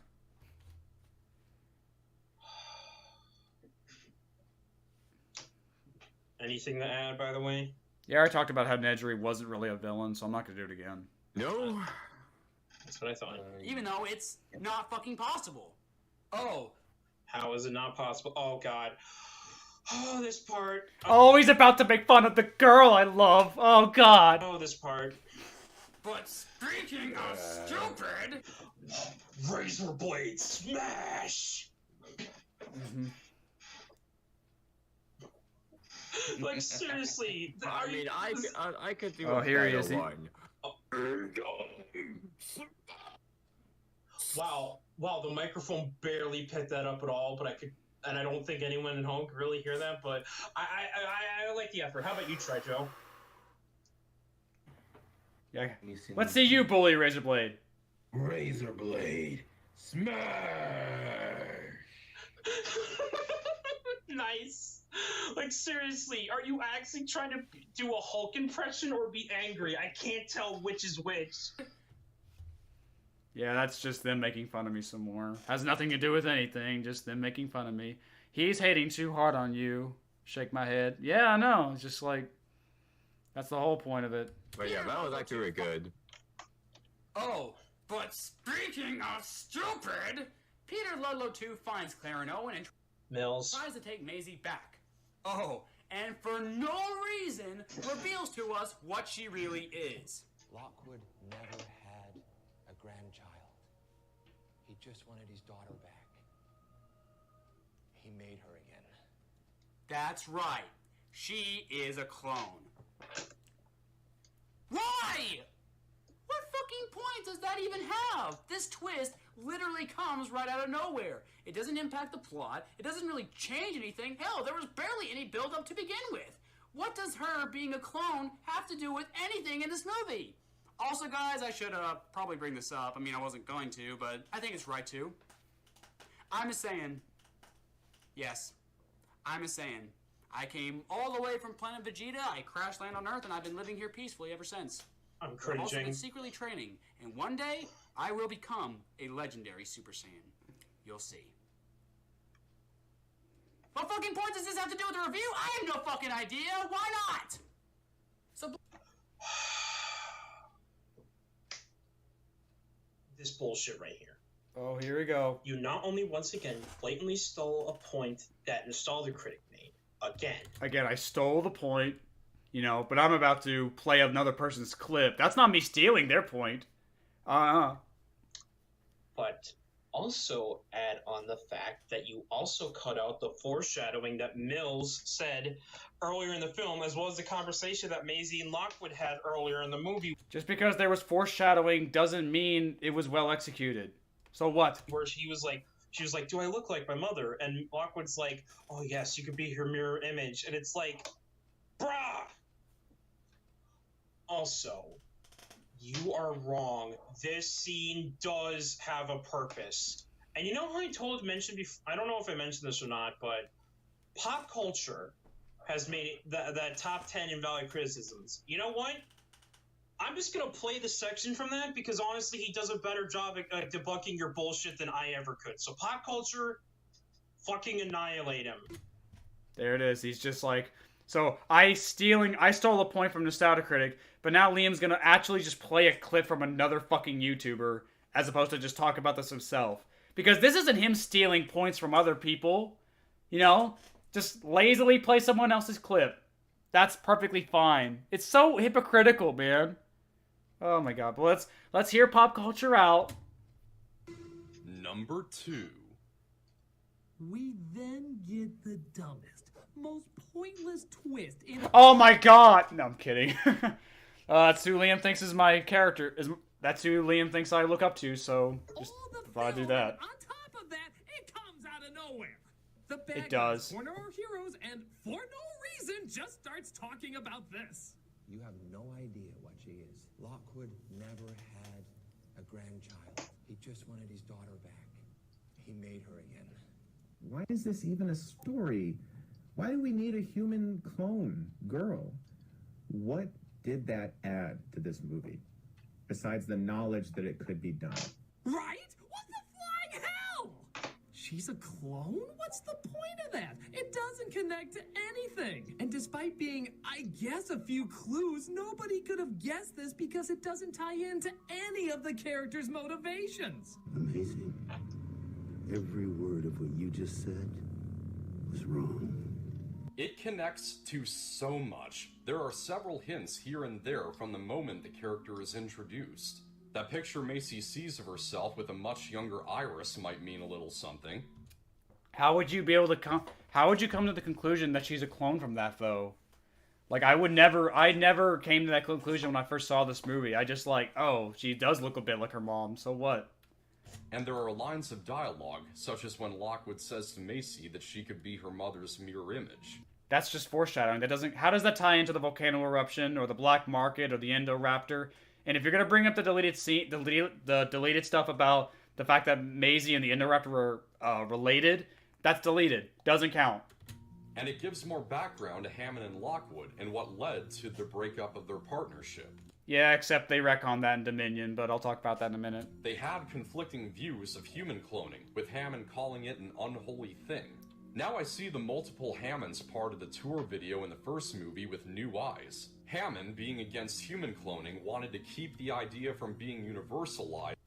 Yeah, except that was just a joke he made in the video. It wasn't meant to be taken seriously. I think you're overanalyzing it just a touch. By treating it as a joke. And anyone who says that the mere idea of Macy being a clone is insane, the world of Jurassic Park is one where dinosaurs are cloned from DNA that has survived millions of years of fossilization. Yeah, it makes sense. Cloning a recently deceased human can't be that hard to believe. Also, Eli Mills does not just start talking about... Well, this part's blurred due to copyright claim. Unlike Liam, I'm actually trying to do something about... For no reason. Here's the full context. It's too late. Maisie, come. This is kind of weird. Oh, so... Here, can I skip this? Because it's kind of awkward and weird. Eli sees Macy as just the result of a mad science experiment, that she's an unnatural creation with no human rights. Being as ignorant as he is, he brings up her identity to Owen and Claire, expecting them to subsequently have that same negative assessment of her. Okay, that doesn't explain how it ties into anything. And be persuaded to let her go with him, likely so that he can make more money off of her being the first human clone. Some people also suggest that it creates a problem with the chronology, since Hammond and Lockwood broke off their partnership before Jurassic Park was completed, which was 25 years before Fallen Kingdom. Sorry, I'm still pausing. I don't want to copyright claim, sorry.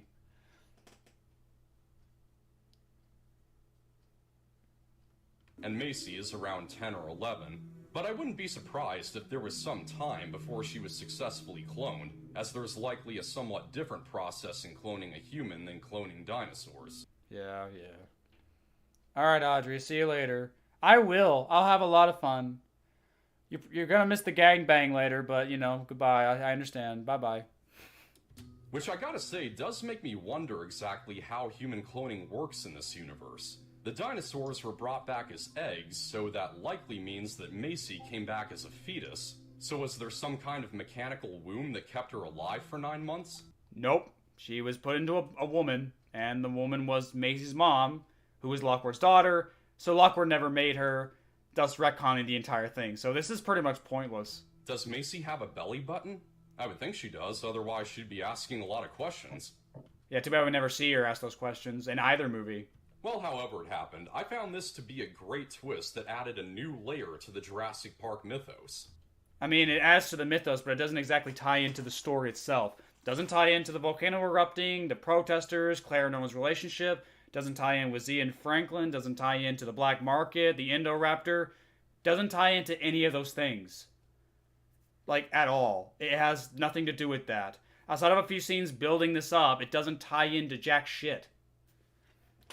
So I don't know how this completely annihilated me, because he didn't explain how it tied into anything. All he did was explain why he thought it was a cool idea. Which, I mean, it could be a cool idea. I mean, yeah, he makes a good point. If we can clone dinosaurs that DNA has survived millions of years, cloning a deceased human shouldn't be that hard. You know, if you have the DNA. Shouldn't be that hard, I agree. It doesn't tie into anything in the story, though. And that's ignoring the fact that they retcon it in Dominion. So it doesn't even matter. So, yeah, sorry, Liam, this guy, you hiding behind this guy, as opposed to making your own arguments, kind of falls flat. But, you know, again, I can make this argument that you're just stealing pop culture's points now, you pop culture fanboy. Now, I'm sorry, I'm sure pop culture here is a cool guy and all, like, I'm sure he's perfectly fine. No, and if he likes the movie, that's perfectly cool too. It's like, this is all Liam, he's bringing pop culture into this. Again, I'm pretty sure Pop is innocent in all of this, so if you ever watch this, no hard feelings, hopefully. Like, I just disagree with you. That's all it is. This man has literally destroyed your entire complaint, RaisorBlade. It's rather sad, isn't it, fellas? No, he did not. Sorry. Also, RaisorBlade. Okay. Damn, pop culture. They don't even understand what he said. They just blindly listened. I know. Some people might be going in the comments, go like, use another guy's clip to help boost your claim, your point. Yeah. It's nearly 1:26 in the fucking morning. I'm tired as hell, and I just want to get this over with as fast as possible. He literally admitted that this is lazy as fuck. He literally admitted he just doesn't give a shit about this. He didn't give a shit about making anything of quality. He literally is like, I just want to get this over with as fast as possible, okay? Don't get mad at me for lazily playing someone else's clips, okay? I'm tired. Like, what the fuck, dude? Like, am I really supposed to take that shit seriously, man? Come on. How are we supposed to take you seriously when you're literally admitting that you made this out of sheer laziness? Like, you're proud that you're lazy? Good lord. Get on a fucking treadmill, you fat bitch. Even though we've gone off the rail at some points, I'm not gonna lie. Yeah, maybe edit the fucking video. Then we wouldn't be here for 3.5 hours. Anyway. The black guy in Girl 1 managed to rescue Blue and... Oh, hey, look at that. You say earlier that Franklin doesn't do anything in this movie, and after that part earlier, and yet here you are showing proof that he does do something later in the film. Opening a cage door does not make him plot relevant. Zia was also there. She could have easily done it just as easily. Not a gotcha, man. Nice job shooting yourself in the foot there, buddy. Yeah, sure. Nice job. Escape? Mean to? What else? Another stupid scene. How is it stupid? Gonna explain? Can you play the clip?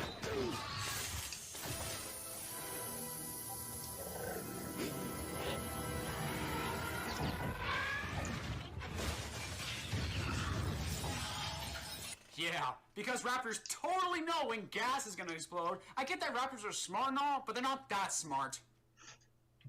They have a good fucking sense of smell.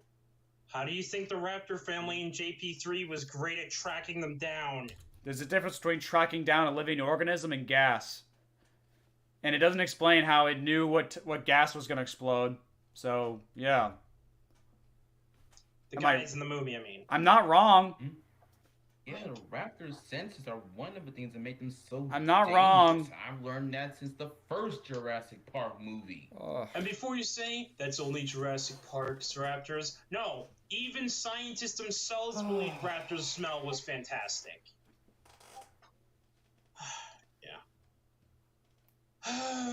This idiot. Oh, this idiot. He doesn't like what I like. Oh, fuck him. So Owen, Claire, and Macy make it upstairs, but find that the Indoraptor is close by.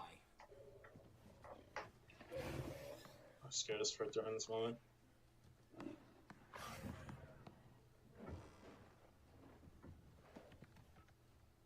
Jesus, for something that was literally born to find and kill people, this thing fucking sucks at finding and killing people. To quote Henry Wu in this film, he's a prototype. Literally. Okay. He's a prototype. Okay. Okay. Did you just ignore that moment from the auction? No, I did not. Well, considering you don't show any footage of the auction outside of the gun demonstration and all that. Yeah. Oh, and the scene you skipped over? So your friends wouldn't think I was funny for 2 seconds? Okay. Uh-huh, yeah. Nice to know your priorities are straight, idiot. Idiot. But the raptor does find... I love how he puts an emphasis on the T. Good job, idiot. Like, you can tell there's definitely some spite in his voice just when saying it like that. So great. Oh, hey, was I the only one that actually noticed this blink or you'll miss it moment where for a split second she looks deformed thanks to the Indoraptor's tongue coming out of her mouth? Liam's thinking right now, that's so hot. You know, because he likes talking to minors and shit. Shit. Yeah, I don't think I noticed that until now. Yeah, it's also supposed to symbolize that she and the Indoraptor are both clones. It's called symbolism. Not everything is symbolism, man. Get over yourself. Good lord. Something he should fucking learn what it means, by the way. And goes after Macy. She's able to make it to her bedroom, where she then hides under her bed covers. Really? Not in the closet? Not under the bed? Not out the window? No? Under her bed covers, like a scared little girl. She is a scared little girl. I say that, and I literally say that in the next line. He's literally not even giving me a chance to say it before I actually say it. And he's getting mad at me for saying something before I even have a chance to actually say it properly. That's the point. She's scared. Like, and even then, where the fuck's she gonna go? Like, and plus, she doesn't think the raptor's gonna get up there, like, because she thinks it doesn't know where she is. Like, it doesn't really matter where she hides in that room. She doesn't think it's gonna come get her. That's stupid. Like, and even then, that's the point, because it's Jay Bowen confirmed this himself. That is supposed to be like a straight up like reference to kids were in their bed at night and the shadows morph into something else through their imagination. Hell, that's fucking that stupid. happened to me when I was a little kid, for God's sake. So I can relate to this scene a lot, actually. You were a pussy ass kid. That has nothing to do with anything. It goes against her entire character. Throughout the entire movie, Maisie's been shown to be really good at stealth and getting away from things. So to her just give up and get in the bed makes no sense. Yeah. Same here. Oh so in case you're wondering why and Dom's not talking, he's muted because of background noise. Okay, I know she's a scared little girl, but throughout the entire movie, she's shown that she's really good at hiding. Hell, I wouldn't be surprised if this girl had the ability to fucking camouflage herself. But in this scene, for some reason, she goes under the bed covers like a fucking idiot? Why? Oh. Oh my god. It makes for a really creepy looking trailer shot. Even though in context of the film, it makes no fucking sense. How does it not make sense? It does, like I said, I just explained it. I literally explained it like point blank, man. Throughout the entire movie, she's been shown to be great at hiding, but then she just gets in her bed. Again, I literally explained this. How are you this fucking dense? It's because all the fat. That's probably why. It doesn't matter where she hides. The Indoraptor is still going to try to kill her in the scene. At least logically, it would look like she was at least trying to hide as opposed to just giving up. Which, in the context of her character, makes no fucking sense. Also, you're ignoring the fact that, once again, his personality is a psychotic killer murderer, also a giant-ass throwback to Universal Monsters. Hell, What? The whole scene in the film where he climbs down from the roof and opens the door while upside down, that is straight up a reference to a big-ass reference scene to a Dracula movie from 1980s, where the same thing basically happens. What? You would know this if you look at the behind-the-scenes thing, but considering you're not a real Jurassic Park fan, I don't blame you for not knowing this. What the fuck does Dracula have to do with Jurassic World Fallen Kingdom? Or Jurassic Park? Or anything in general? Oh, they're both from Universal? Oh, okay, well, where's my goddamn Mummy reference, huh? What's another movie Universal made? Land for Time? Where's my Land for Time reference, huh? Like, where is it? Like... That's such a pointless reference that makes no fucking sense at all. It doesn't add anything. It's fucking stupid. He's just pulling this shit out of his fucking ass. Liam really doesn't want to admit you are even remotely right. Yeah, it's just so fucking terrible and stupid. Somehow he got to that point. I don't even know how. It was Nosferatu, not Dracula. Right. But, like, there's no establishment of Dracula in any of the Jurassic Park movies, even Dominion, which doesn't matter, but still. It's like, it has nothing to do with anything. It's a completely pointless reference that makes no fucking sense. And if Jay Boya, whatever his name was, if he brought up in the behind-the-scenes film, that's just fucking stupid on his part, because it doesn't make sense. Like, because there's no fucking context. It's just a random movie reference for no good reason. That has no bearing on anything in the movie story at all. Like, if you showed Maisie watching Dracula earlier in the movie, and it scared her, and then you replay the scene, then okay, that would make sense. That would actually be like, okay, I see what they're doing here. That would be the actual foreshadowing you have such a hard-on for, Liam. But there's nothing here for this. It's a completely pointless thing that has nothing to do with anything. But whatever, I didn't watch the behind-the-scenes feature, so clearly I'm not a real fan. 34 minutes, by the way. We only got 5, 6, 7. 5 minutes. We have And that's 17. unfortunately also including the credits and stuff. We have 17 minutes. We're almost done, guys. We're almost there. Owen comes to save her, but finds that the bullets are ineffective against the Indoraptor. But just at that moment, Blue shows up and the two raptors begin to fight. Alright, finally! Now this is what I'm talking about. Two epic dinosaurs fighting it out. This is what we've been waiting for, ladies and gentlemen, and we're gonna focus on Owen and Maisie escaping instead of the actual fight itself. Exactly what I wanted! And yet you're ignoring the fact that when Rexy and the Indominus Rex squared off, they also focused on Claire, her nephews, and Owen as well? Not anywhere near as much. It cut back and forth, where this one focused primarily on Owen and Maisie. So it's completely different. Like, you gonna just ignore that? No? Fuck you then. Well, fuck you too, Liam. Outside, and Owen and Claire use that laser thing to trick the Indoraptor into falling through the glass ceiling. It's also the leash of the Indoraptor. Like, that's what it is. It's not just a gun. But it's a gun. It's a gun, okay? I'm not gonna call it a fucking leash. That's stupid. And you would notice you watched Shinobi's video, considering you hate him. I don't. Yeah. Oh, Shinobi suddenly defines what's canon Jurassic Park all of a sudden? Shut up! Fucking shut up! Not expecting you to. Good lord. However, but Blue shows up to finish it off. Okay, prepare to cringe, guys. No, not from this.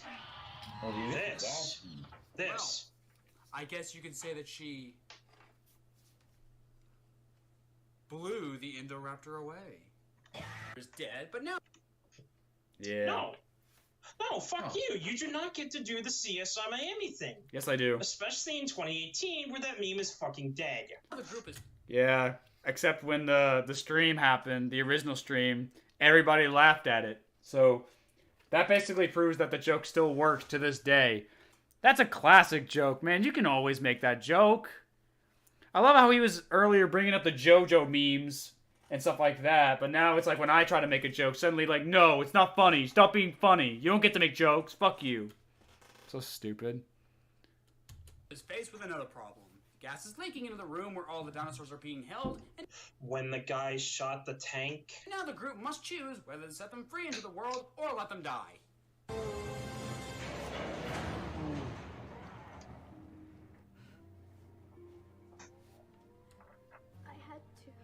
Sorry, I'm pausing for copyright. I don't want to get a copyright claim. Prehistoric Planet has overthrown Jurassic Park as the best piece of dinosaur media. It really has. Prehistoric Planet was so fucking good. Like, seriously, guys, if you haven't watched Prehistoric Planet yet, you really need to. It's really fucking good. I loved it. They're alive. Like me. Except they're not. Because that got retconned in Dominion. Well said. But we'll ignore Dominion for the sake of the argument Liam brings up. Even though it doesn't matter anymore, but we'll have fun with it. However, there is one major difference between you and those dinosaurs. You're not a fucking man-eating animal! They are both clones, though. God, do you know how many people you might have just killed by letting all those dinosaurs free into the world? You know, I think with this decision, you might have just become... honestly, the second worst kid character in these Jurassic Park films. Yeah, I'm sorry, but yeah, the brothers from the last movie are still the worst. God, I fucking hated those two. They were so goddamn annoying. They had nothing to the plot, and yeah, they should have just died straight up. Oh, yeah. Because kids in a movie automatically means they should die. That's not what I fucking said at all. Mm-hmm. How does he jump to that conclusion, man?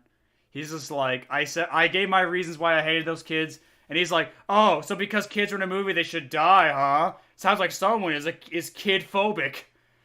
Yeah, I am kid-phobic. Fuck kids, man. They're awful. Oh, God. Seriously, how do you come to that conclusion, man? How do you come to that? Yeah. Also, no, I actually really like Zach. For one thing, he's a dinosaur nerd. I can relate to that a lot. Because I'm such a fucking bitch for dinosaurs, man. I'm a simp for dinosaurs, and Jurassic Park, and Pokemon. That's why I could relate. He likes something unapologetically, and I love something unapologetically. That means he's a great character. Obviously. It's not like he was a whiny, annoying brat who kept crying over his parents' divorce that I didn't give a shit about. Yeah, okay. And nor was his brother a pretentious cock who kept staring at women and everything like a creep. Despite the fact that he had a girlfriend, mind you. Yeah, that's totally a likable character. Hell, why do you think I like the main guy from Jurassic World Camp Cretaceous because of that? Also, do you forgetting that he is the reason that Claire went to go get Rexy? Because he literally says, Teef. So what? Any of the characters could have thought about the T-Rex. It's not just Alex. Like, he uses they're like, really? You're gonna use one line of dialogue to justify a character's existence? That's so stupid. We need more teeth, and that's where she gets the idea to go get Rexy. He likes the minor boys. Yeah, he likes the minor boys. So yeah, without him, she wouldn't figure out to do that. But more importantly, without the kids in the film, Claire would not have the motivation to do what she did in that film. Except she never spent any time with the kids. I already talked about this earlier. Like, she and the boys were separate for most of the film. And Claire's development with them never happened because again, they were separate. They never contacted each other. Okay, Claire literally went from, okay, I'm going to leave it with this babysitter. Let's hope nothing bad happens to, oh my God, I'm so happy you're okay. Literally in between. Like, that's literally that. So dumb. Don't serve a purpose, my fucking ass. Yeah, I don't want to think about I don't want to think about your ass. Is he a pedo? He does talk to. He has admitted he likes hanging out with minors. He sees nothing wrong with a 23-year-old man himself hanging out with minors. Also doesn't help that you don't even explain why they're really bad. Like, just saying they're stupid, annoying, and you want them to die is not. No, that's not good enough. Yeah, I think it is. Fucking Christ. fucking Christ. This guy just doesn't like my movie. And now, once again, as for your thing about the Maisie and the dinosaurs, I'm just gonna steal another person's point. You know, it's okay, because it's okay when I do it, but when you do it, that's a big no-no. Nah, you're just being a fanboy. I know I just used a pop culture clip, but his number one, again, takes my words out of me, because... Again, I feel bad for pop culture. He is a saint. Again, I feel bad for pop culture. I'm sure he's like a perfectly cool guy. Allow me to segue into the number 1 slot with this bit of foreshadowing. Did my mother visit the pub? Once. She would have saved them too, you know. She would have saved them all. Sorry, I'm pausing for copyright. I don't want to lose anything. He a what? Yeah, we talked about this earlier, and I even showed it. He like, you at least didn't steal footage. Yeah, this is kind of just stealing footage. This isn't like fair use at all. This is kind of him just stealing footage. Wait, he's a what? Yeah, I showed this earlier in the response, but yeah, he basically admitted he's perfectly fine with hanging around pedos and everything like that.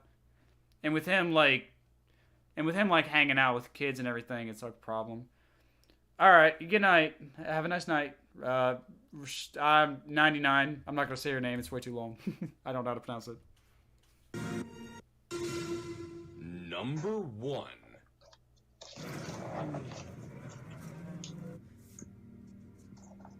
Sorry, I'm pausing for copyright. I don't want to like leave it. I had to. They're alive. Like me. Only they're not. You got retconned. But okay, it's not your fault. What? They're, about to kill a lot of little kids like you, too. Yeah, again. I mean, there's prisons filled with violent, murdering criminals that are also alive, like me. That doesn't mean I'm gonna go free them. Why is it that none of the big-named YouTuber viewers, with the exception of, like, IGN, made the connection between that line and the reveal of where Macy came from? Just think for a moment about everything that she's gone through all in one night. Her grandfather was killed, her caretaker was sent away, and she learns that her only remaining guardian has it in mind to exploit her for more cash. And in addition to her love for dinosaurs, her entire world has been shaken with the sudden knowledge that, like them, she's an unnatural creation. And thus she has a connection to the creatures that no one else could have. It's not that we don't get that, it's that, again, her being a clone doesn't tie into anything else throughout the rest of the story. So, her being a clone is just kind of thrown in there at the last 15 minutes. We don't have enough of a connection. And on top of all that, her being a clone shouldn't matter that much to her because she's lived her whole life as a normal human being. She just discovered this. So, like, why should we give a shit that she's a clone and she feels a relationship with these dinosaurs when we barely establish any real connection at all? Not to mention, her only interaction with a dinosaur up to this point has been her almost getting killed by one. If anything, she should also want the dinosaurs to fucking die. Just there.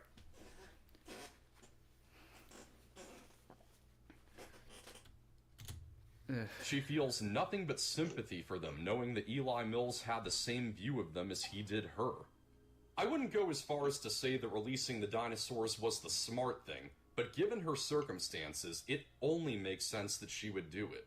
What really grinds my gears are comments like this. And what's even more confusing is apparently we're supposed to have sympathy for our adorable angel of death. But all I can think about is Malcolm McDowell describing Michael Myers. These are the eyes of a psychopath. I've seen many online comments saying similar things like, humanity is doomed all because she wanted to save some dinosaurs. To be fair, to this point, like, Dominion did retcon this a lot, and we didn't actually see much of the dinosaurs interacting with humanity at all in Dominion, so that ended up being a fucking lie itself, so, you know, I guess he's got a point. I guess it doesn't matter. I guess to his credit, yeah, critics were wrong about Maisie bringing it into humanity, but only because the writers for Dominion were too much pussy shits to actually go through with it. Or that she's the real villain of the movie. You know what? They're right. They're absolutely right. Never mind Eli Mills selling endangered species or creating the Indoraptor purely out of greed, or all those buyers who are going to be following his lead with what they bought. No. It's all the fault of a traumatized little kid who acted on an emotional impulse. Well, to be fair, Eli Mills did sell them one at a time to each person in cages where they could be kept an eye on, as opposed to this guy, as opposed to Maisie, who released all the dinosaurs into the world. You know? Something sounds off about that. To blame it all on her or to call her the true villain of the movie is the height of reductive. And that's why it is the #1 dumbest criticism. Sorry, I'm pausing for copyright. She led humanity to their extinction. Well, not really, because like I said, Dominion retconned that, so where they don't dinosaurs and humanity don't interact all as much as they should. With Jurassic World: Fallen Kingdom.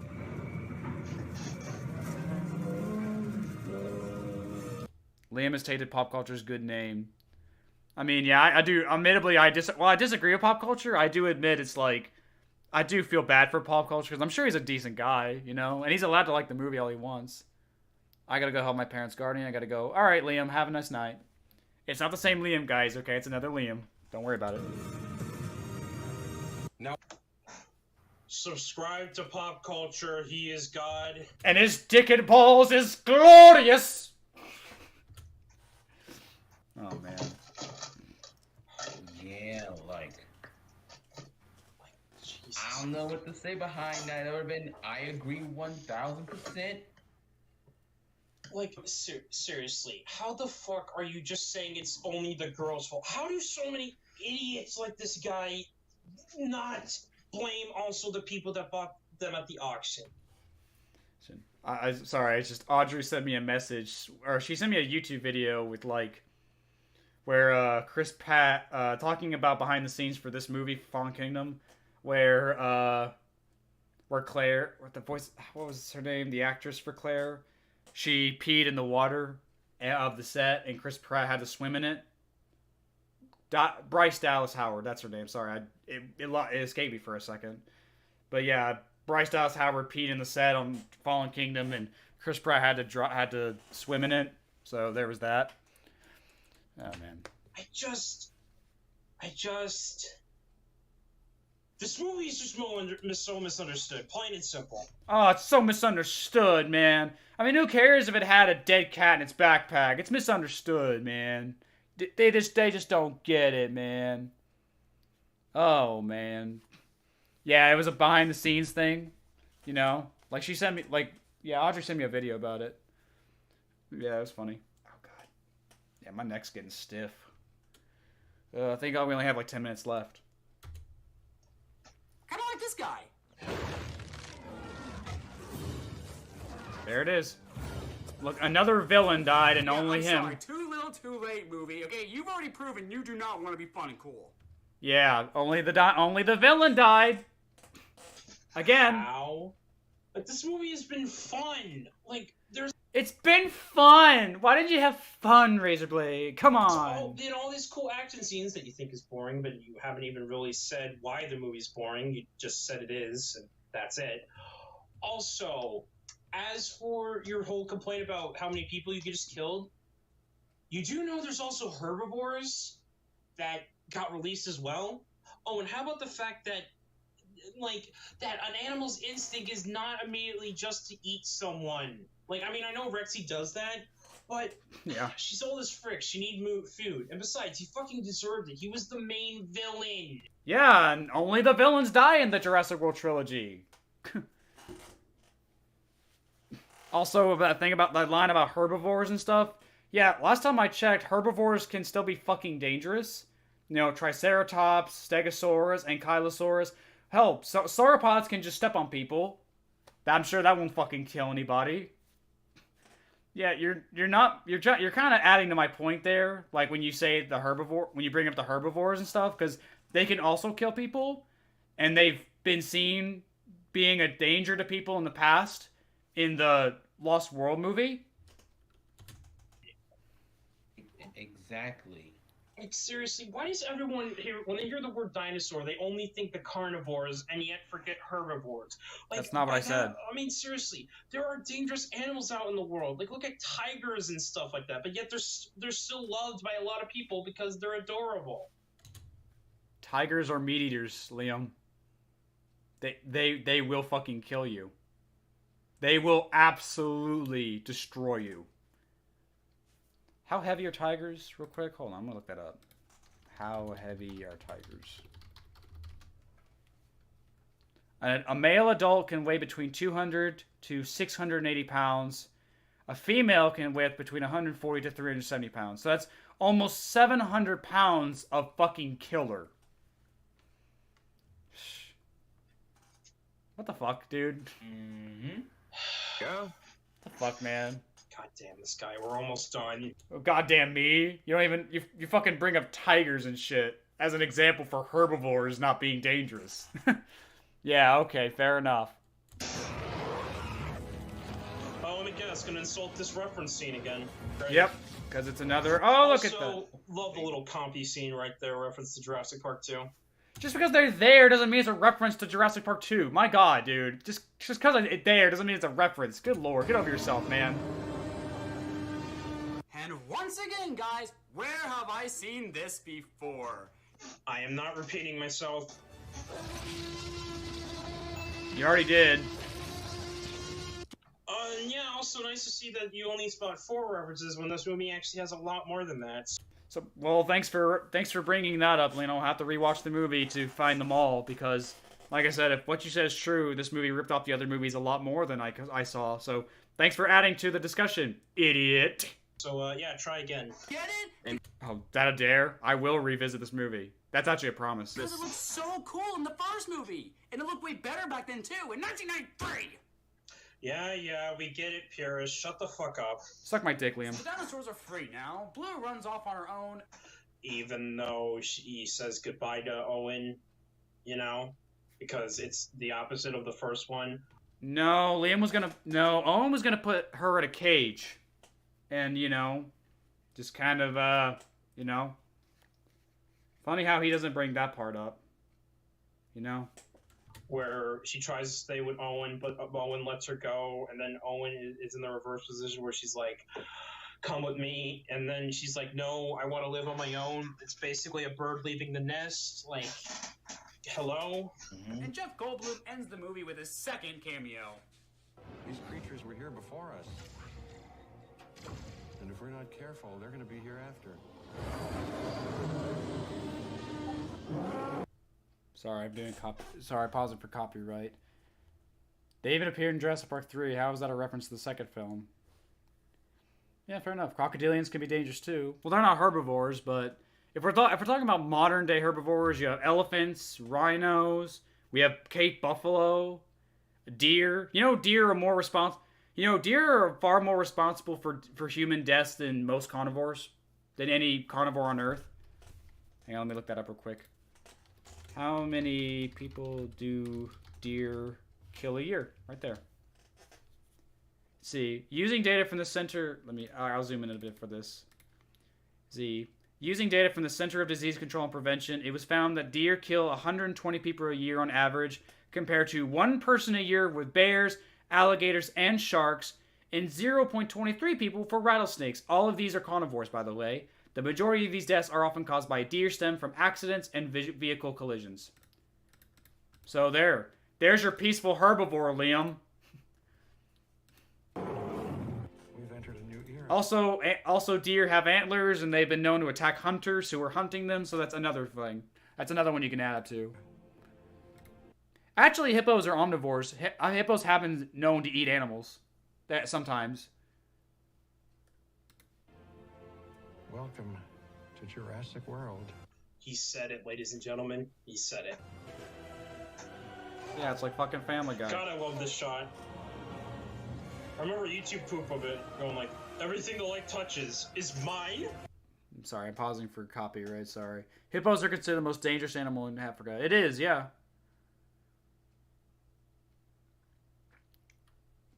So Maisie is the clone of Lockwood's daughter, which is also her mother. Yeah, so, I think Maisie's still a clone, but she was born from a woman. She was born from Lockwood's actual daughter. So, you know, it really does. So it turns out that Lockwood actually didn't clone her at all, which really begs the question: why did Lockwood and Hammond even get into a fight? Why did they get into a fight and break up when it was never even Lockwood who did in the first place? It was his daughter. You know, like, doesn't make any sense.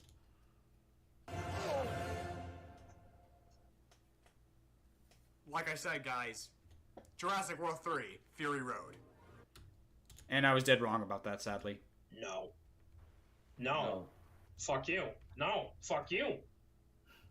And we only have a few more words to hear from this, then we're done. So that was Jurassic World Fallen Kingdom. And if you ask me, yes, this is the worst Jurassic Park film so far. And if you were to ask me, it still is. Like, I still think Fallen Kingdom was worse than The Minion. You know? I still think it's pretty bad. To take the word of Danny DeVito, bullshit. No, it's true. Bullshit. Not only was there practically no originality in the script. Just because there's no originality, quote unquote, doesn't mean it's bad. I don't know, man. It's more in the execution. Relying on plot elements, characters, and even shot-by-shot remade scenes from the other films, but it was just plain boring. You haven't even explained why it's boring. How is it boring? And again, missing the point of an anniversary film. Every movie so far has had at least one or two great scenes in it, but this has had nothing going for it. Nothing original, nothing fun, hell, not even anything interesting. Nothing interesting? How about the fact that the island is gone and that the dinosaurs are now on the mainland, which is how the book ended? Yeah, except it's still just a clone of the Lost World, and even then, this is negated by negated by Dominion being a thing, retconning all of that. Hey there, Cobra Rex. Nobody died. Only the villains died. Yeah. And I don't mean the second book. I mean the first book. Yeah, too bad the book doesn't matter. Unplug that thing. Oh, was that Hank Hill? Hank Hill back? Is Hank Hill here? Hang on, sorry. And I don't mean the second book. I mean the first book. Yeah, except the books don't matter to the movies, so who cares? Unplug that thing. Right, dang it, Liam, you reviewing Jurassic World Fallen Kingdom reviews again. Hey, go to bed. We gotta work on propane and propane accessories in the morning. Oh, right. Good. Yeah. Okay. Yeah, you may want to mute yourself, and Dom. Okay, yeah, I need to I'll make my final levo for this to LaserBlade. If you want something for action that's dinosaurs, watch the YouTube series called Dino Battle World Championship.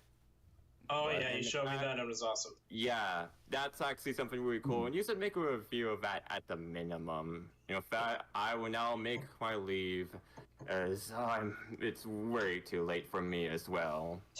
Yeah, because we can't actually finish this. We have to go to bed. It's our bedtime. We're like, what, we're not adults? If they have a bedtime, then, like, doesn't that mean, like... Does that mean these guys are minors? Did Liam actually do this with minors, too? Like, good lord. Take care, and I hope you enjoy watching this later, Dom. Correct. And I'll see you... Alright, Mika-chan, you have a nice night. Next time, whenever when the next day comes. Later, and Dom. Later. And it's just, and then there were two. It's not even a good, bad movie. It's just a bland, forgettable mess. Oh, hell no. I'm gonna remember this for the rest of my life. This movie was freaking great. Yeah, no, the sex I had with it was phenomenal, especially when it went on my ass. I just wish it used a little more lube, but don't worry, we'll remember that next time. Then again, what do I expect from a non-Jurassic Park fan? Yeah, and add that to the counter. What do I expect from a non-Jurassic Park fan? He just doesn't blindly love and accept everything in a franchise like I do. I guess if you don't have really high standards for your films and you just want to watch stuff blow up, then maybe you'll enjoy this fine, but... Yeah, I literally say that. But as for me, I can see perfectly fine why Jurassic Park movies have fallen so hard. Yeah, because you think the sequels do nothing good.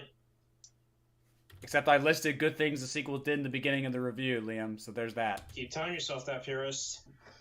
So that was Jurassic World Fallen Kingdom, guys, and yeah, I hated it pretty much. No, really? Now, I was actually going to review another dinosaur movie after... And with that note, he just goes off on a tangent about shit I don't care about. So with that note, we are pretty much done. In terms of substance. So, before we end this video thing properly off, let's give our old final thoughts on this. My Christ, this was painful. Like, how do you think I feel, Liam? I'm the one who had to undergo this shit for 3 years, man. I get it. The thing is, I had forgotten Jurassic World Fallen Kingdom was a thing. If it wasn't for Liam, then I would have never given this much of a shit over Fallen Kingdom. I kind of hate it more now. That's the thing. He failed. He didn't make me think the movie was better. He made me hate it more. That's all he succeeded in doing with all of this. I actually get it. Not everyone likes Jurassic Park. Believe me. I've heard it all, basically. I get it.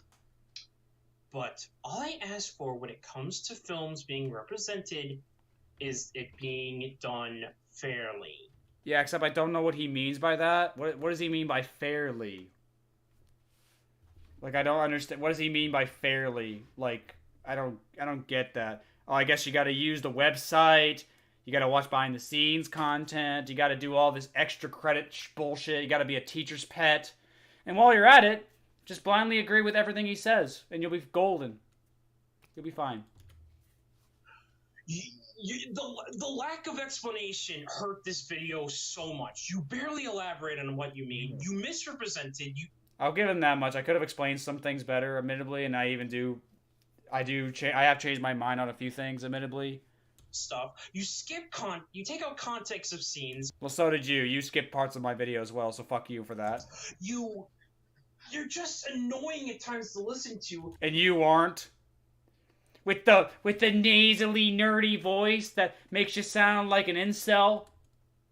And the fact that you come off as such a douchebag with a lot of your reviews I mean, that was kind of the whole point. That was kind of my character for a bit, and it still is a bit, you know, pretentious asshole who thinks he knows the best thing ever.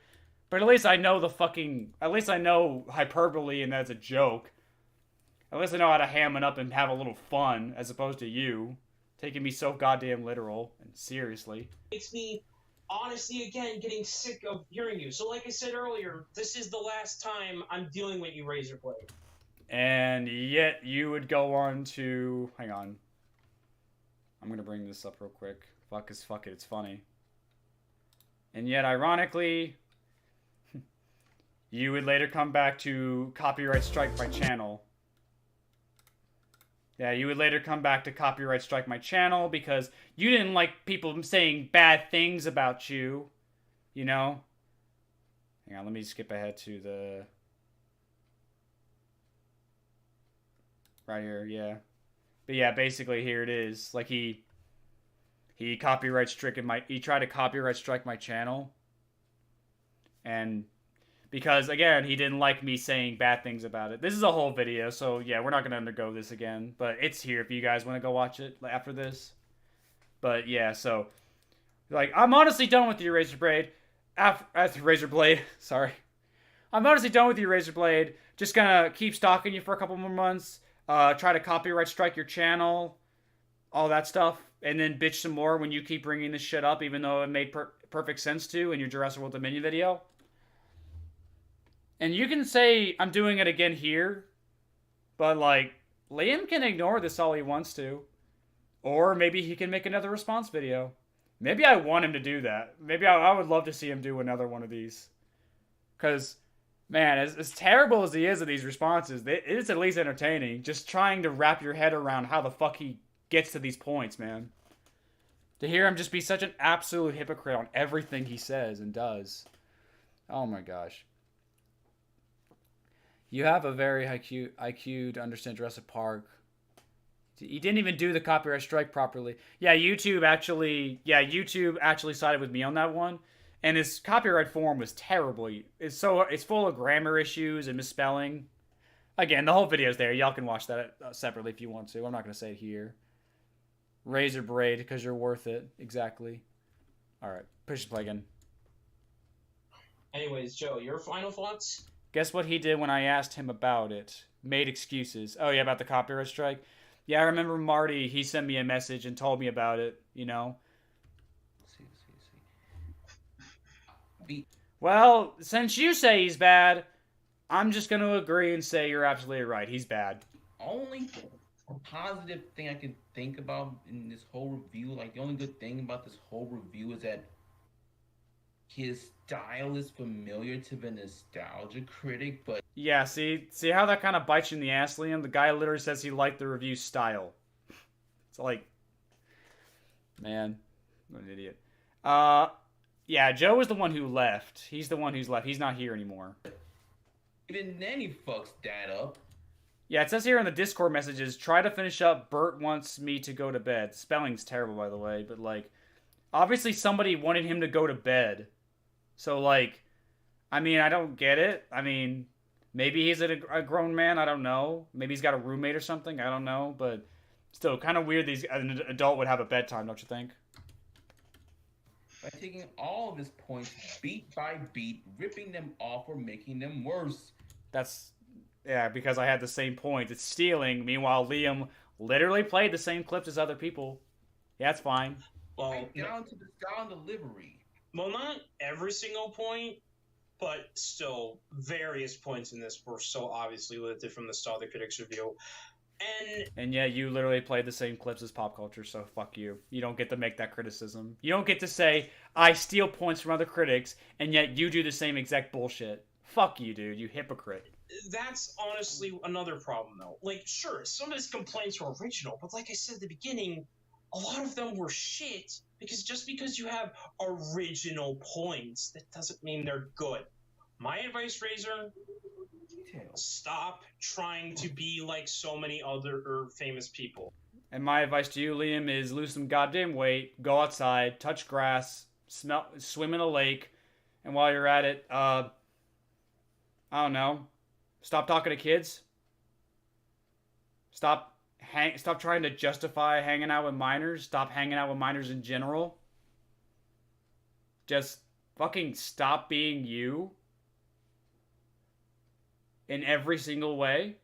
That's my advice. I mean, the fact that I saw on your YouTube channel that you reacted to Bob's show because he's basically your senpai, I reacted to his review because I was in it. I inspired that review. I was the reason that review happened in the first place. That's why I reacted to it. It was supposed to be a little fun. That's all it was. Nothing else. He's a grown man and he's buying into him. Let's see, what is it? The guy that left is 18 years old. Is he 18 now, or was he 18 when this video was made last year? Because that's the real question.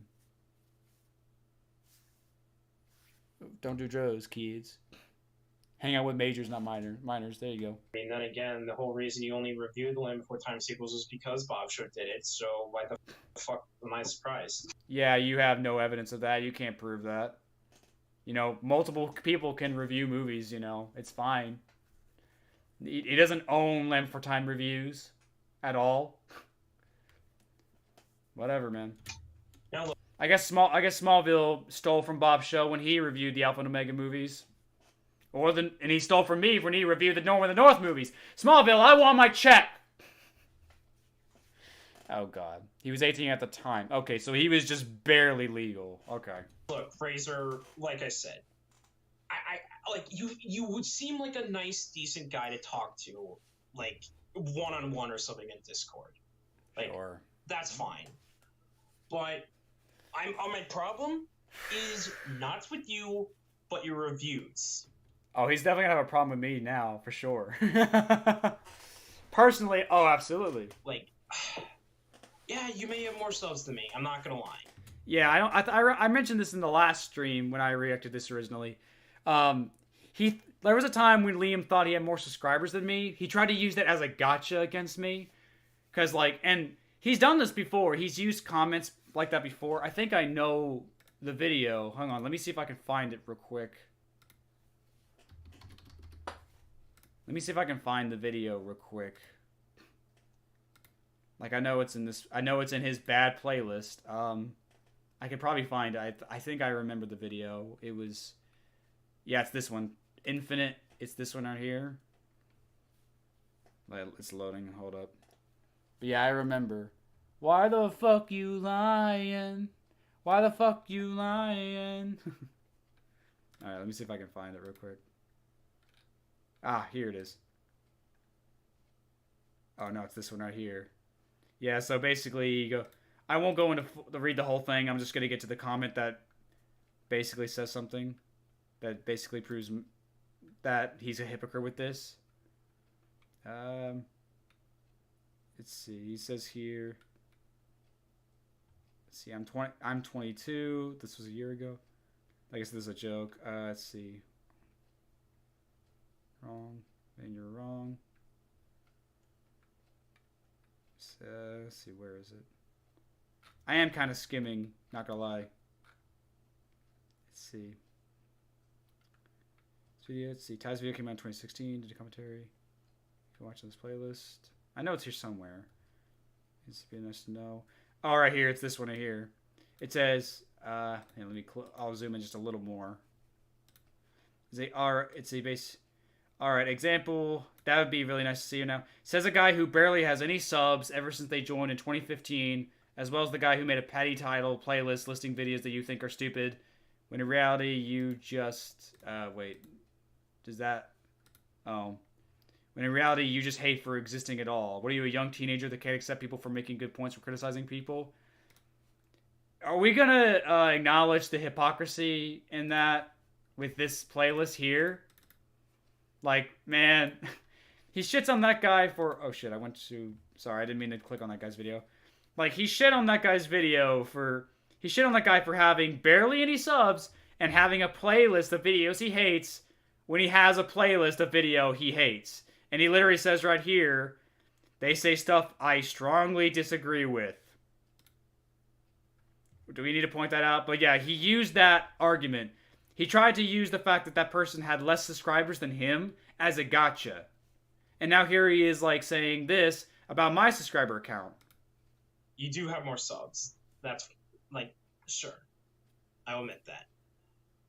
But I honestly feel like that because people that have a lot more subs, they feel like they have more immunity towards a lot of stuff, and their fans will come and attack them just because they disagree with their senpai, basically. I mean, look what happens with Kazunot Variety Hour, for Christ's sake. I don't really know what happened with Kazunot Variety Hour, but still, the fact that like it's so fucking pathetic the way he just goes back and forth with this. Like, he has no real stance on this whatsoever. Like, it doesn't matter how many subscribers someone has, you know?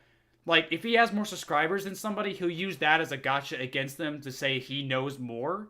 But then when someone has more subscribers than him, like me, suddenly it's a problem. It's like, oh, you think because you have more subscribers you know better than me? Like my guy, you're so hypocritical. It's so fucking stupid. It's so fucking ridiculous, man. Oh my god, it's so dumb. Wow. It's fucking terrible. I just wanted to bring this up because he tried to use, like I said, he was an idiot before. He thought he had more subscribers than me because I think I had like 4.5 subscribers at the time and he had like 1.18. So he had more numbers showing than I did. He didn't acknowledge the K. Fucking dumbass. I wish the comment still existed, but he deleted it, sadly. I wish I had it. I wish I captured it, sadly.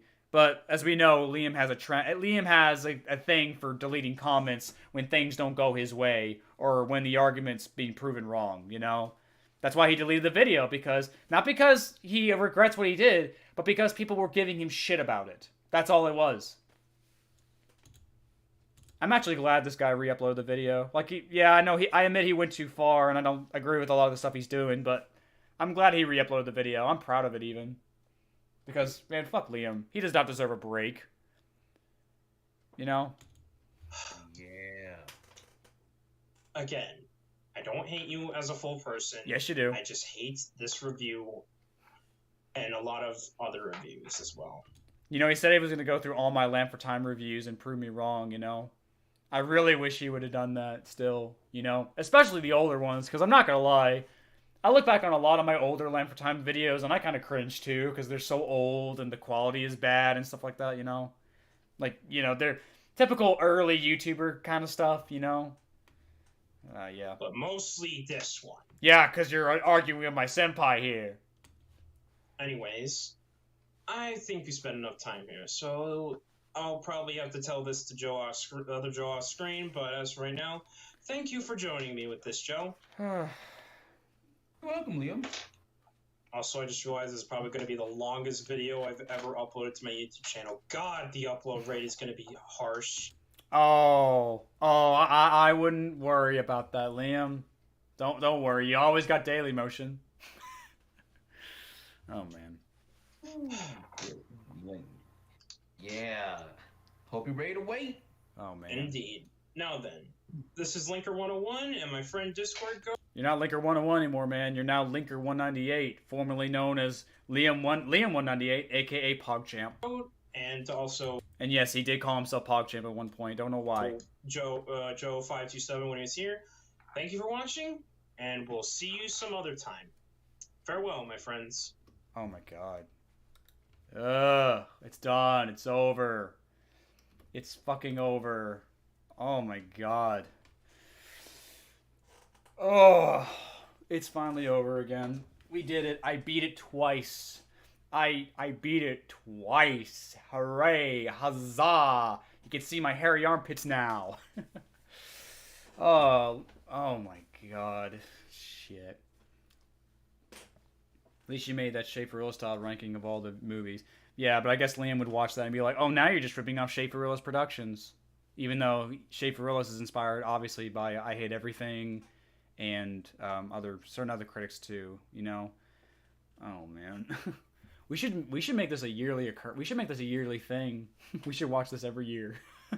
Like, every year, you know? Let's try not to go for 3. I just said we should do this again, like, every year. Make this a yearly tradition. I don't know. I don't think we're going to do this again. I really just wanted to watch this again by myself because, you know, I had a lot of fun with the last live streams, you know, the 3 live streams we did before. But like I said, rewatch-wise, it is a little hard to do that because you have all the people talking over it, and plus it is 3 separate videos. And when you combine those 3 live streams together, it's a whopping like 13, almost 14 hours. This is like 8.5. That's way better, I think. And again, I don't mean any disrespect to the people who participated in the live stream. I just think it's better to react with 1, maybe 2 people as opposed to like a bunch. You know, because again, we had like 9 or 10 people in the last live stream, and I just think that was a little too much looking back on it now. Sweet Victory, yeah. I played the Sweet Victory scene from SpongeBob. Hello, Kimberly. You're just in time to watch me end the live stream because I'm about to get off here because we're finally done. Oh, man. Oh, but be sure to follow me on Twitter. If Liam comments, I'll be sure to share it there. I'll be sure to for sure. Oh, man. Also, support me on Patreon. I'm actually going to be introducing new tiers to my Patreon the next couple of days. So, you know, be sure to keep that in mind if you feel like supporting me on Patreon. Like, again, that's purely optional. You don't have to do it if you don't want to. But my tiers so far are, for $1, you get a shout out at the end of every video. For $3, you get to see the video a day early before it goes up live on YouTube. And for $5, you get to see exclusive behind-the-scenes content. And I'm also going to introduce a $10 tier where you can start voting for what you want to see me review next. So you'll see some reviews now. Can you do a sleep stream now? I might do a sleep stream now. Why not? Of course. I don't know if you guys heard that. I think some people are lighting fireworks in the background. It is almost 4th of July. Oh, man. What if Liam reacts to the stream and does something? I hope he fucking does. If he makes another reaction, I'm gonna fucking laugh my ass off. I'll definitely react to it. I'll be sure to capture it in case he wants to delete it. Because, you know, he's gonna delete it. Oh, man. It's so good. But, yeah, like I said, that's my Patreon. If you feel like subscribing to, or becoming a patron to it, it's in the description below. If you like, again, it's purely optional. You don't have to do it. It's just there in case you feel like supporting me financially, because you know YouTube is my job now. And like, say what you want about Liam, he did give me a boost. You know, I love how it's funny. He turned on incognito mode to dodge giving me ad revenue, but he's probably giving me more ad revenue than most movies I reviewed. Well, that's not true. DreamWorks definitely gave me some ad revenue with that 9 Realms review. made over $3,000 on that one video on the first season alone. Just wait until season 3 comes out. Oh man. But yeah, that was fun. That was fun to revisit. Even if it was cringe. It was cringe the whole way through. Oh, man. But yeah, I'm going to end the stream now. I am getting kind of tired. I'm going to call it a night. And then tomorrow I'm going to try and get Rockadoodle finished. I'm going to try and get Rockadoodle out sometime this week. The Rockadoodle review will be out sometime this week for sure. And then on the 5th, I will introduce voting, where you guys, for $10, can vote what you want me to review next time. So, you know, be sure to keep at it. So again, if you ever feel like asking me what you want to review and stuff like that, you can support me on Patreon and you can have a say in the matter. But long story short, it was a cringe sandwich indeed, Dragonfly. It was a cringe sandwich indeed. Oh, but unlike Liam, I at least know what a good fucking movie is. I'm gonna end it now. So thank you guys so much for watching. Thank you for donating to the charity. Some of this is from a separate charity. I didn't start this. We did raise so far $113 was raised to this charity, so that's actually really cool. But anyway, I will say goodbye tonight. Thank you guys so much for watching. He died of heart failure. Oh man. But anyway, I will see you guys in the next video. Stay awesome, guys, and as always, rock on. Thanks.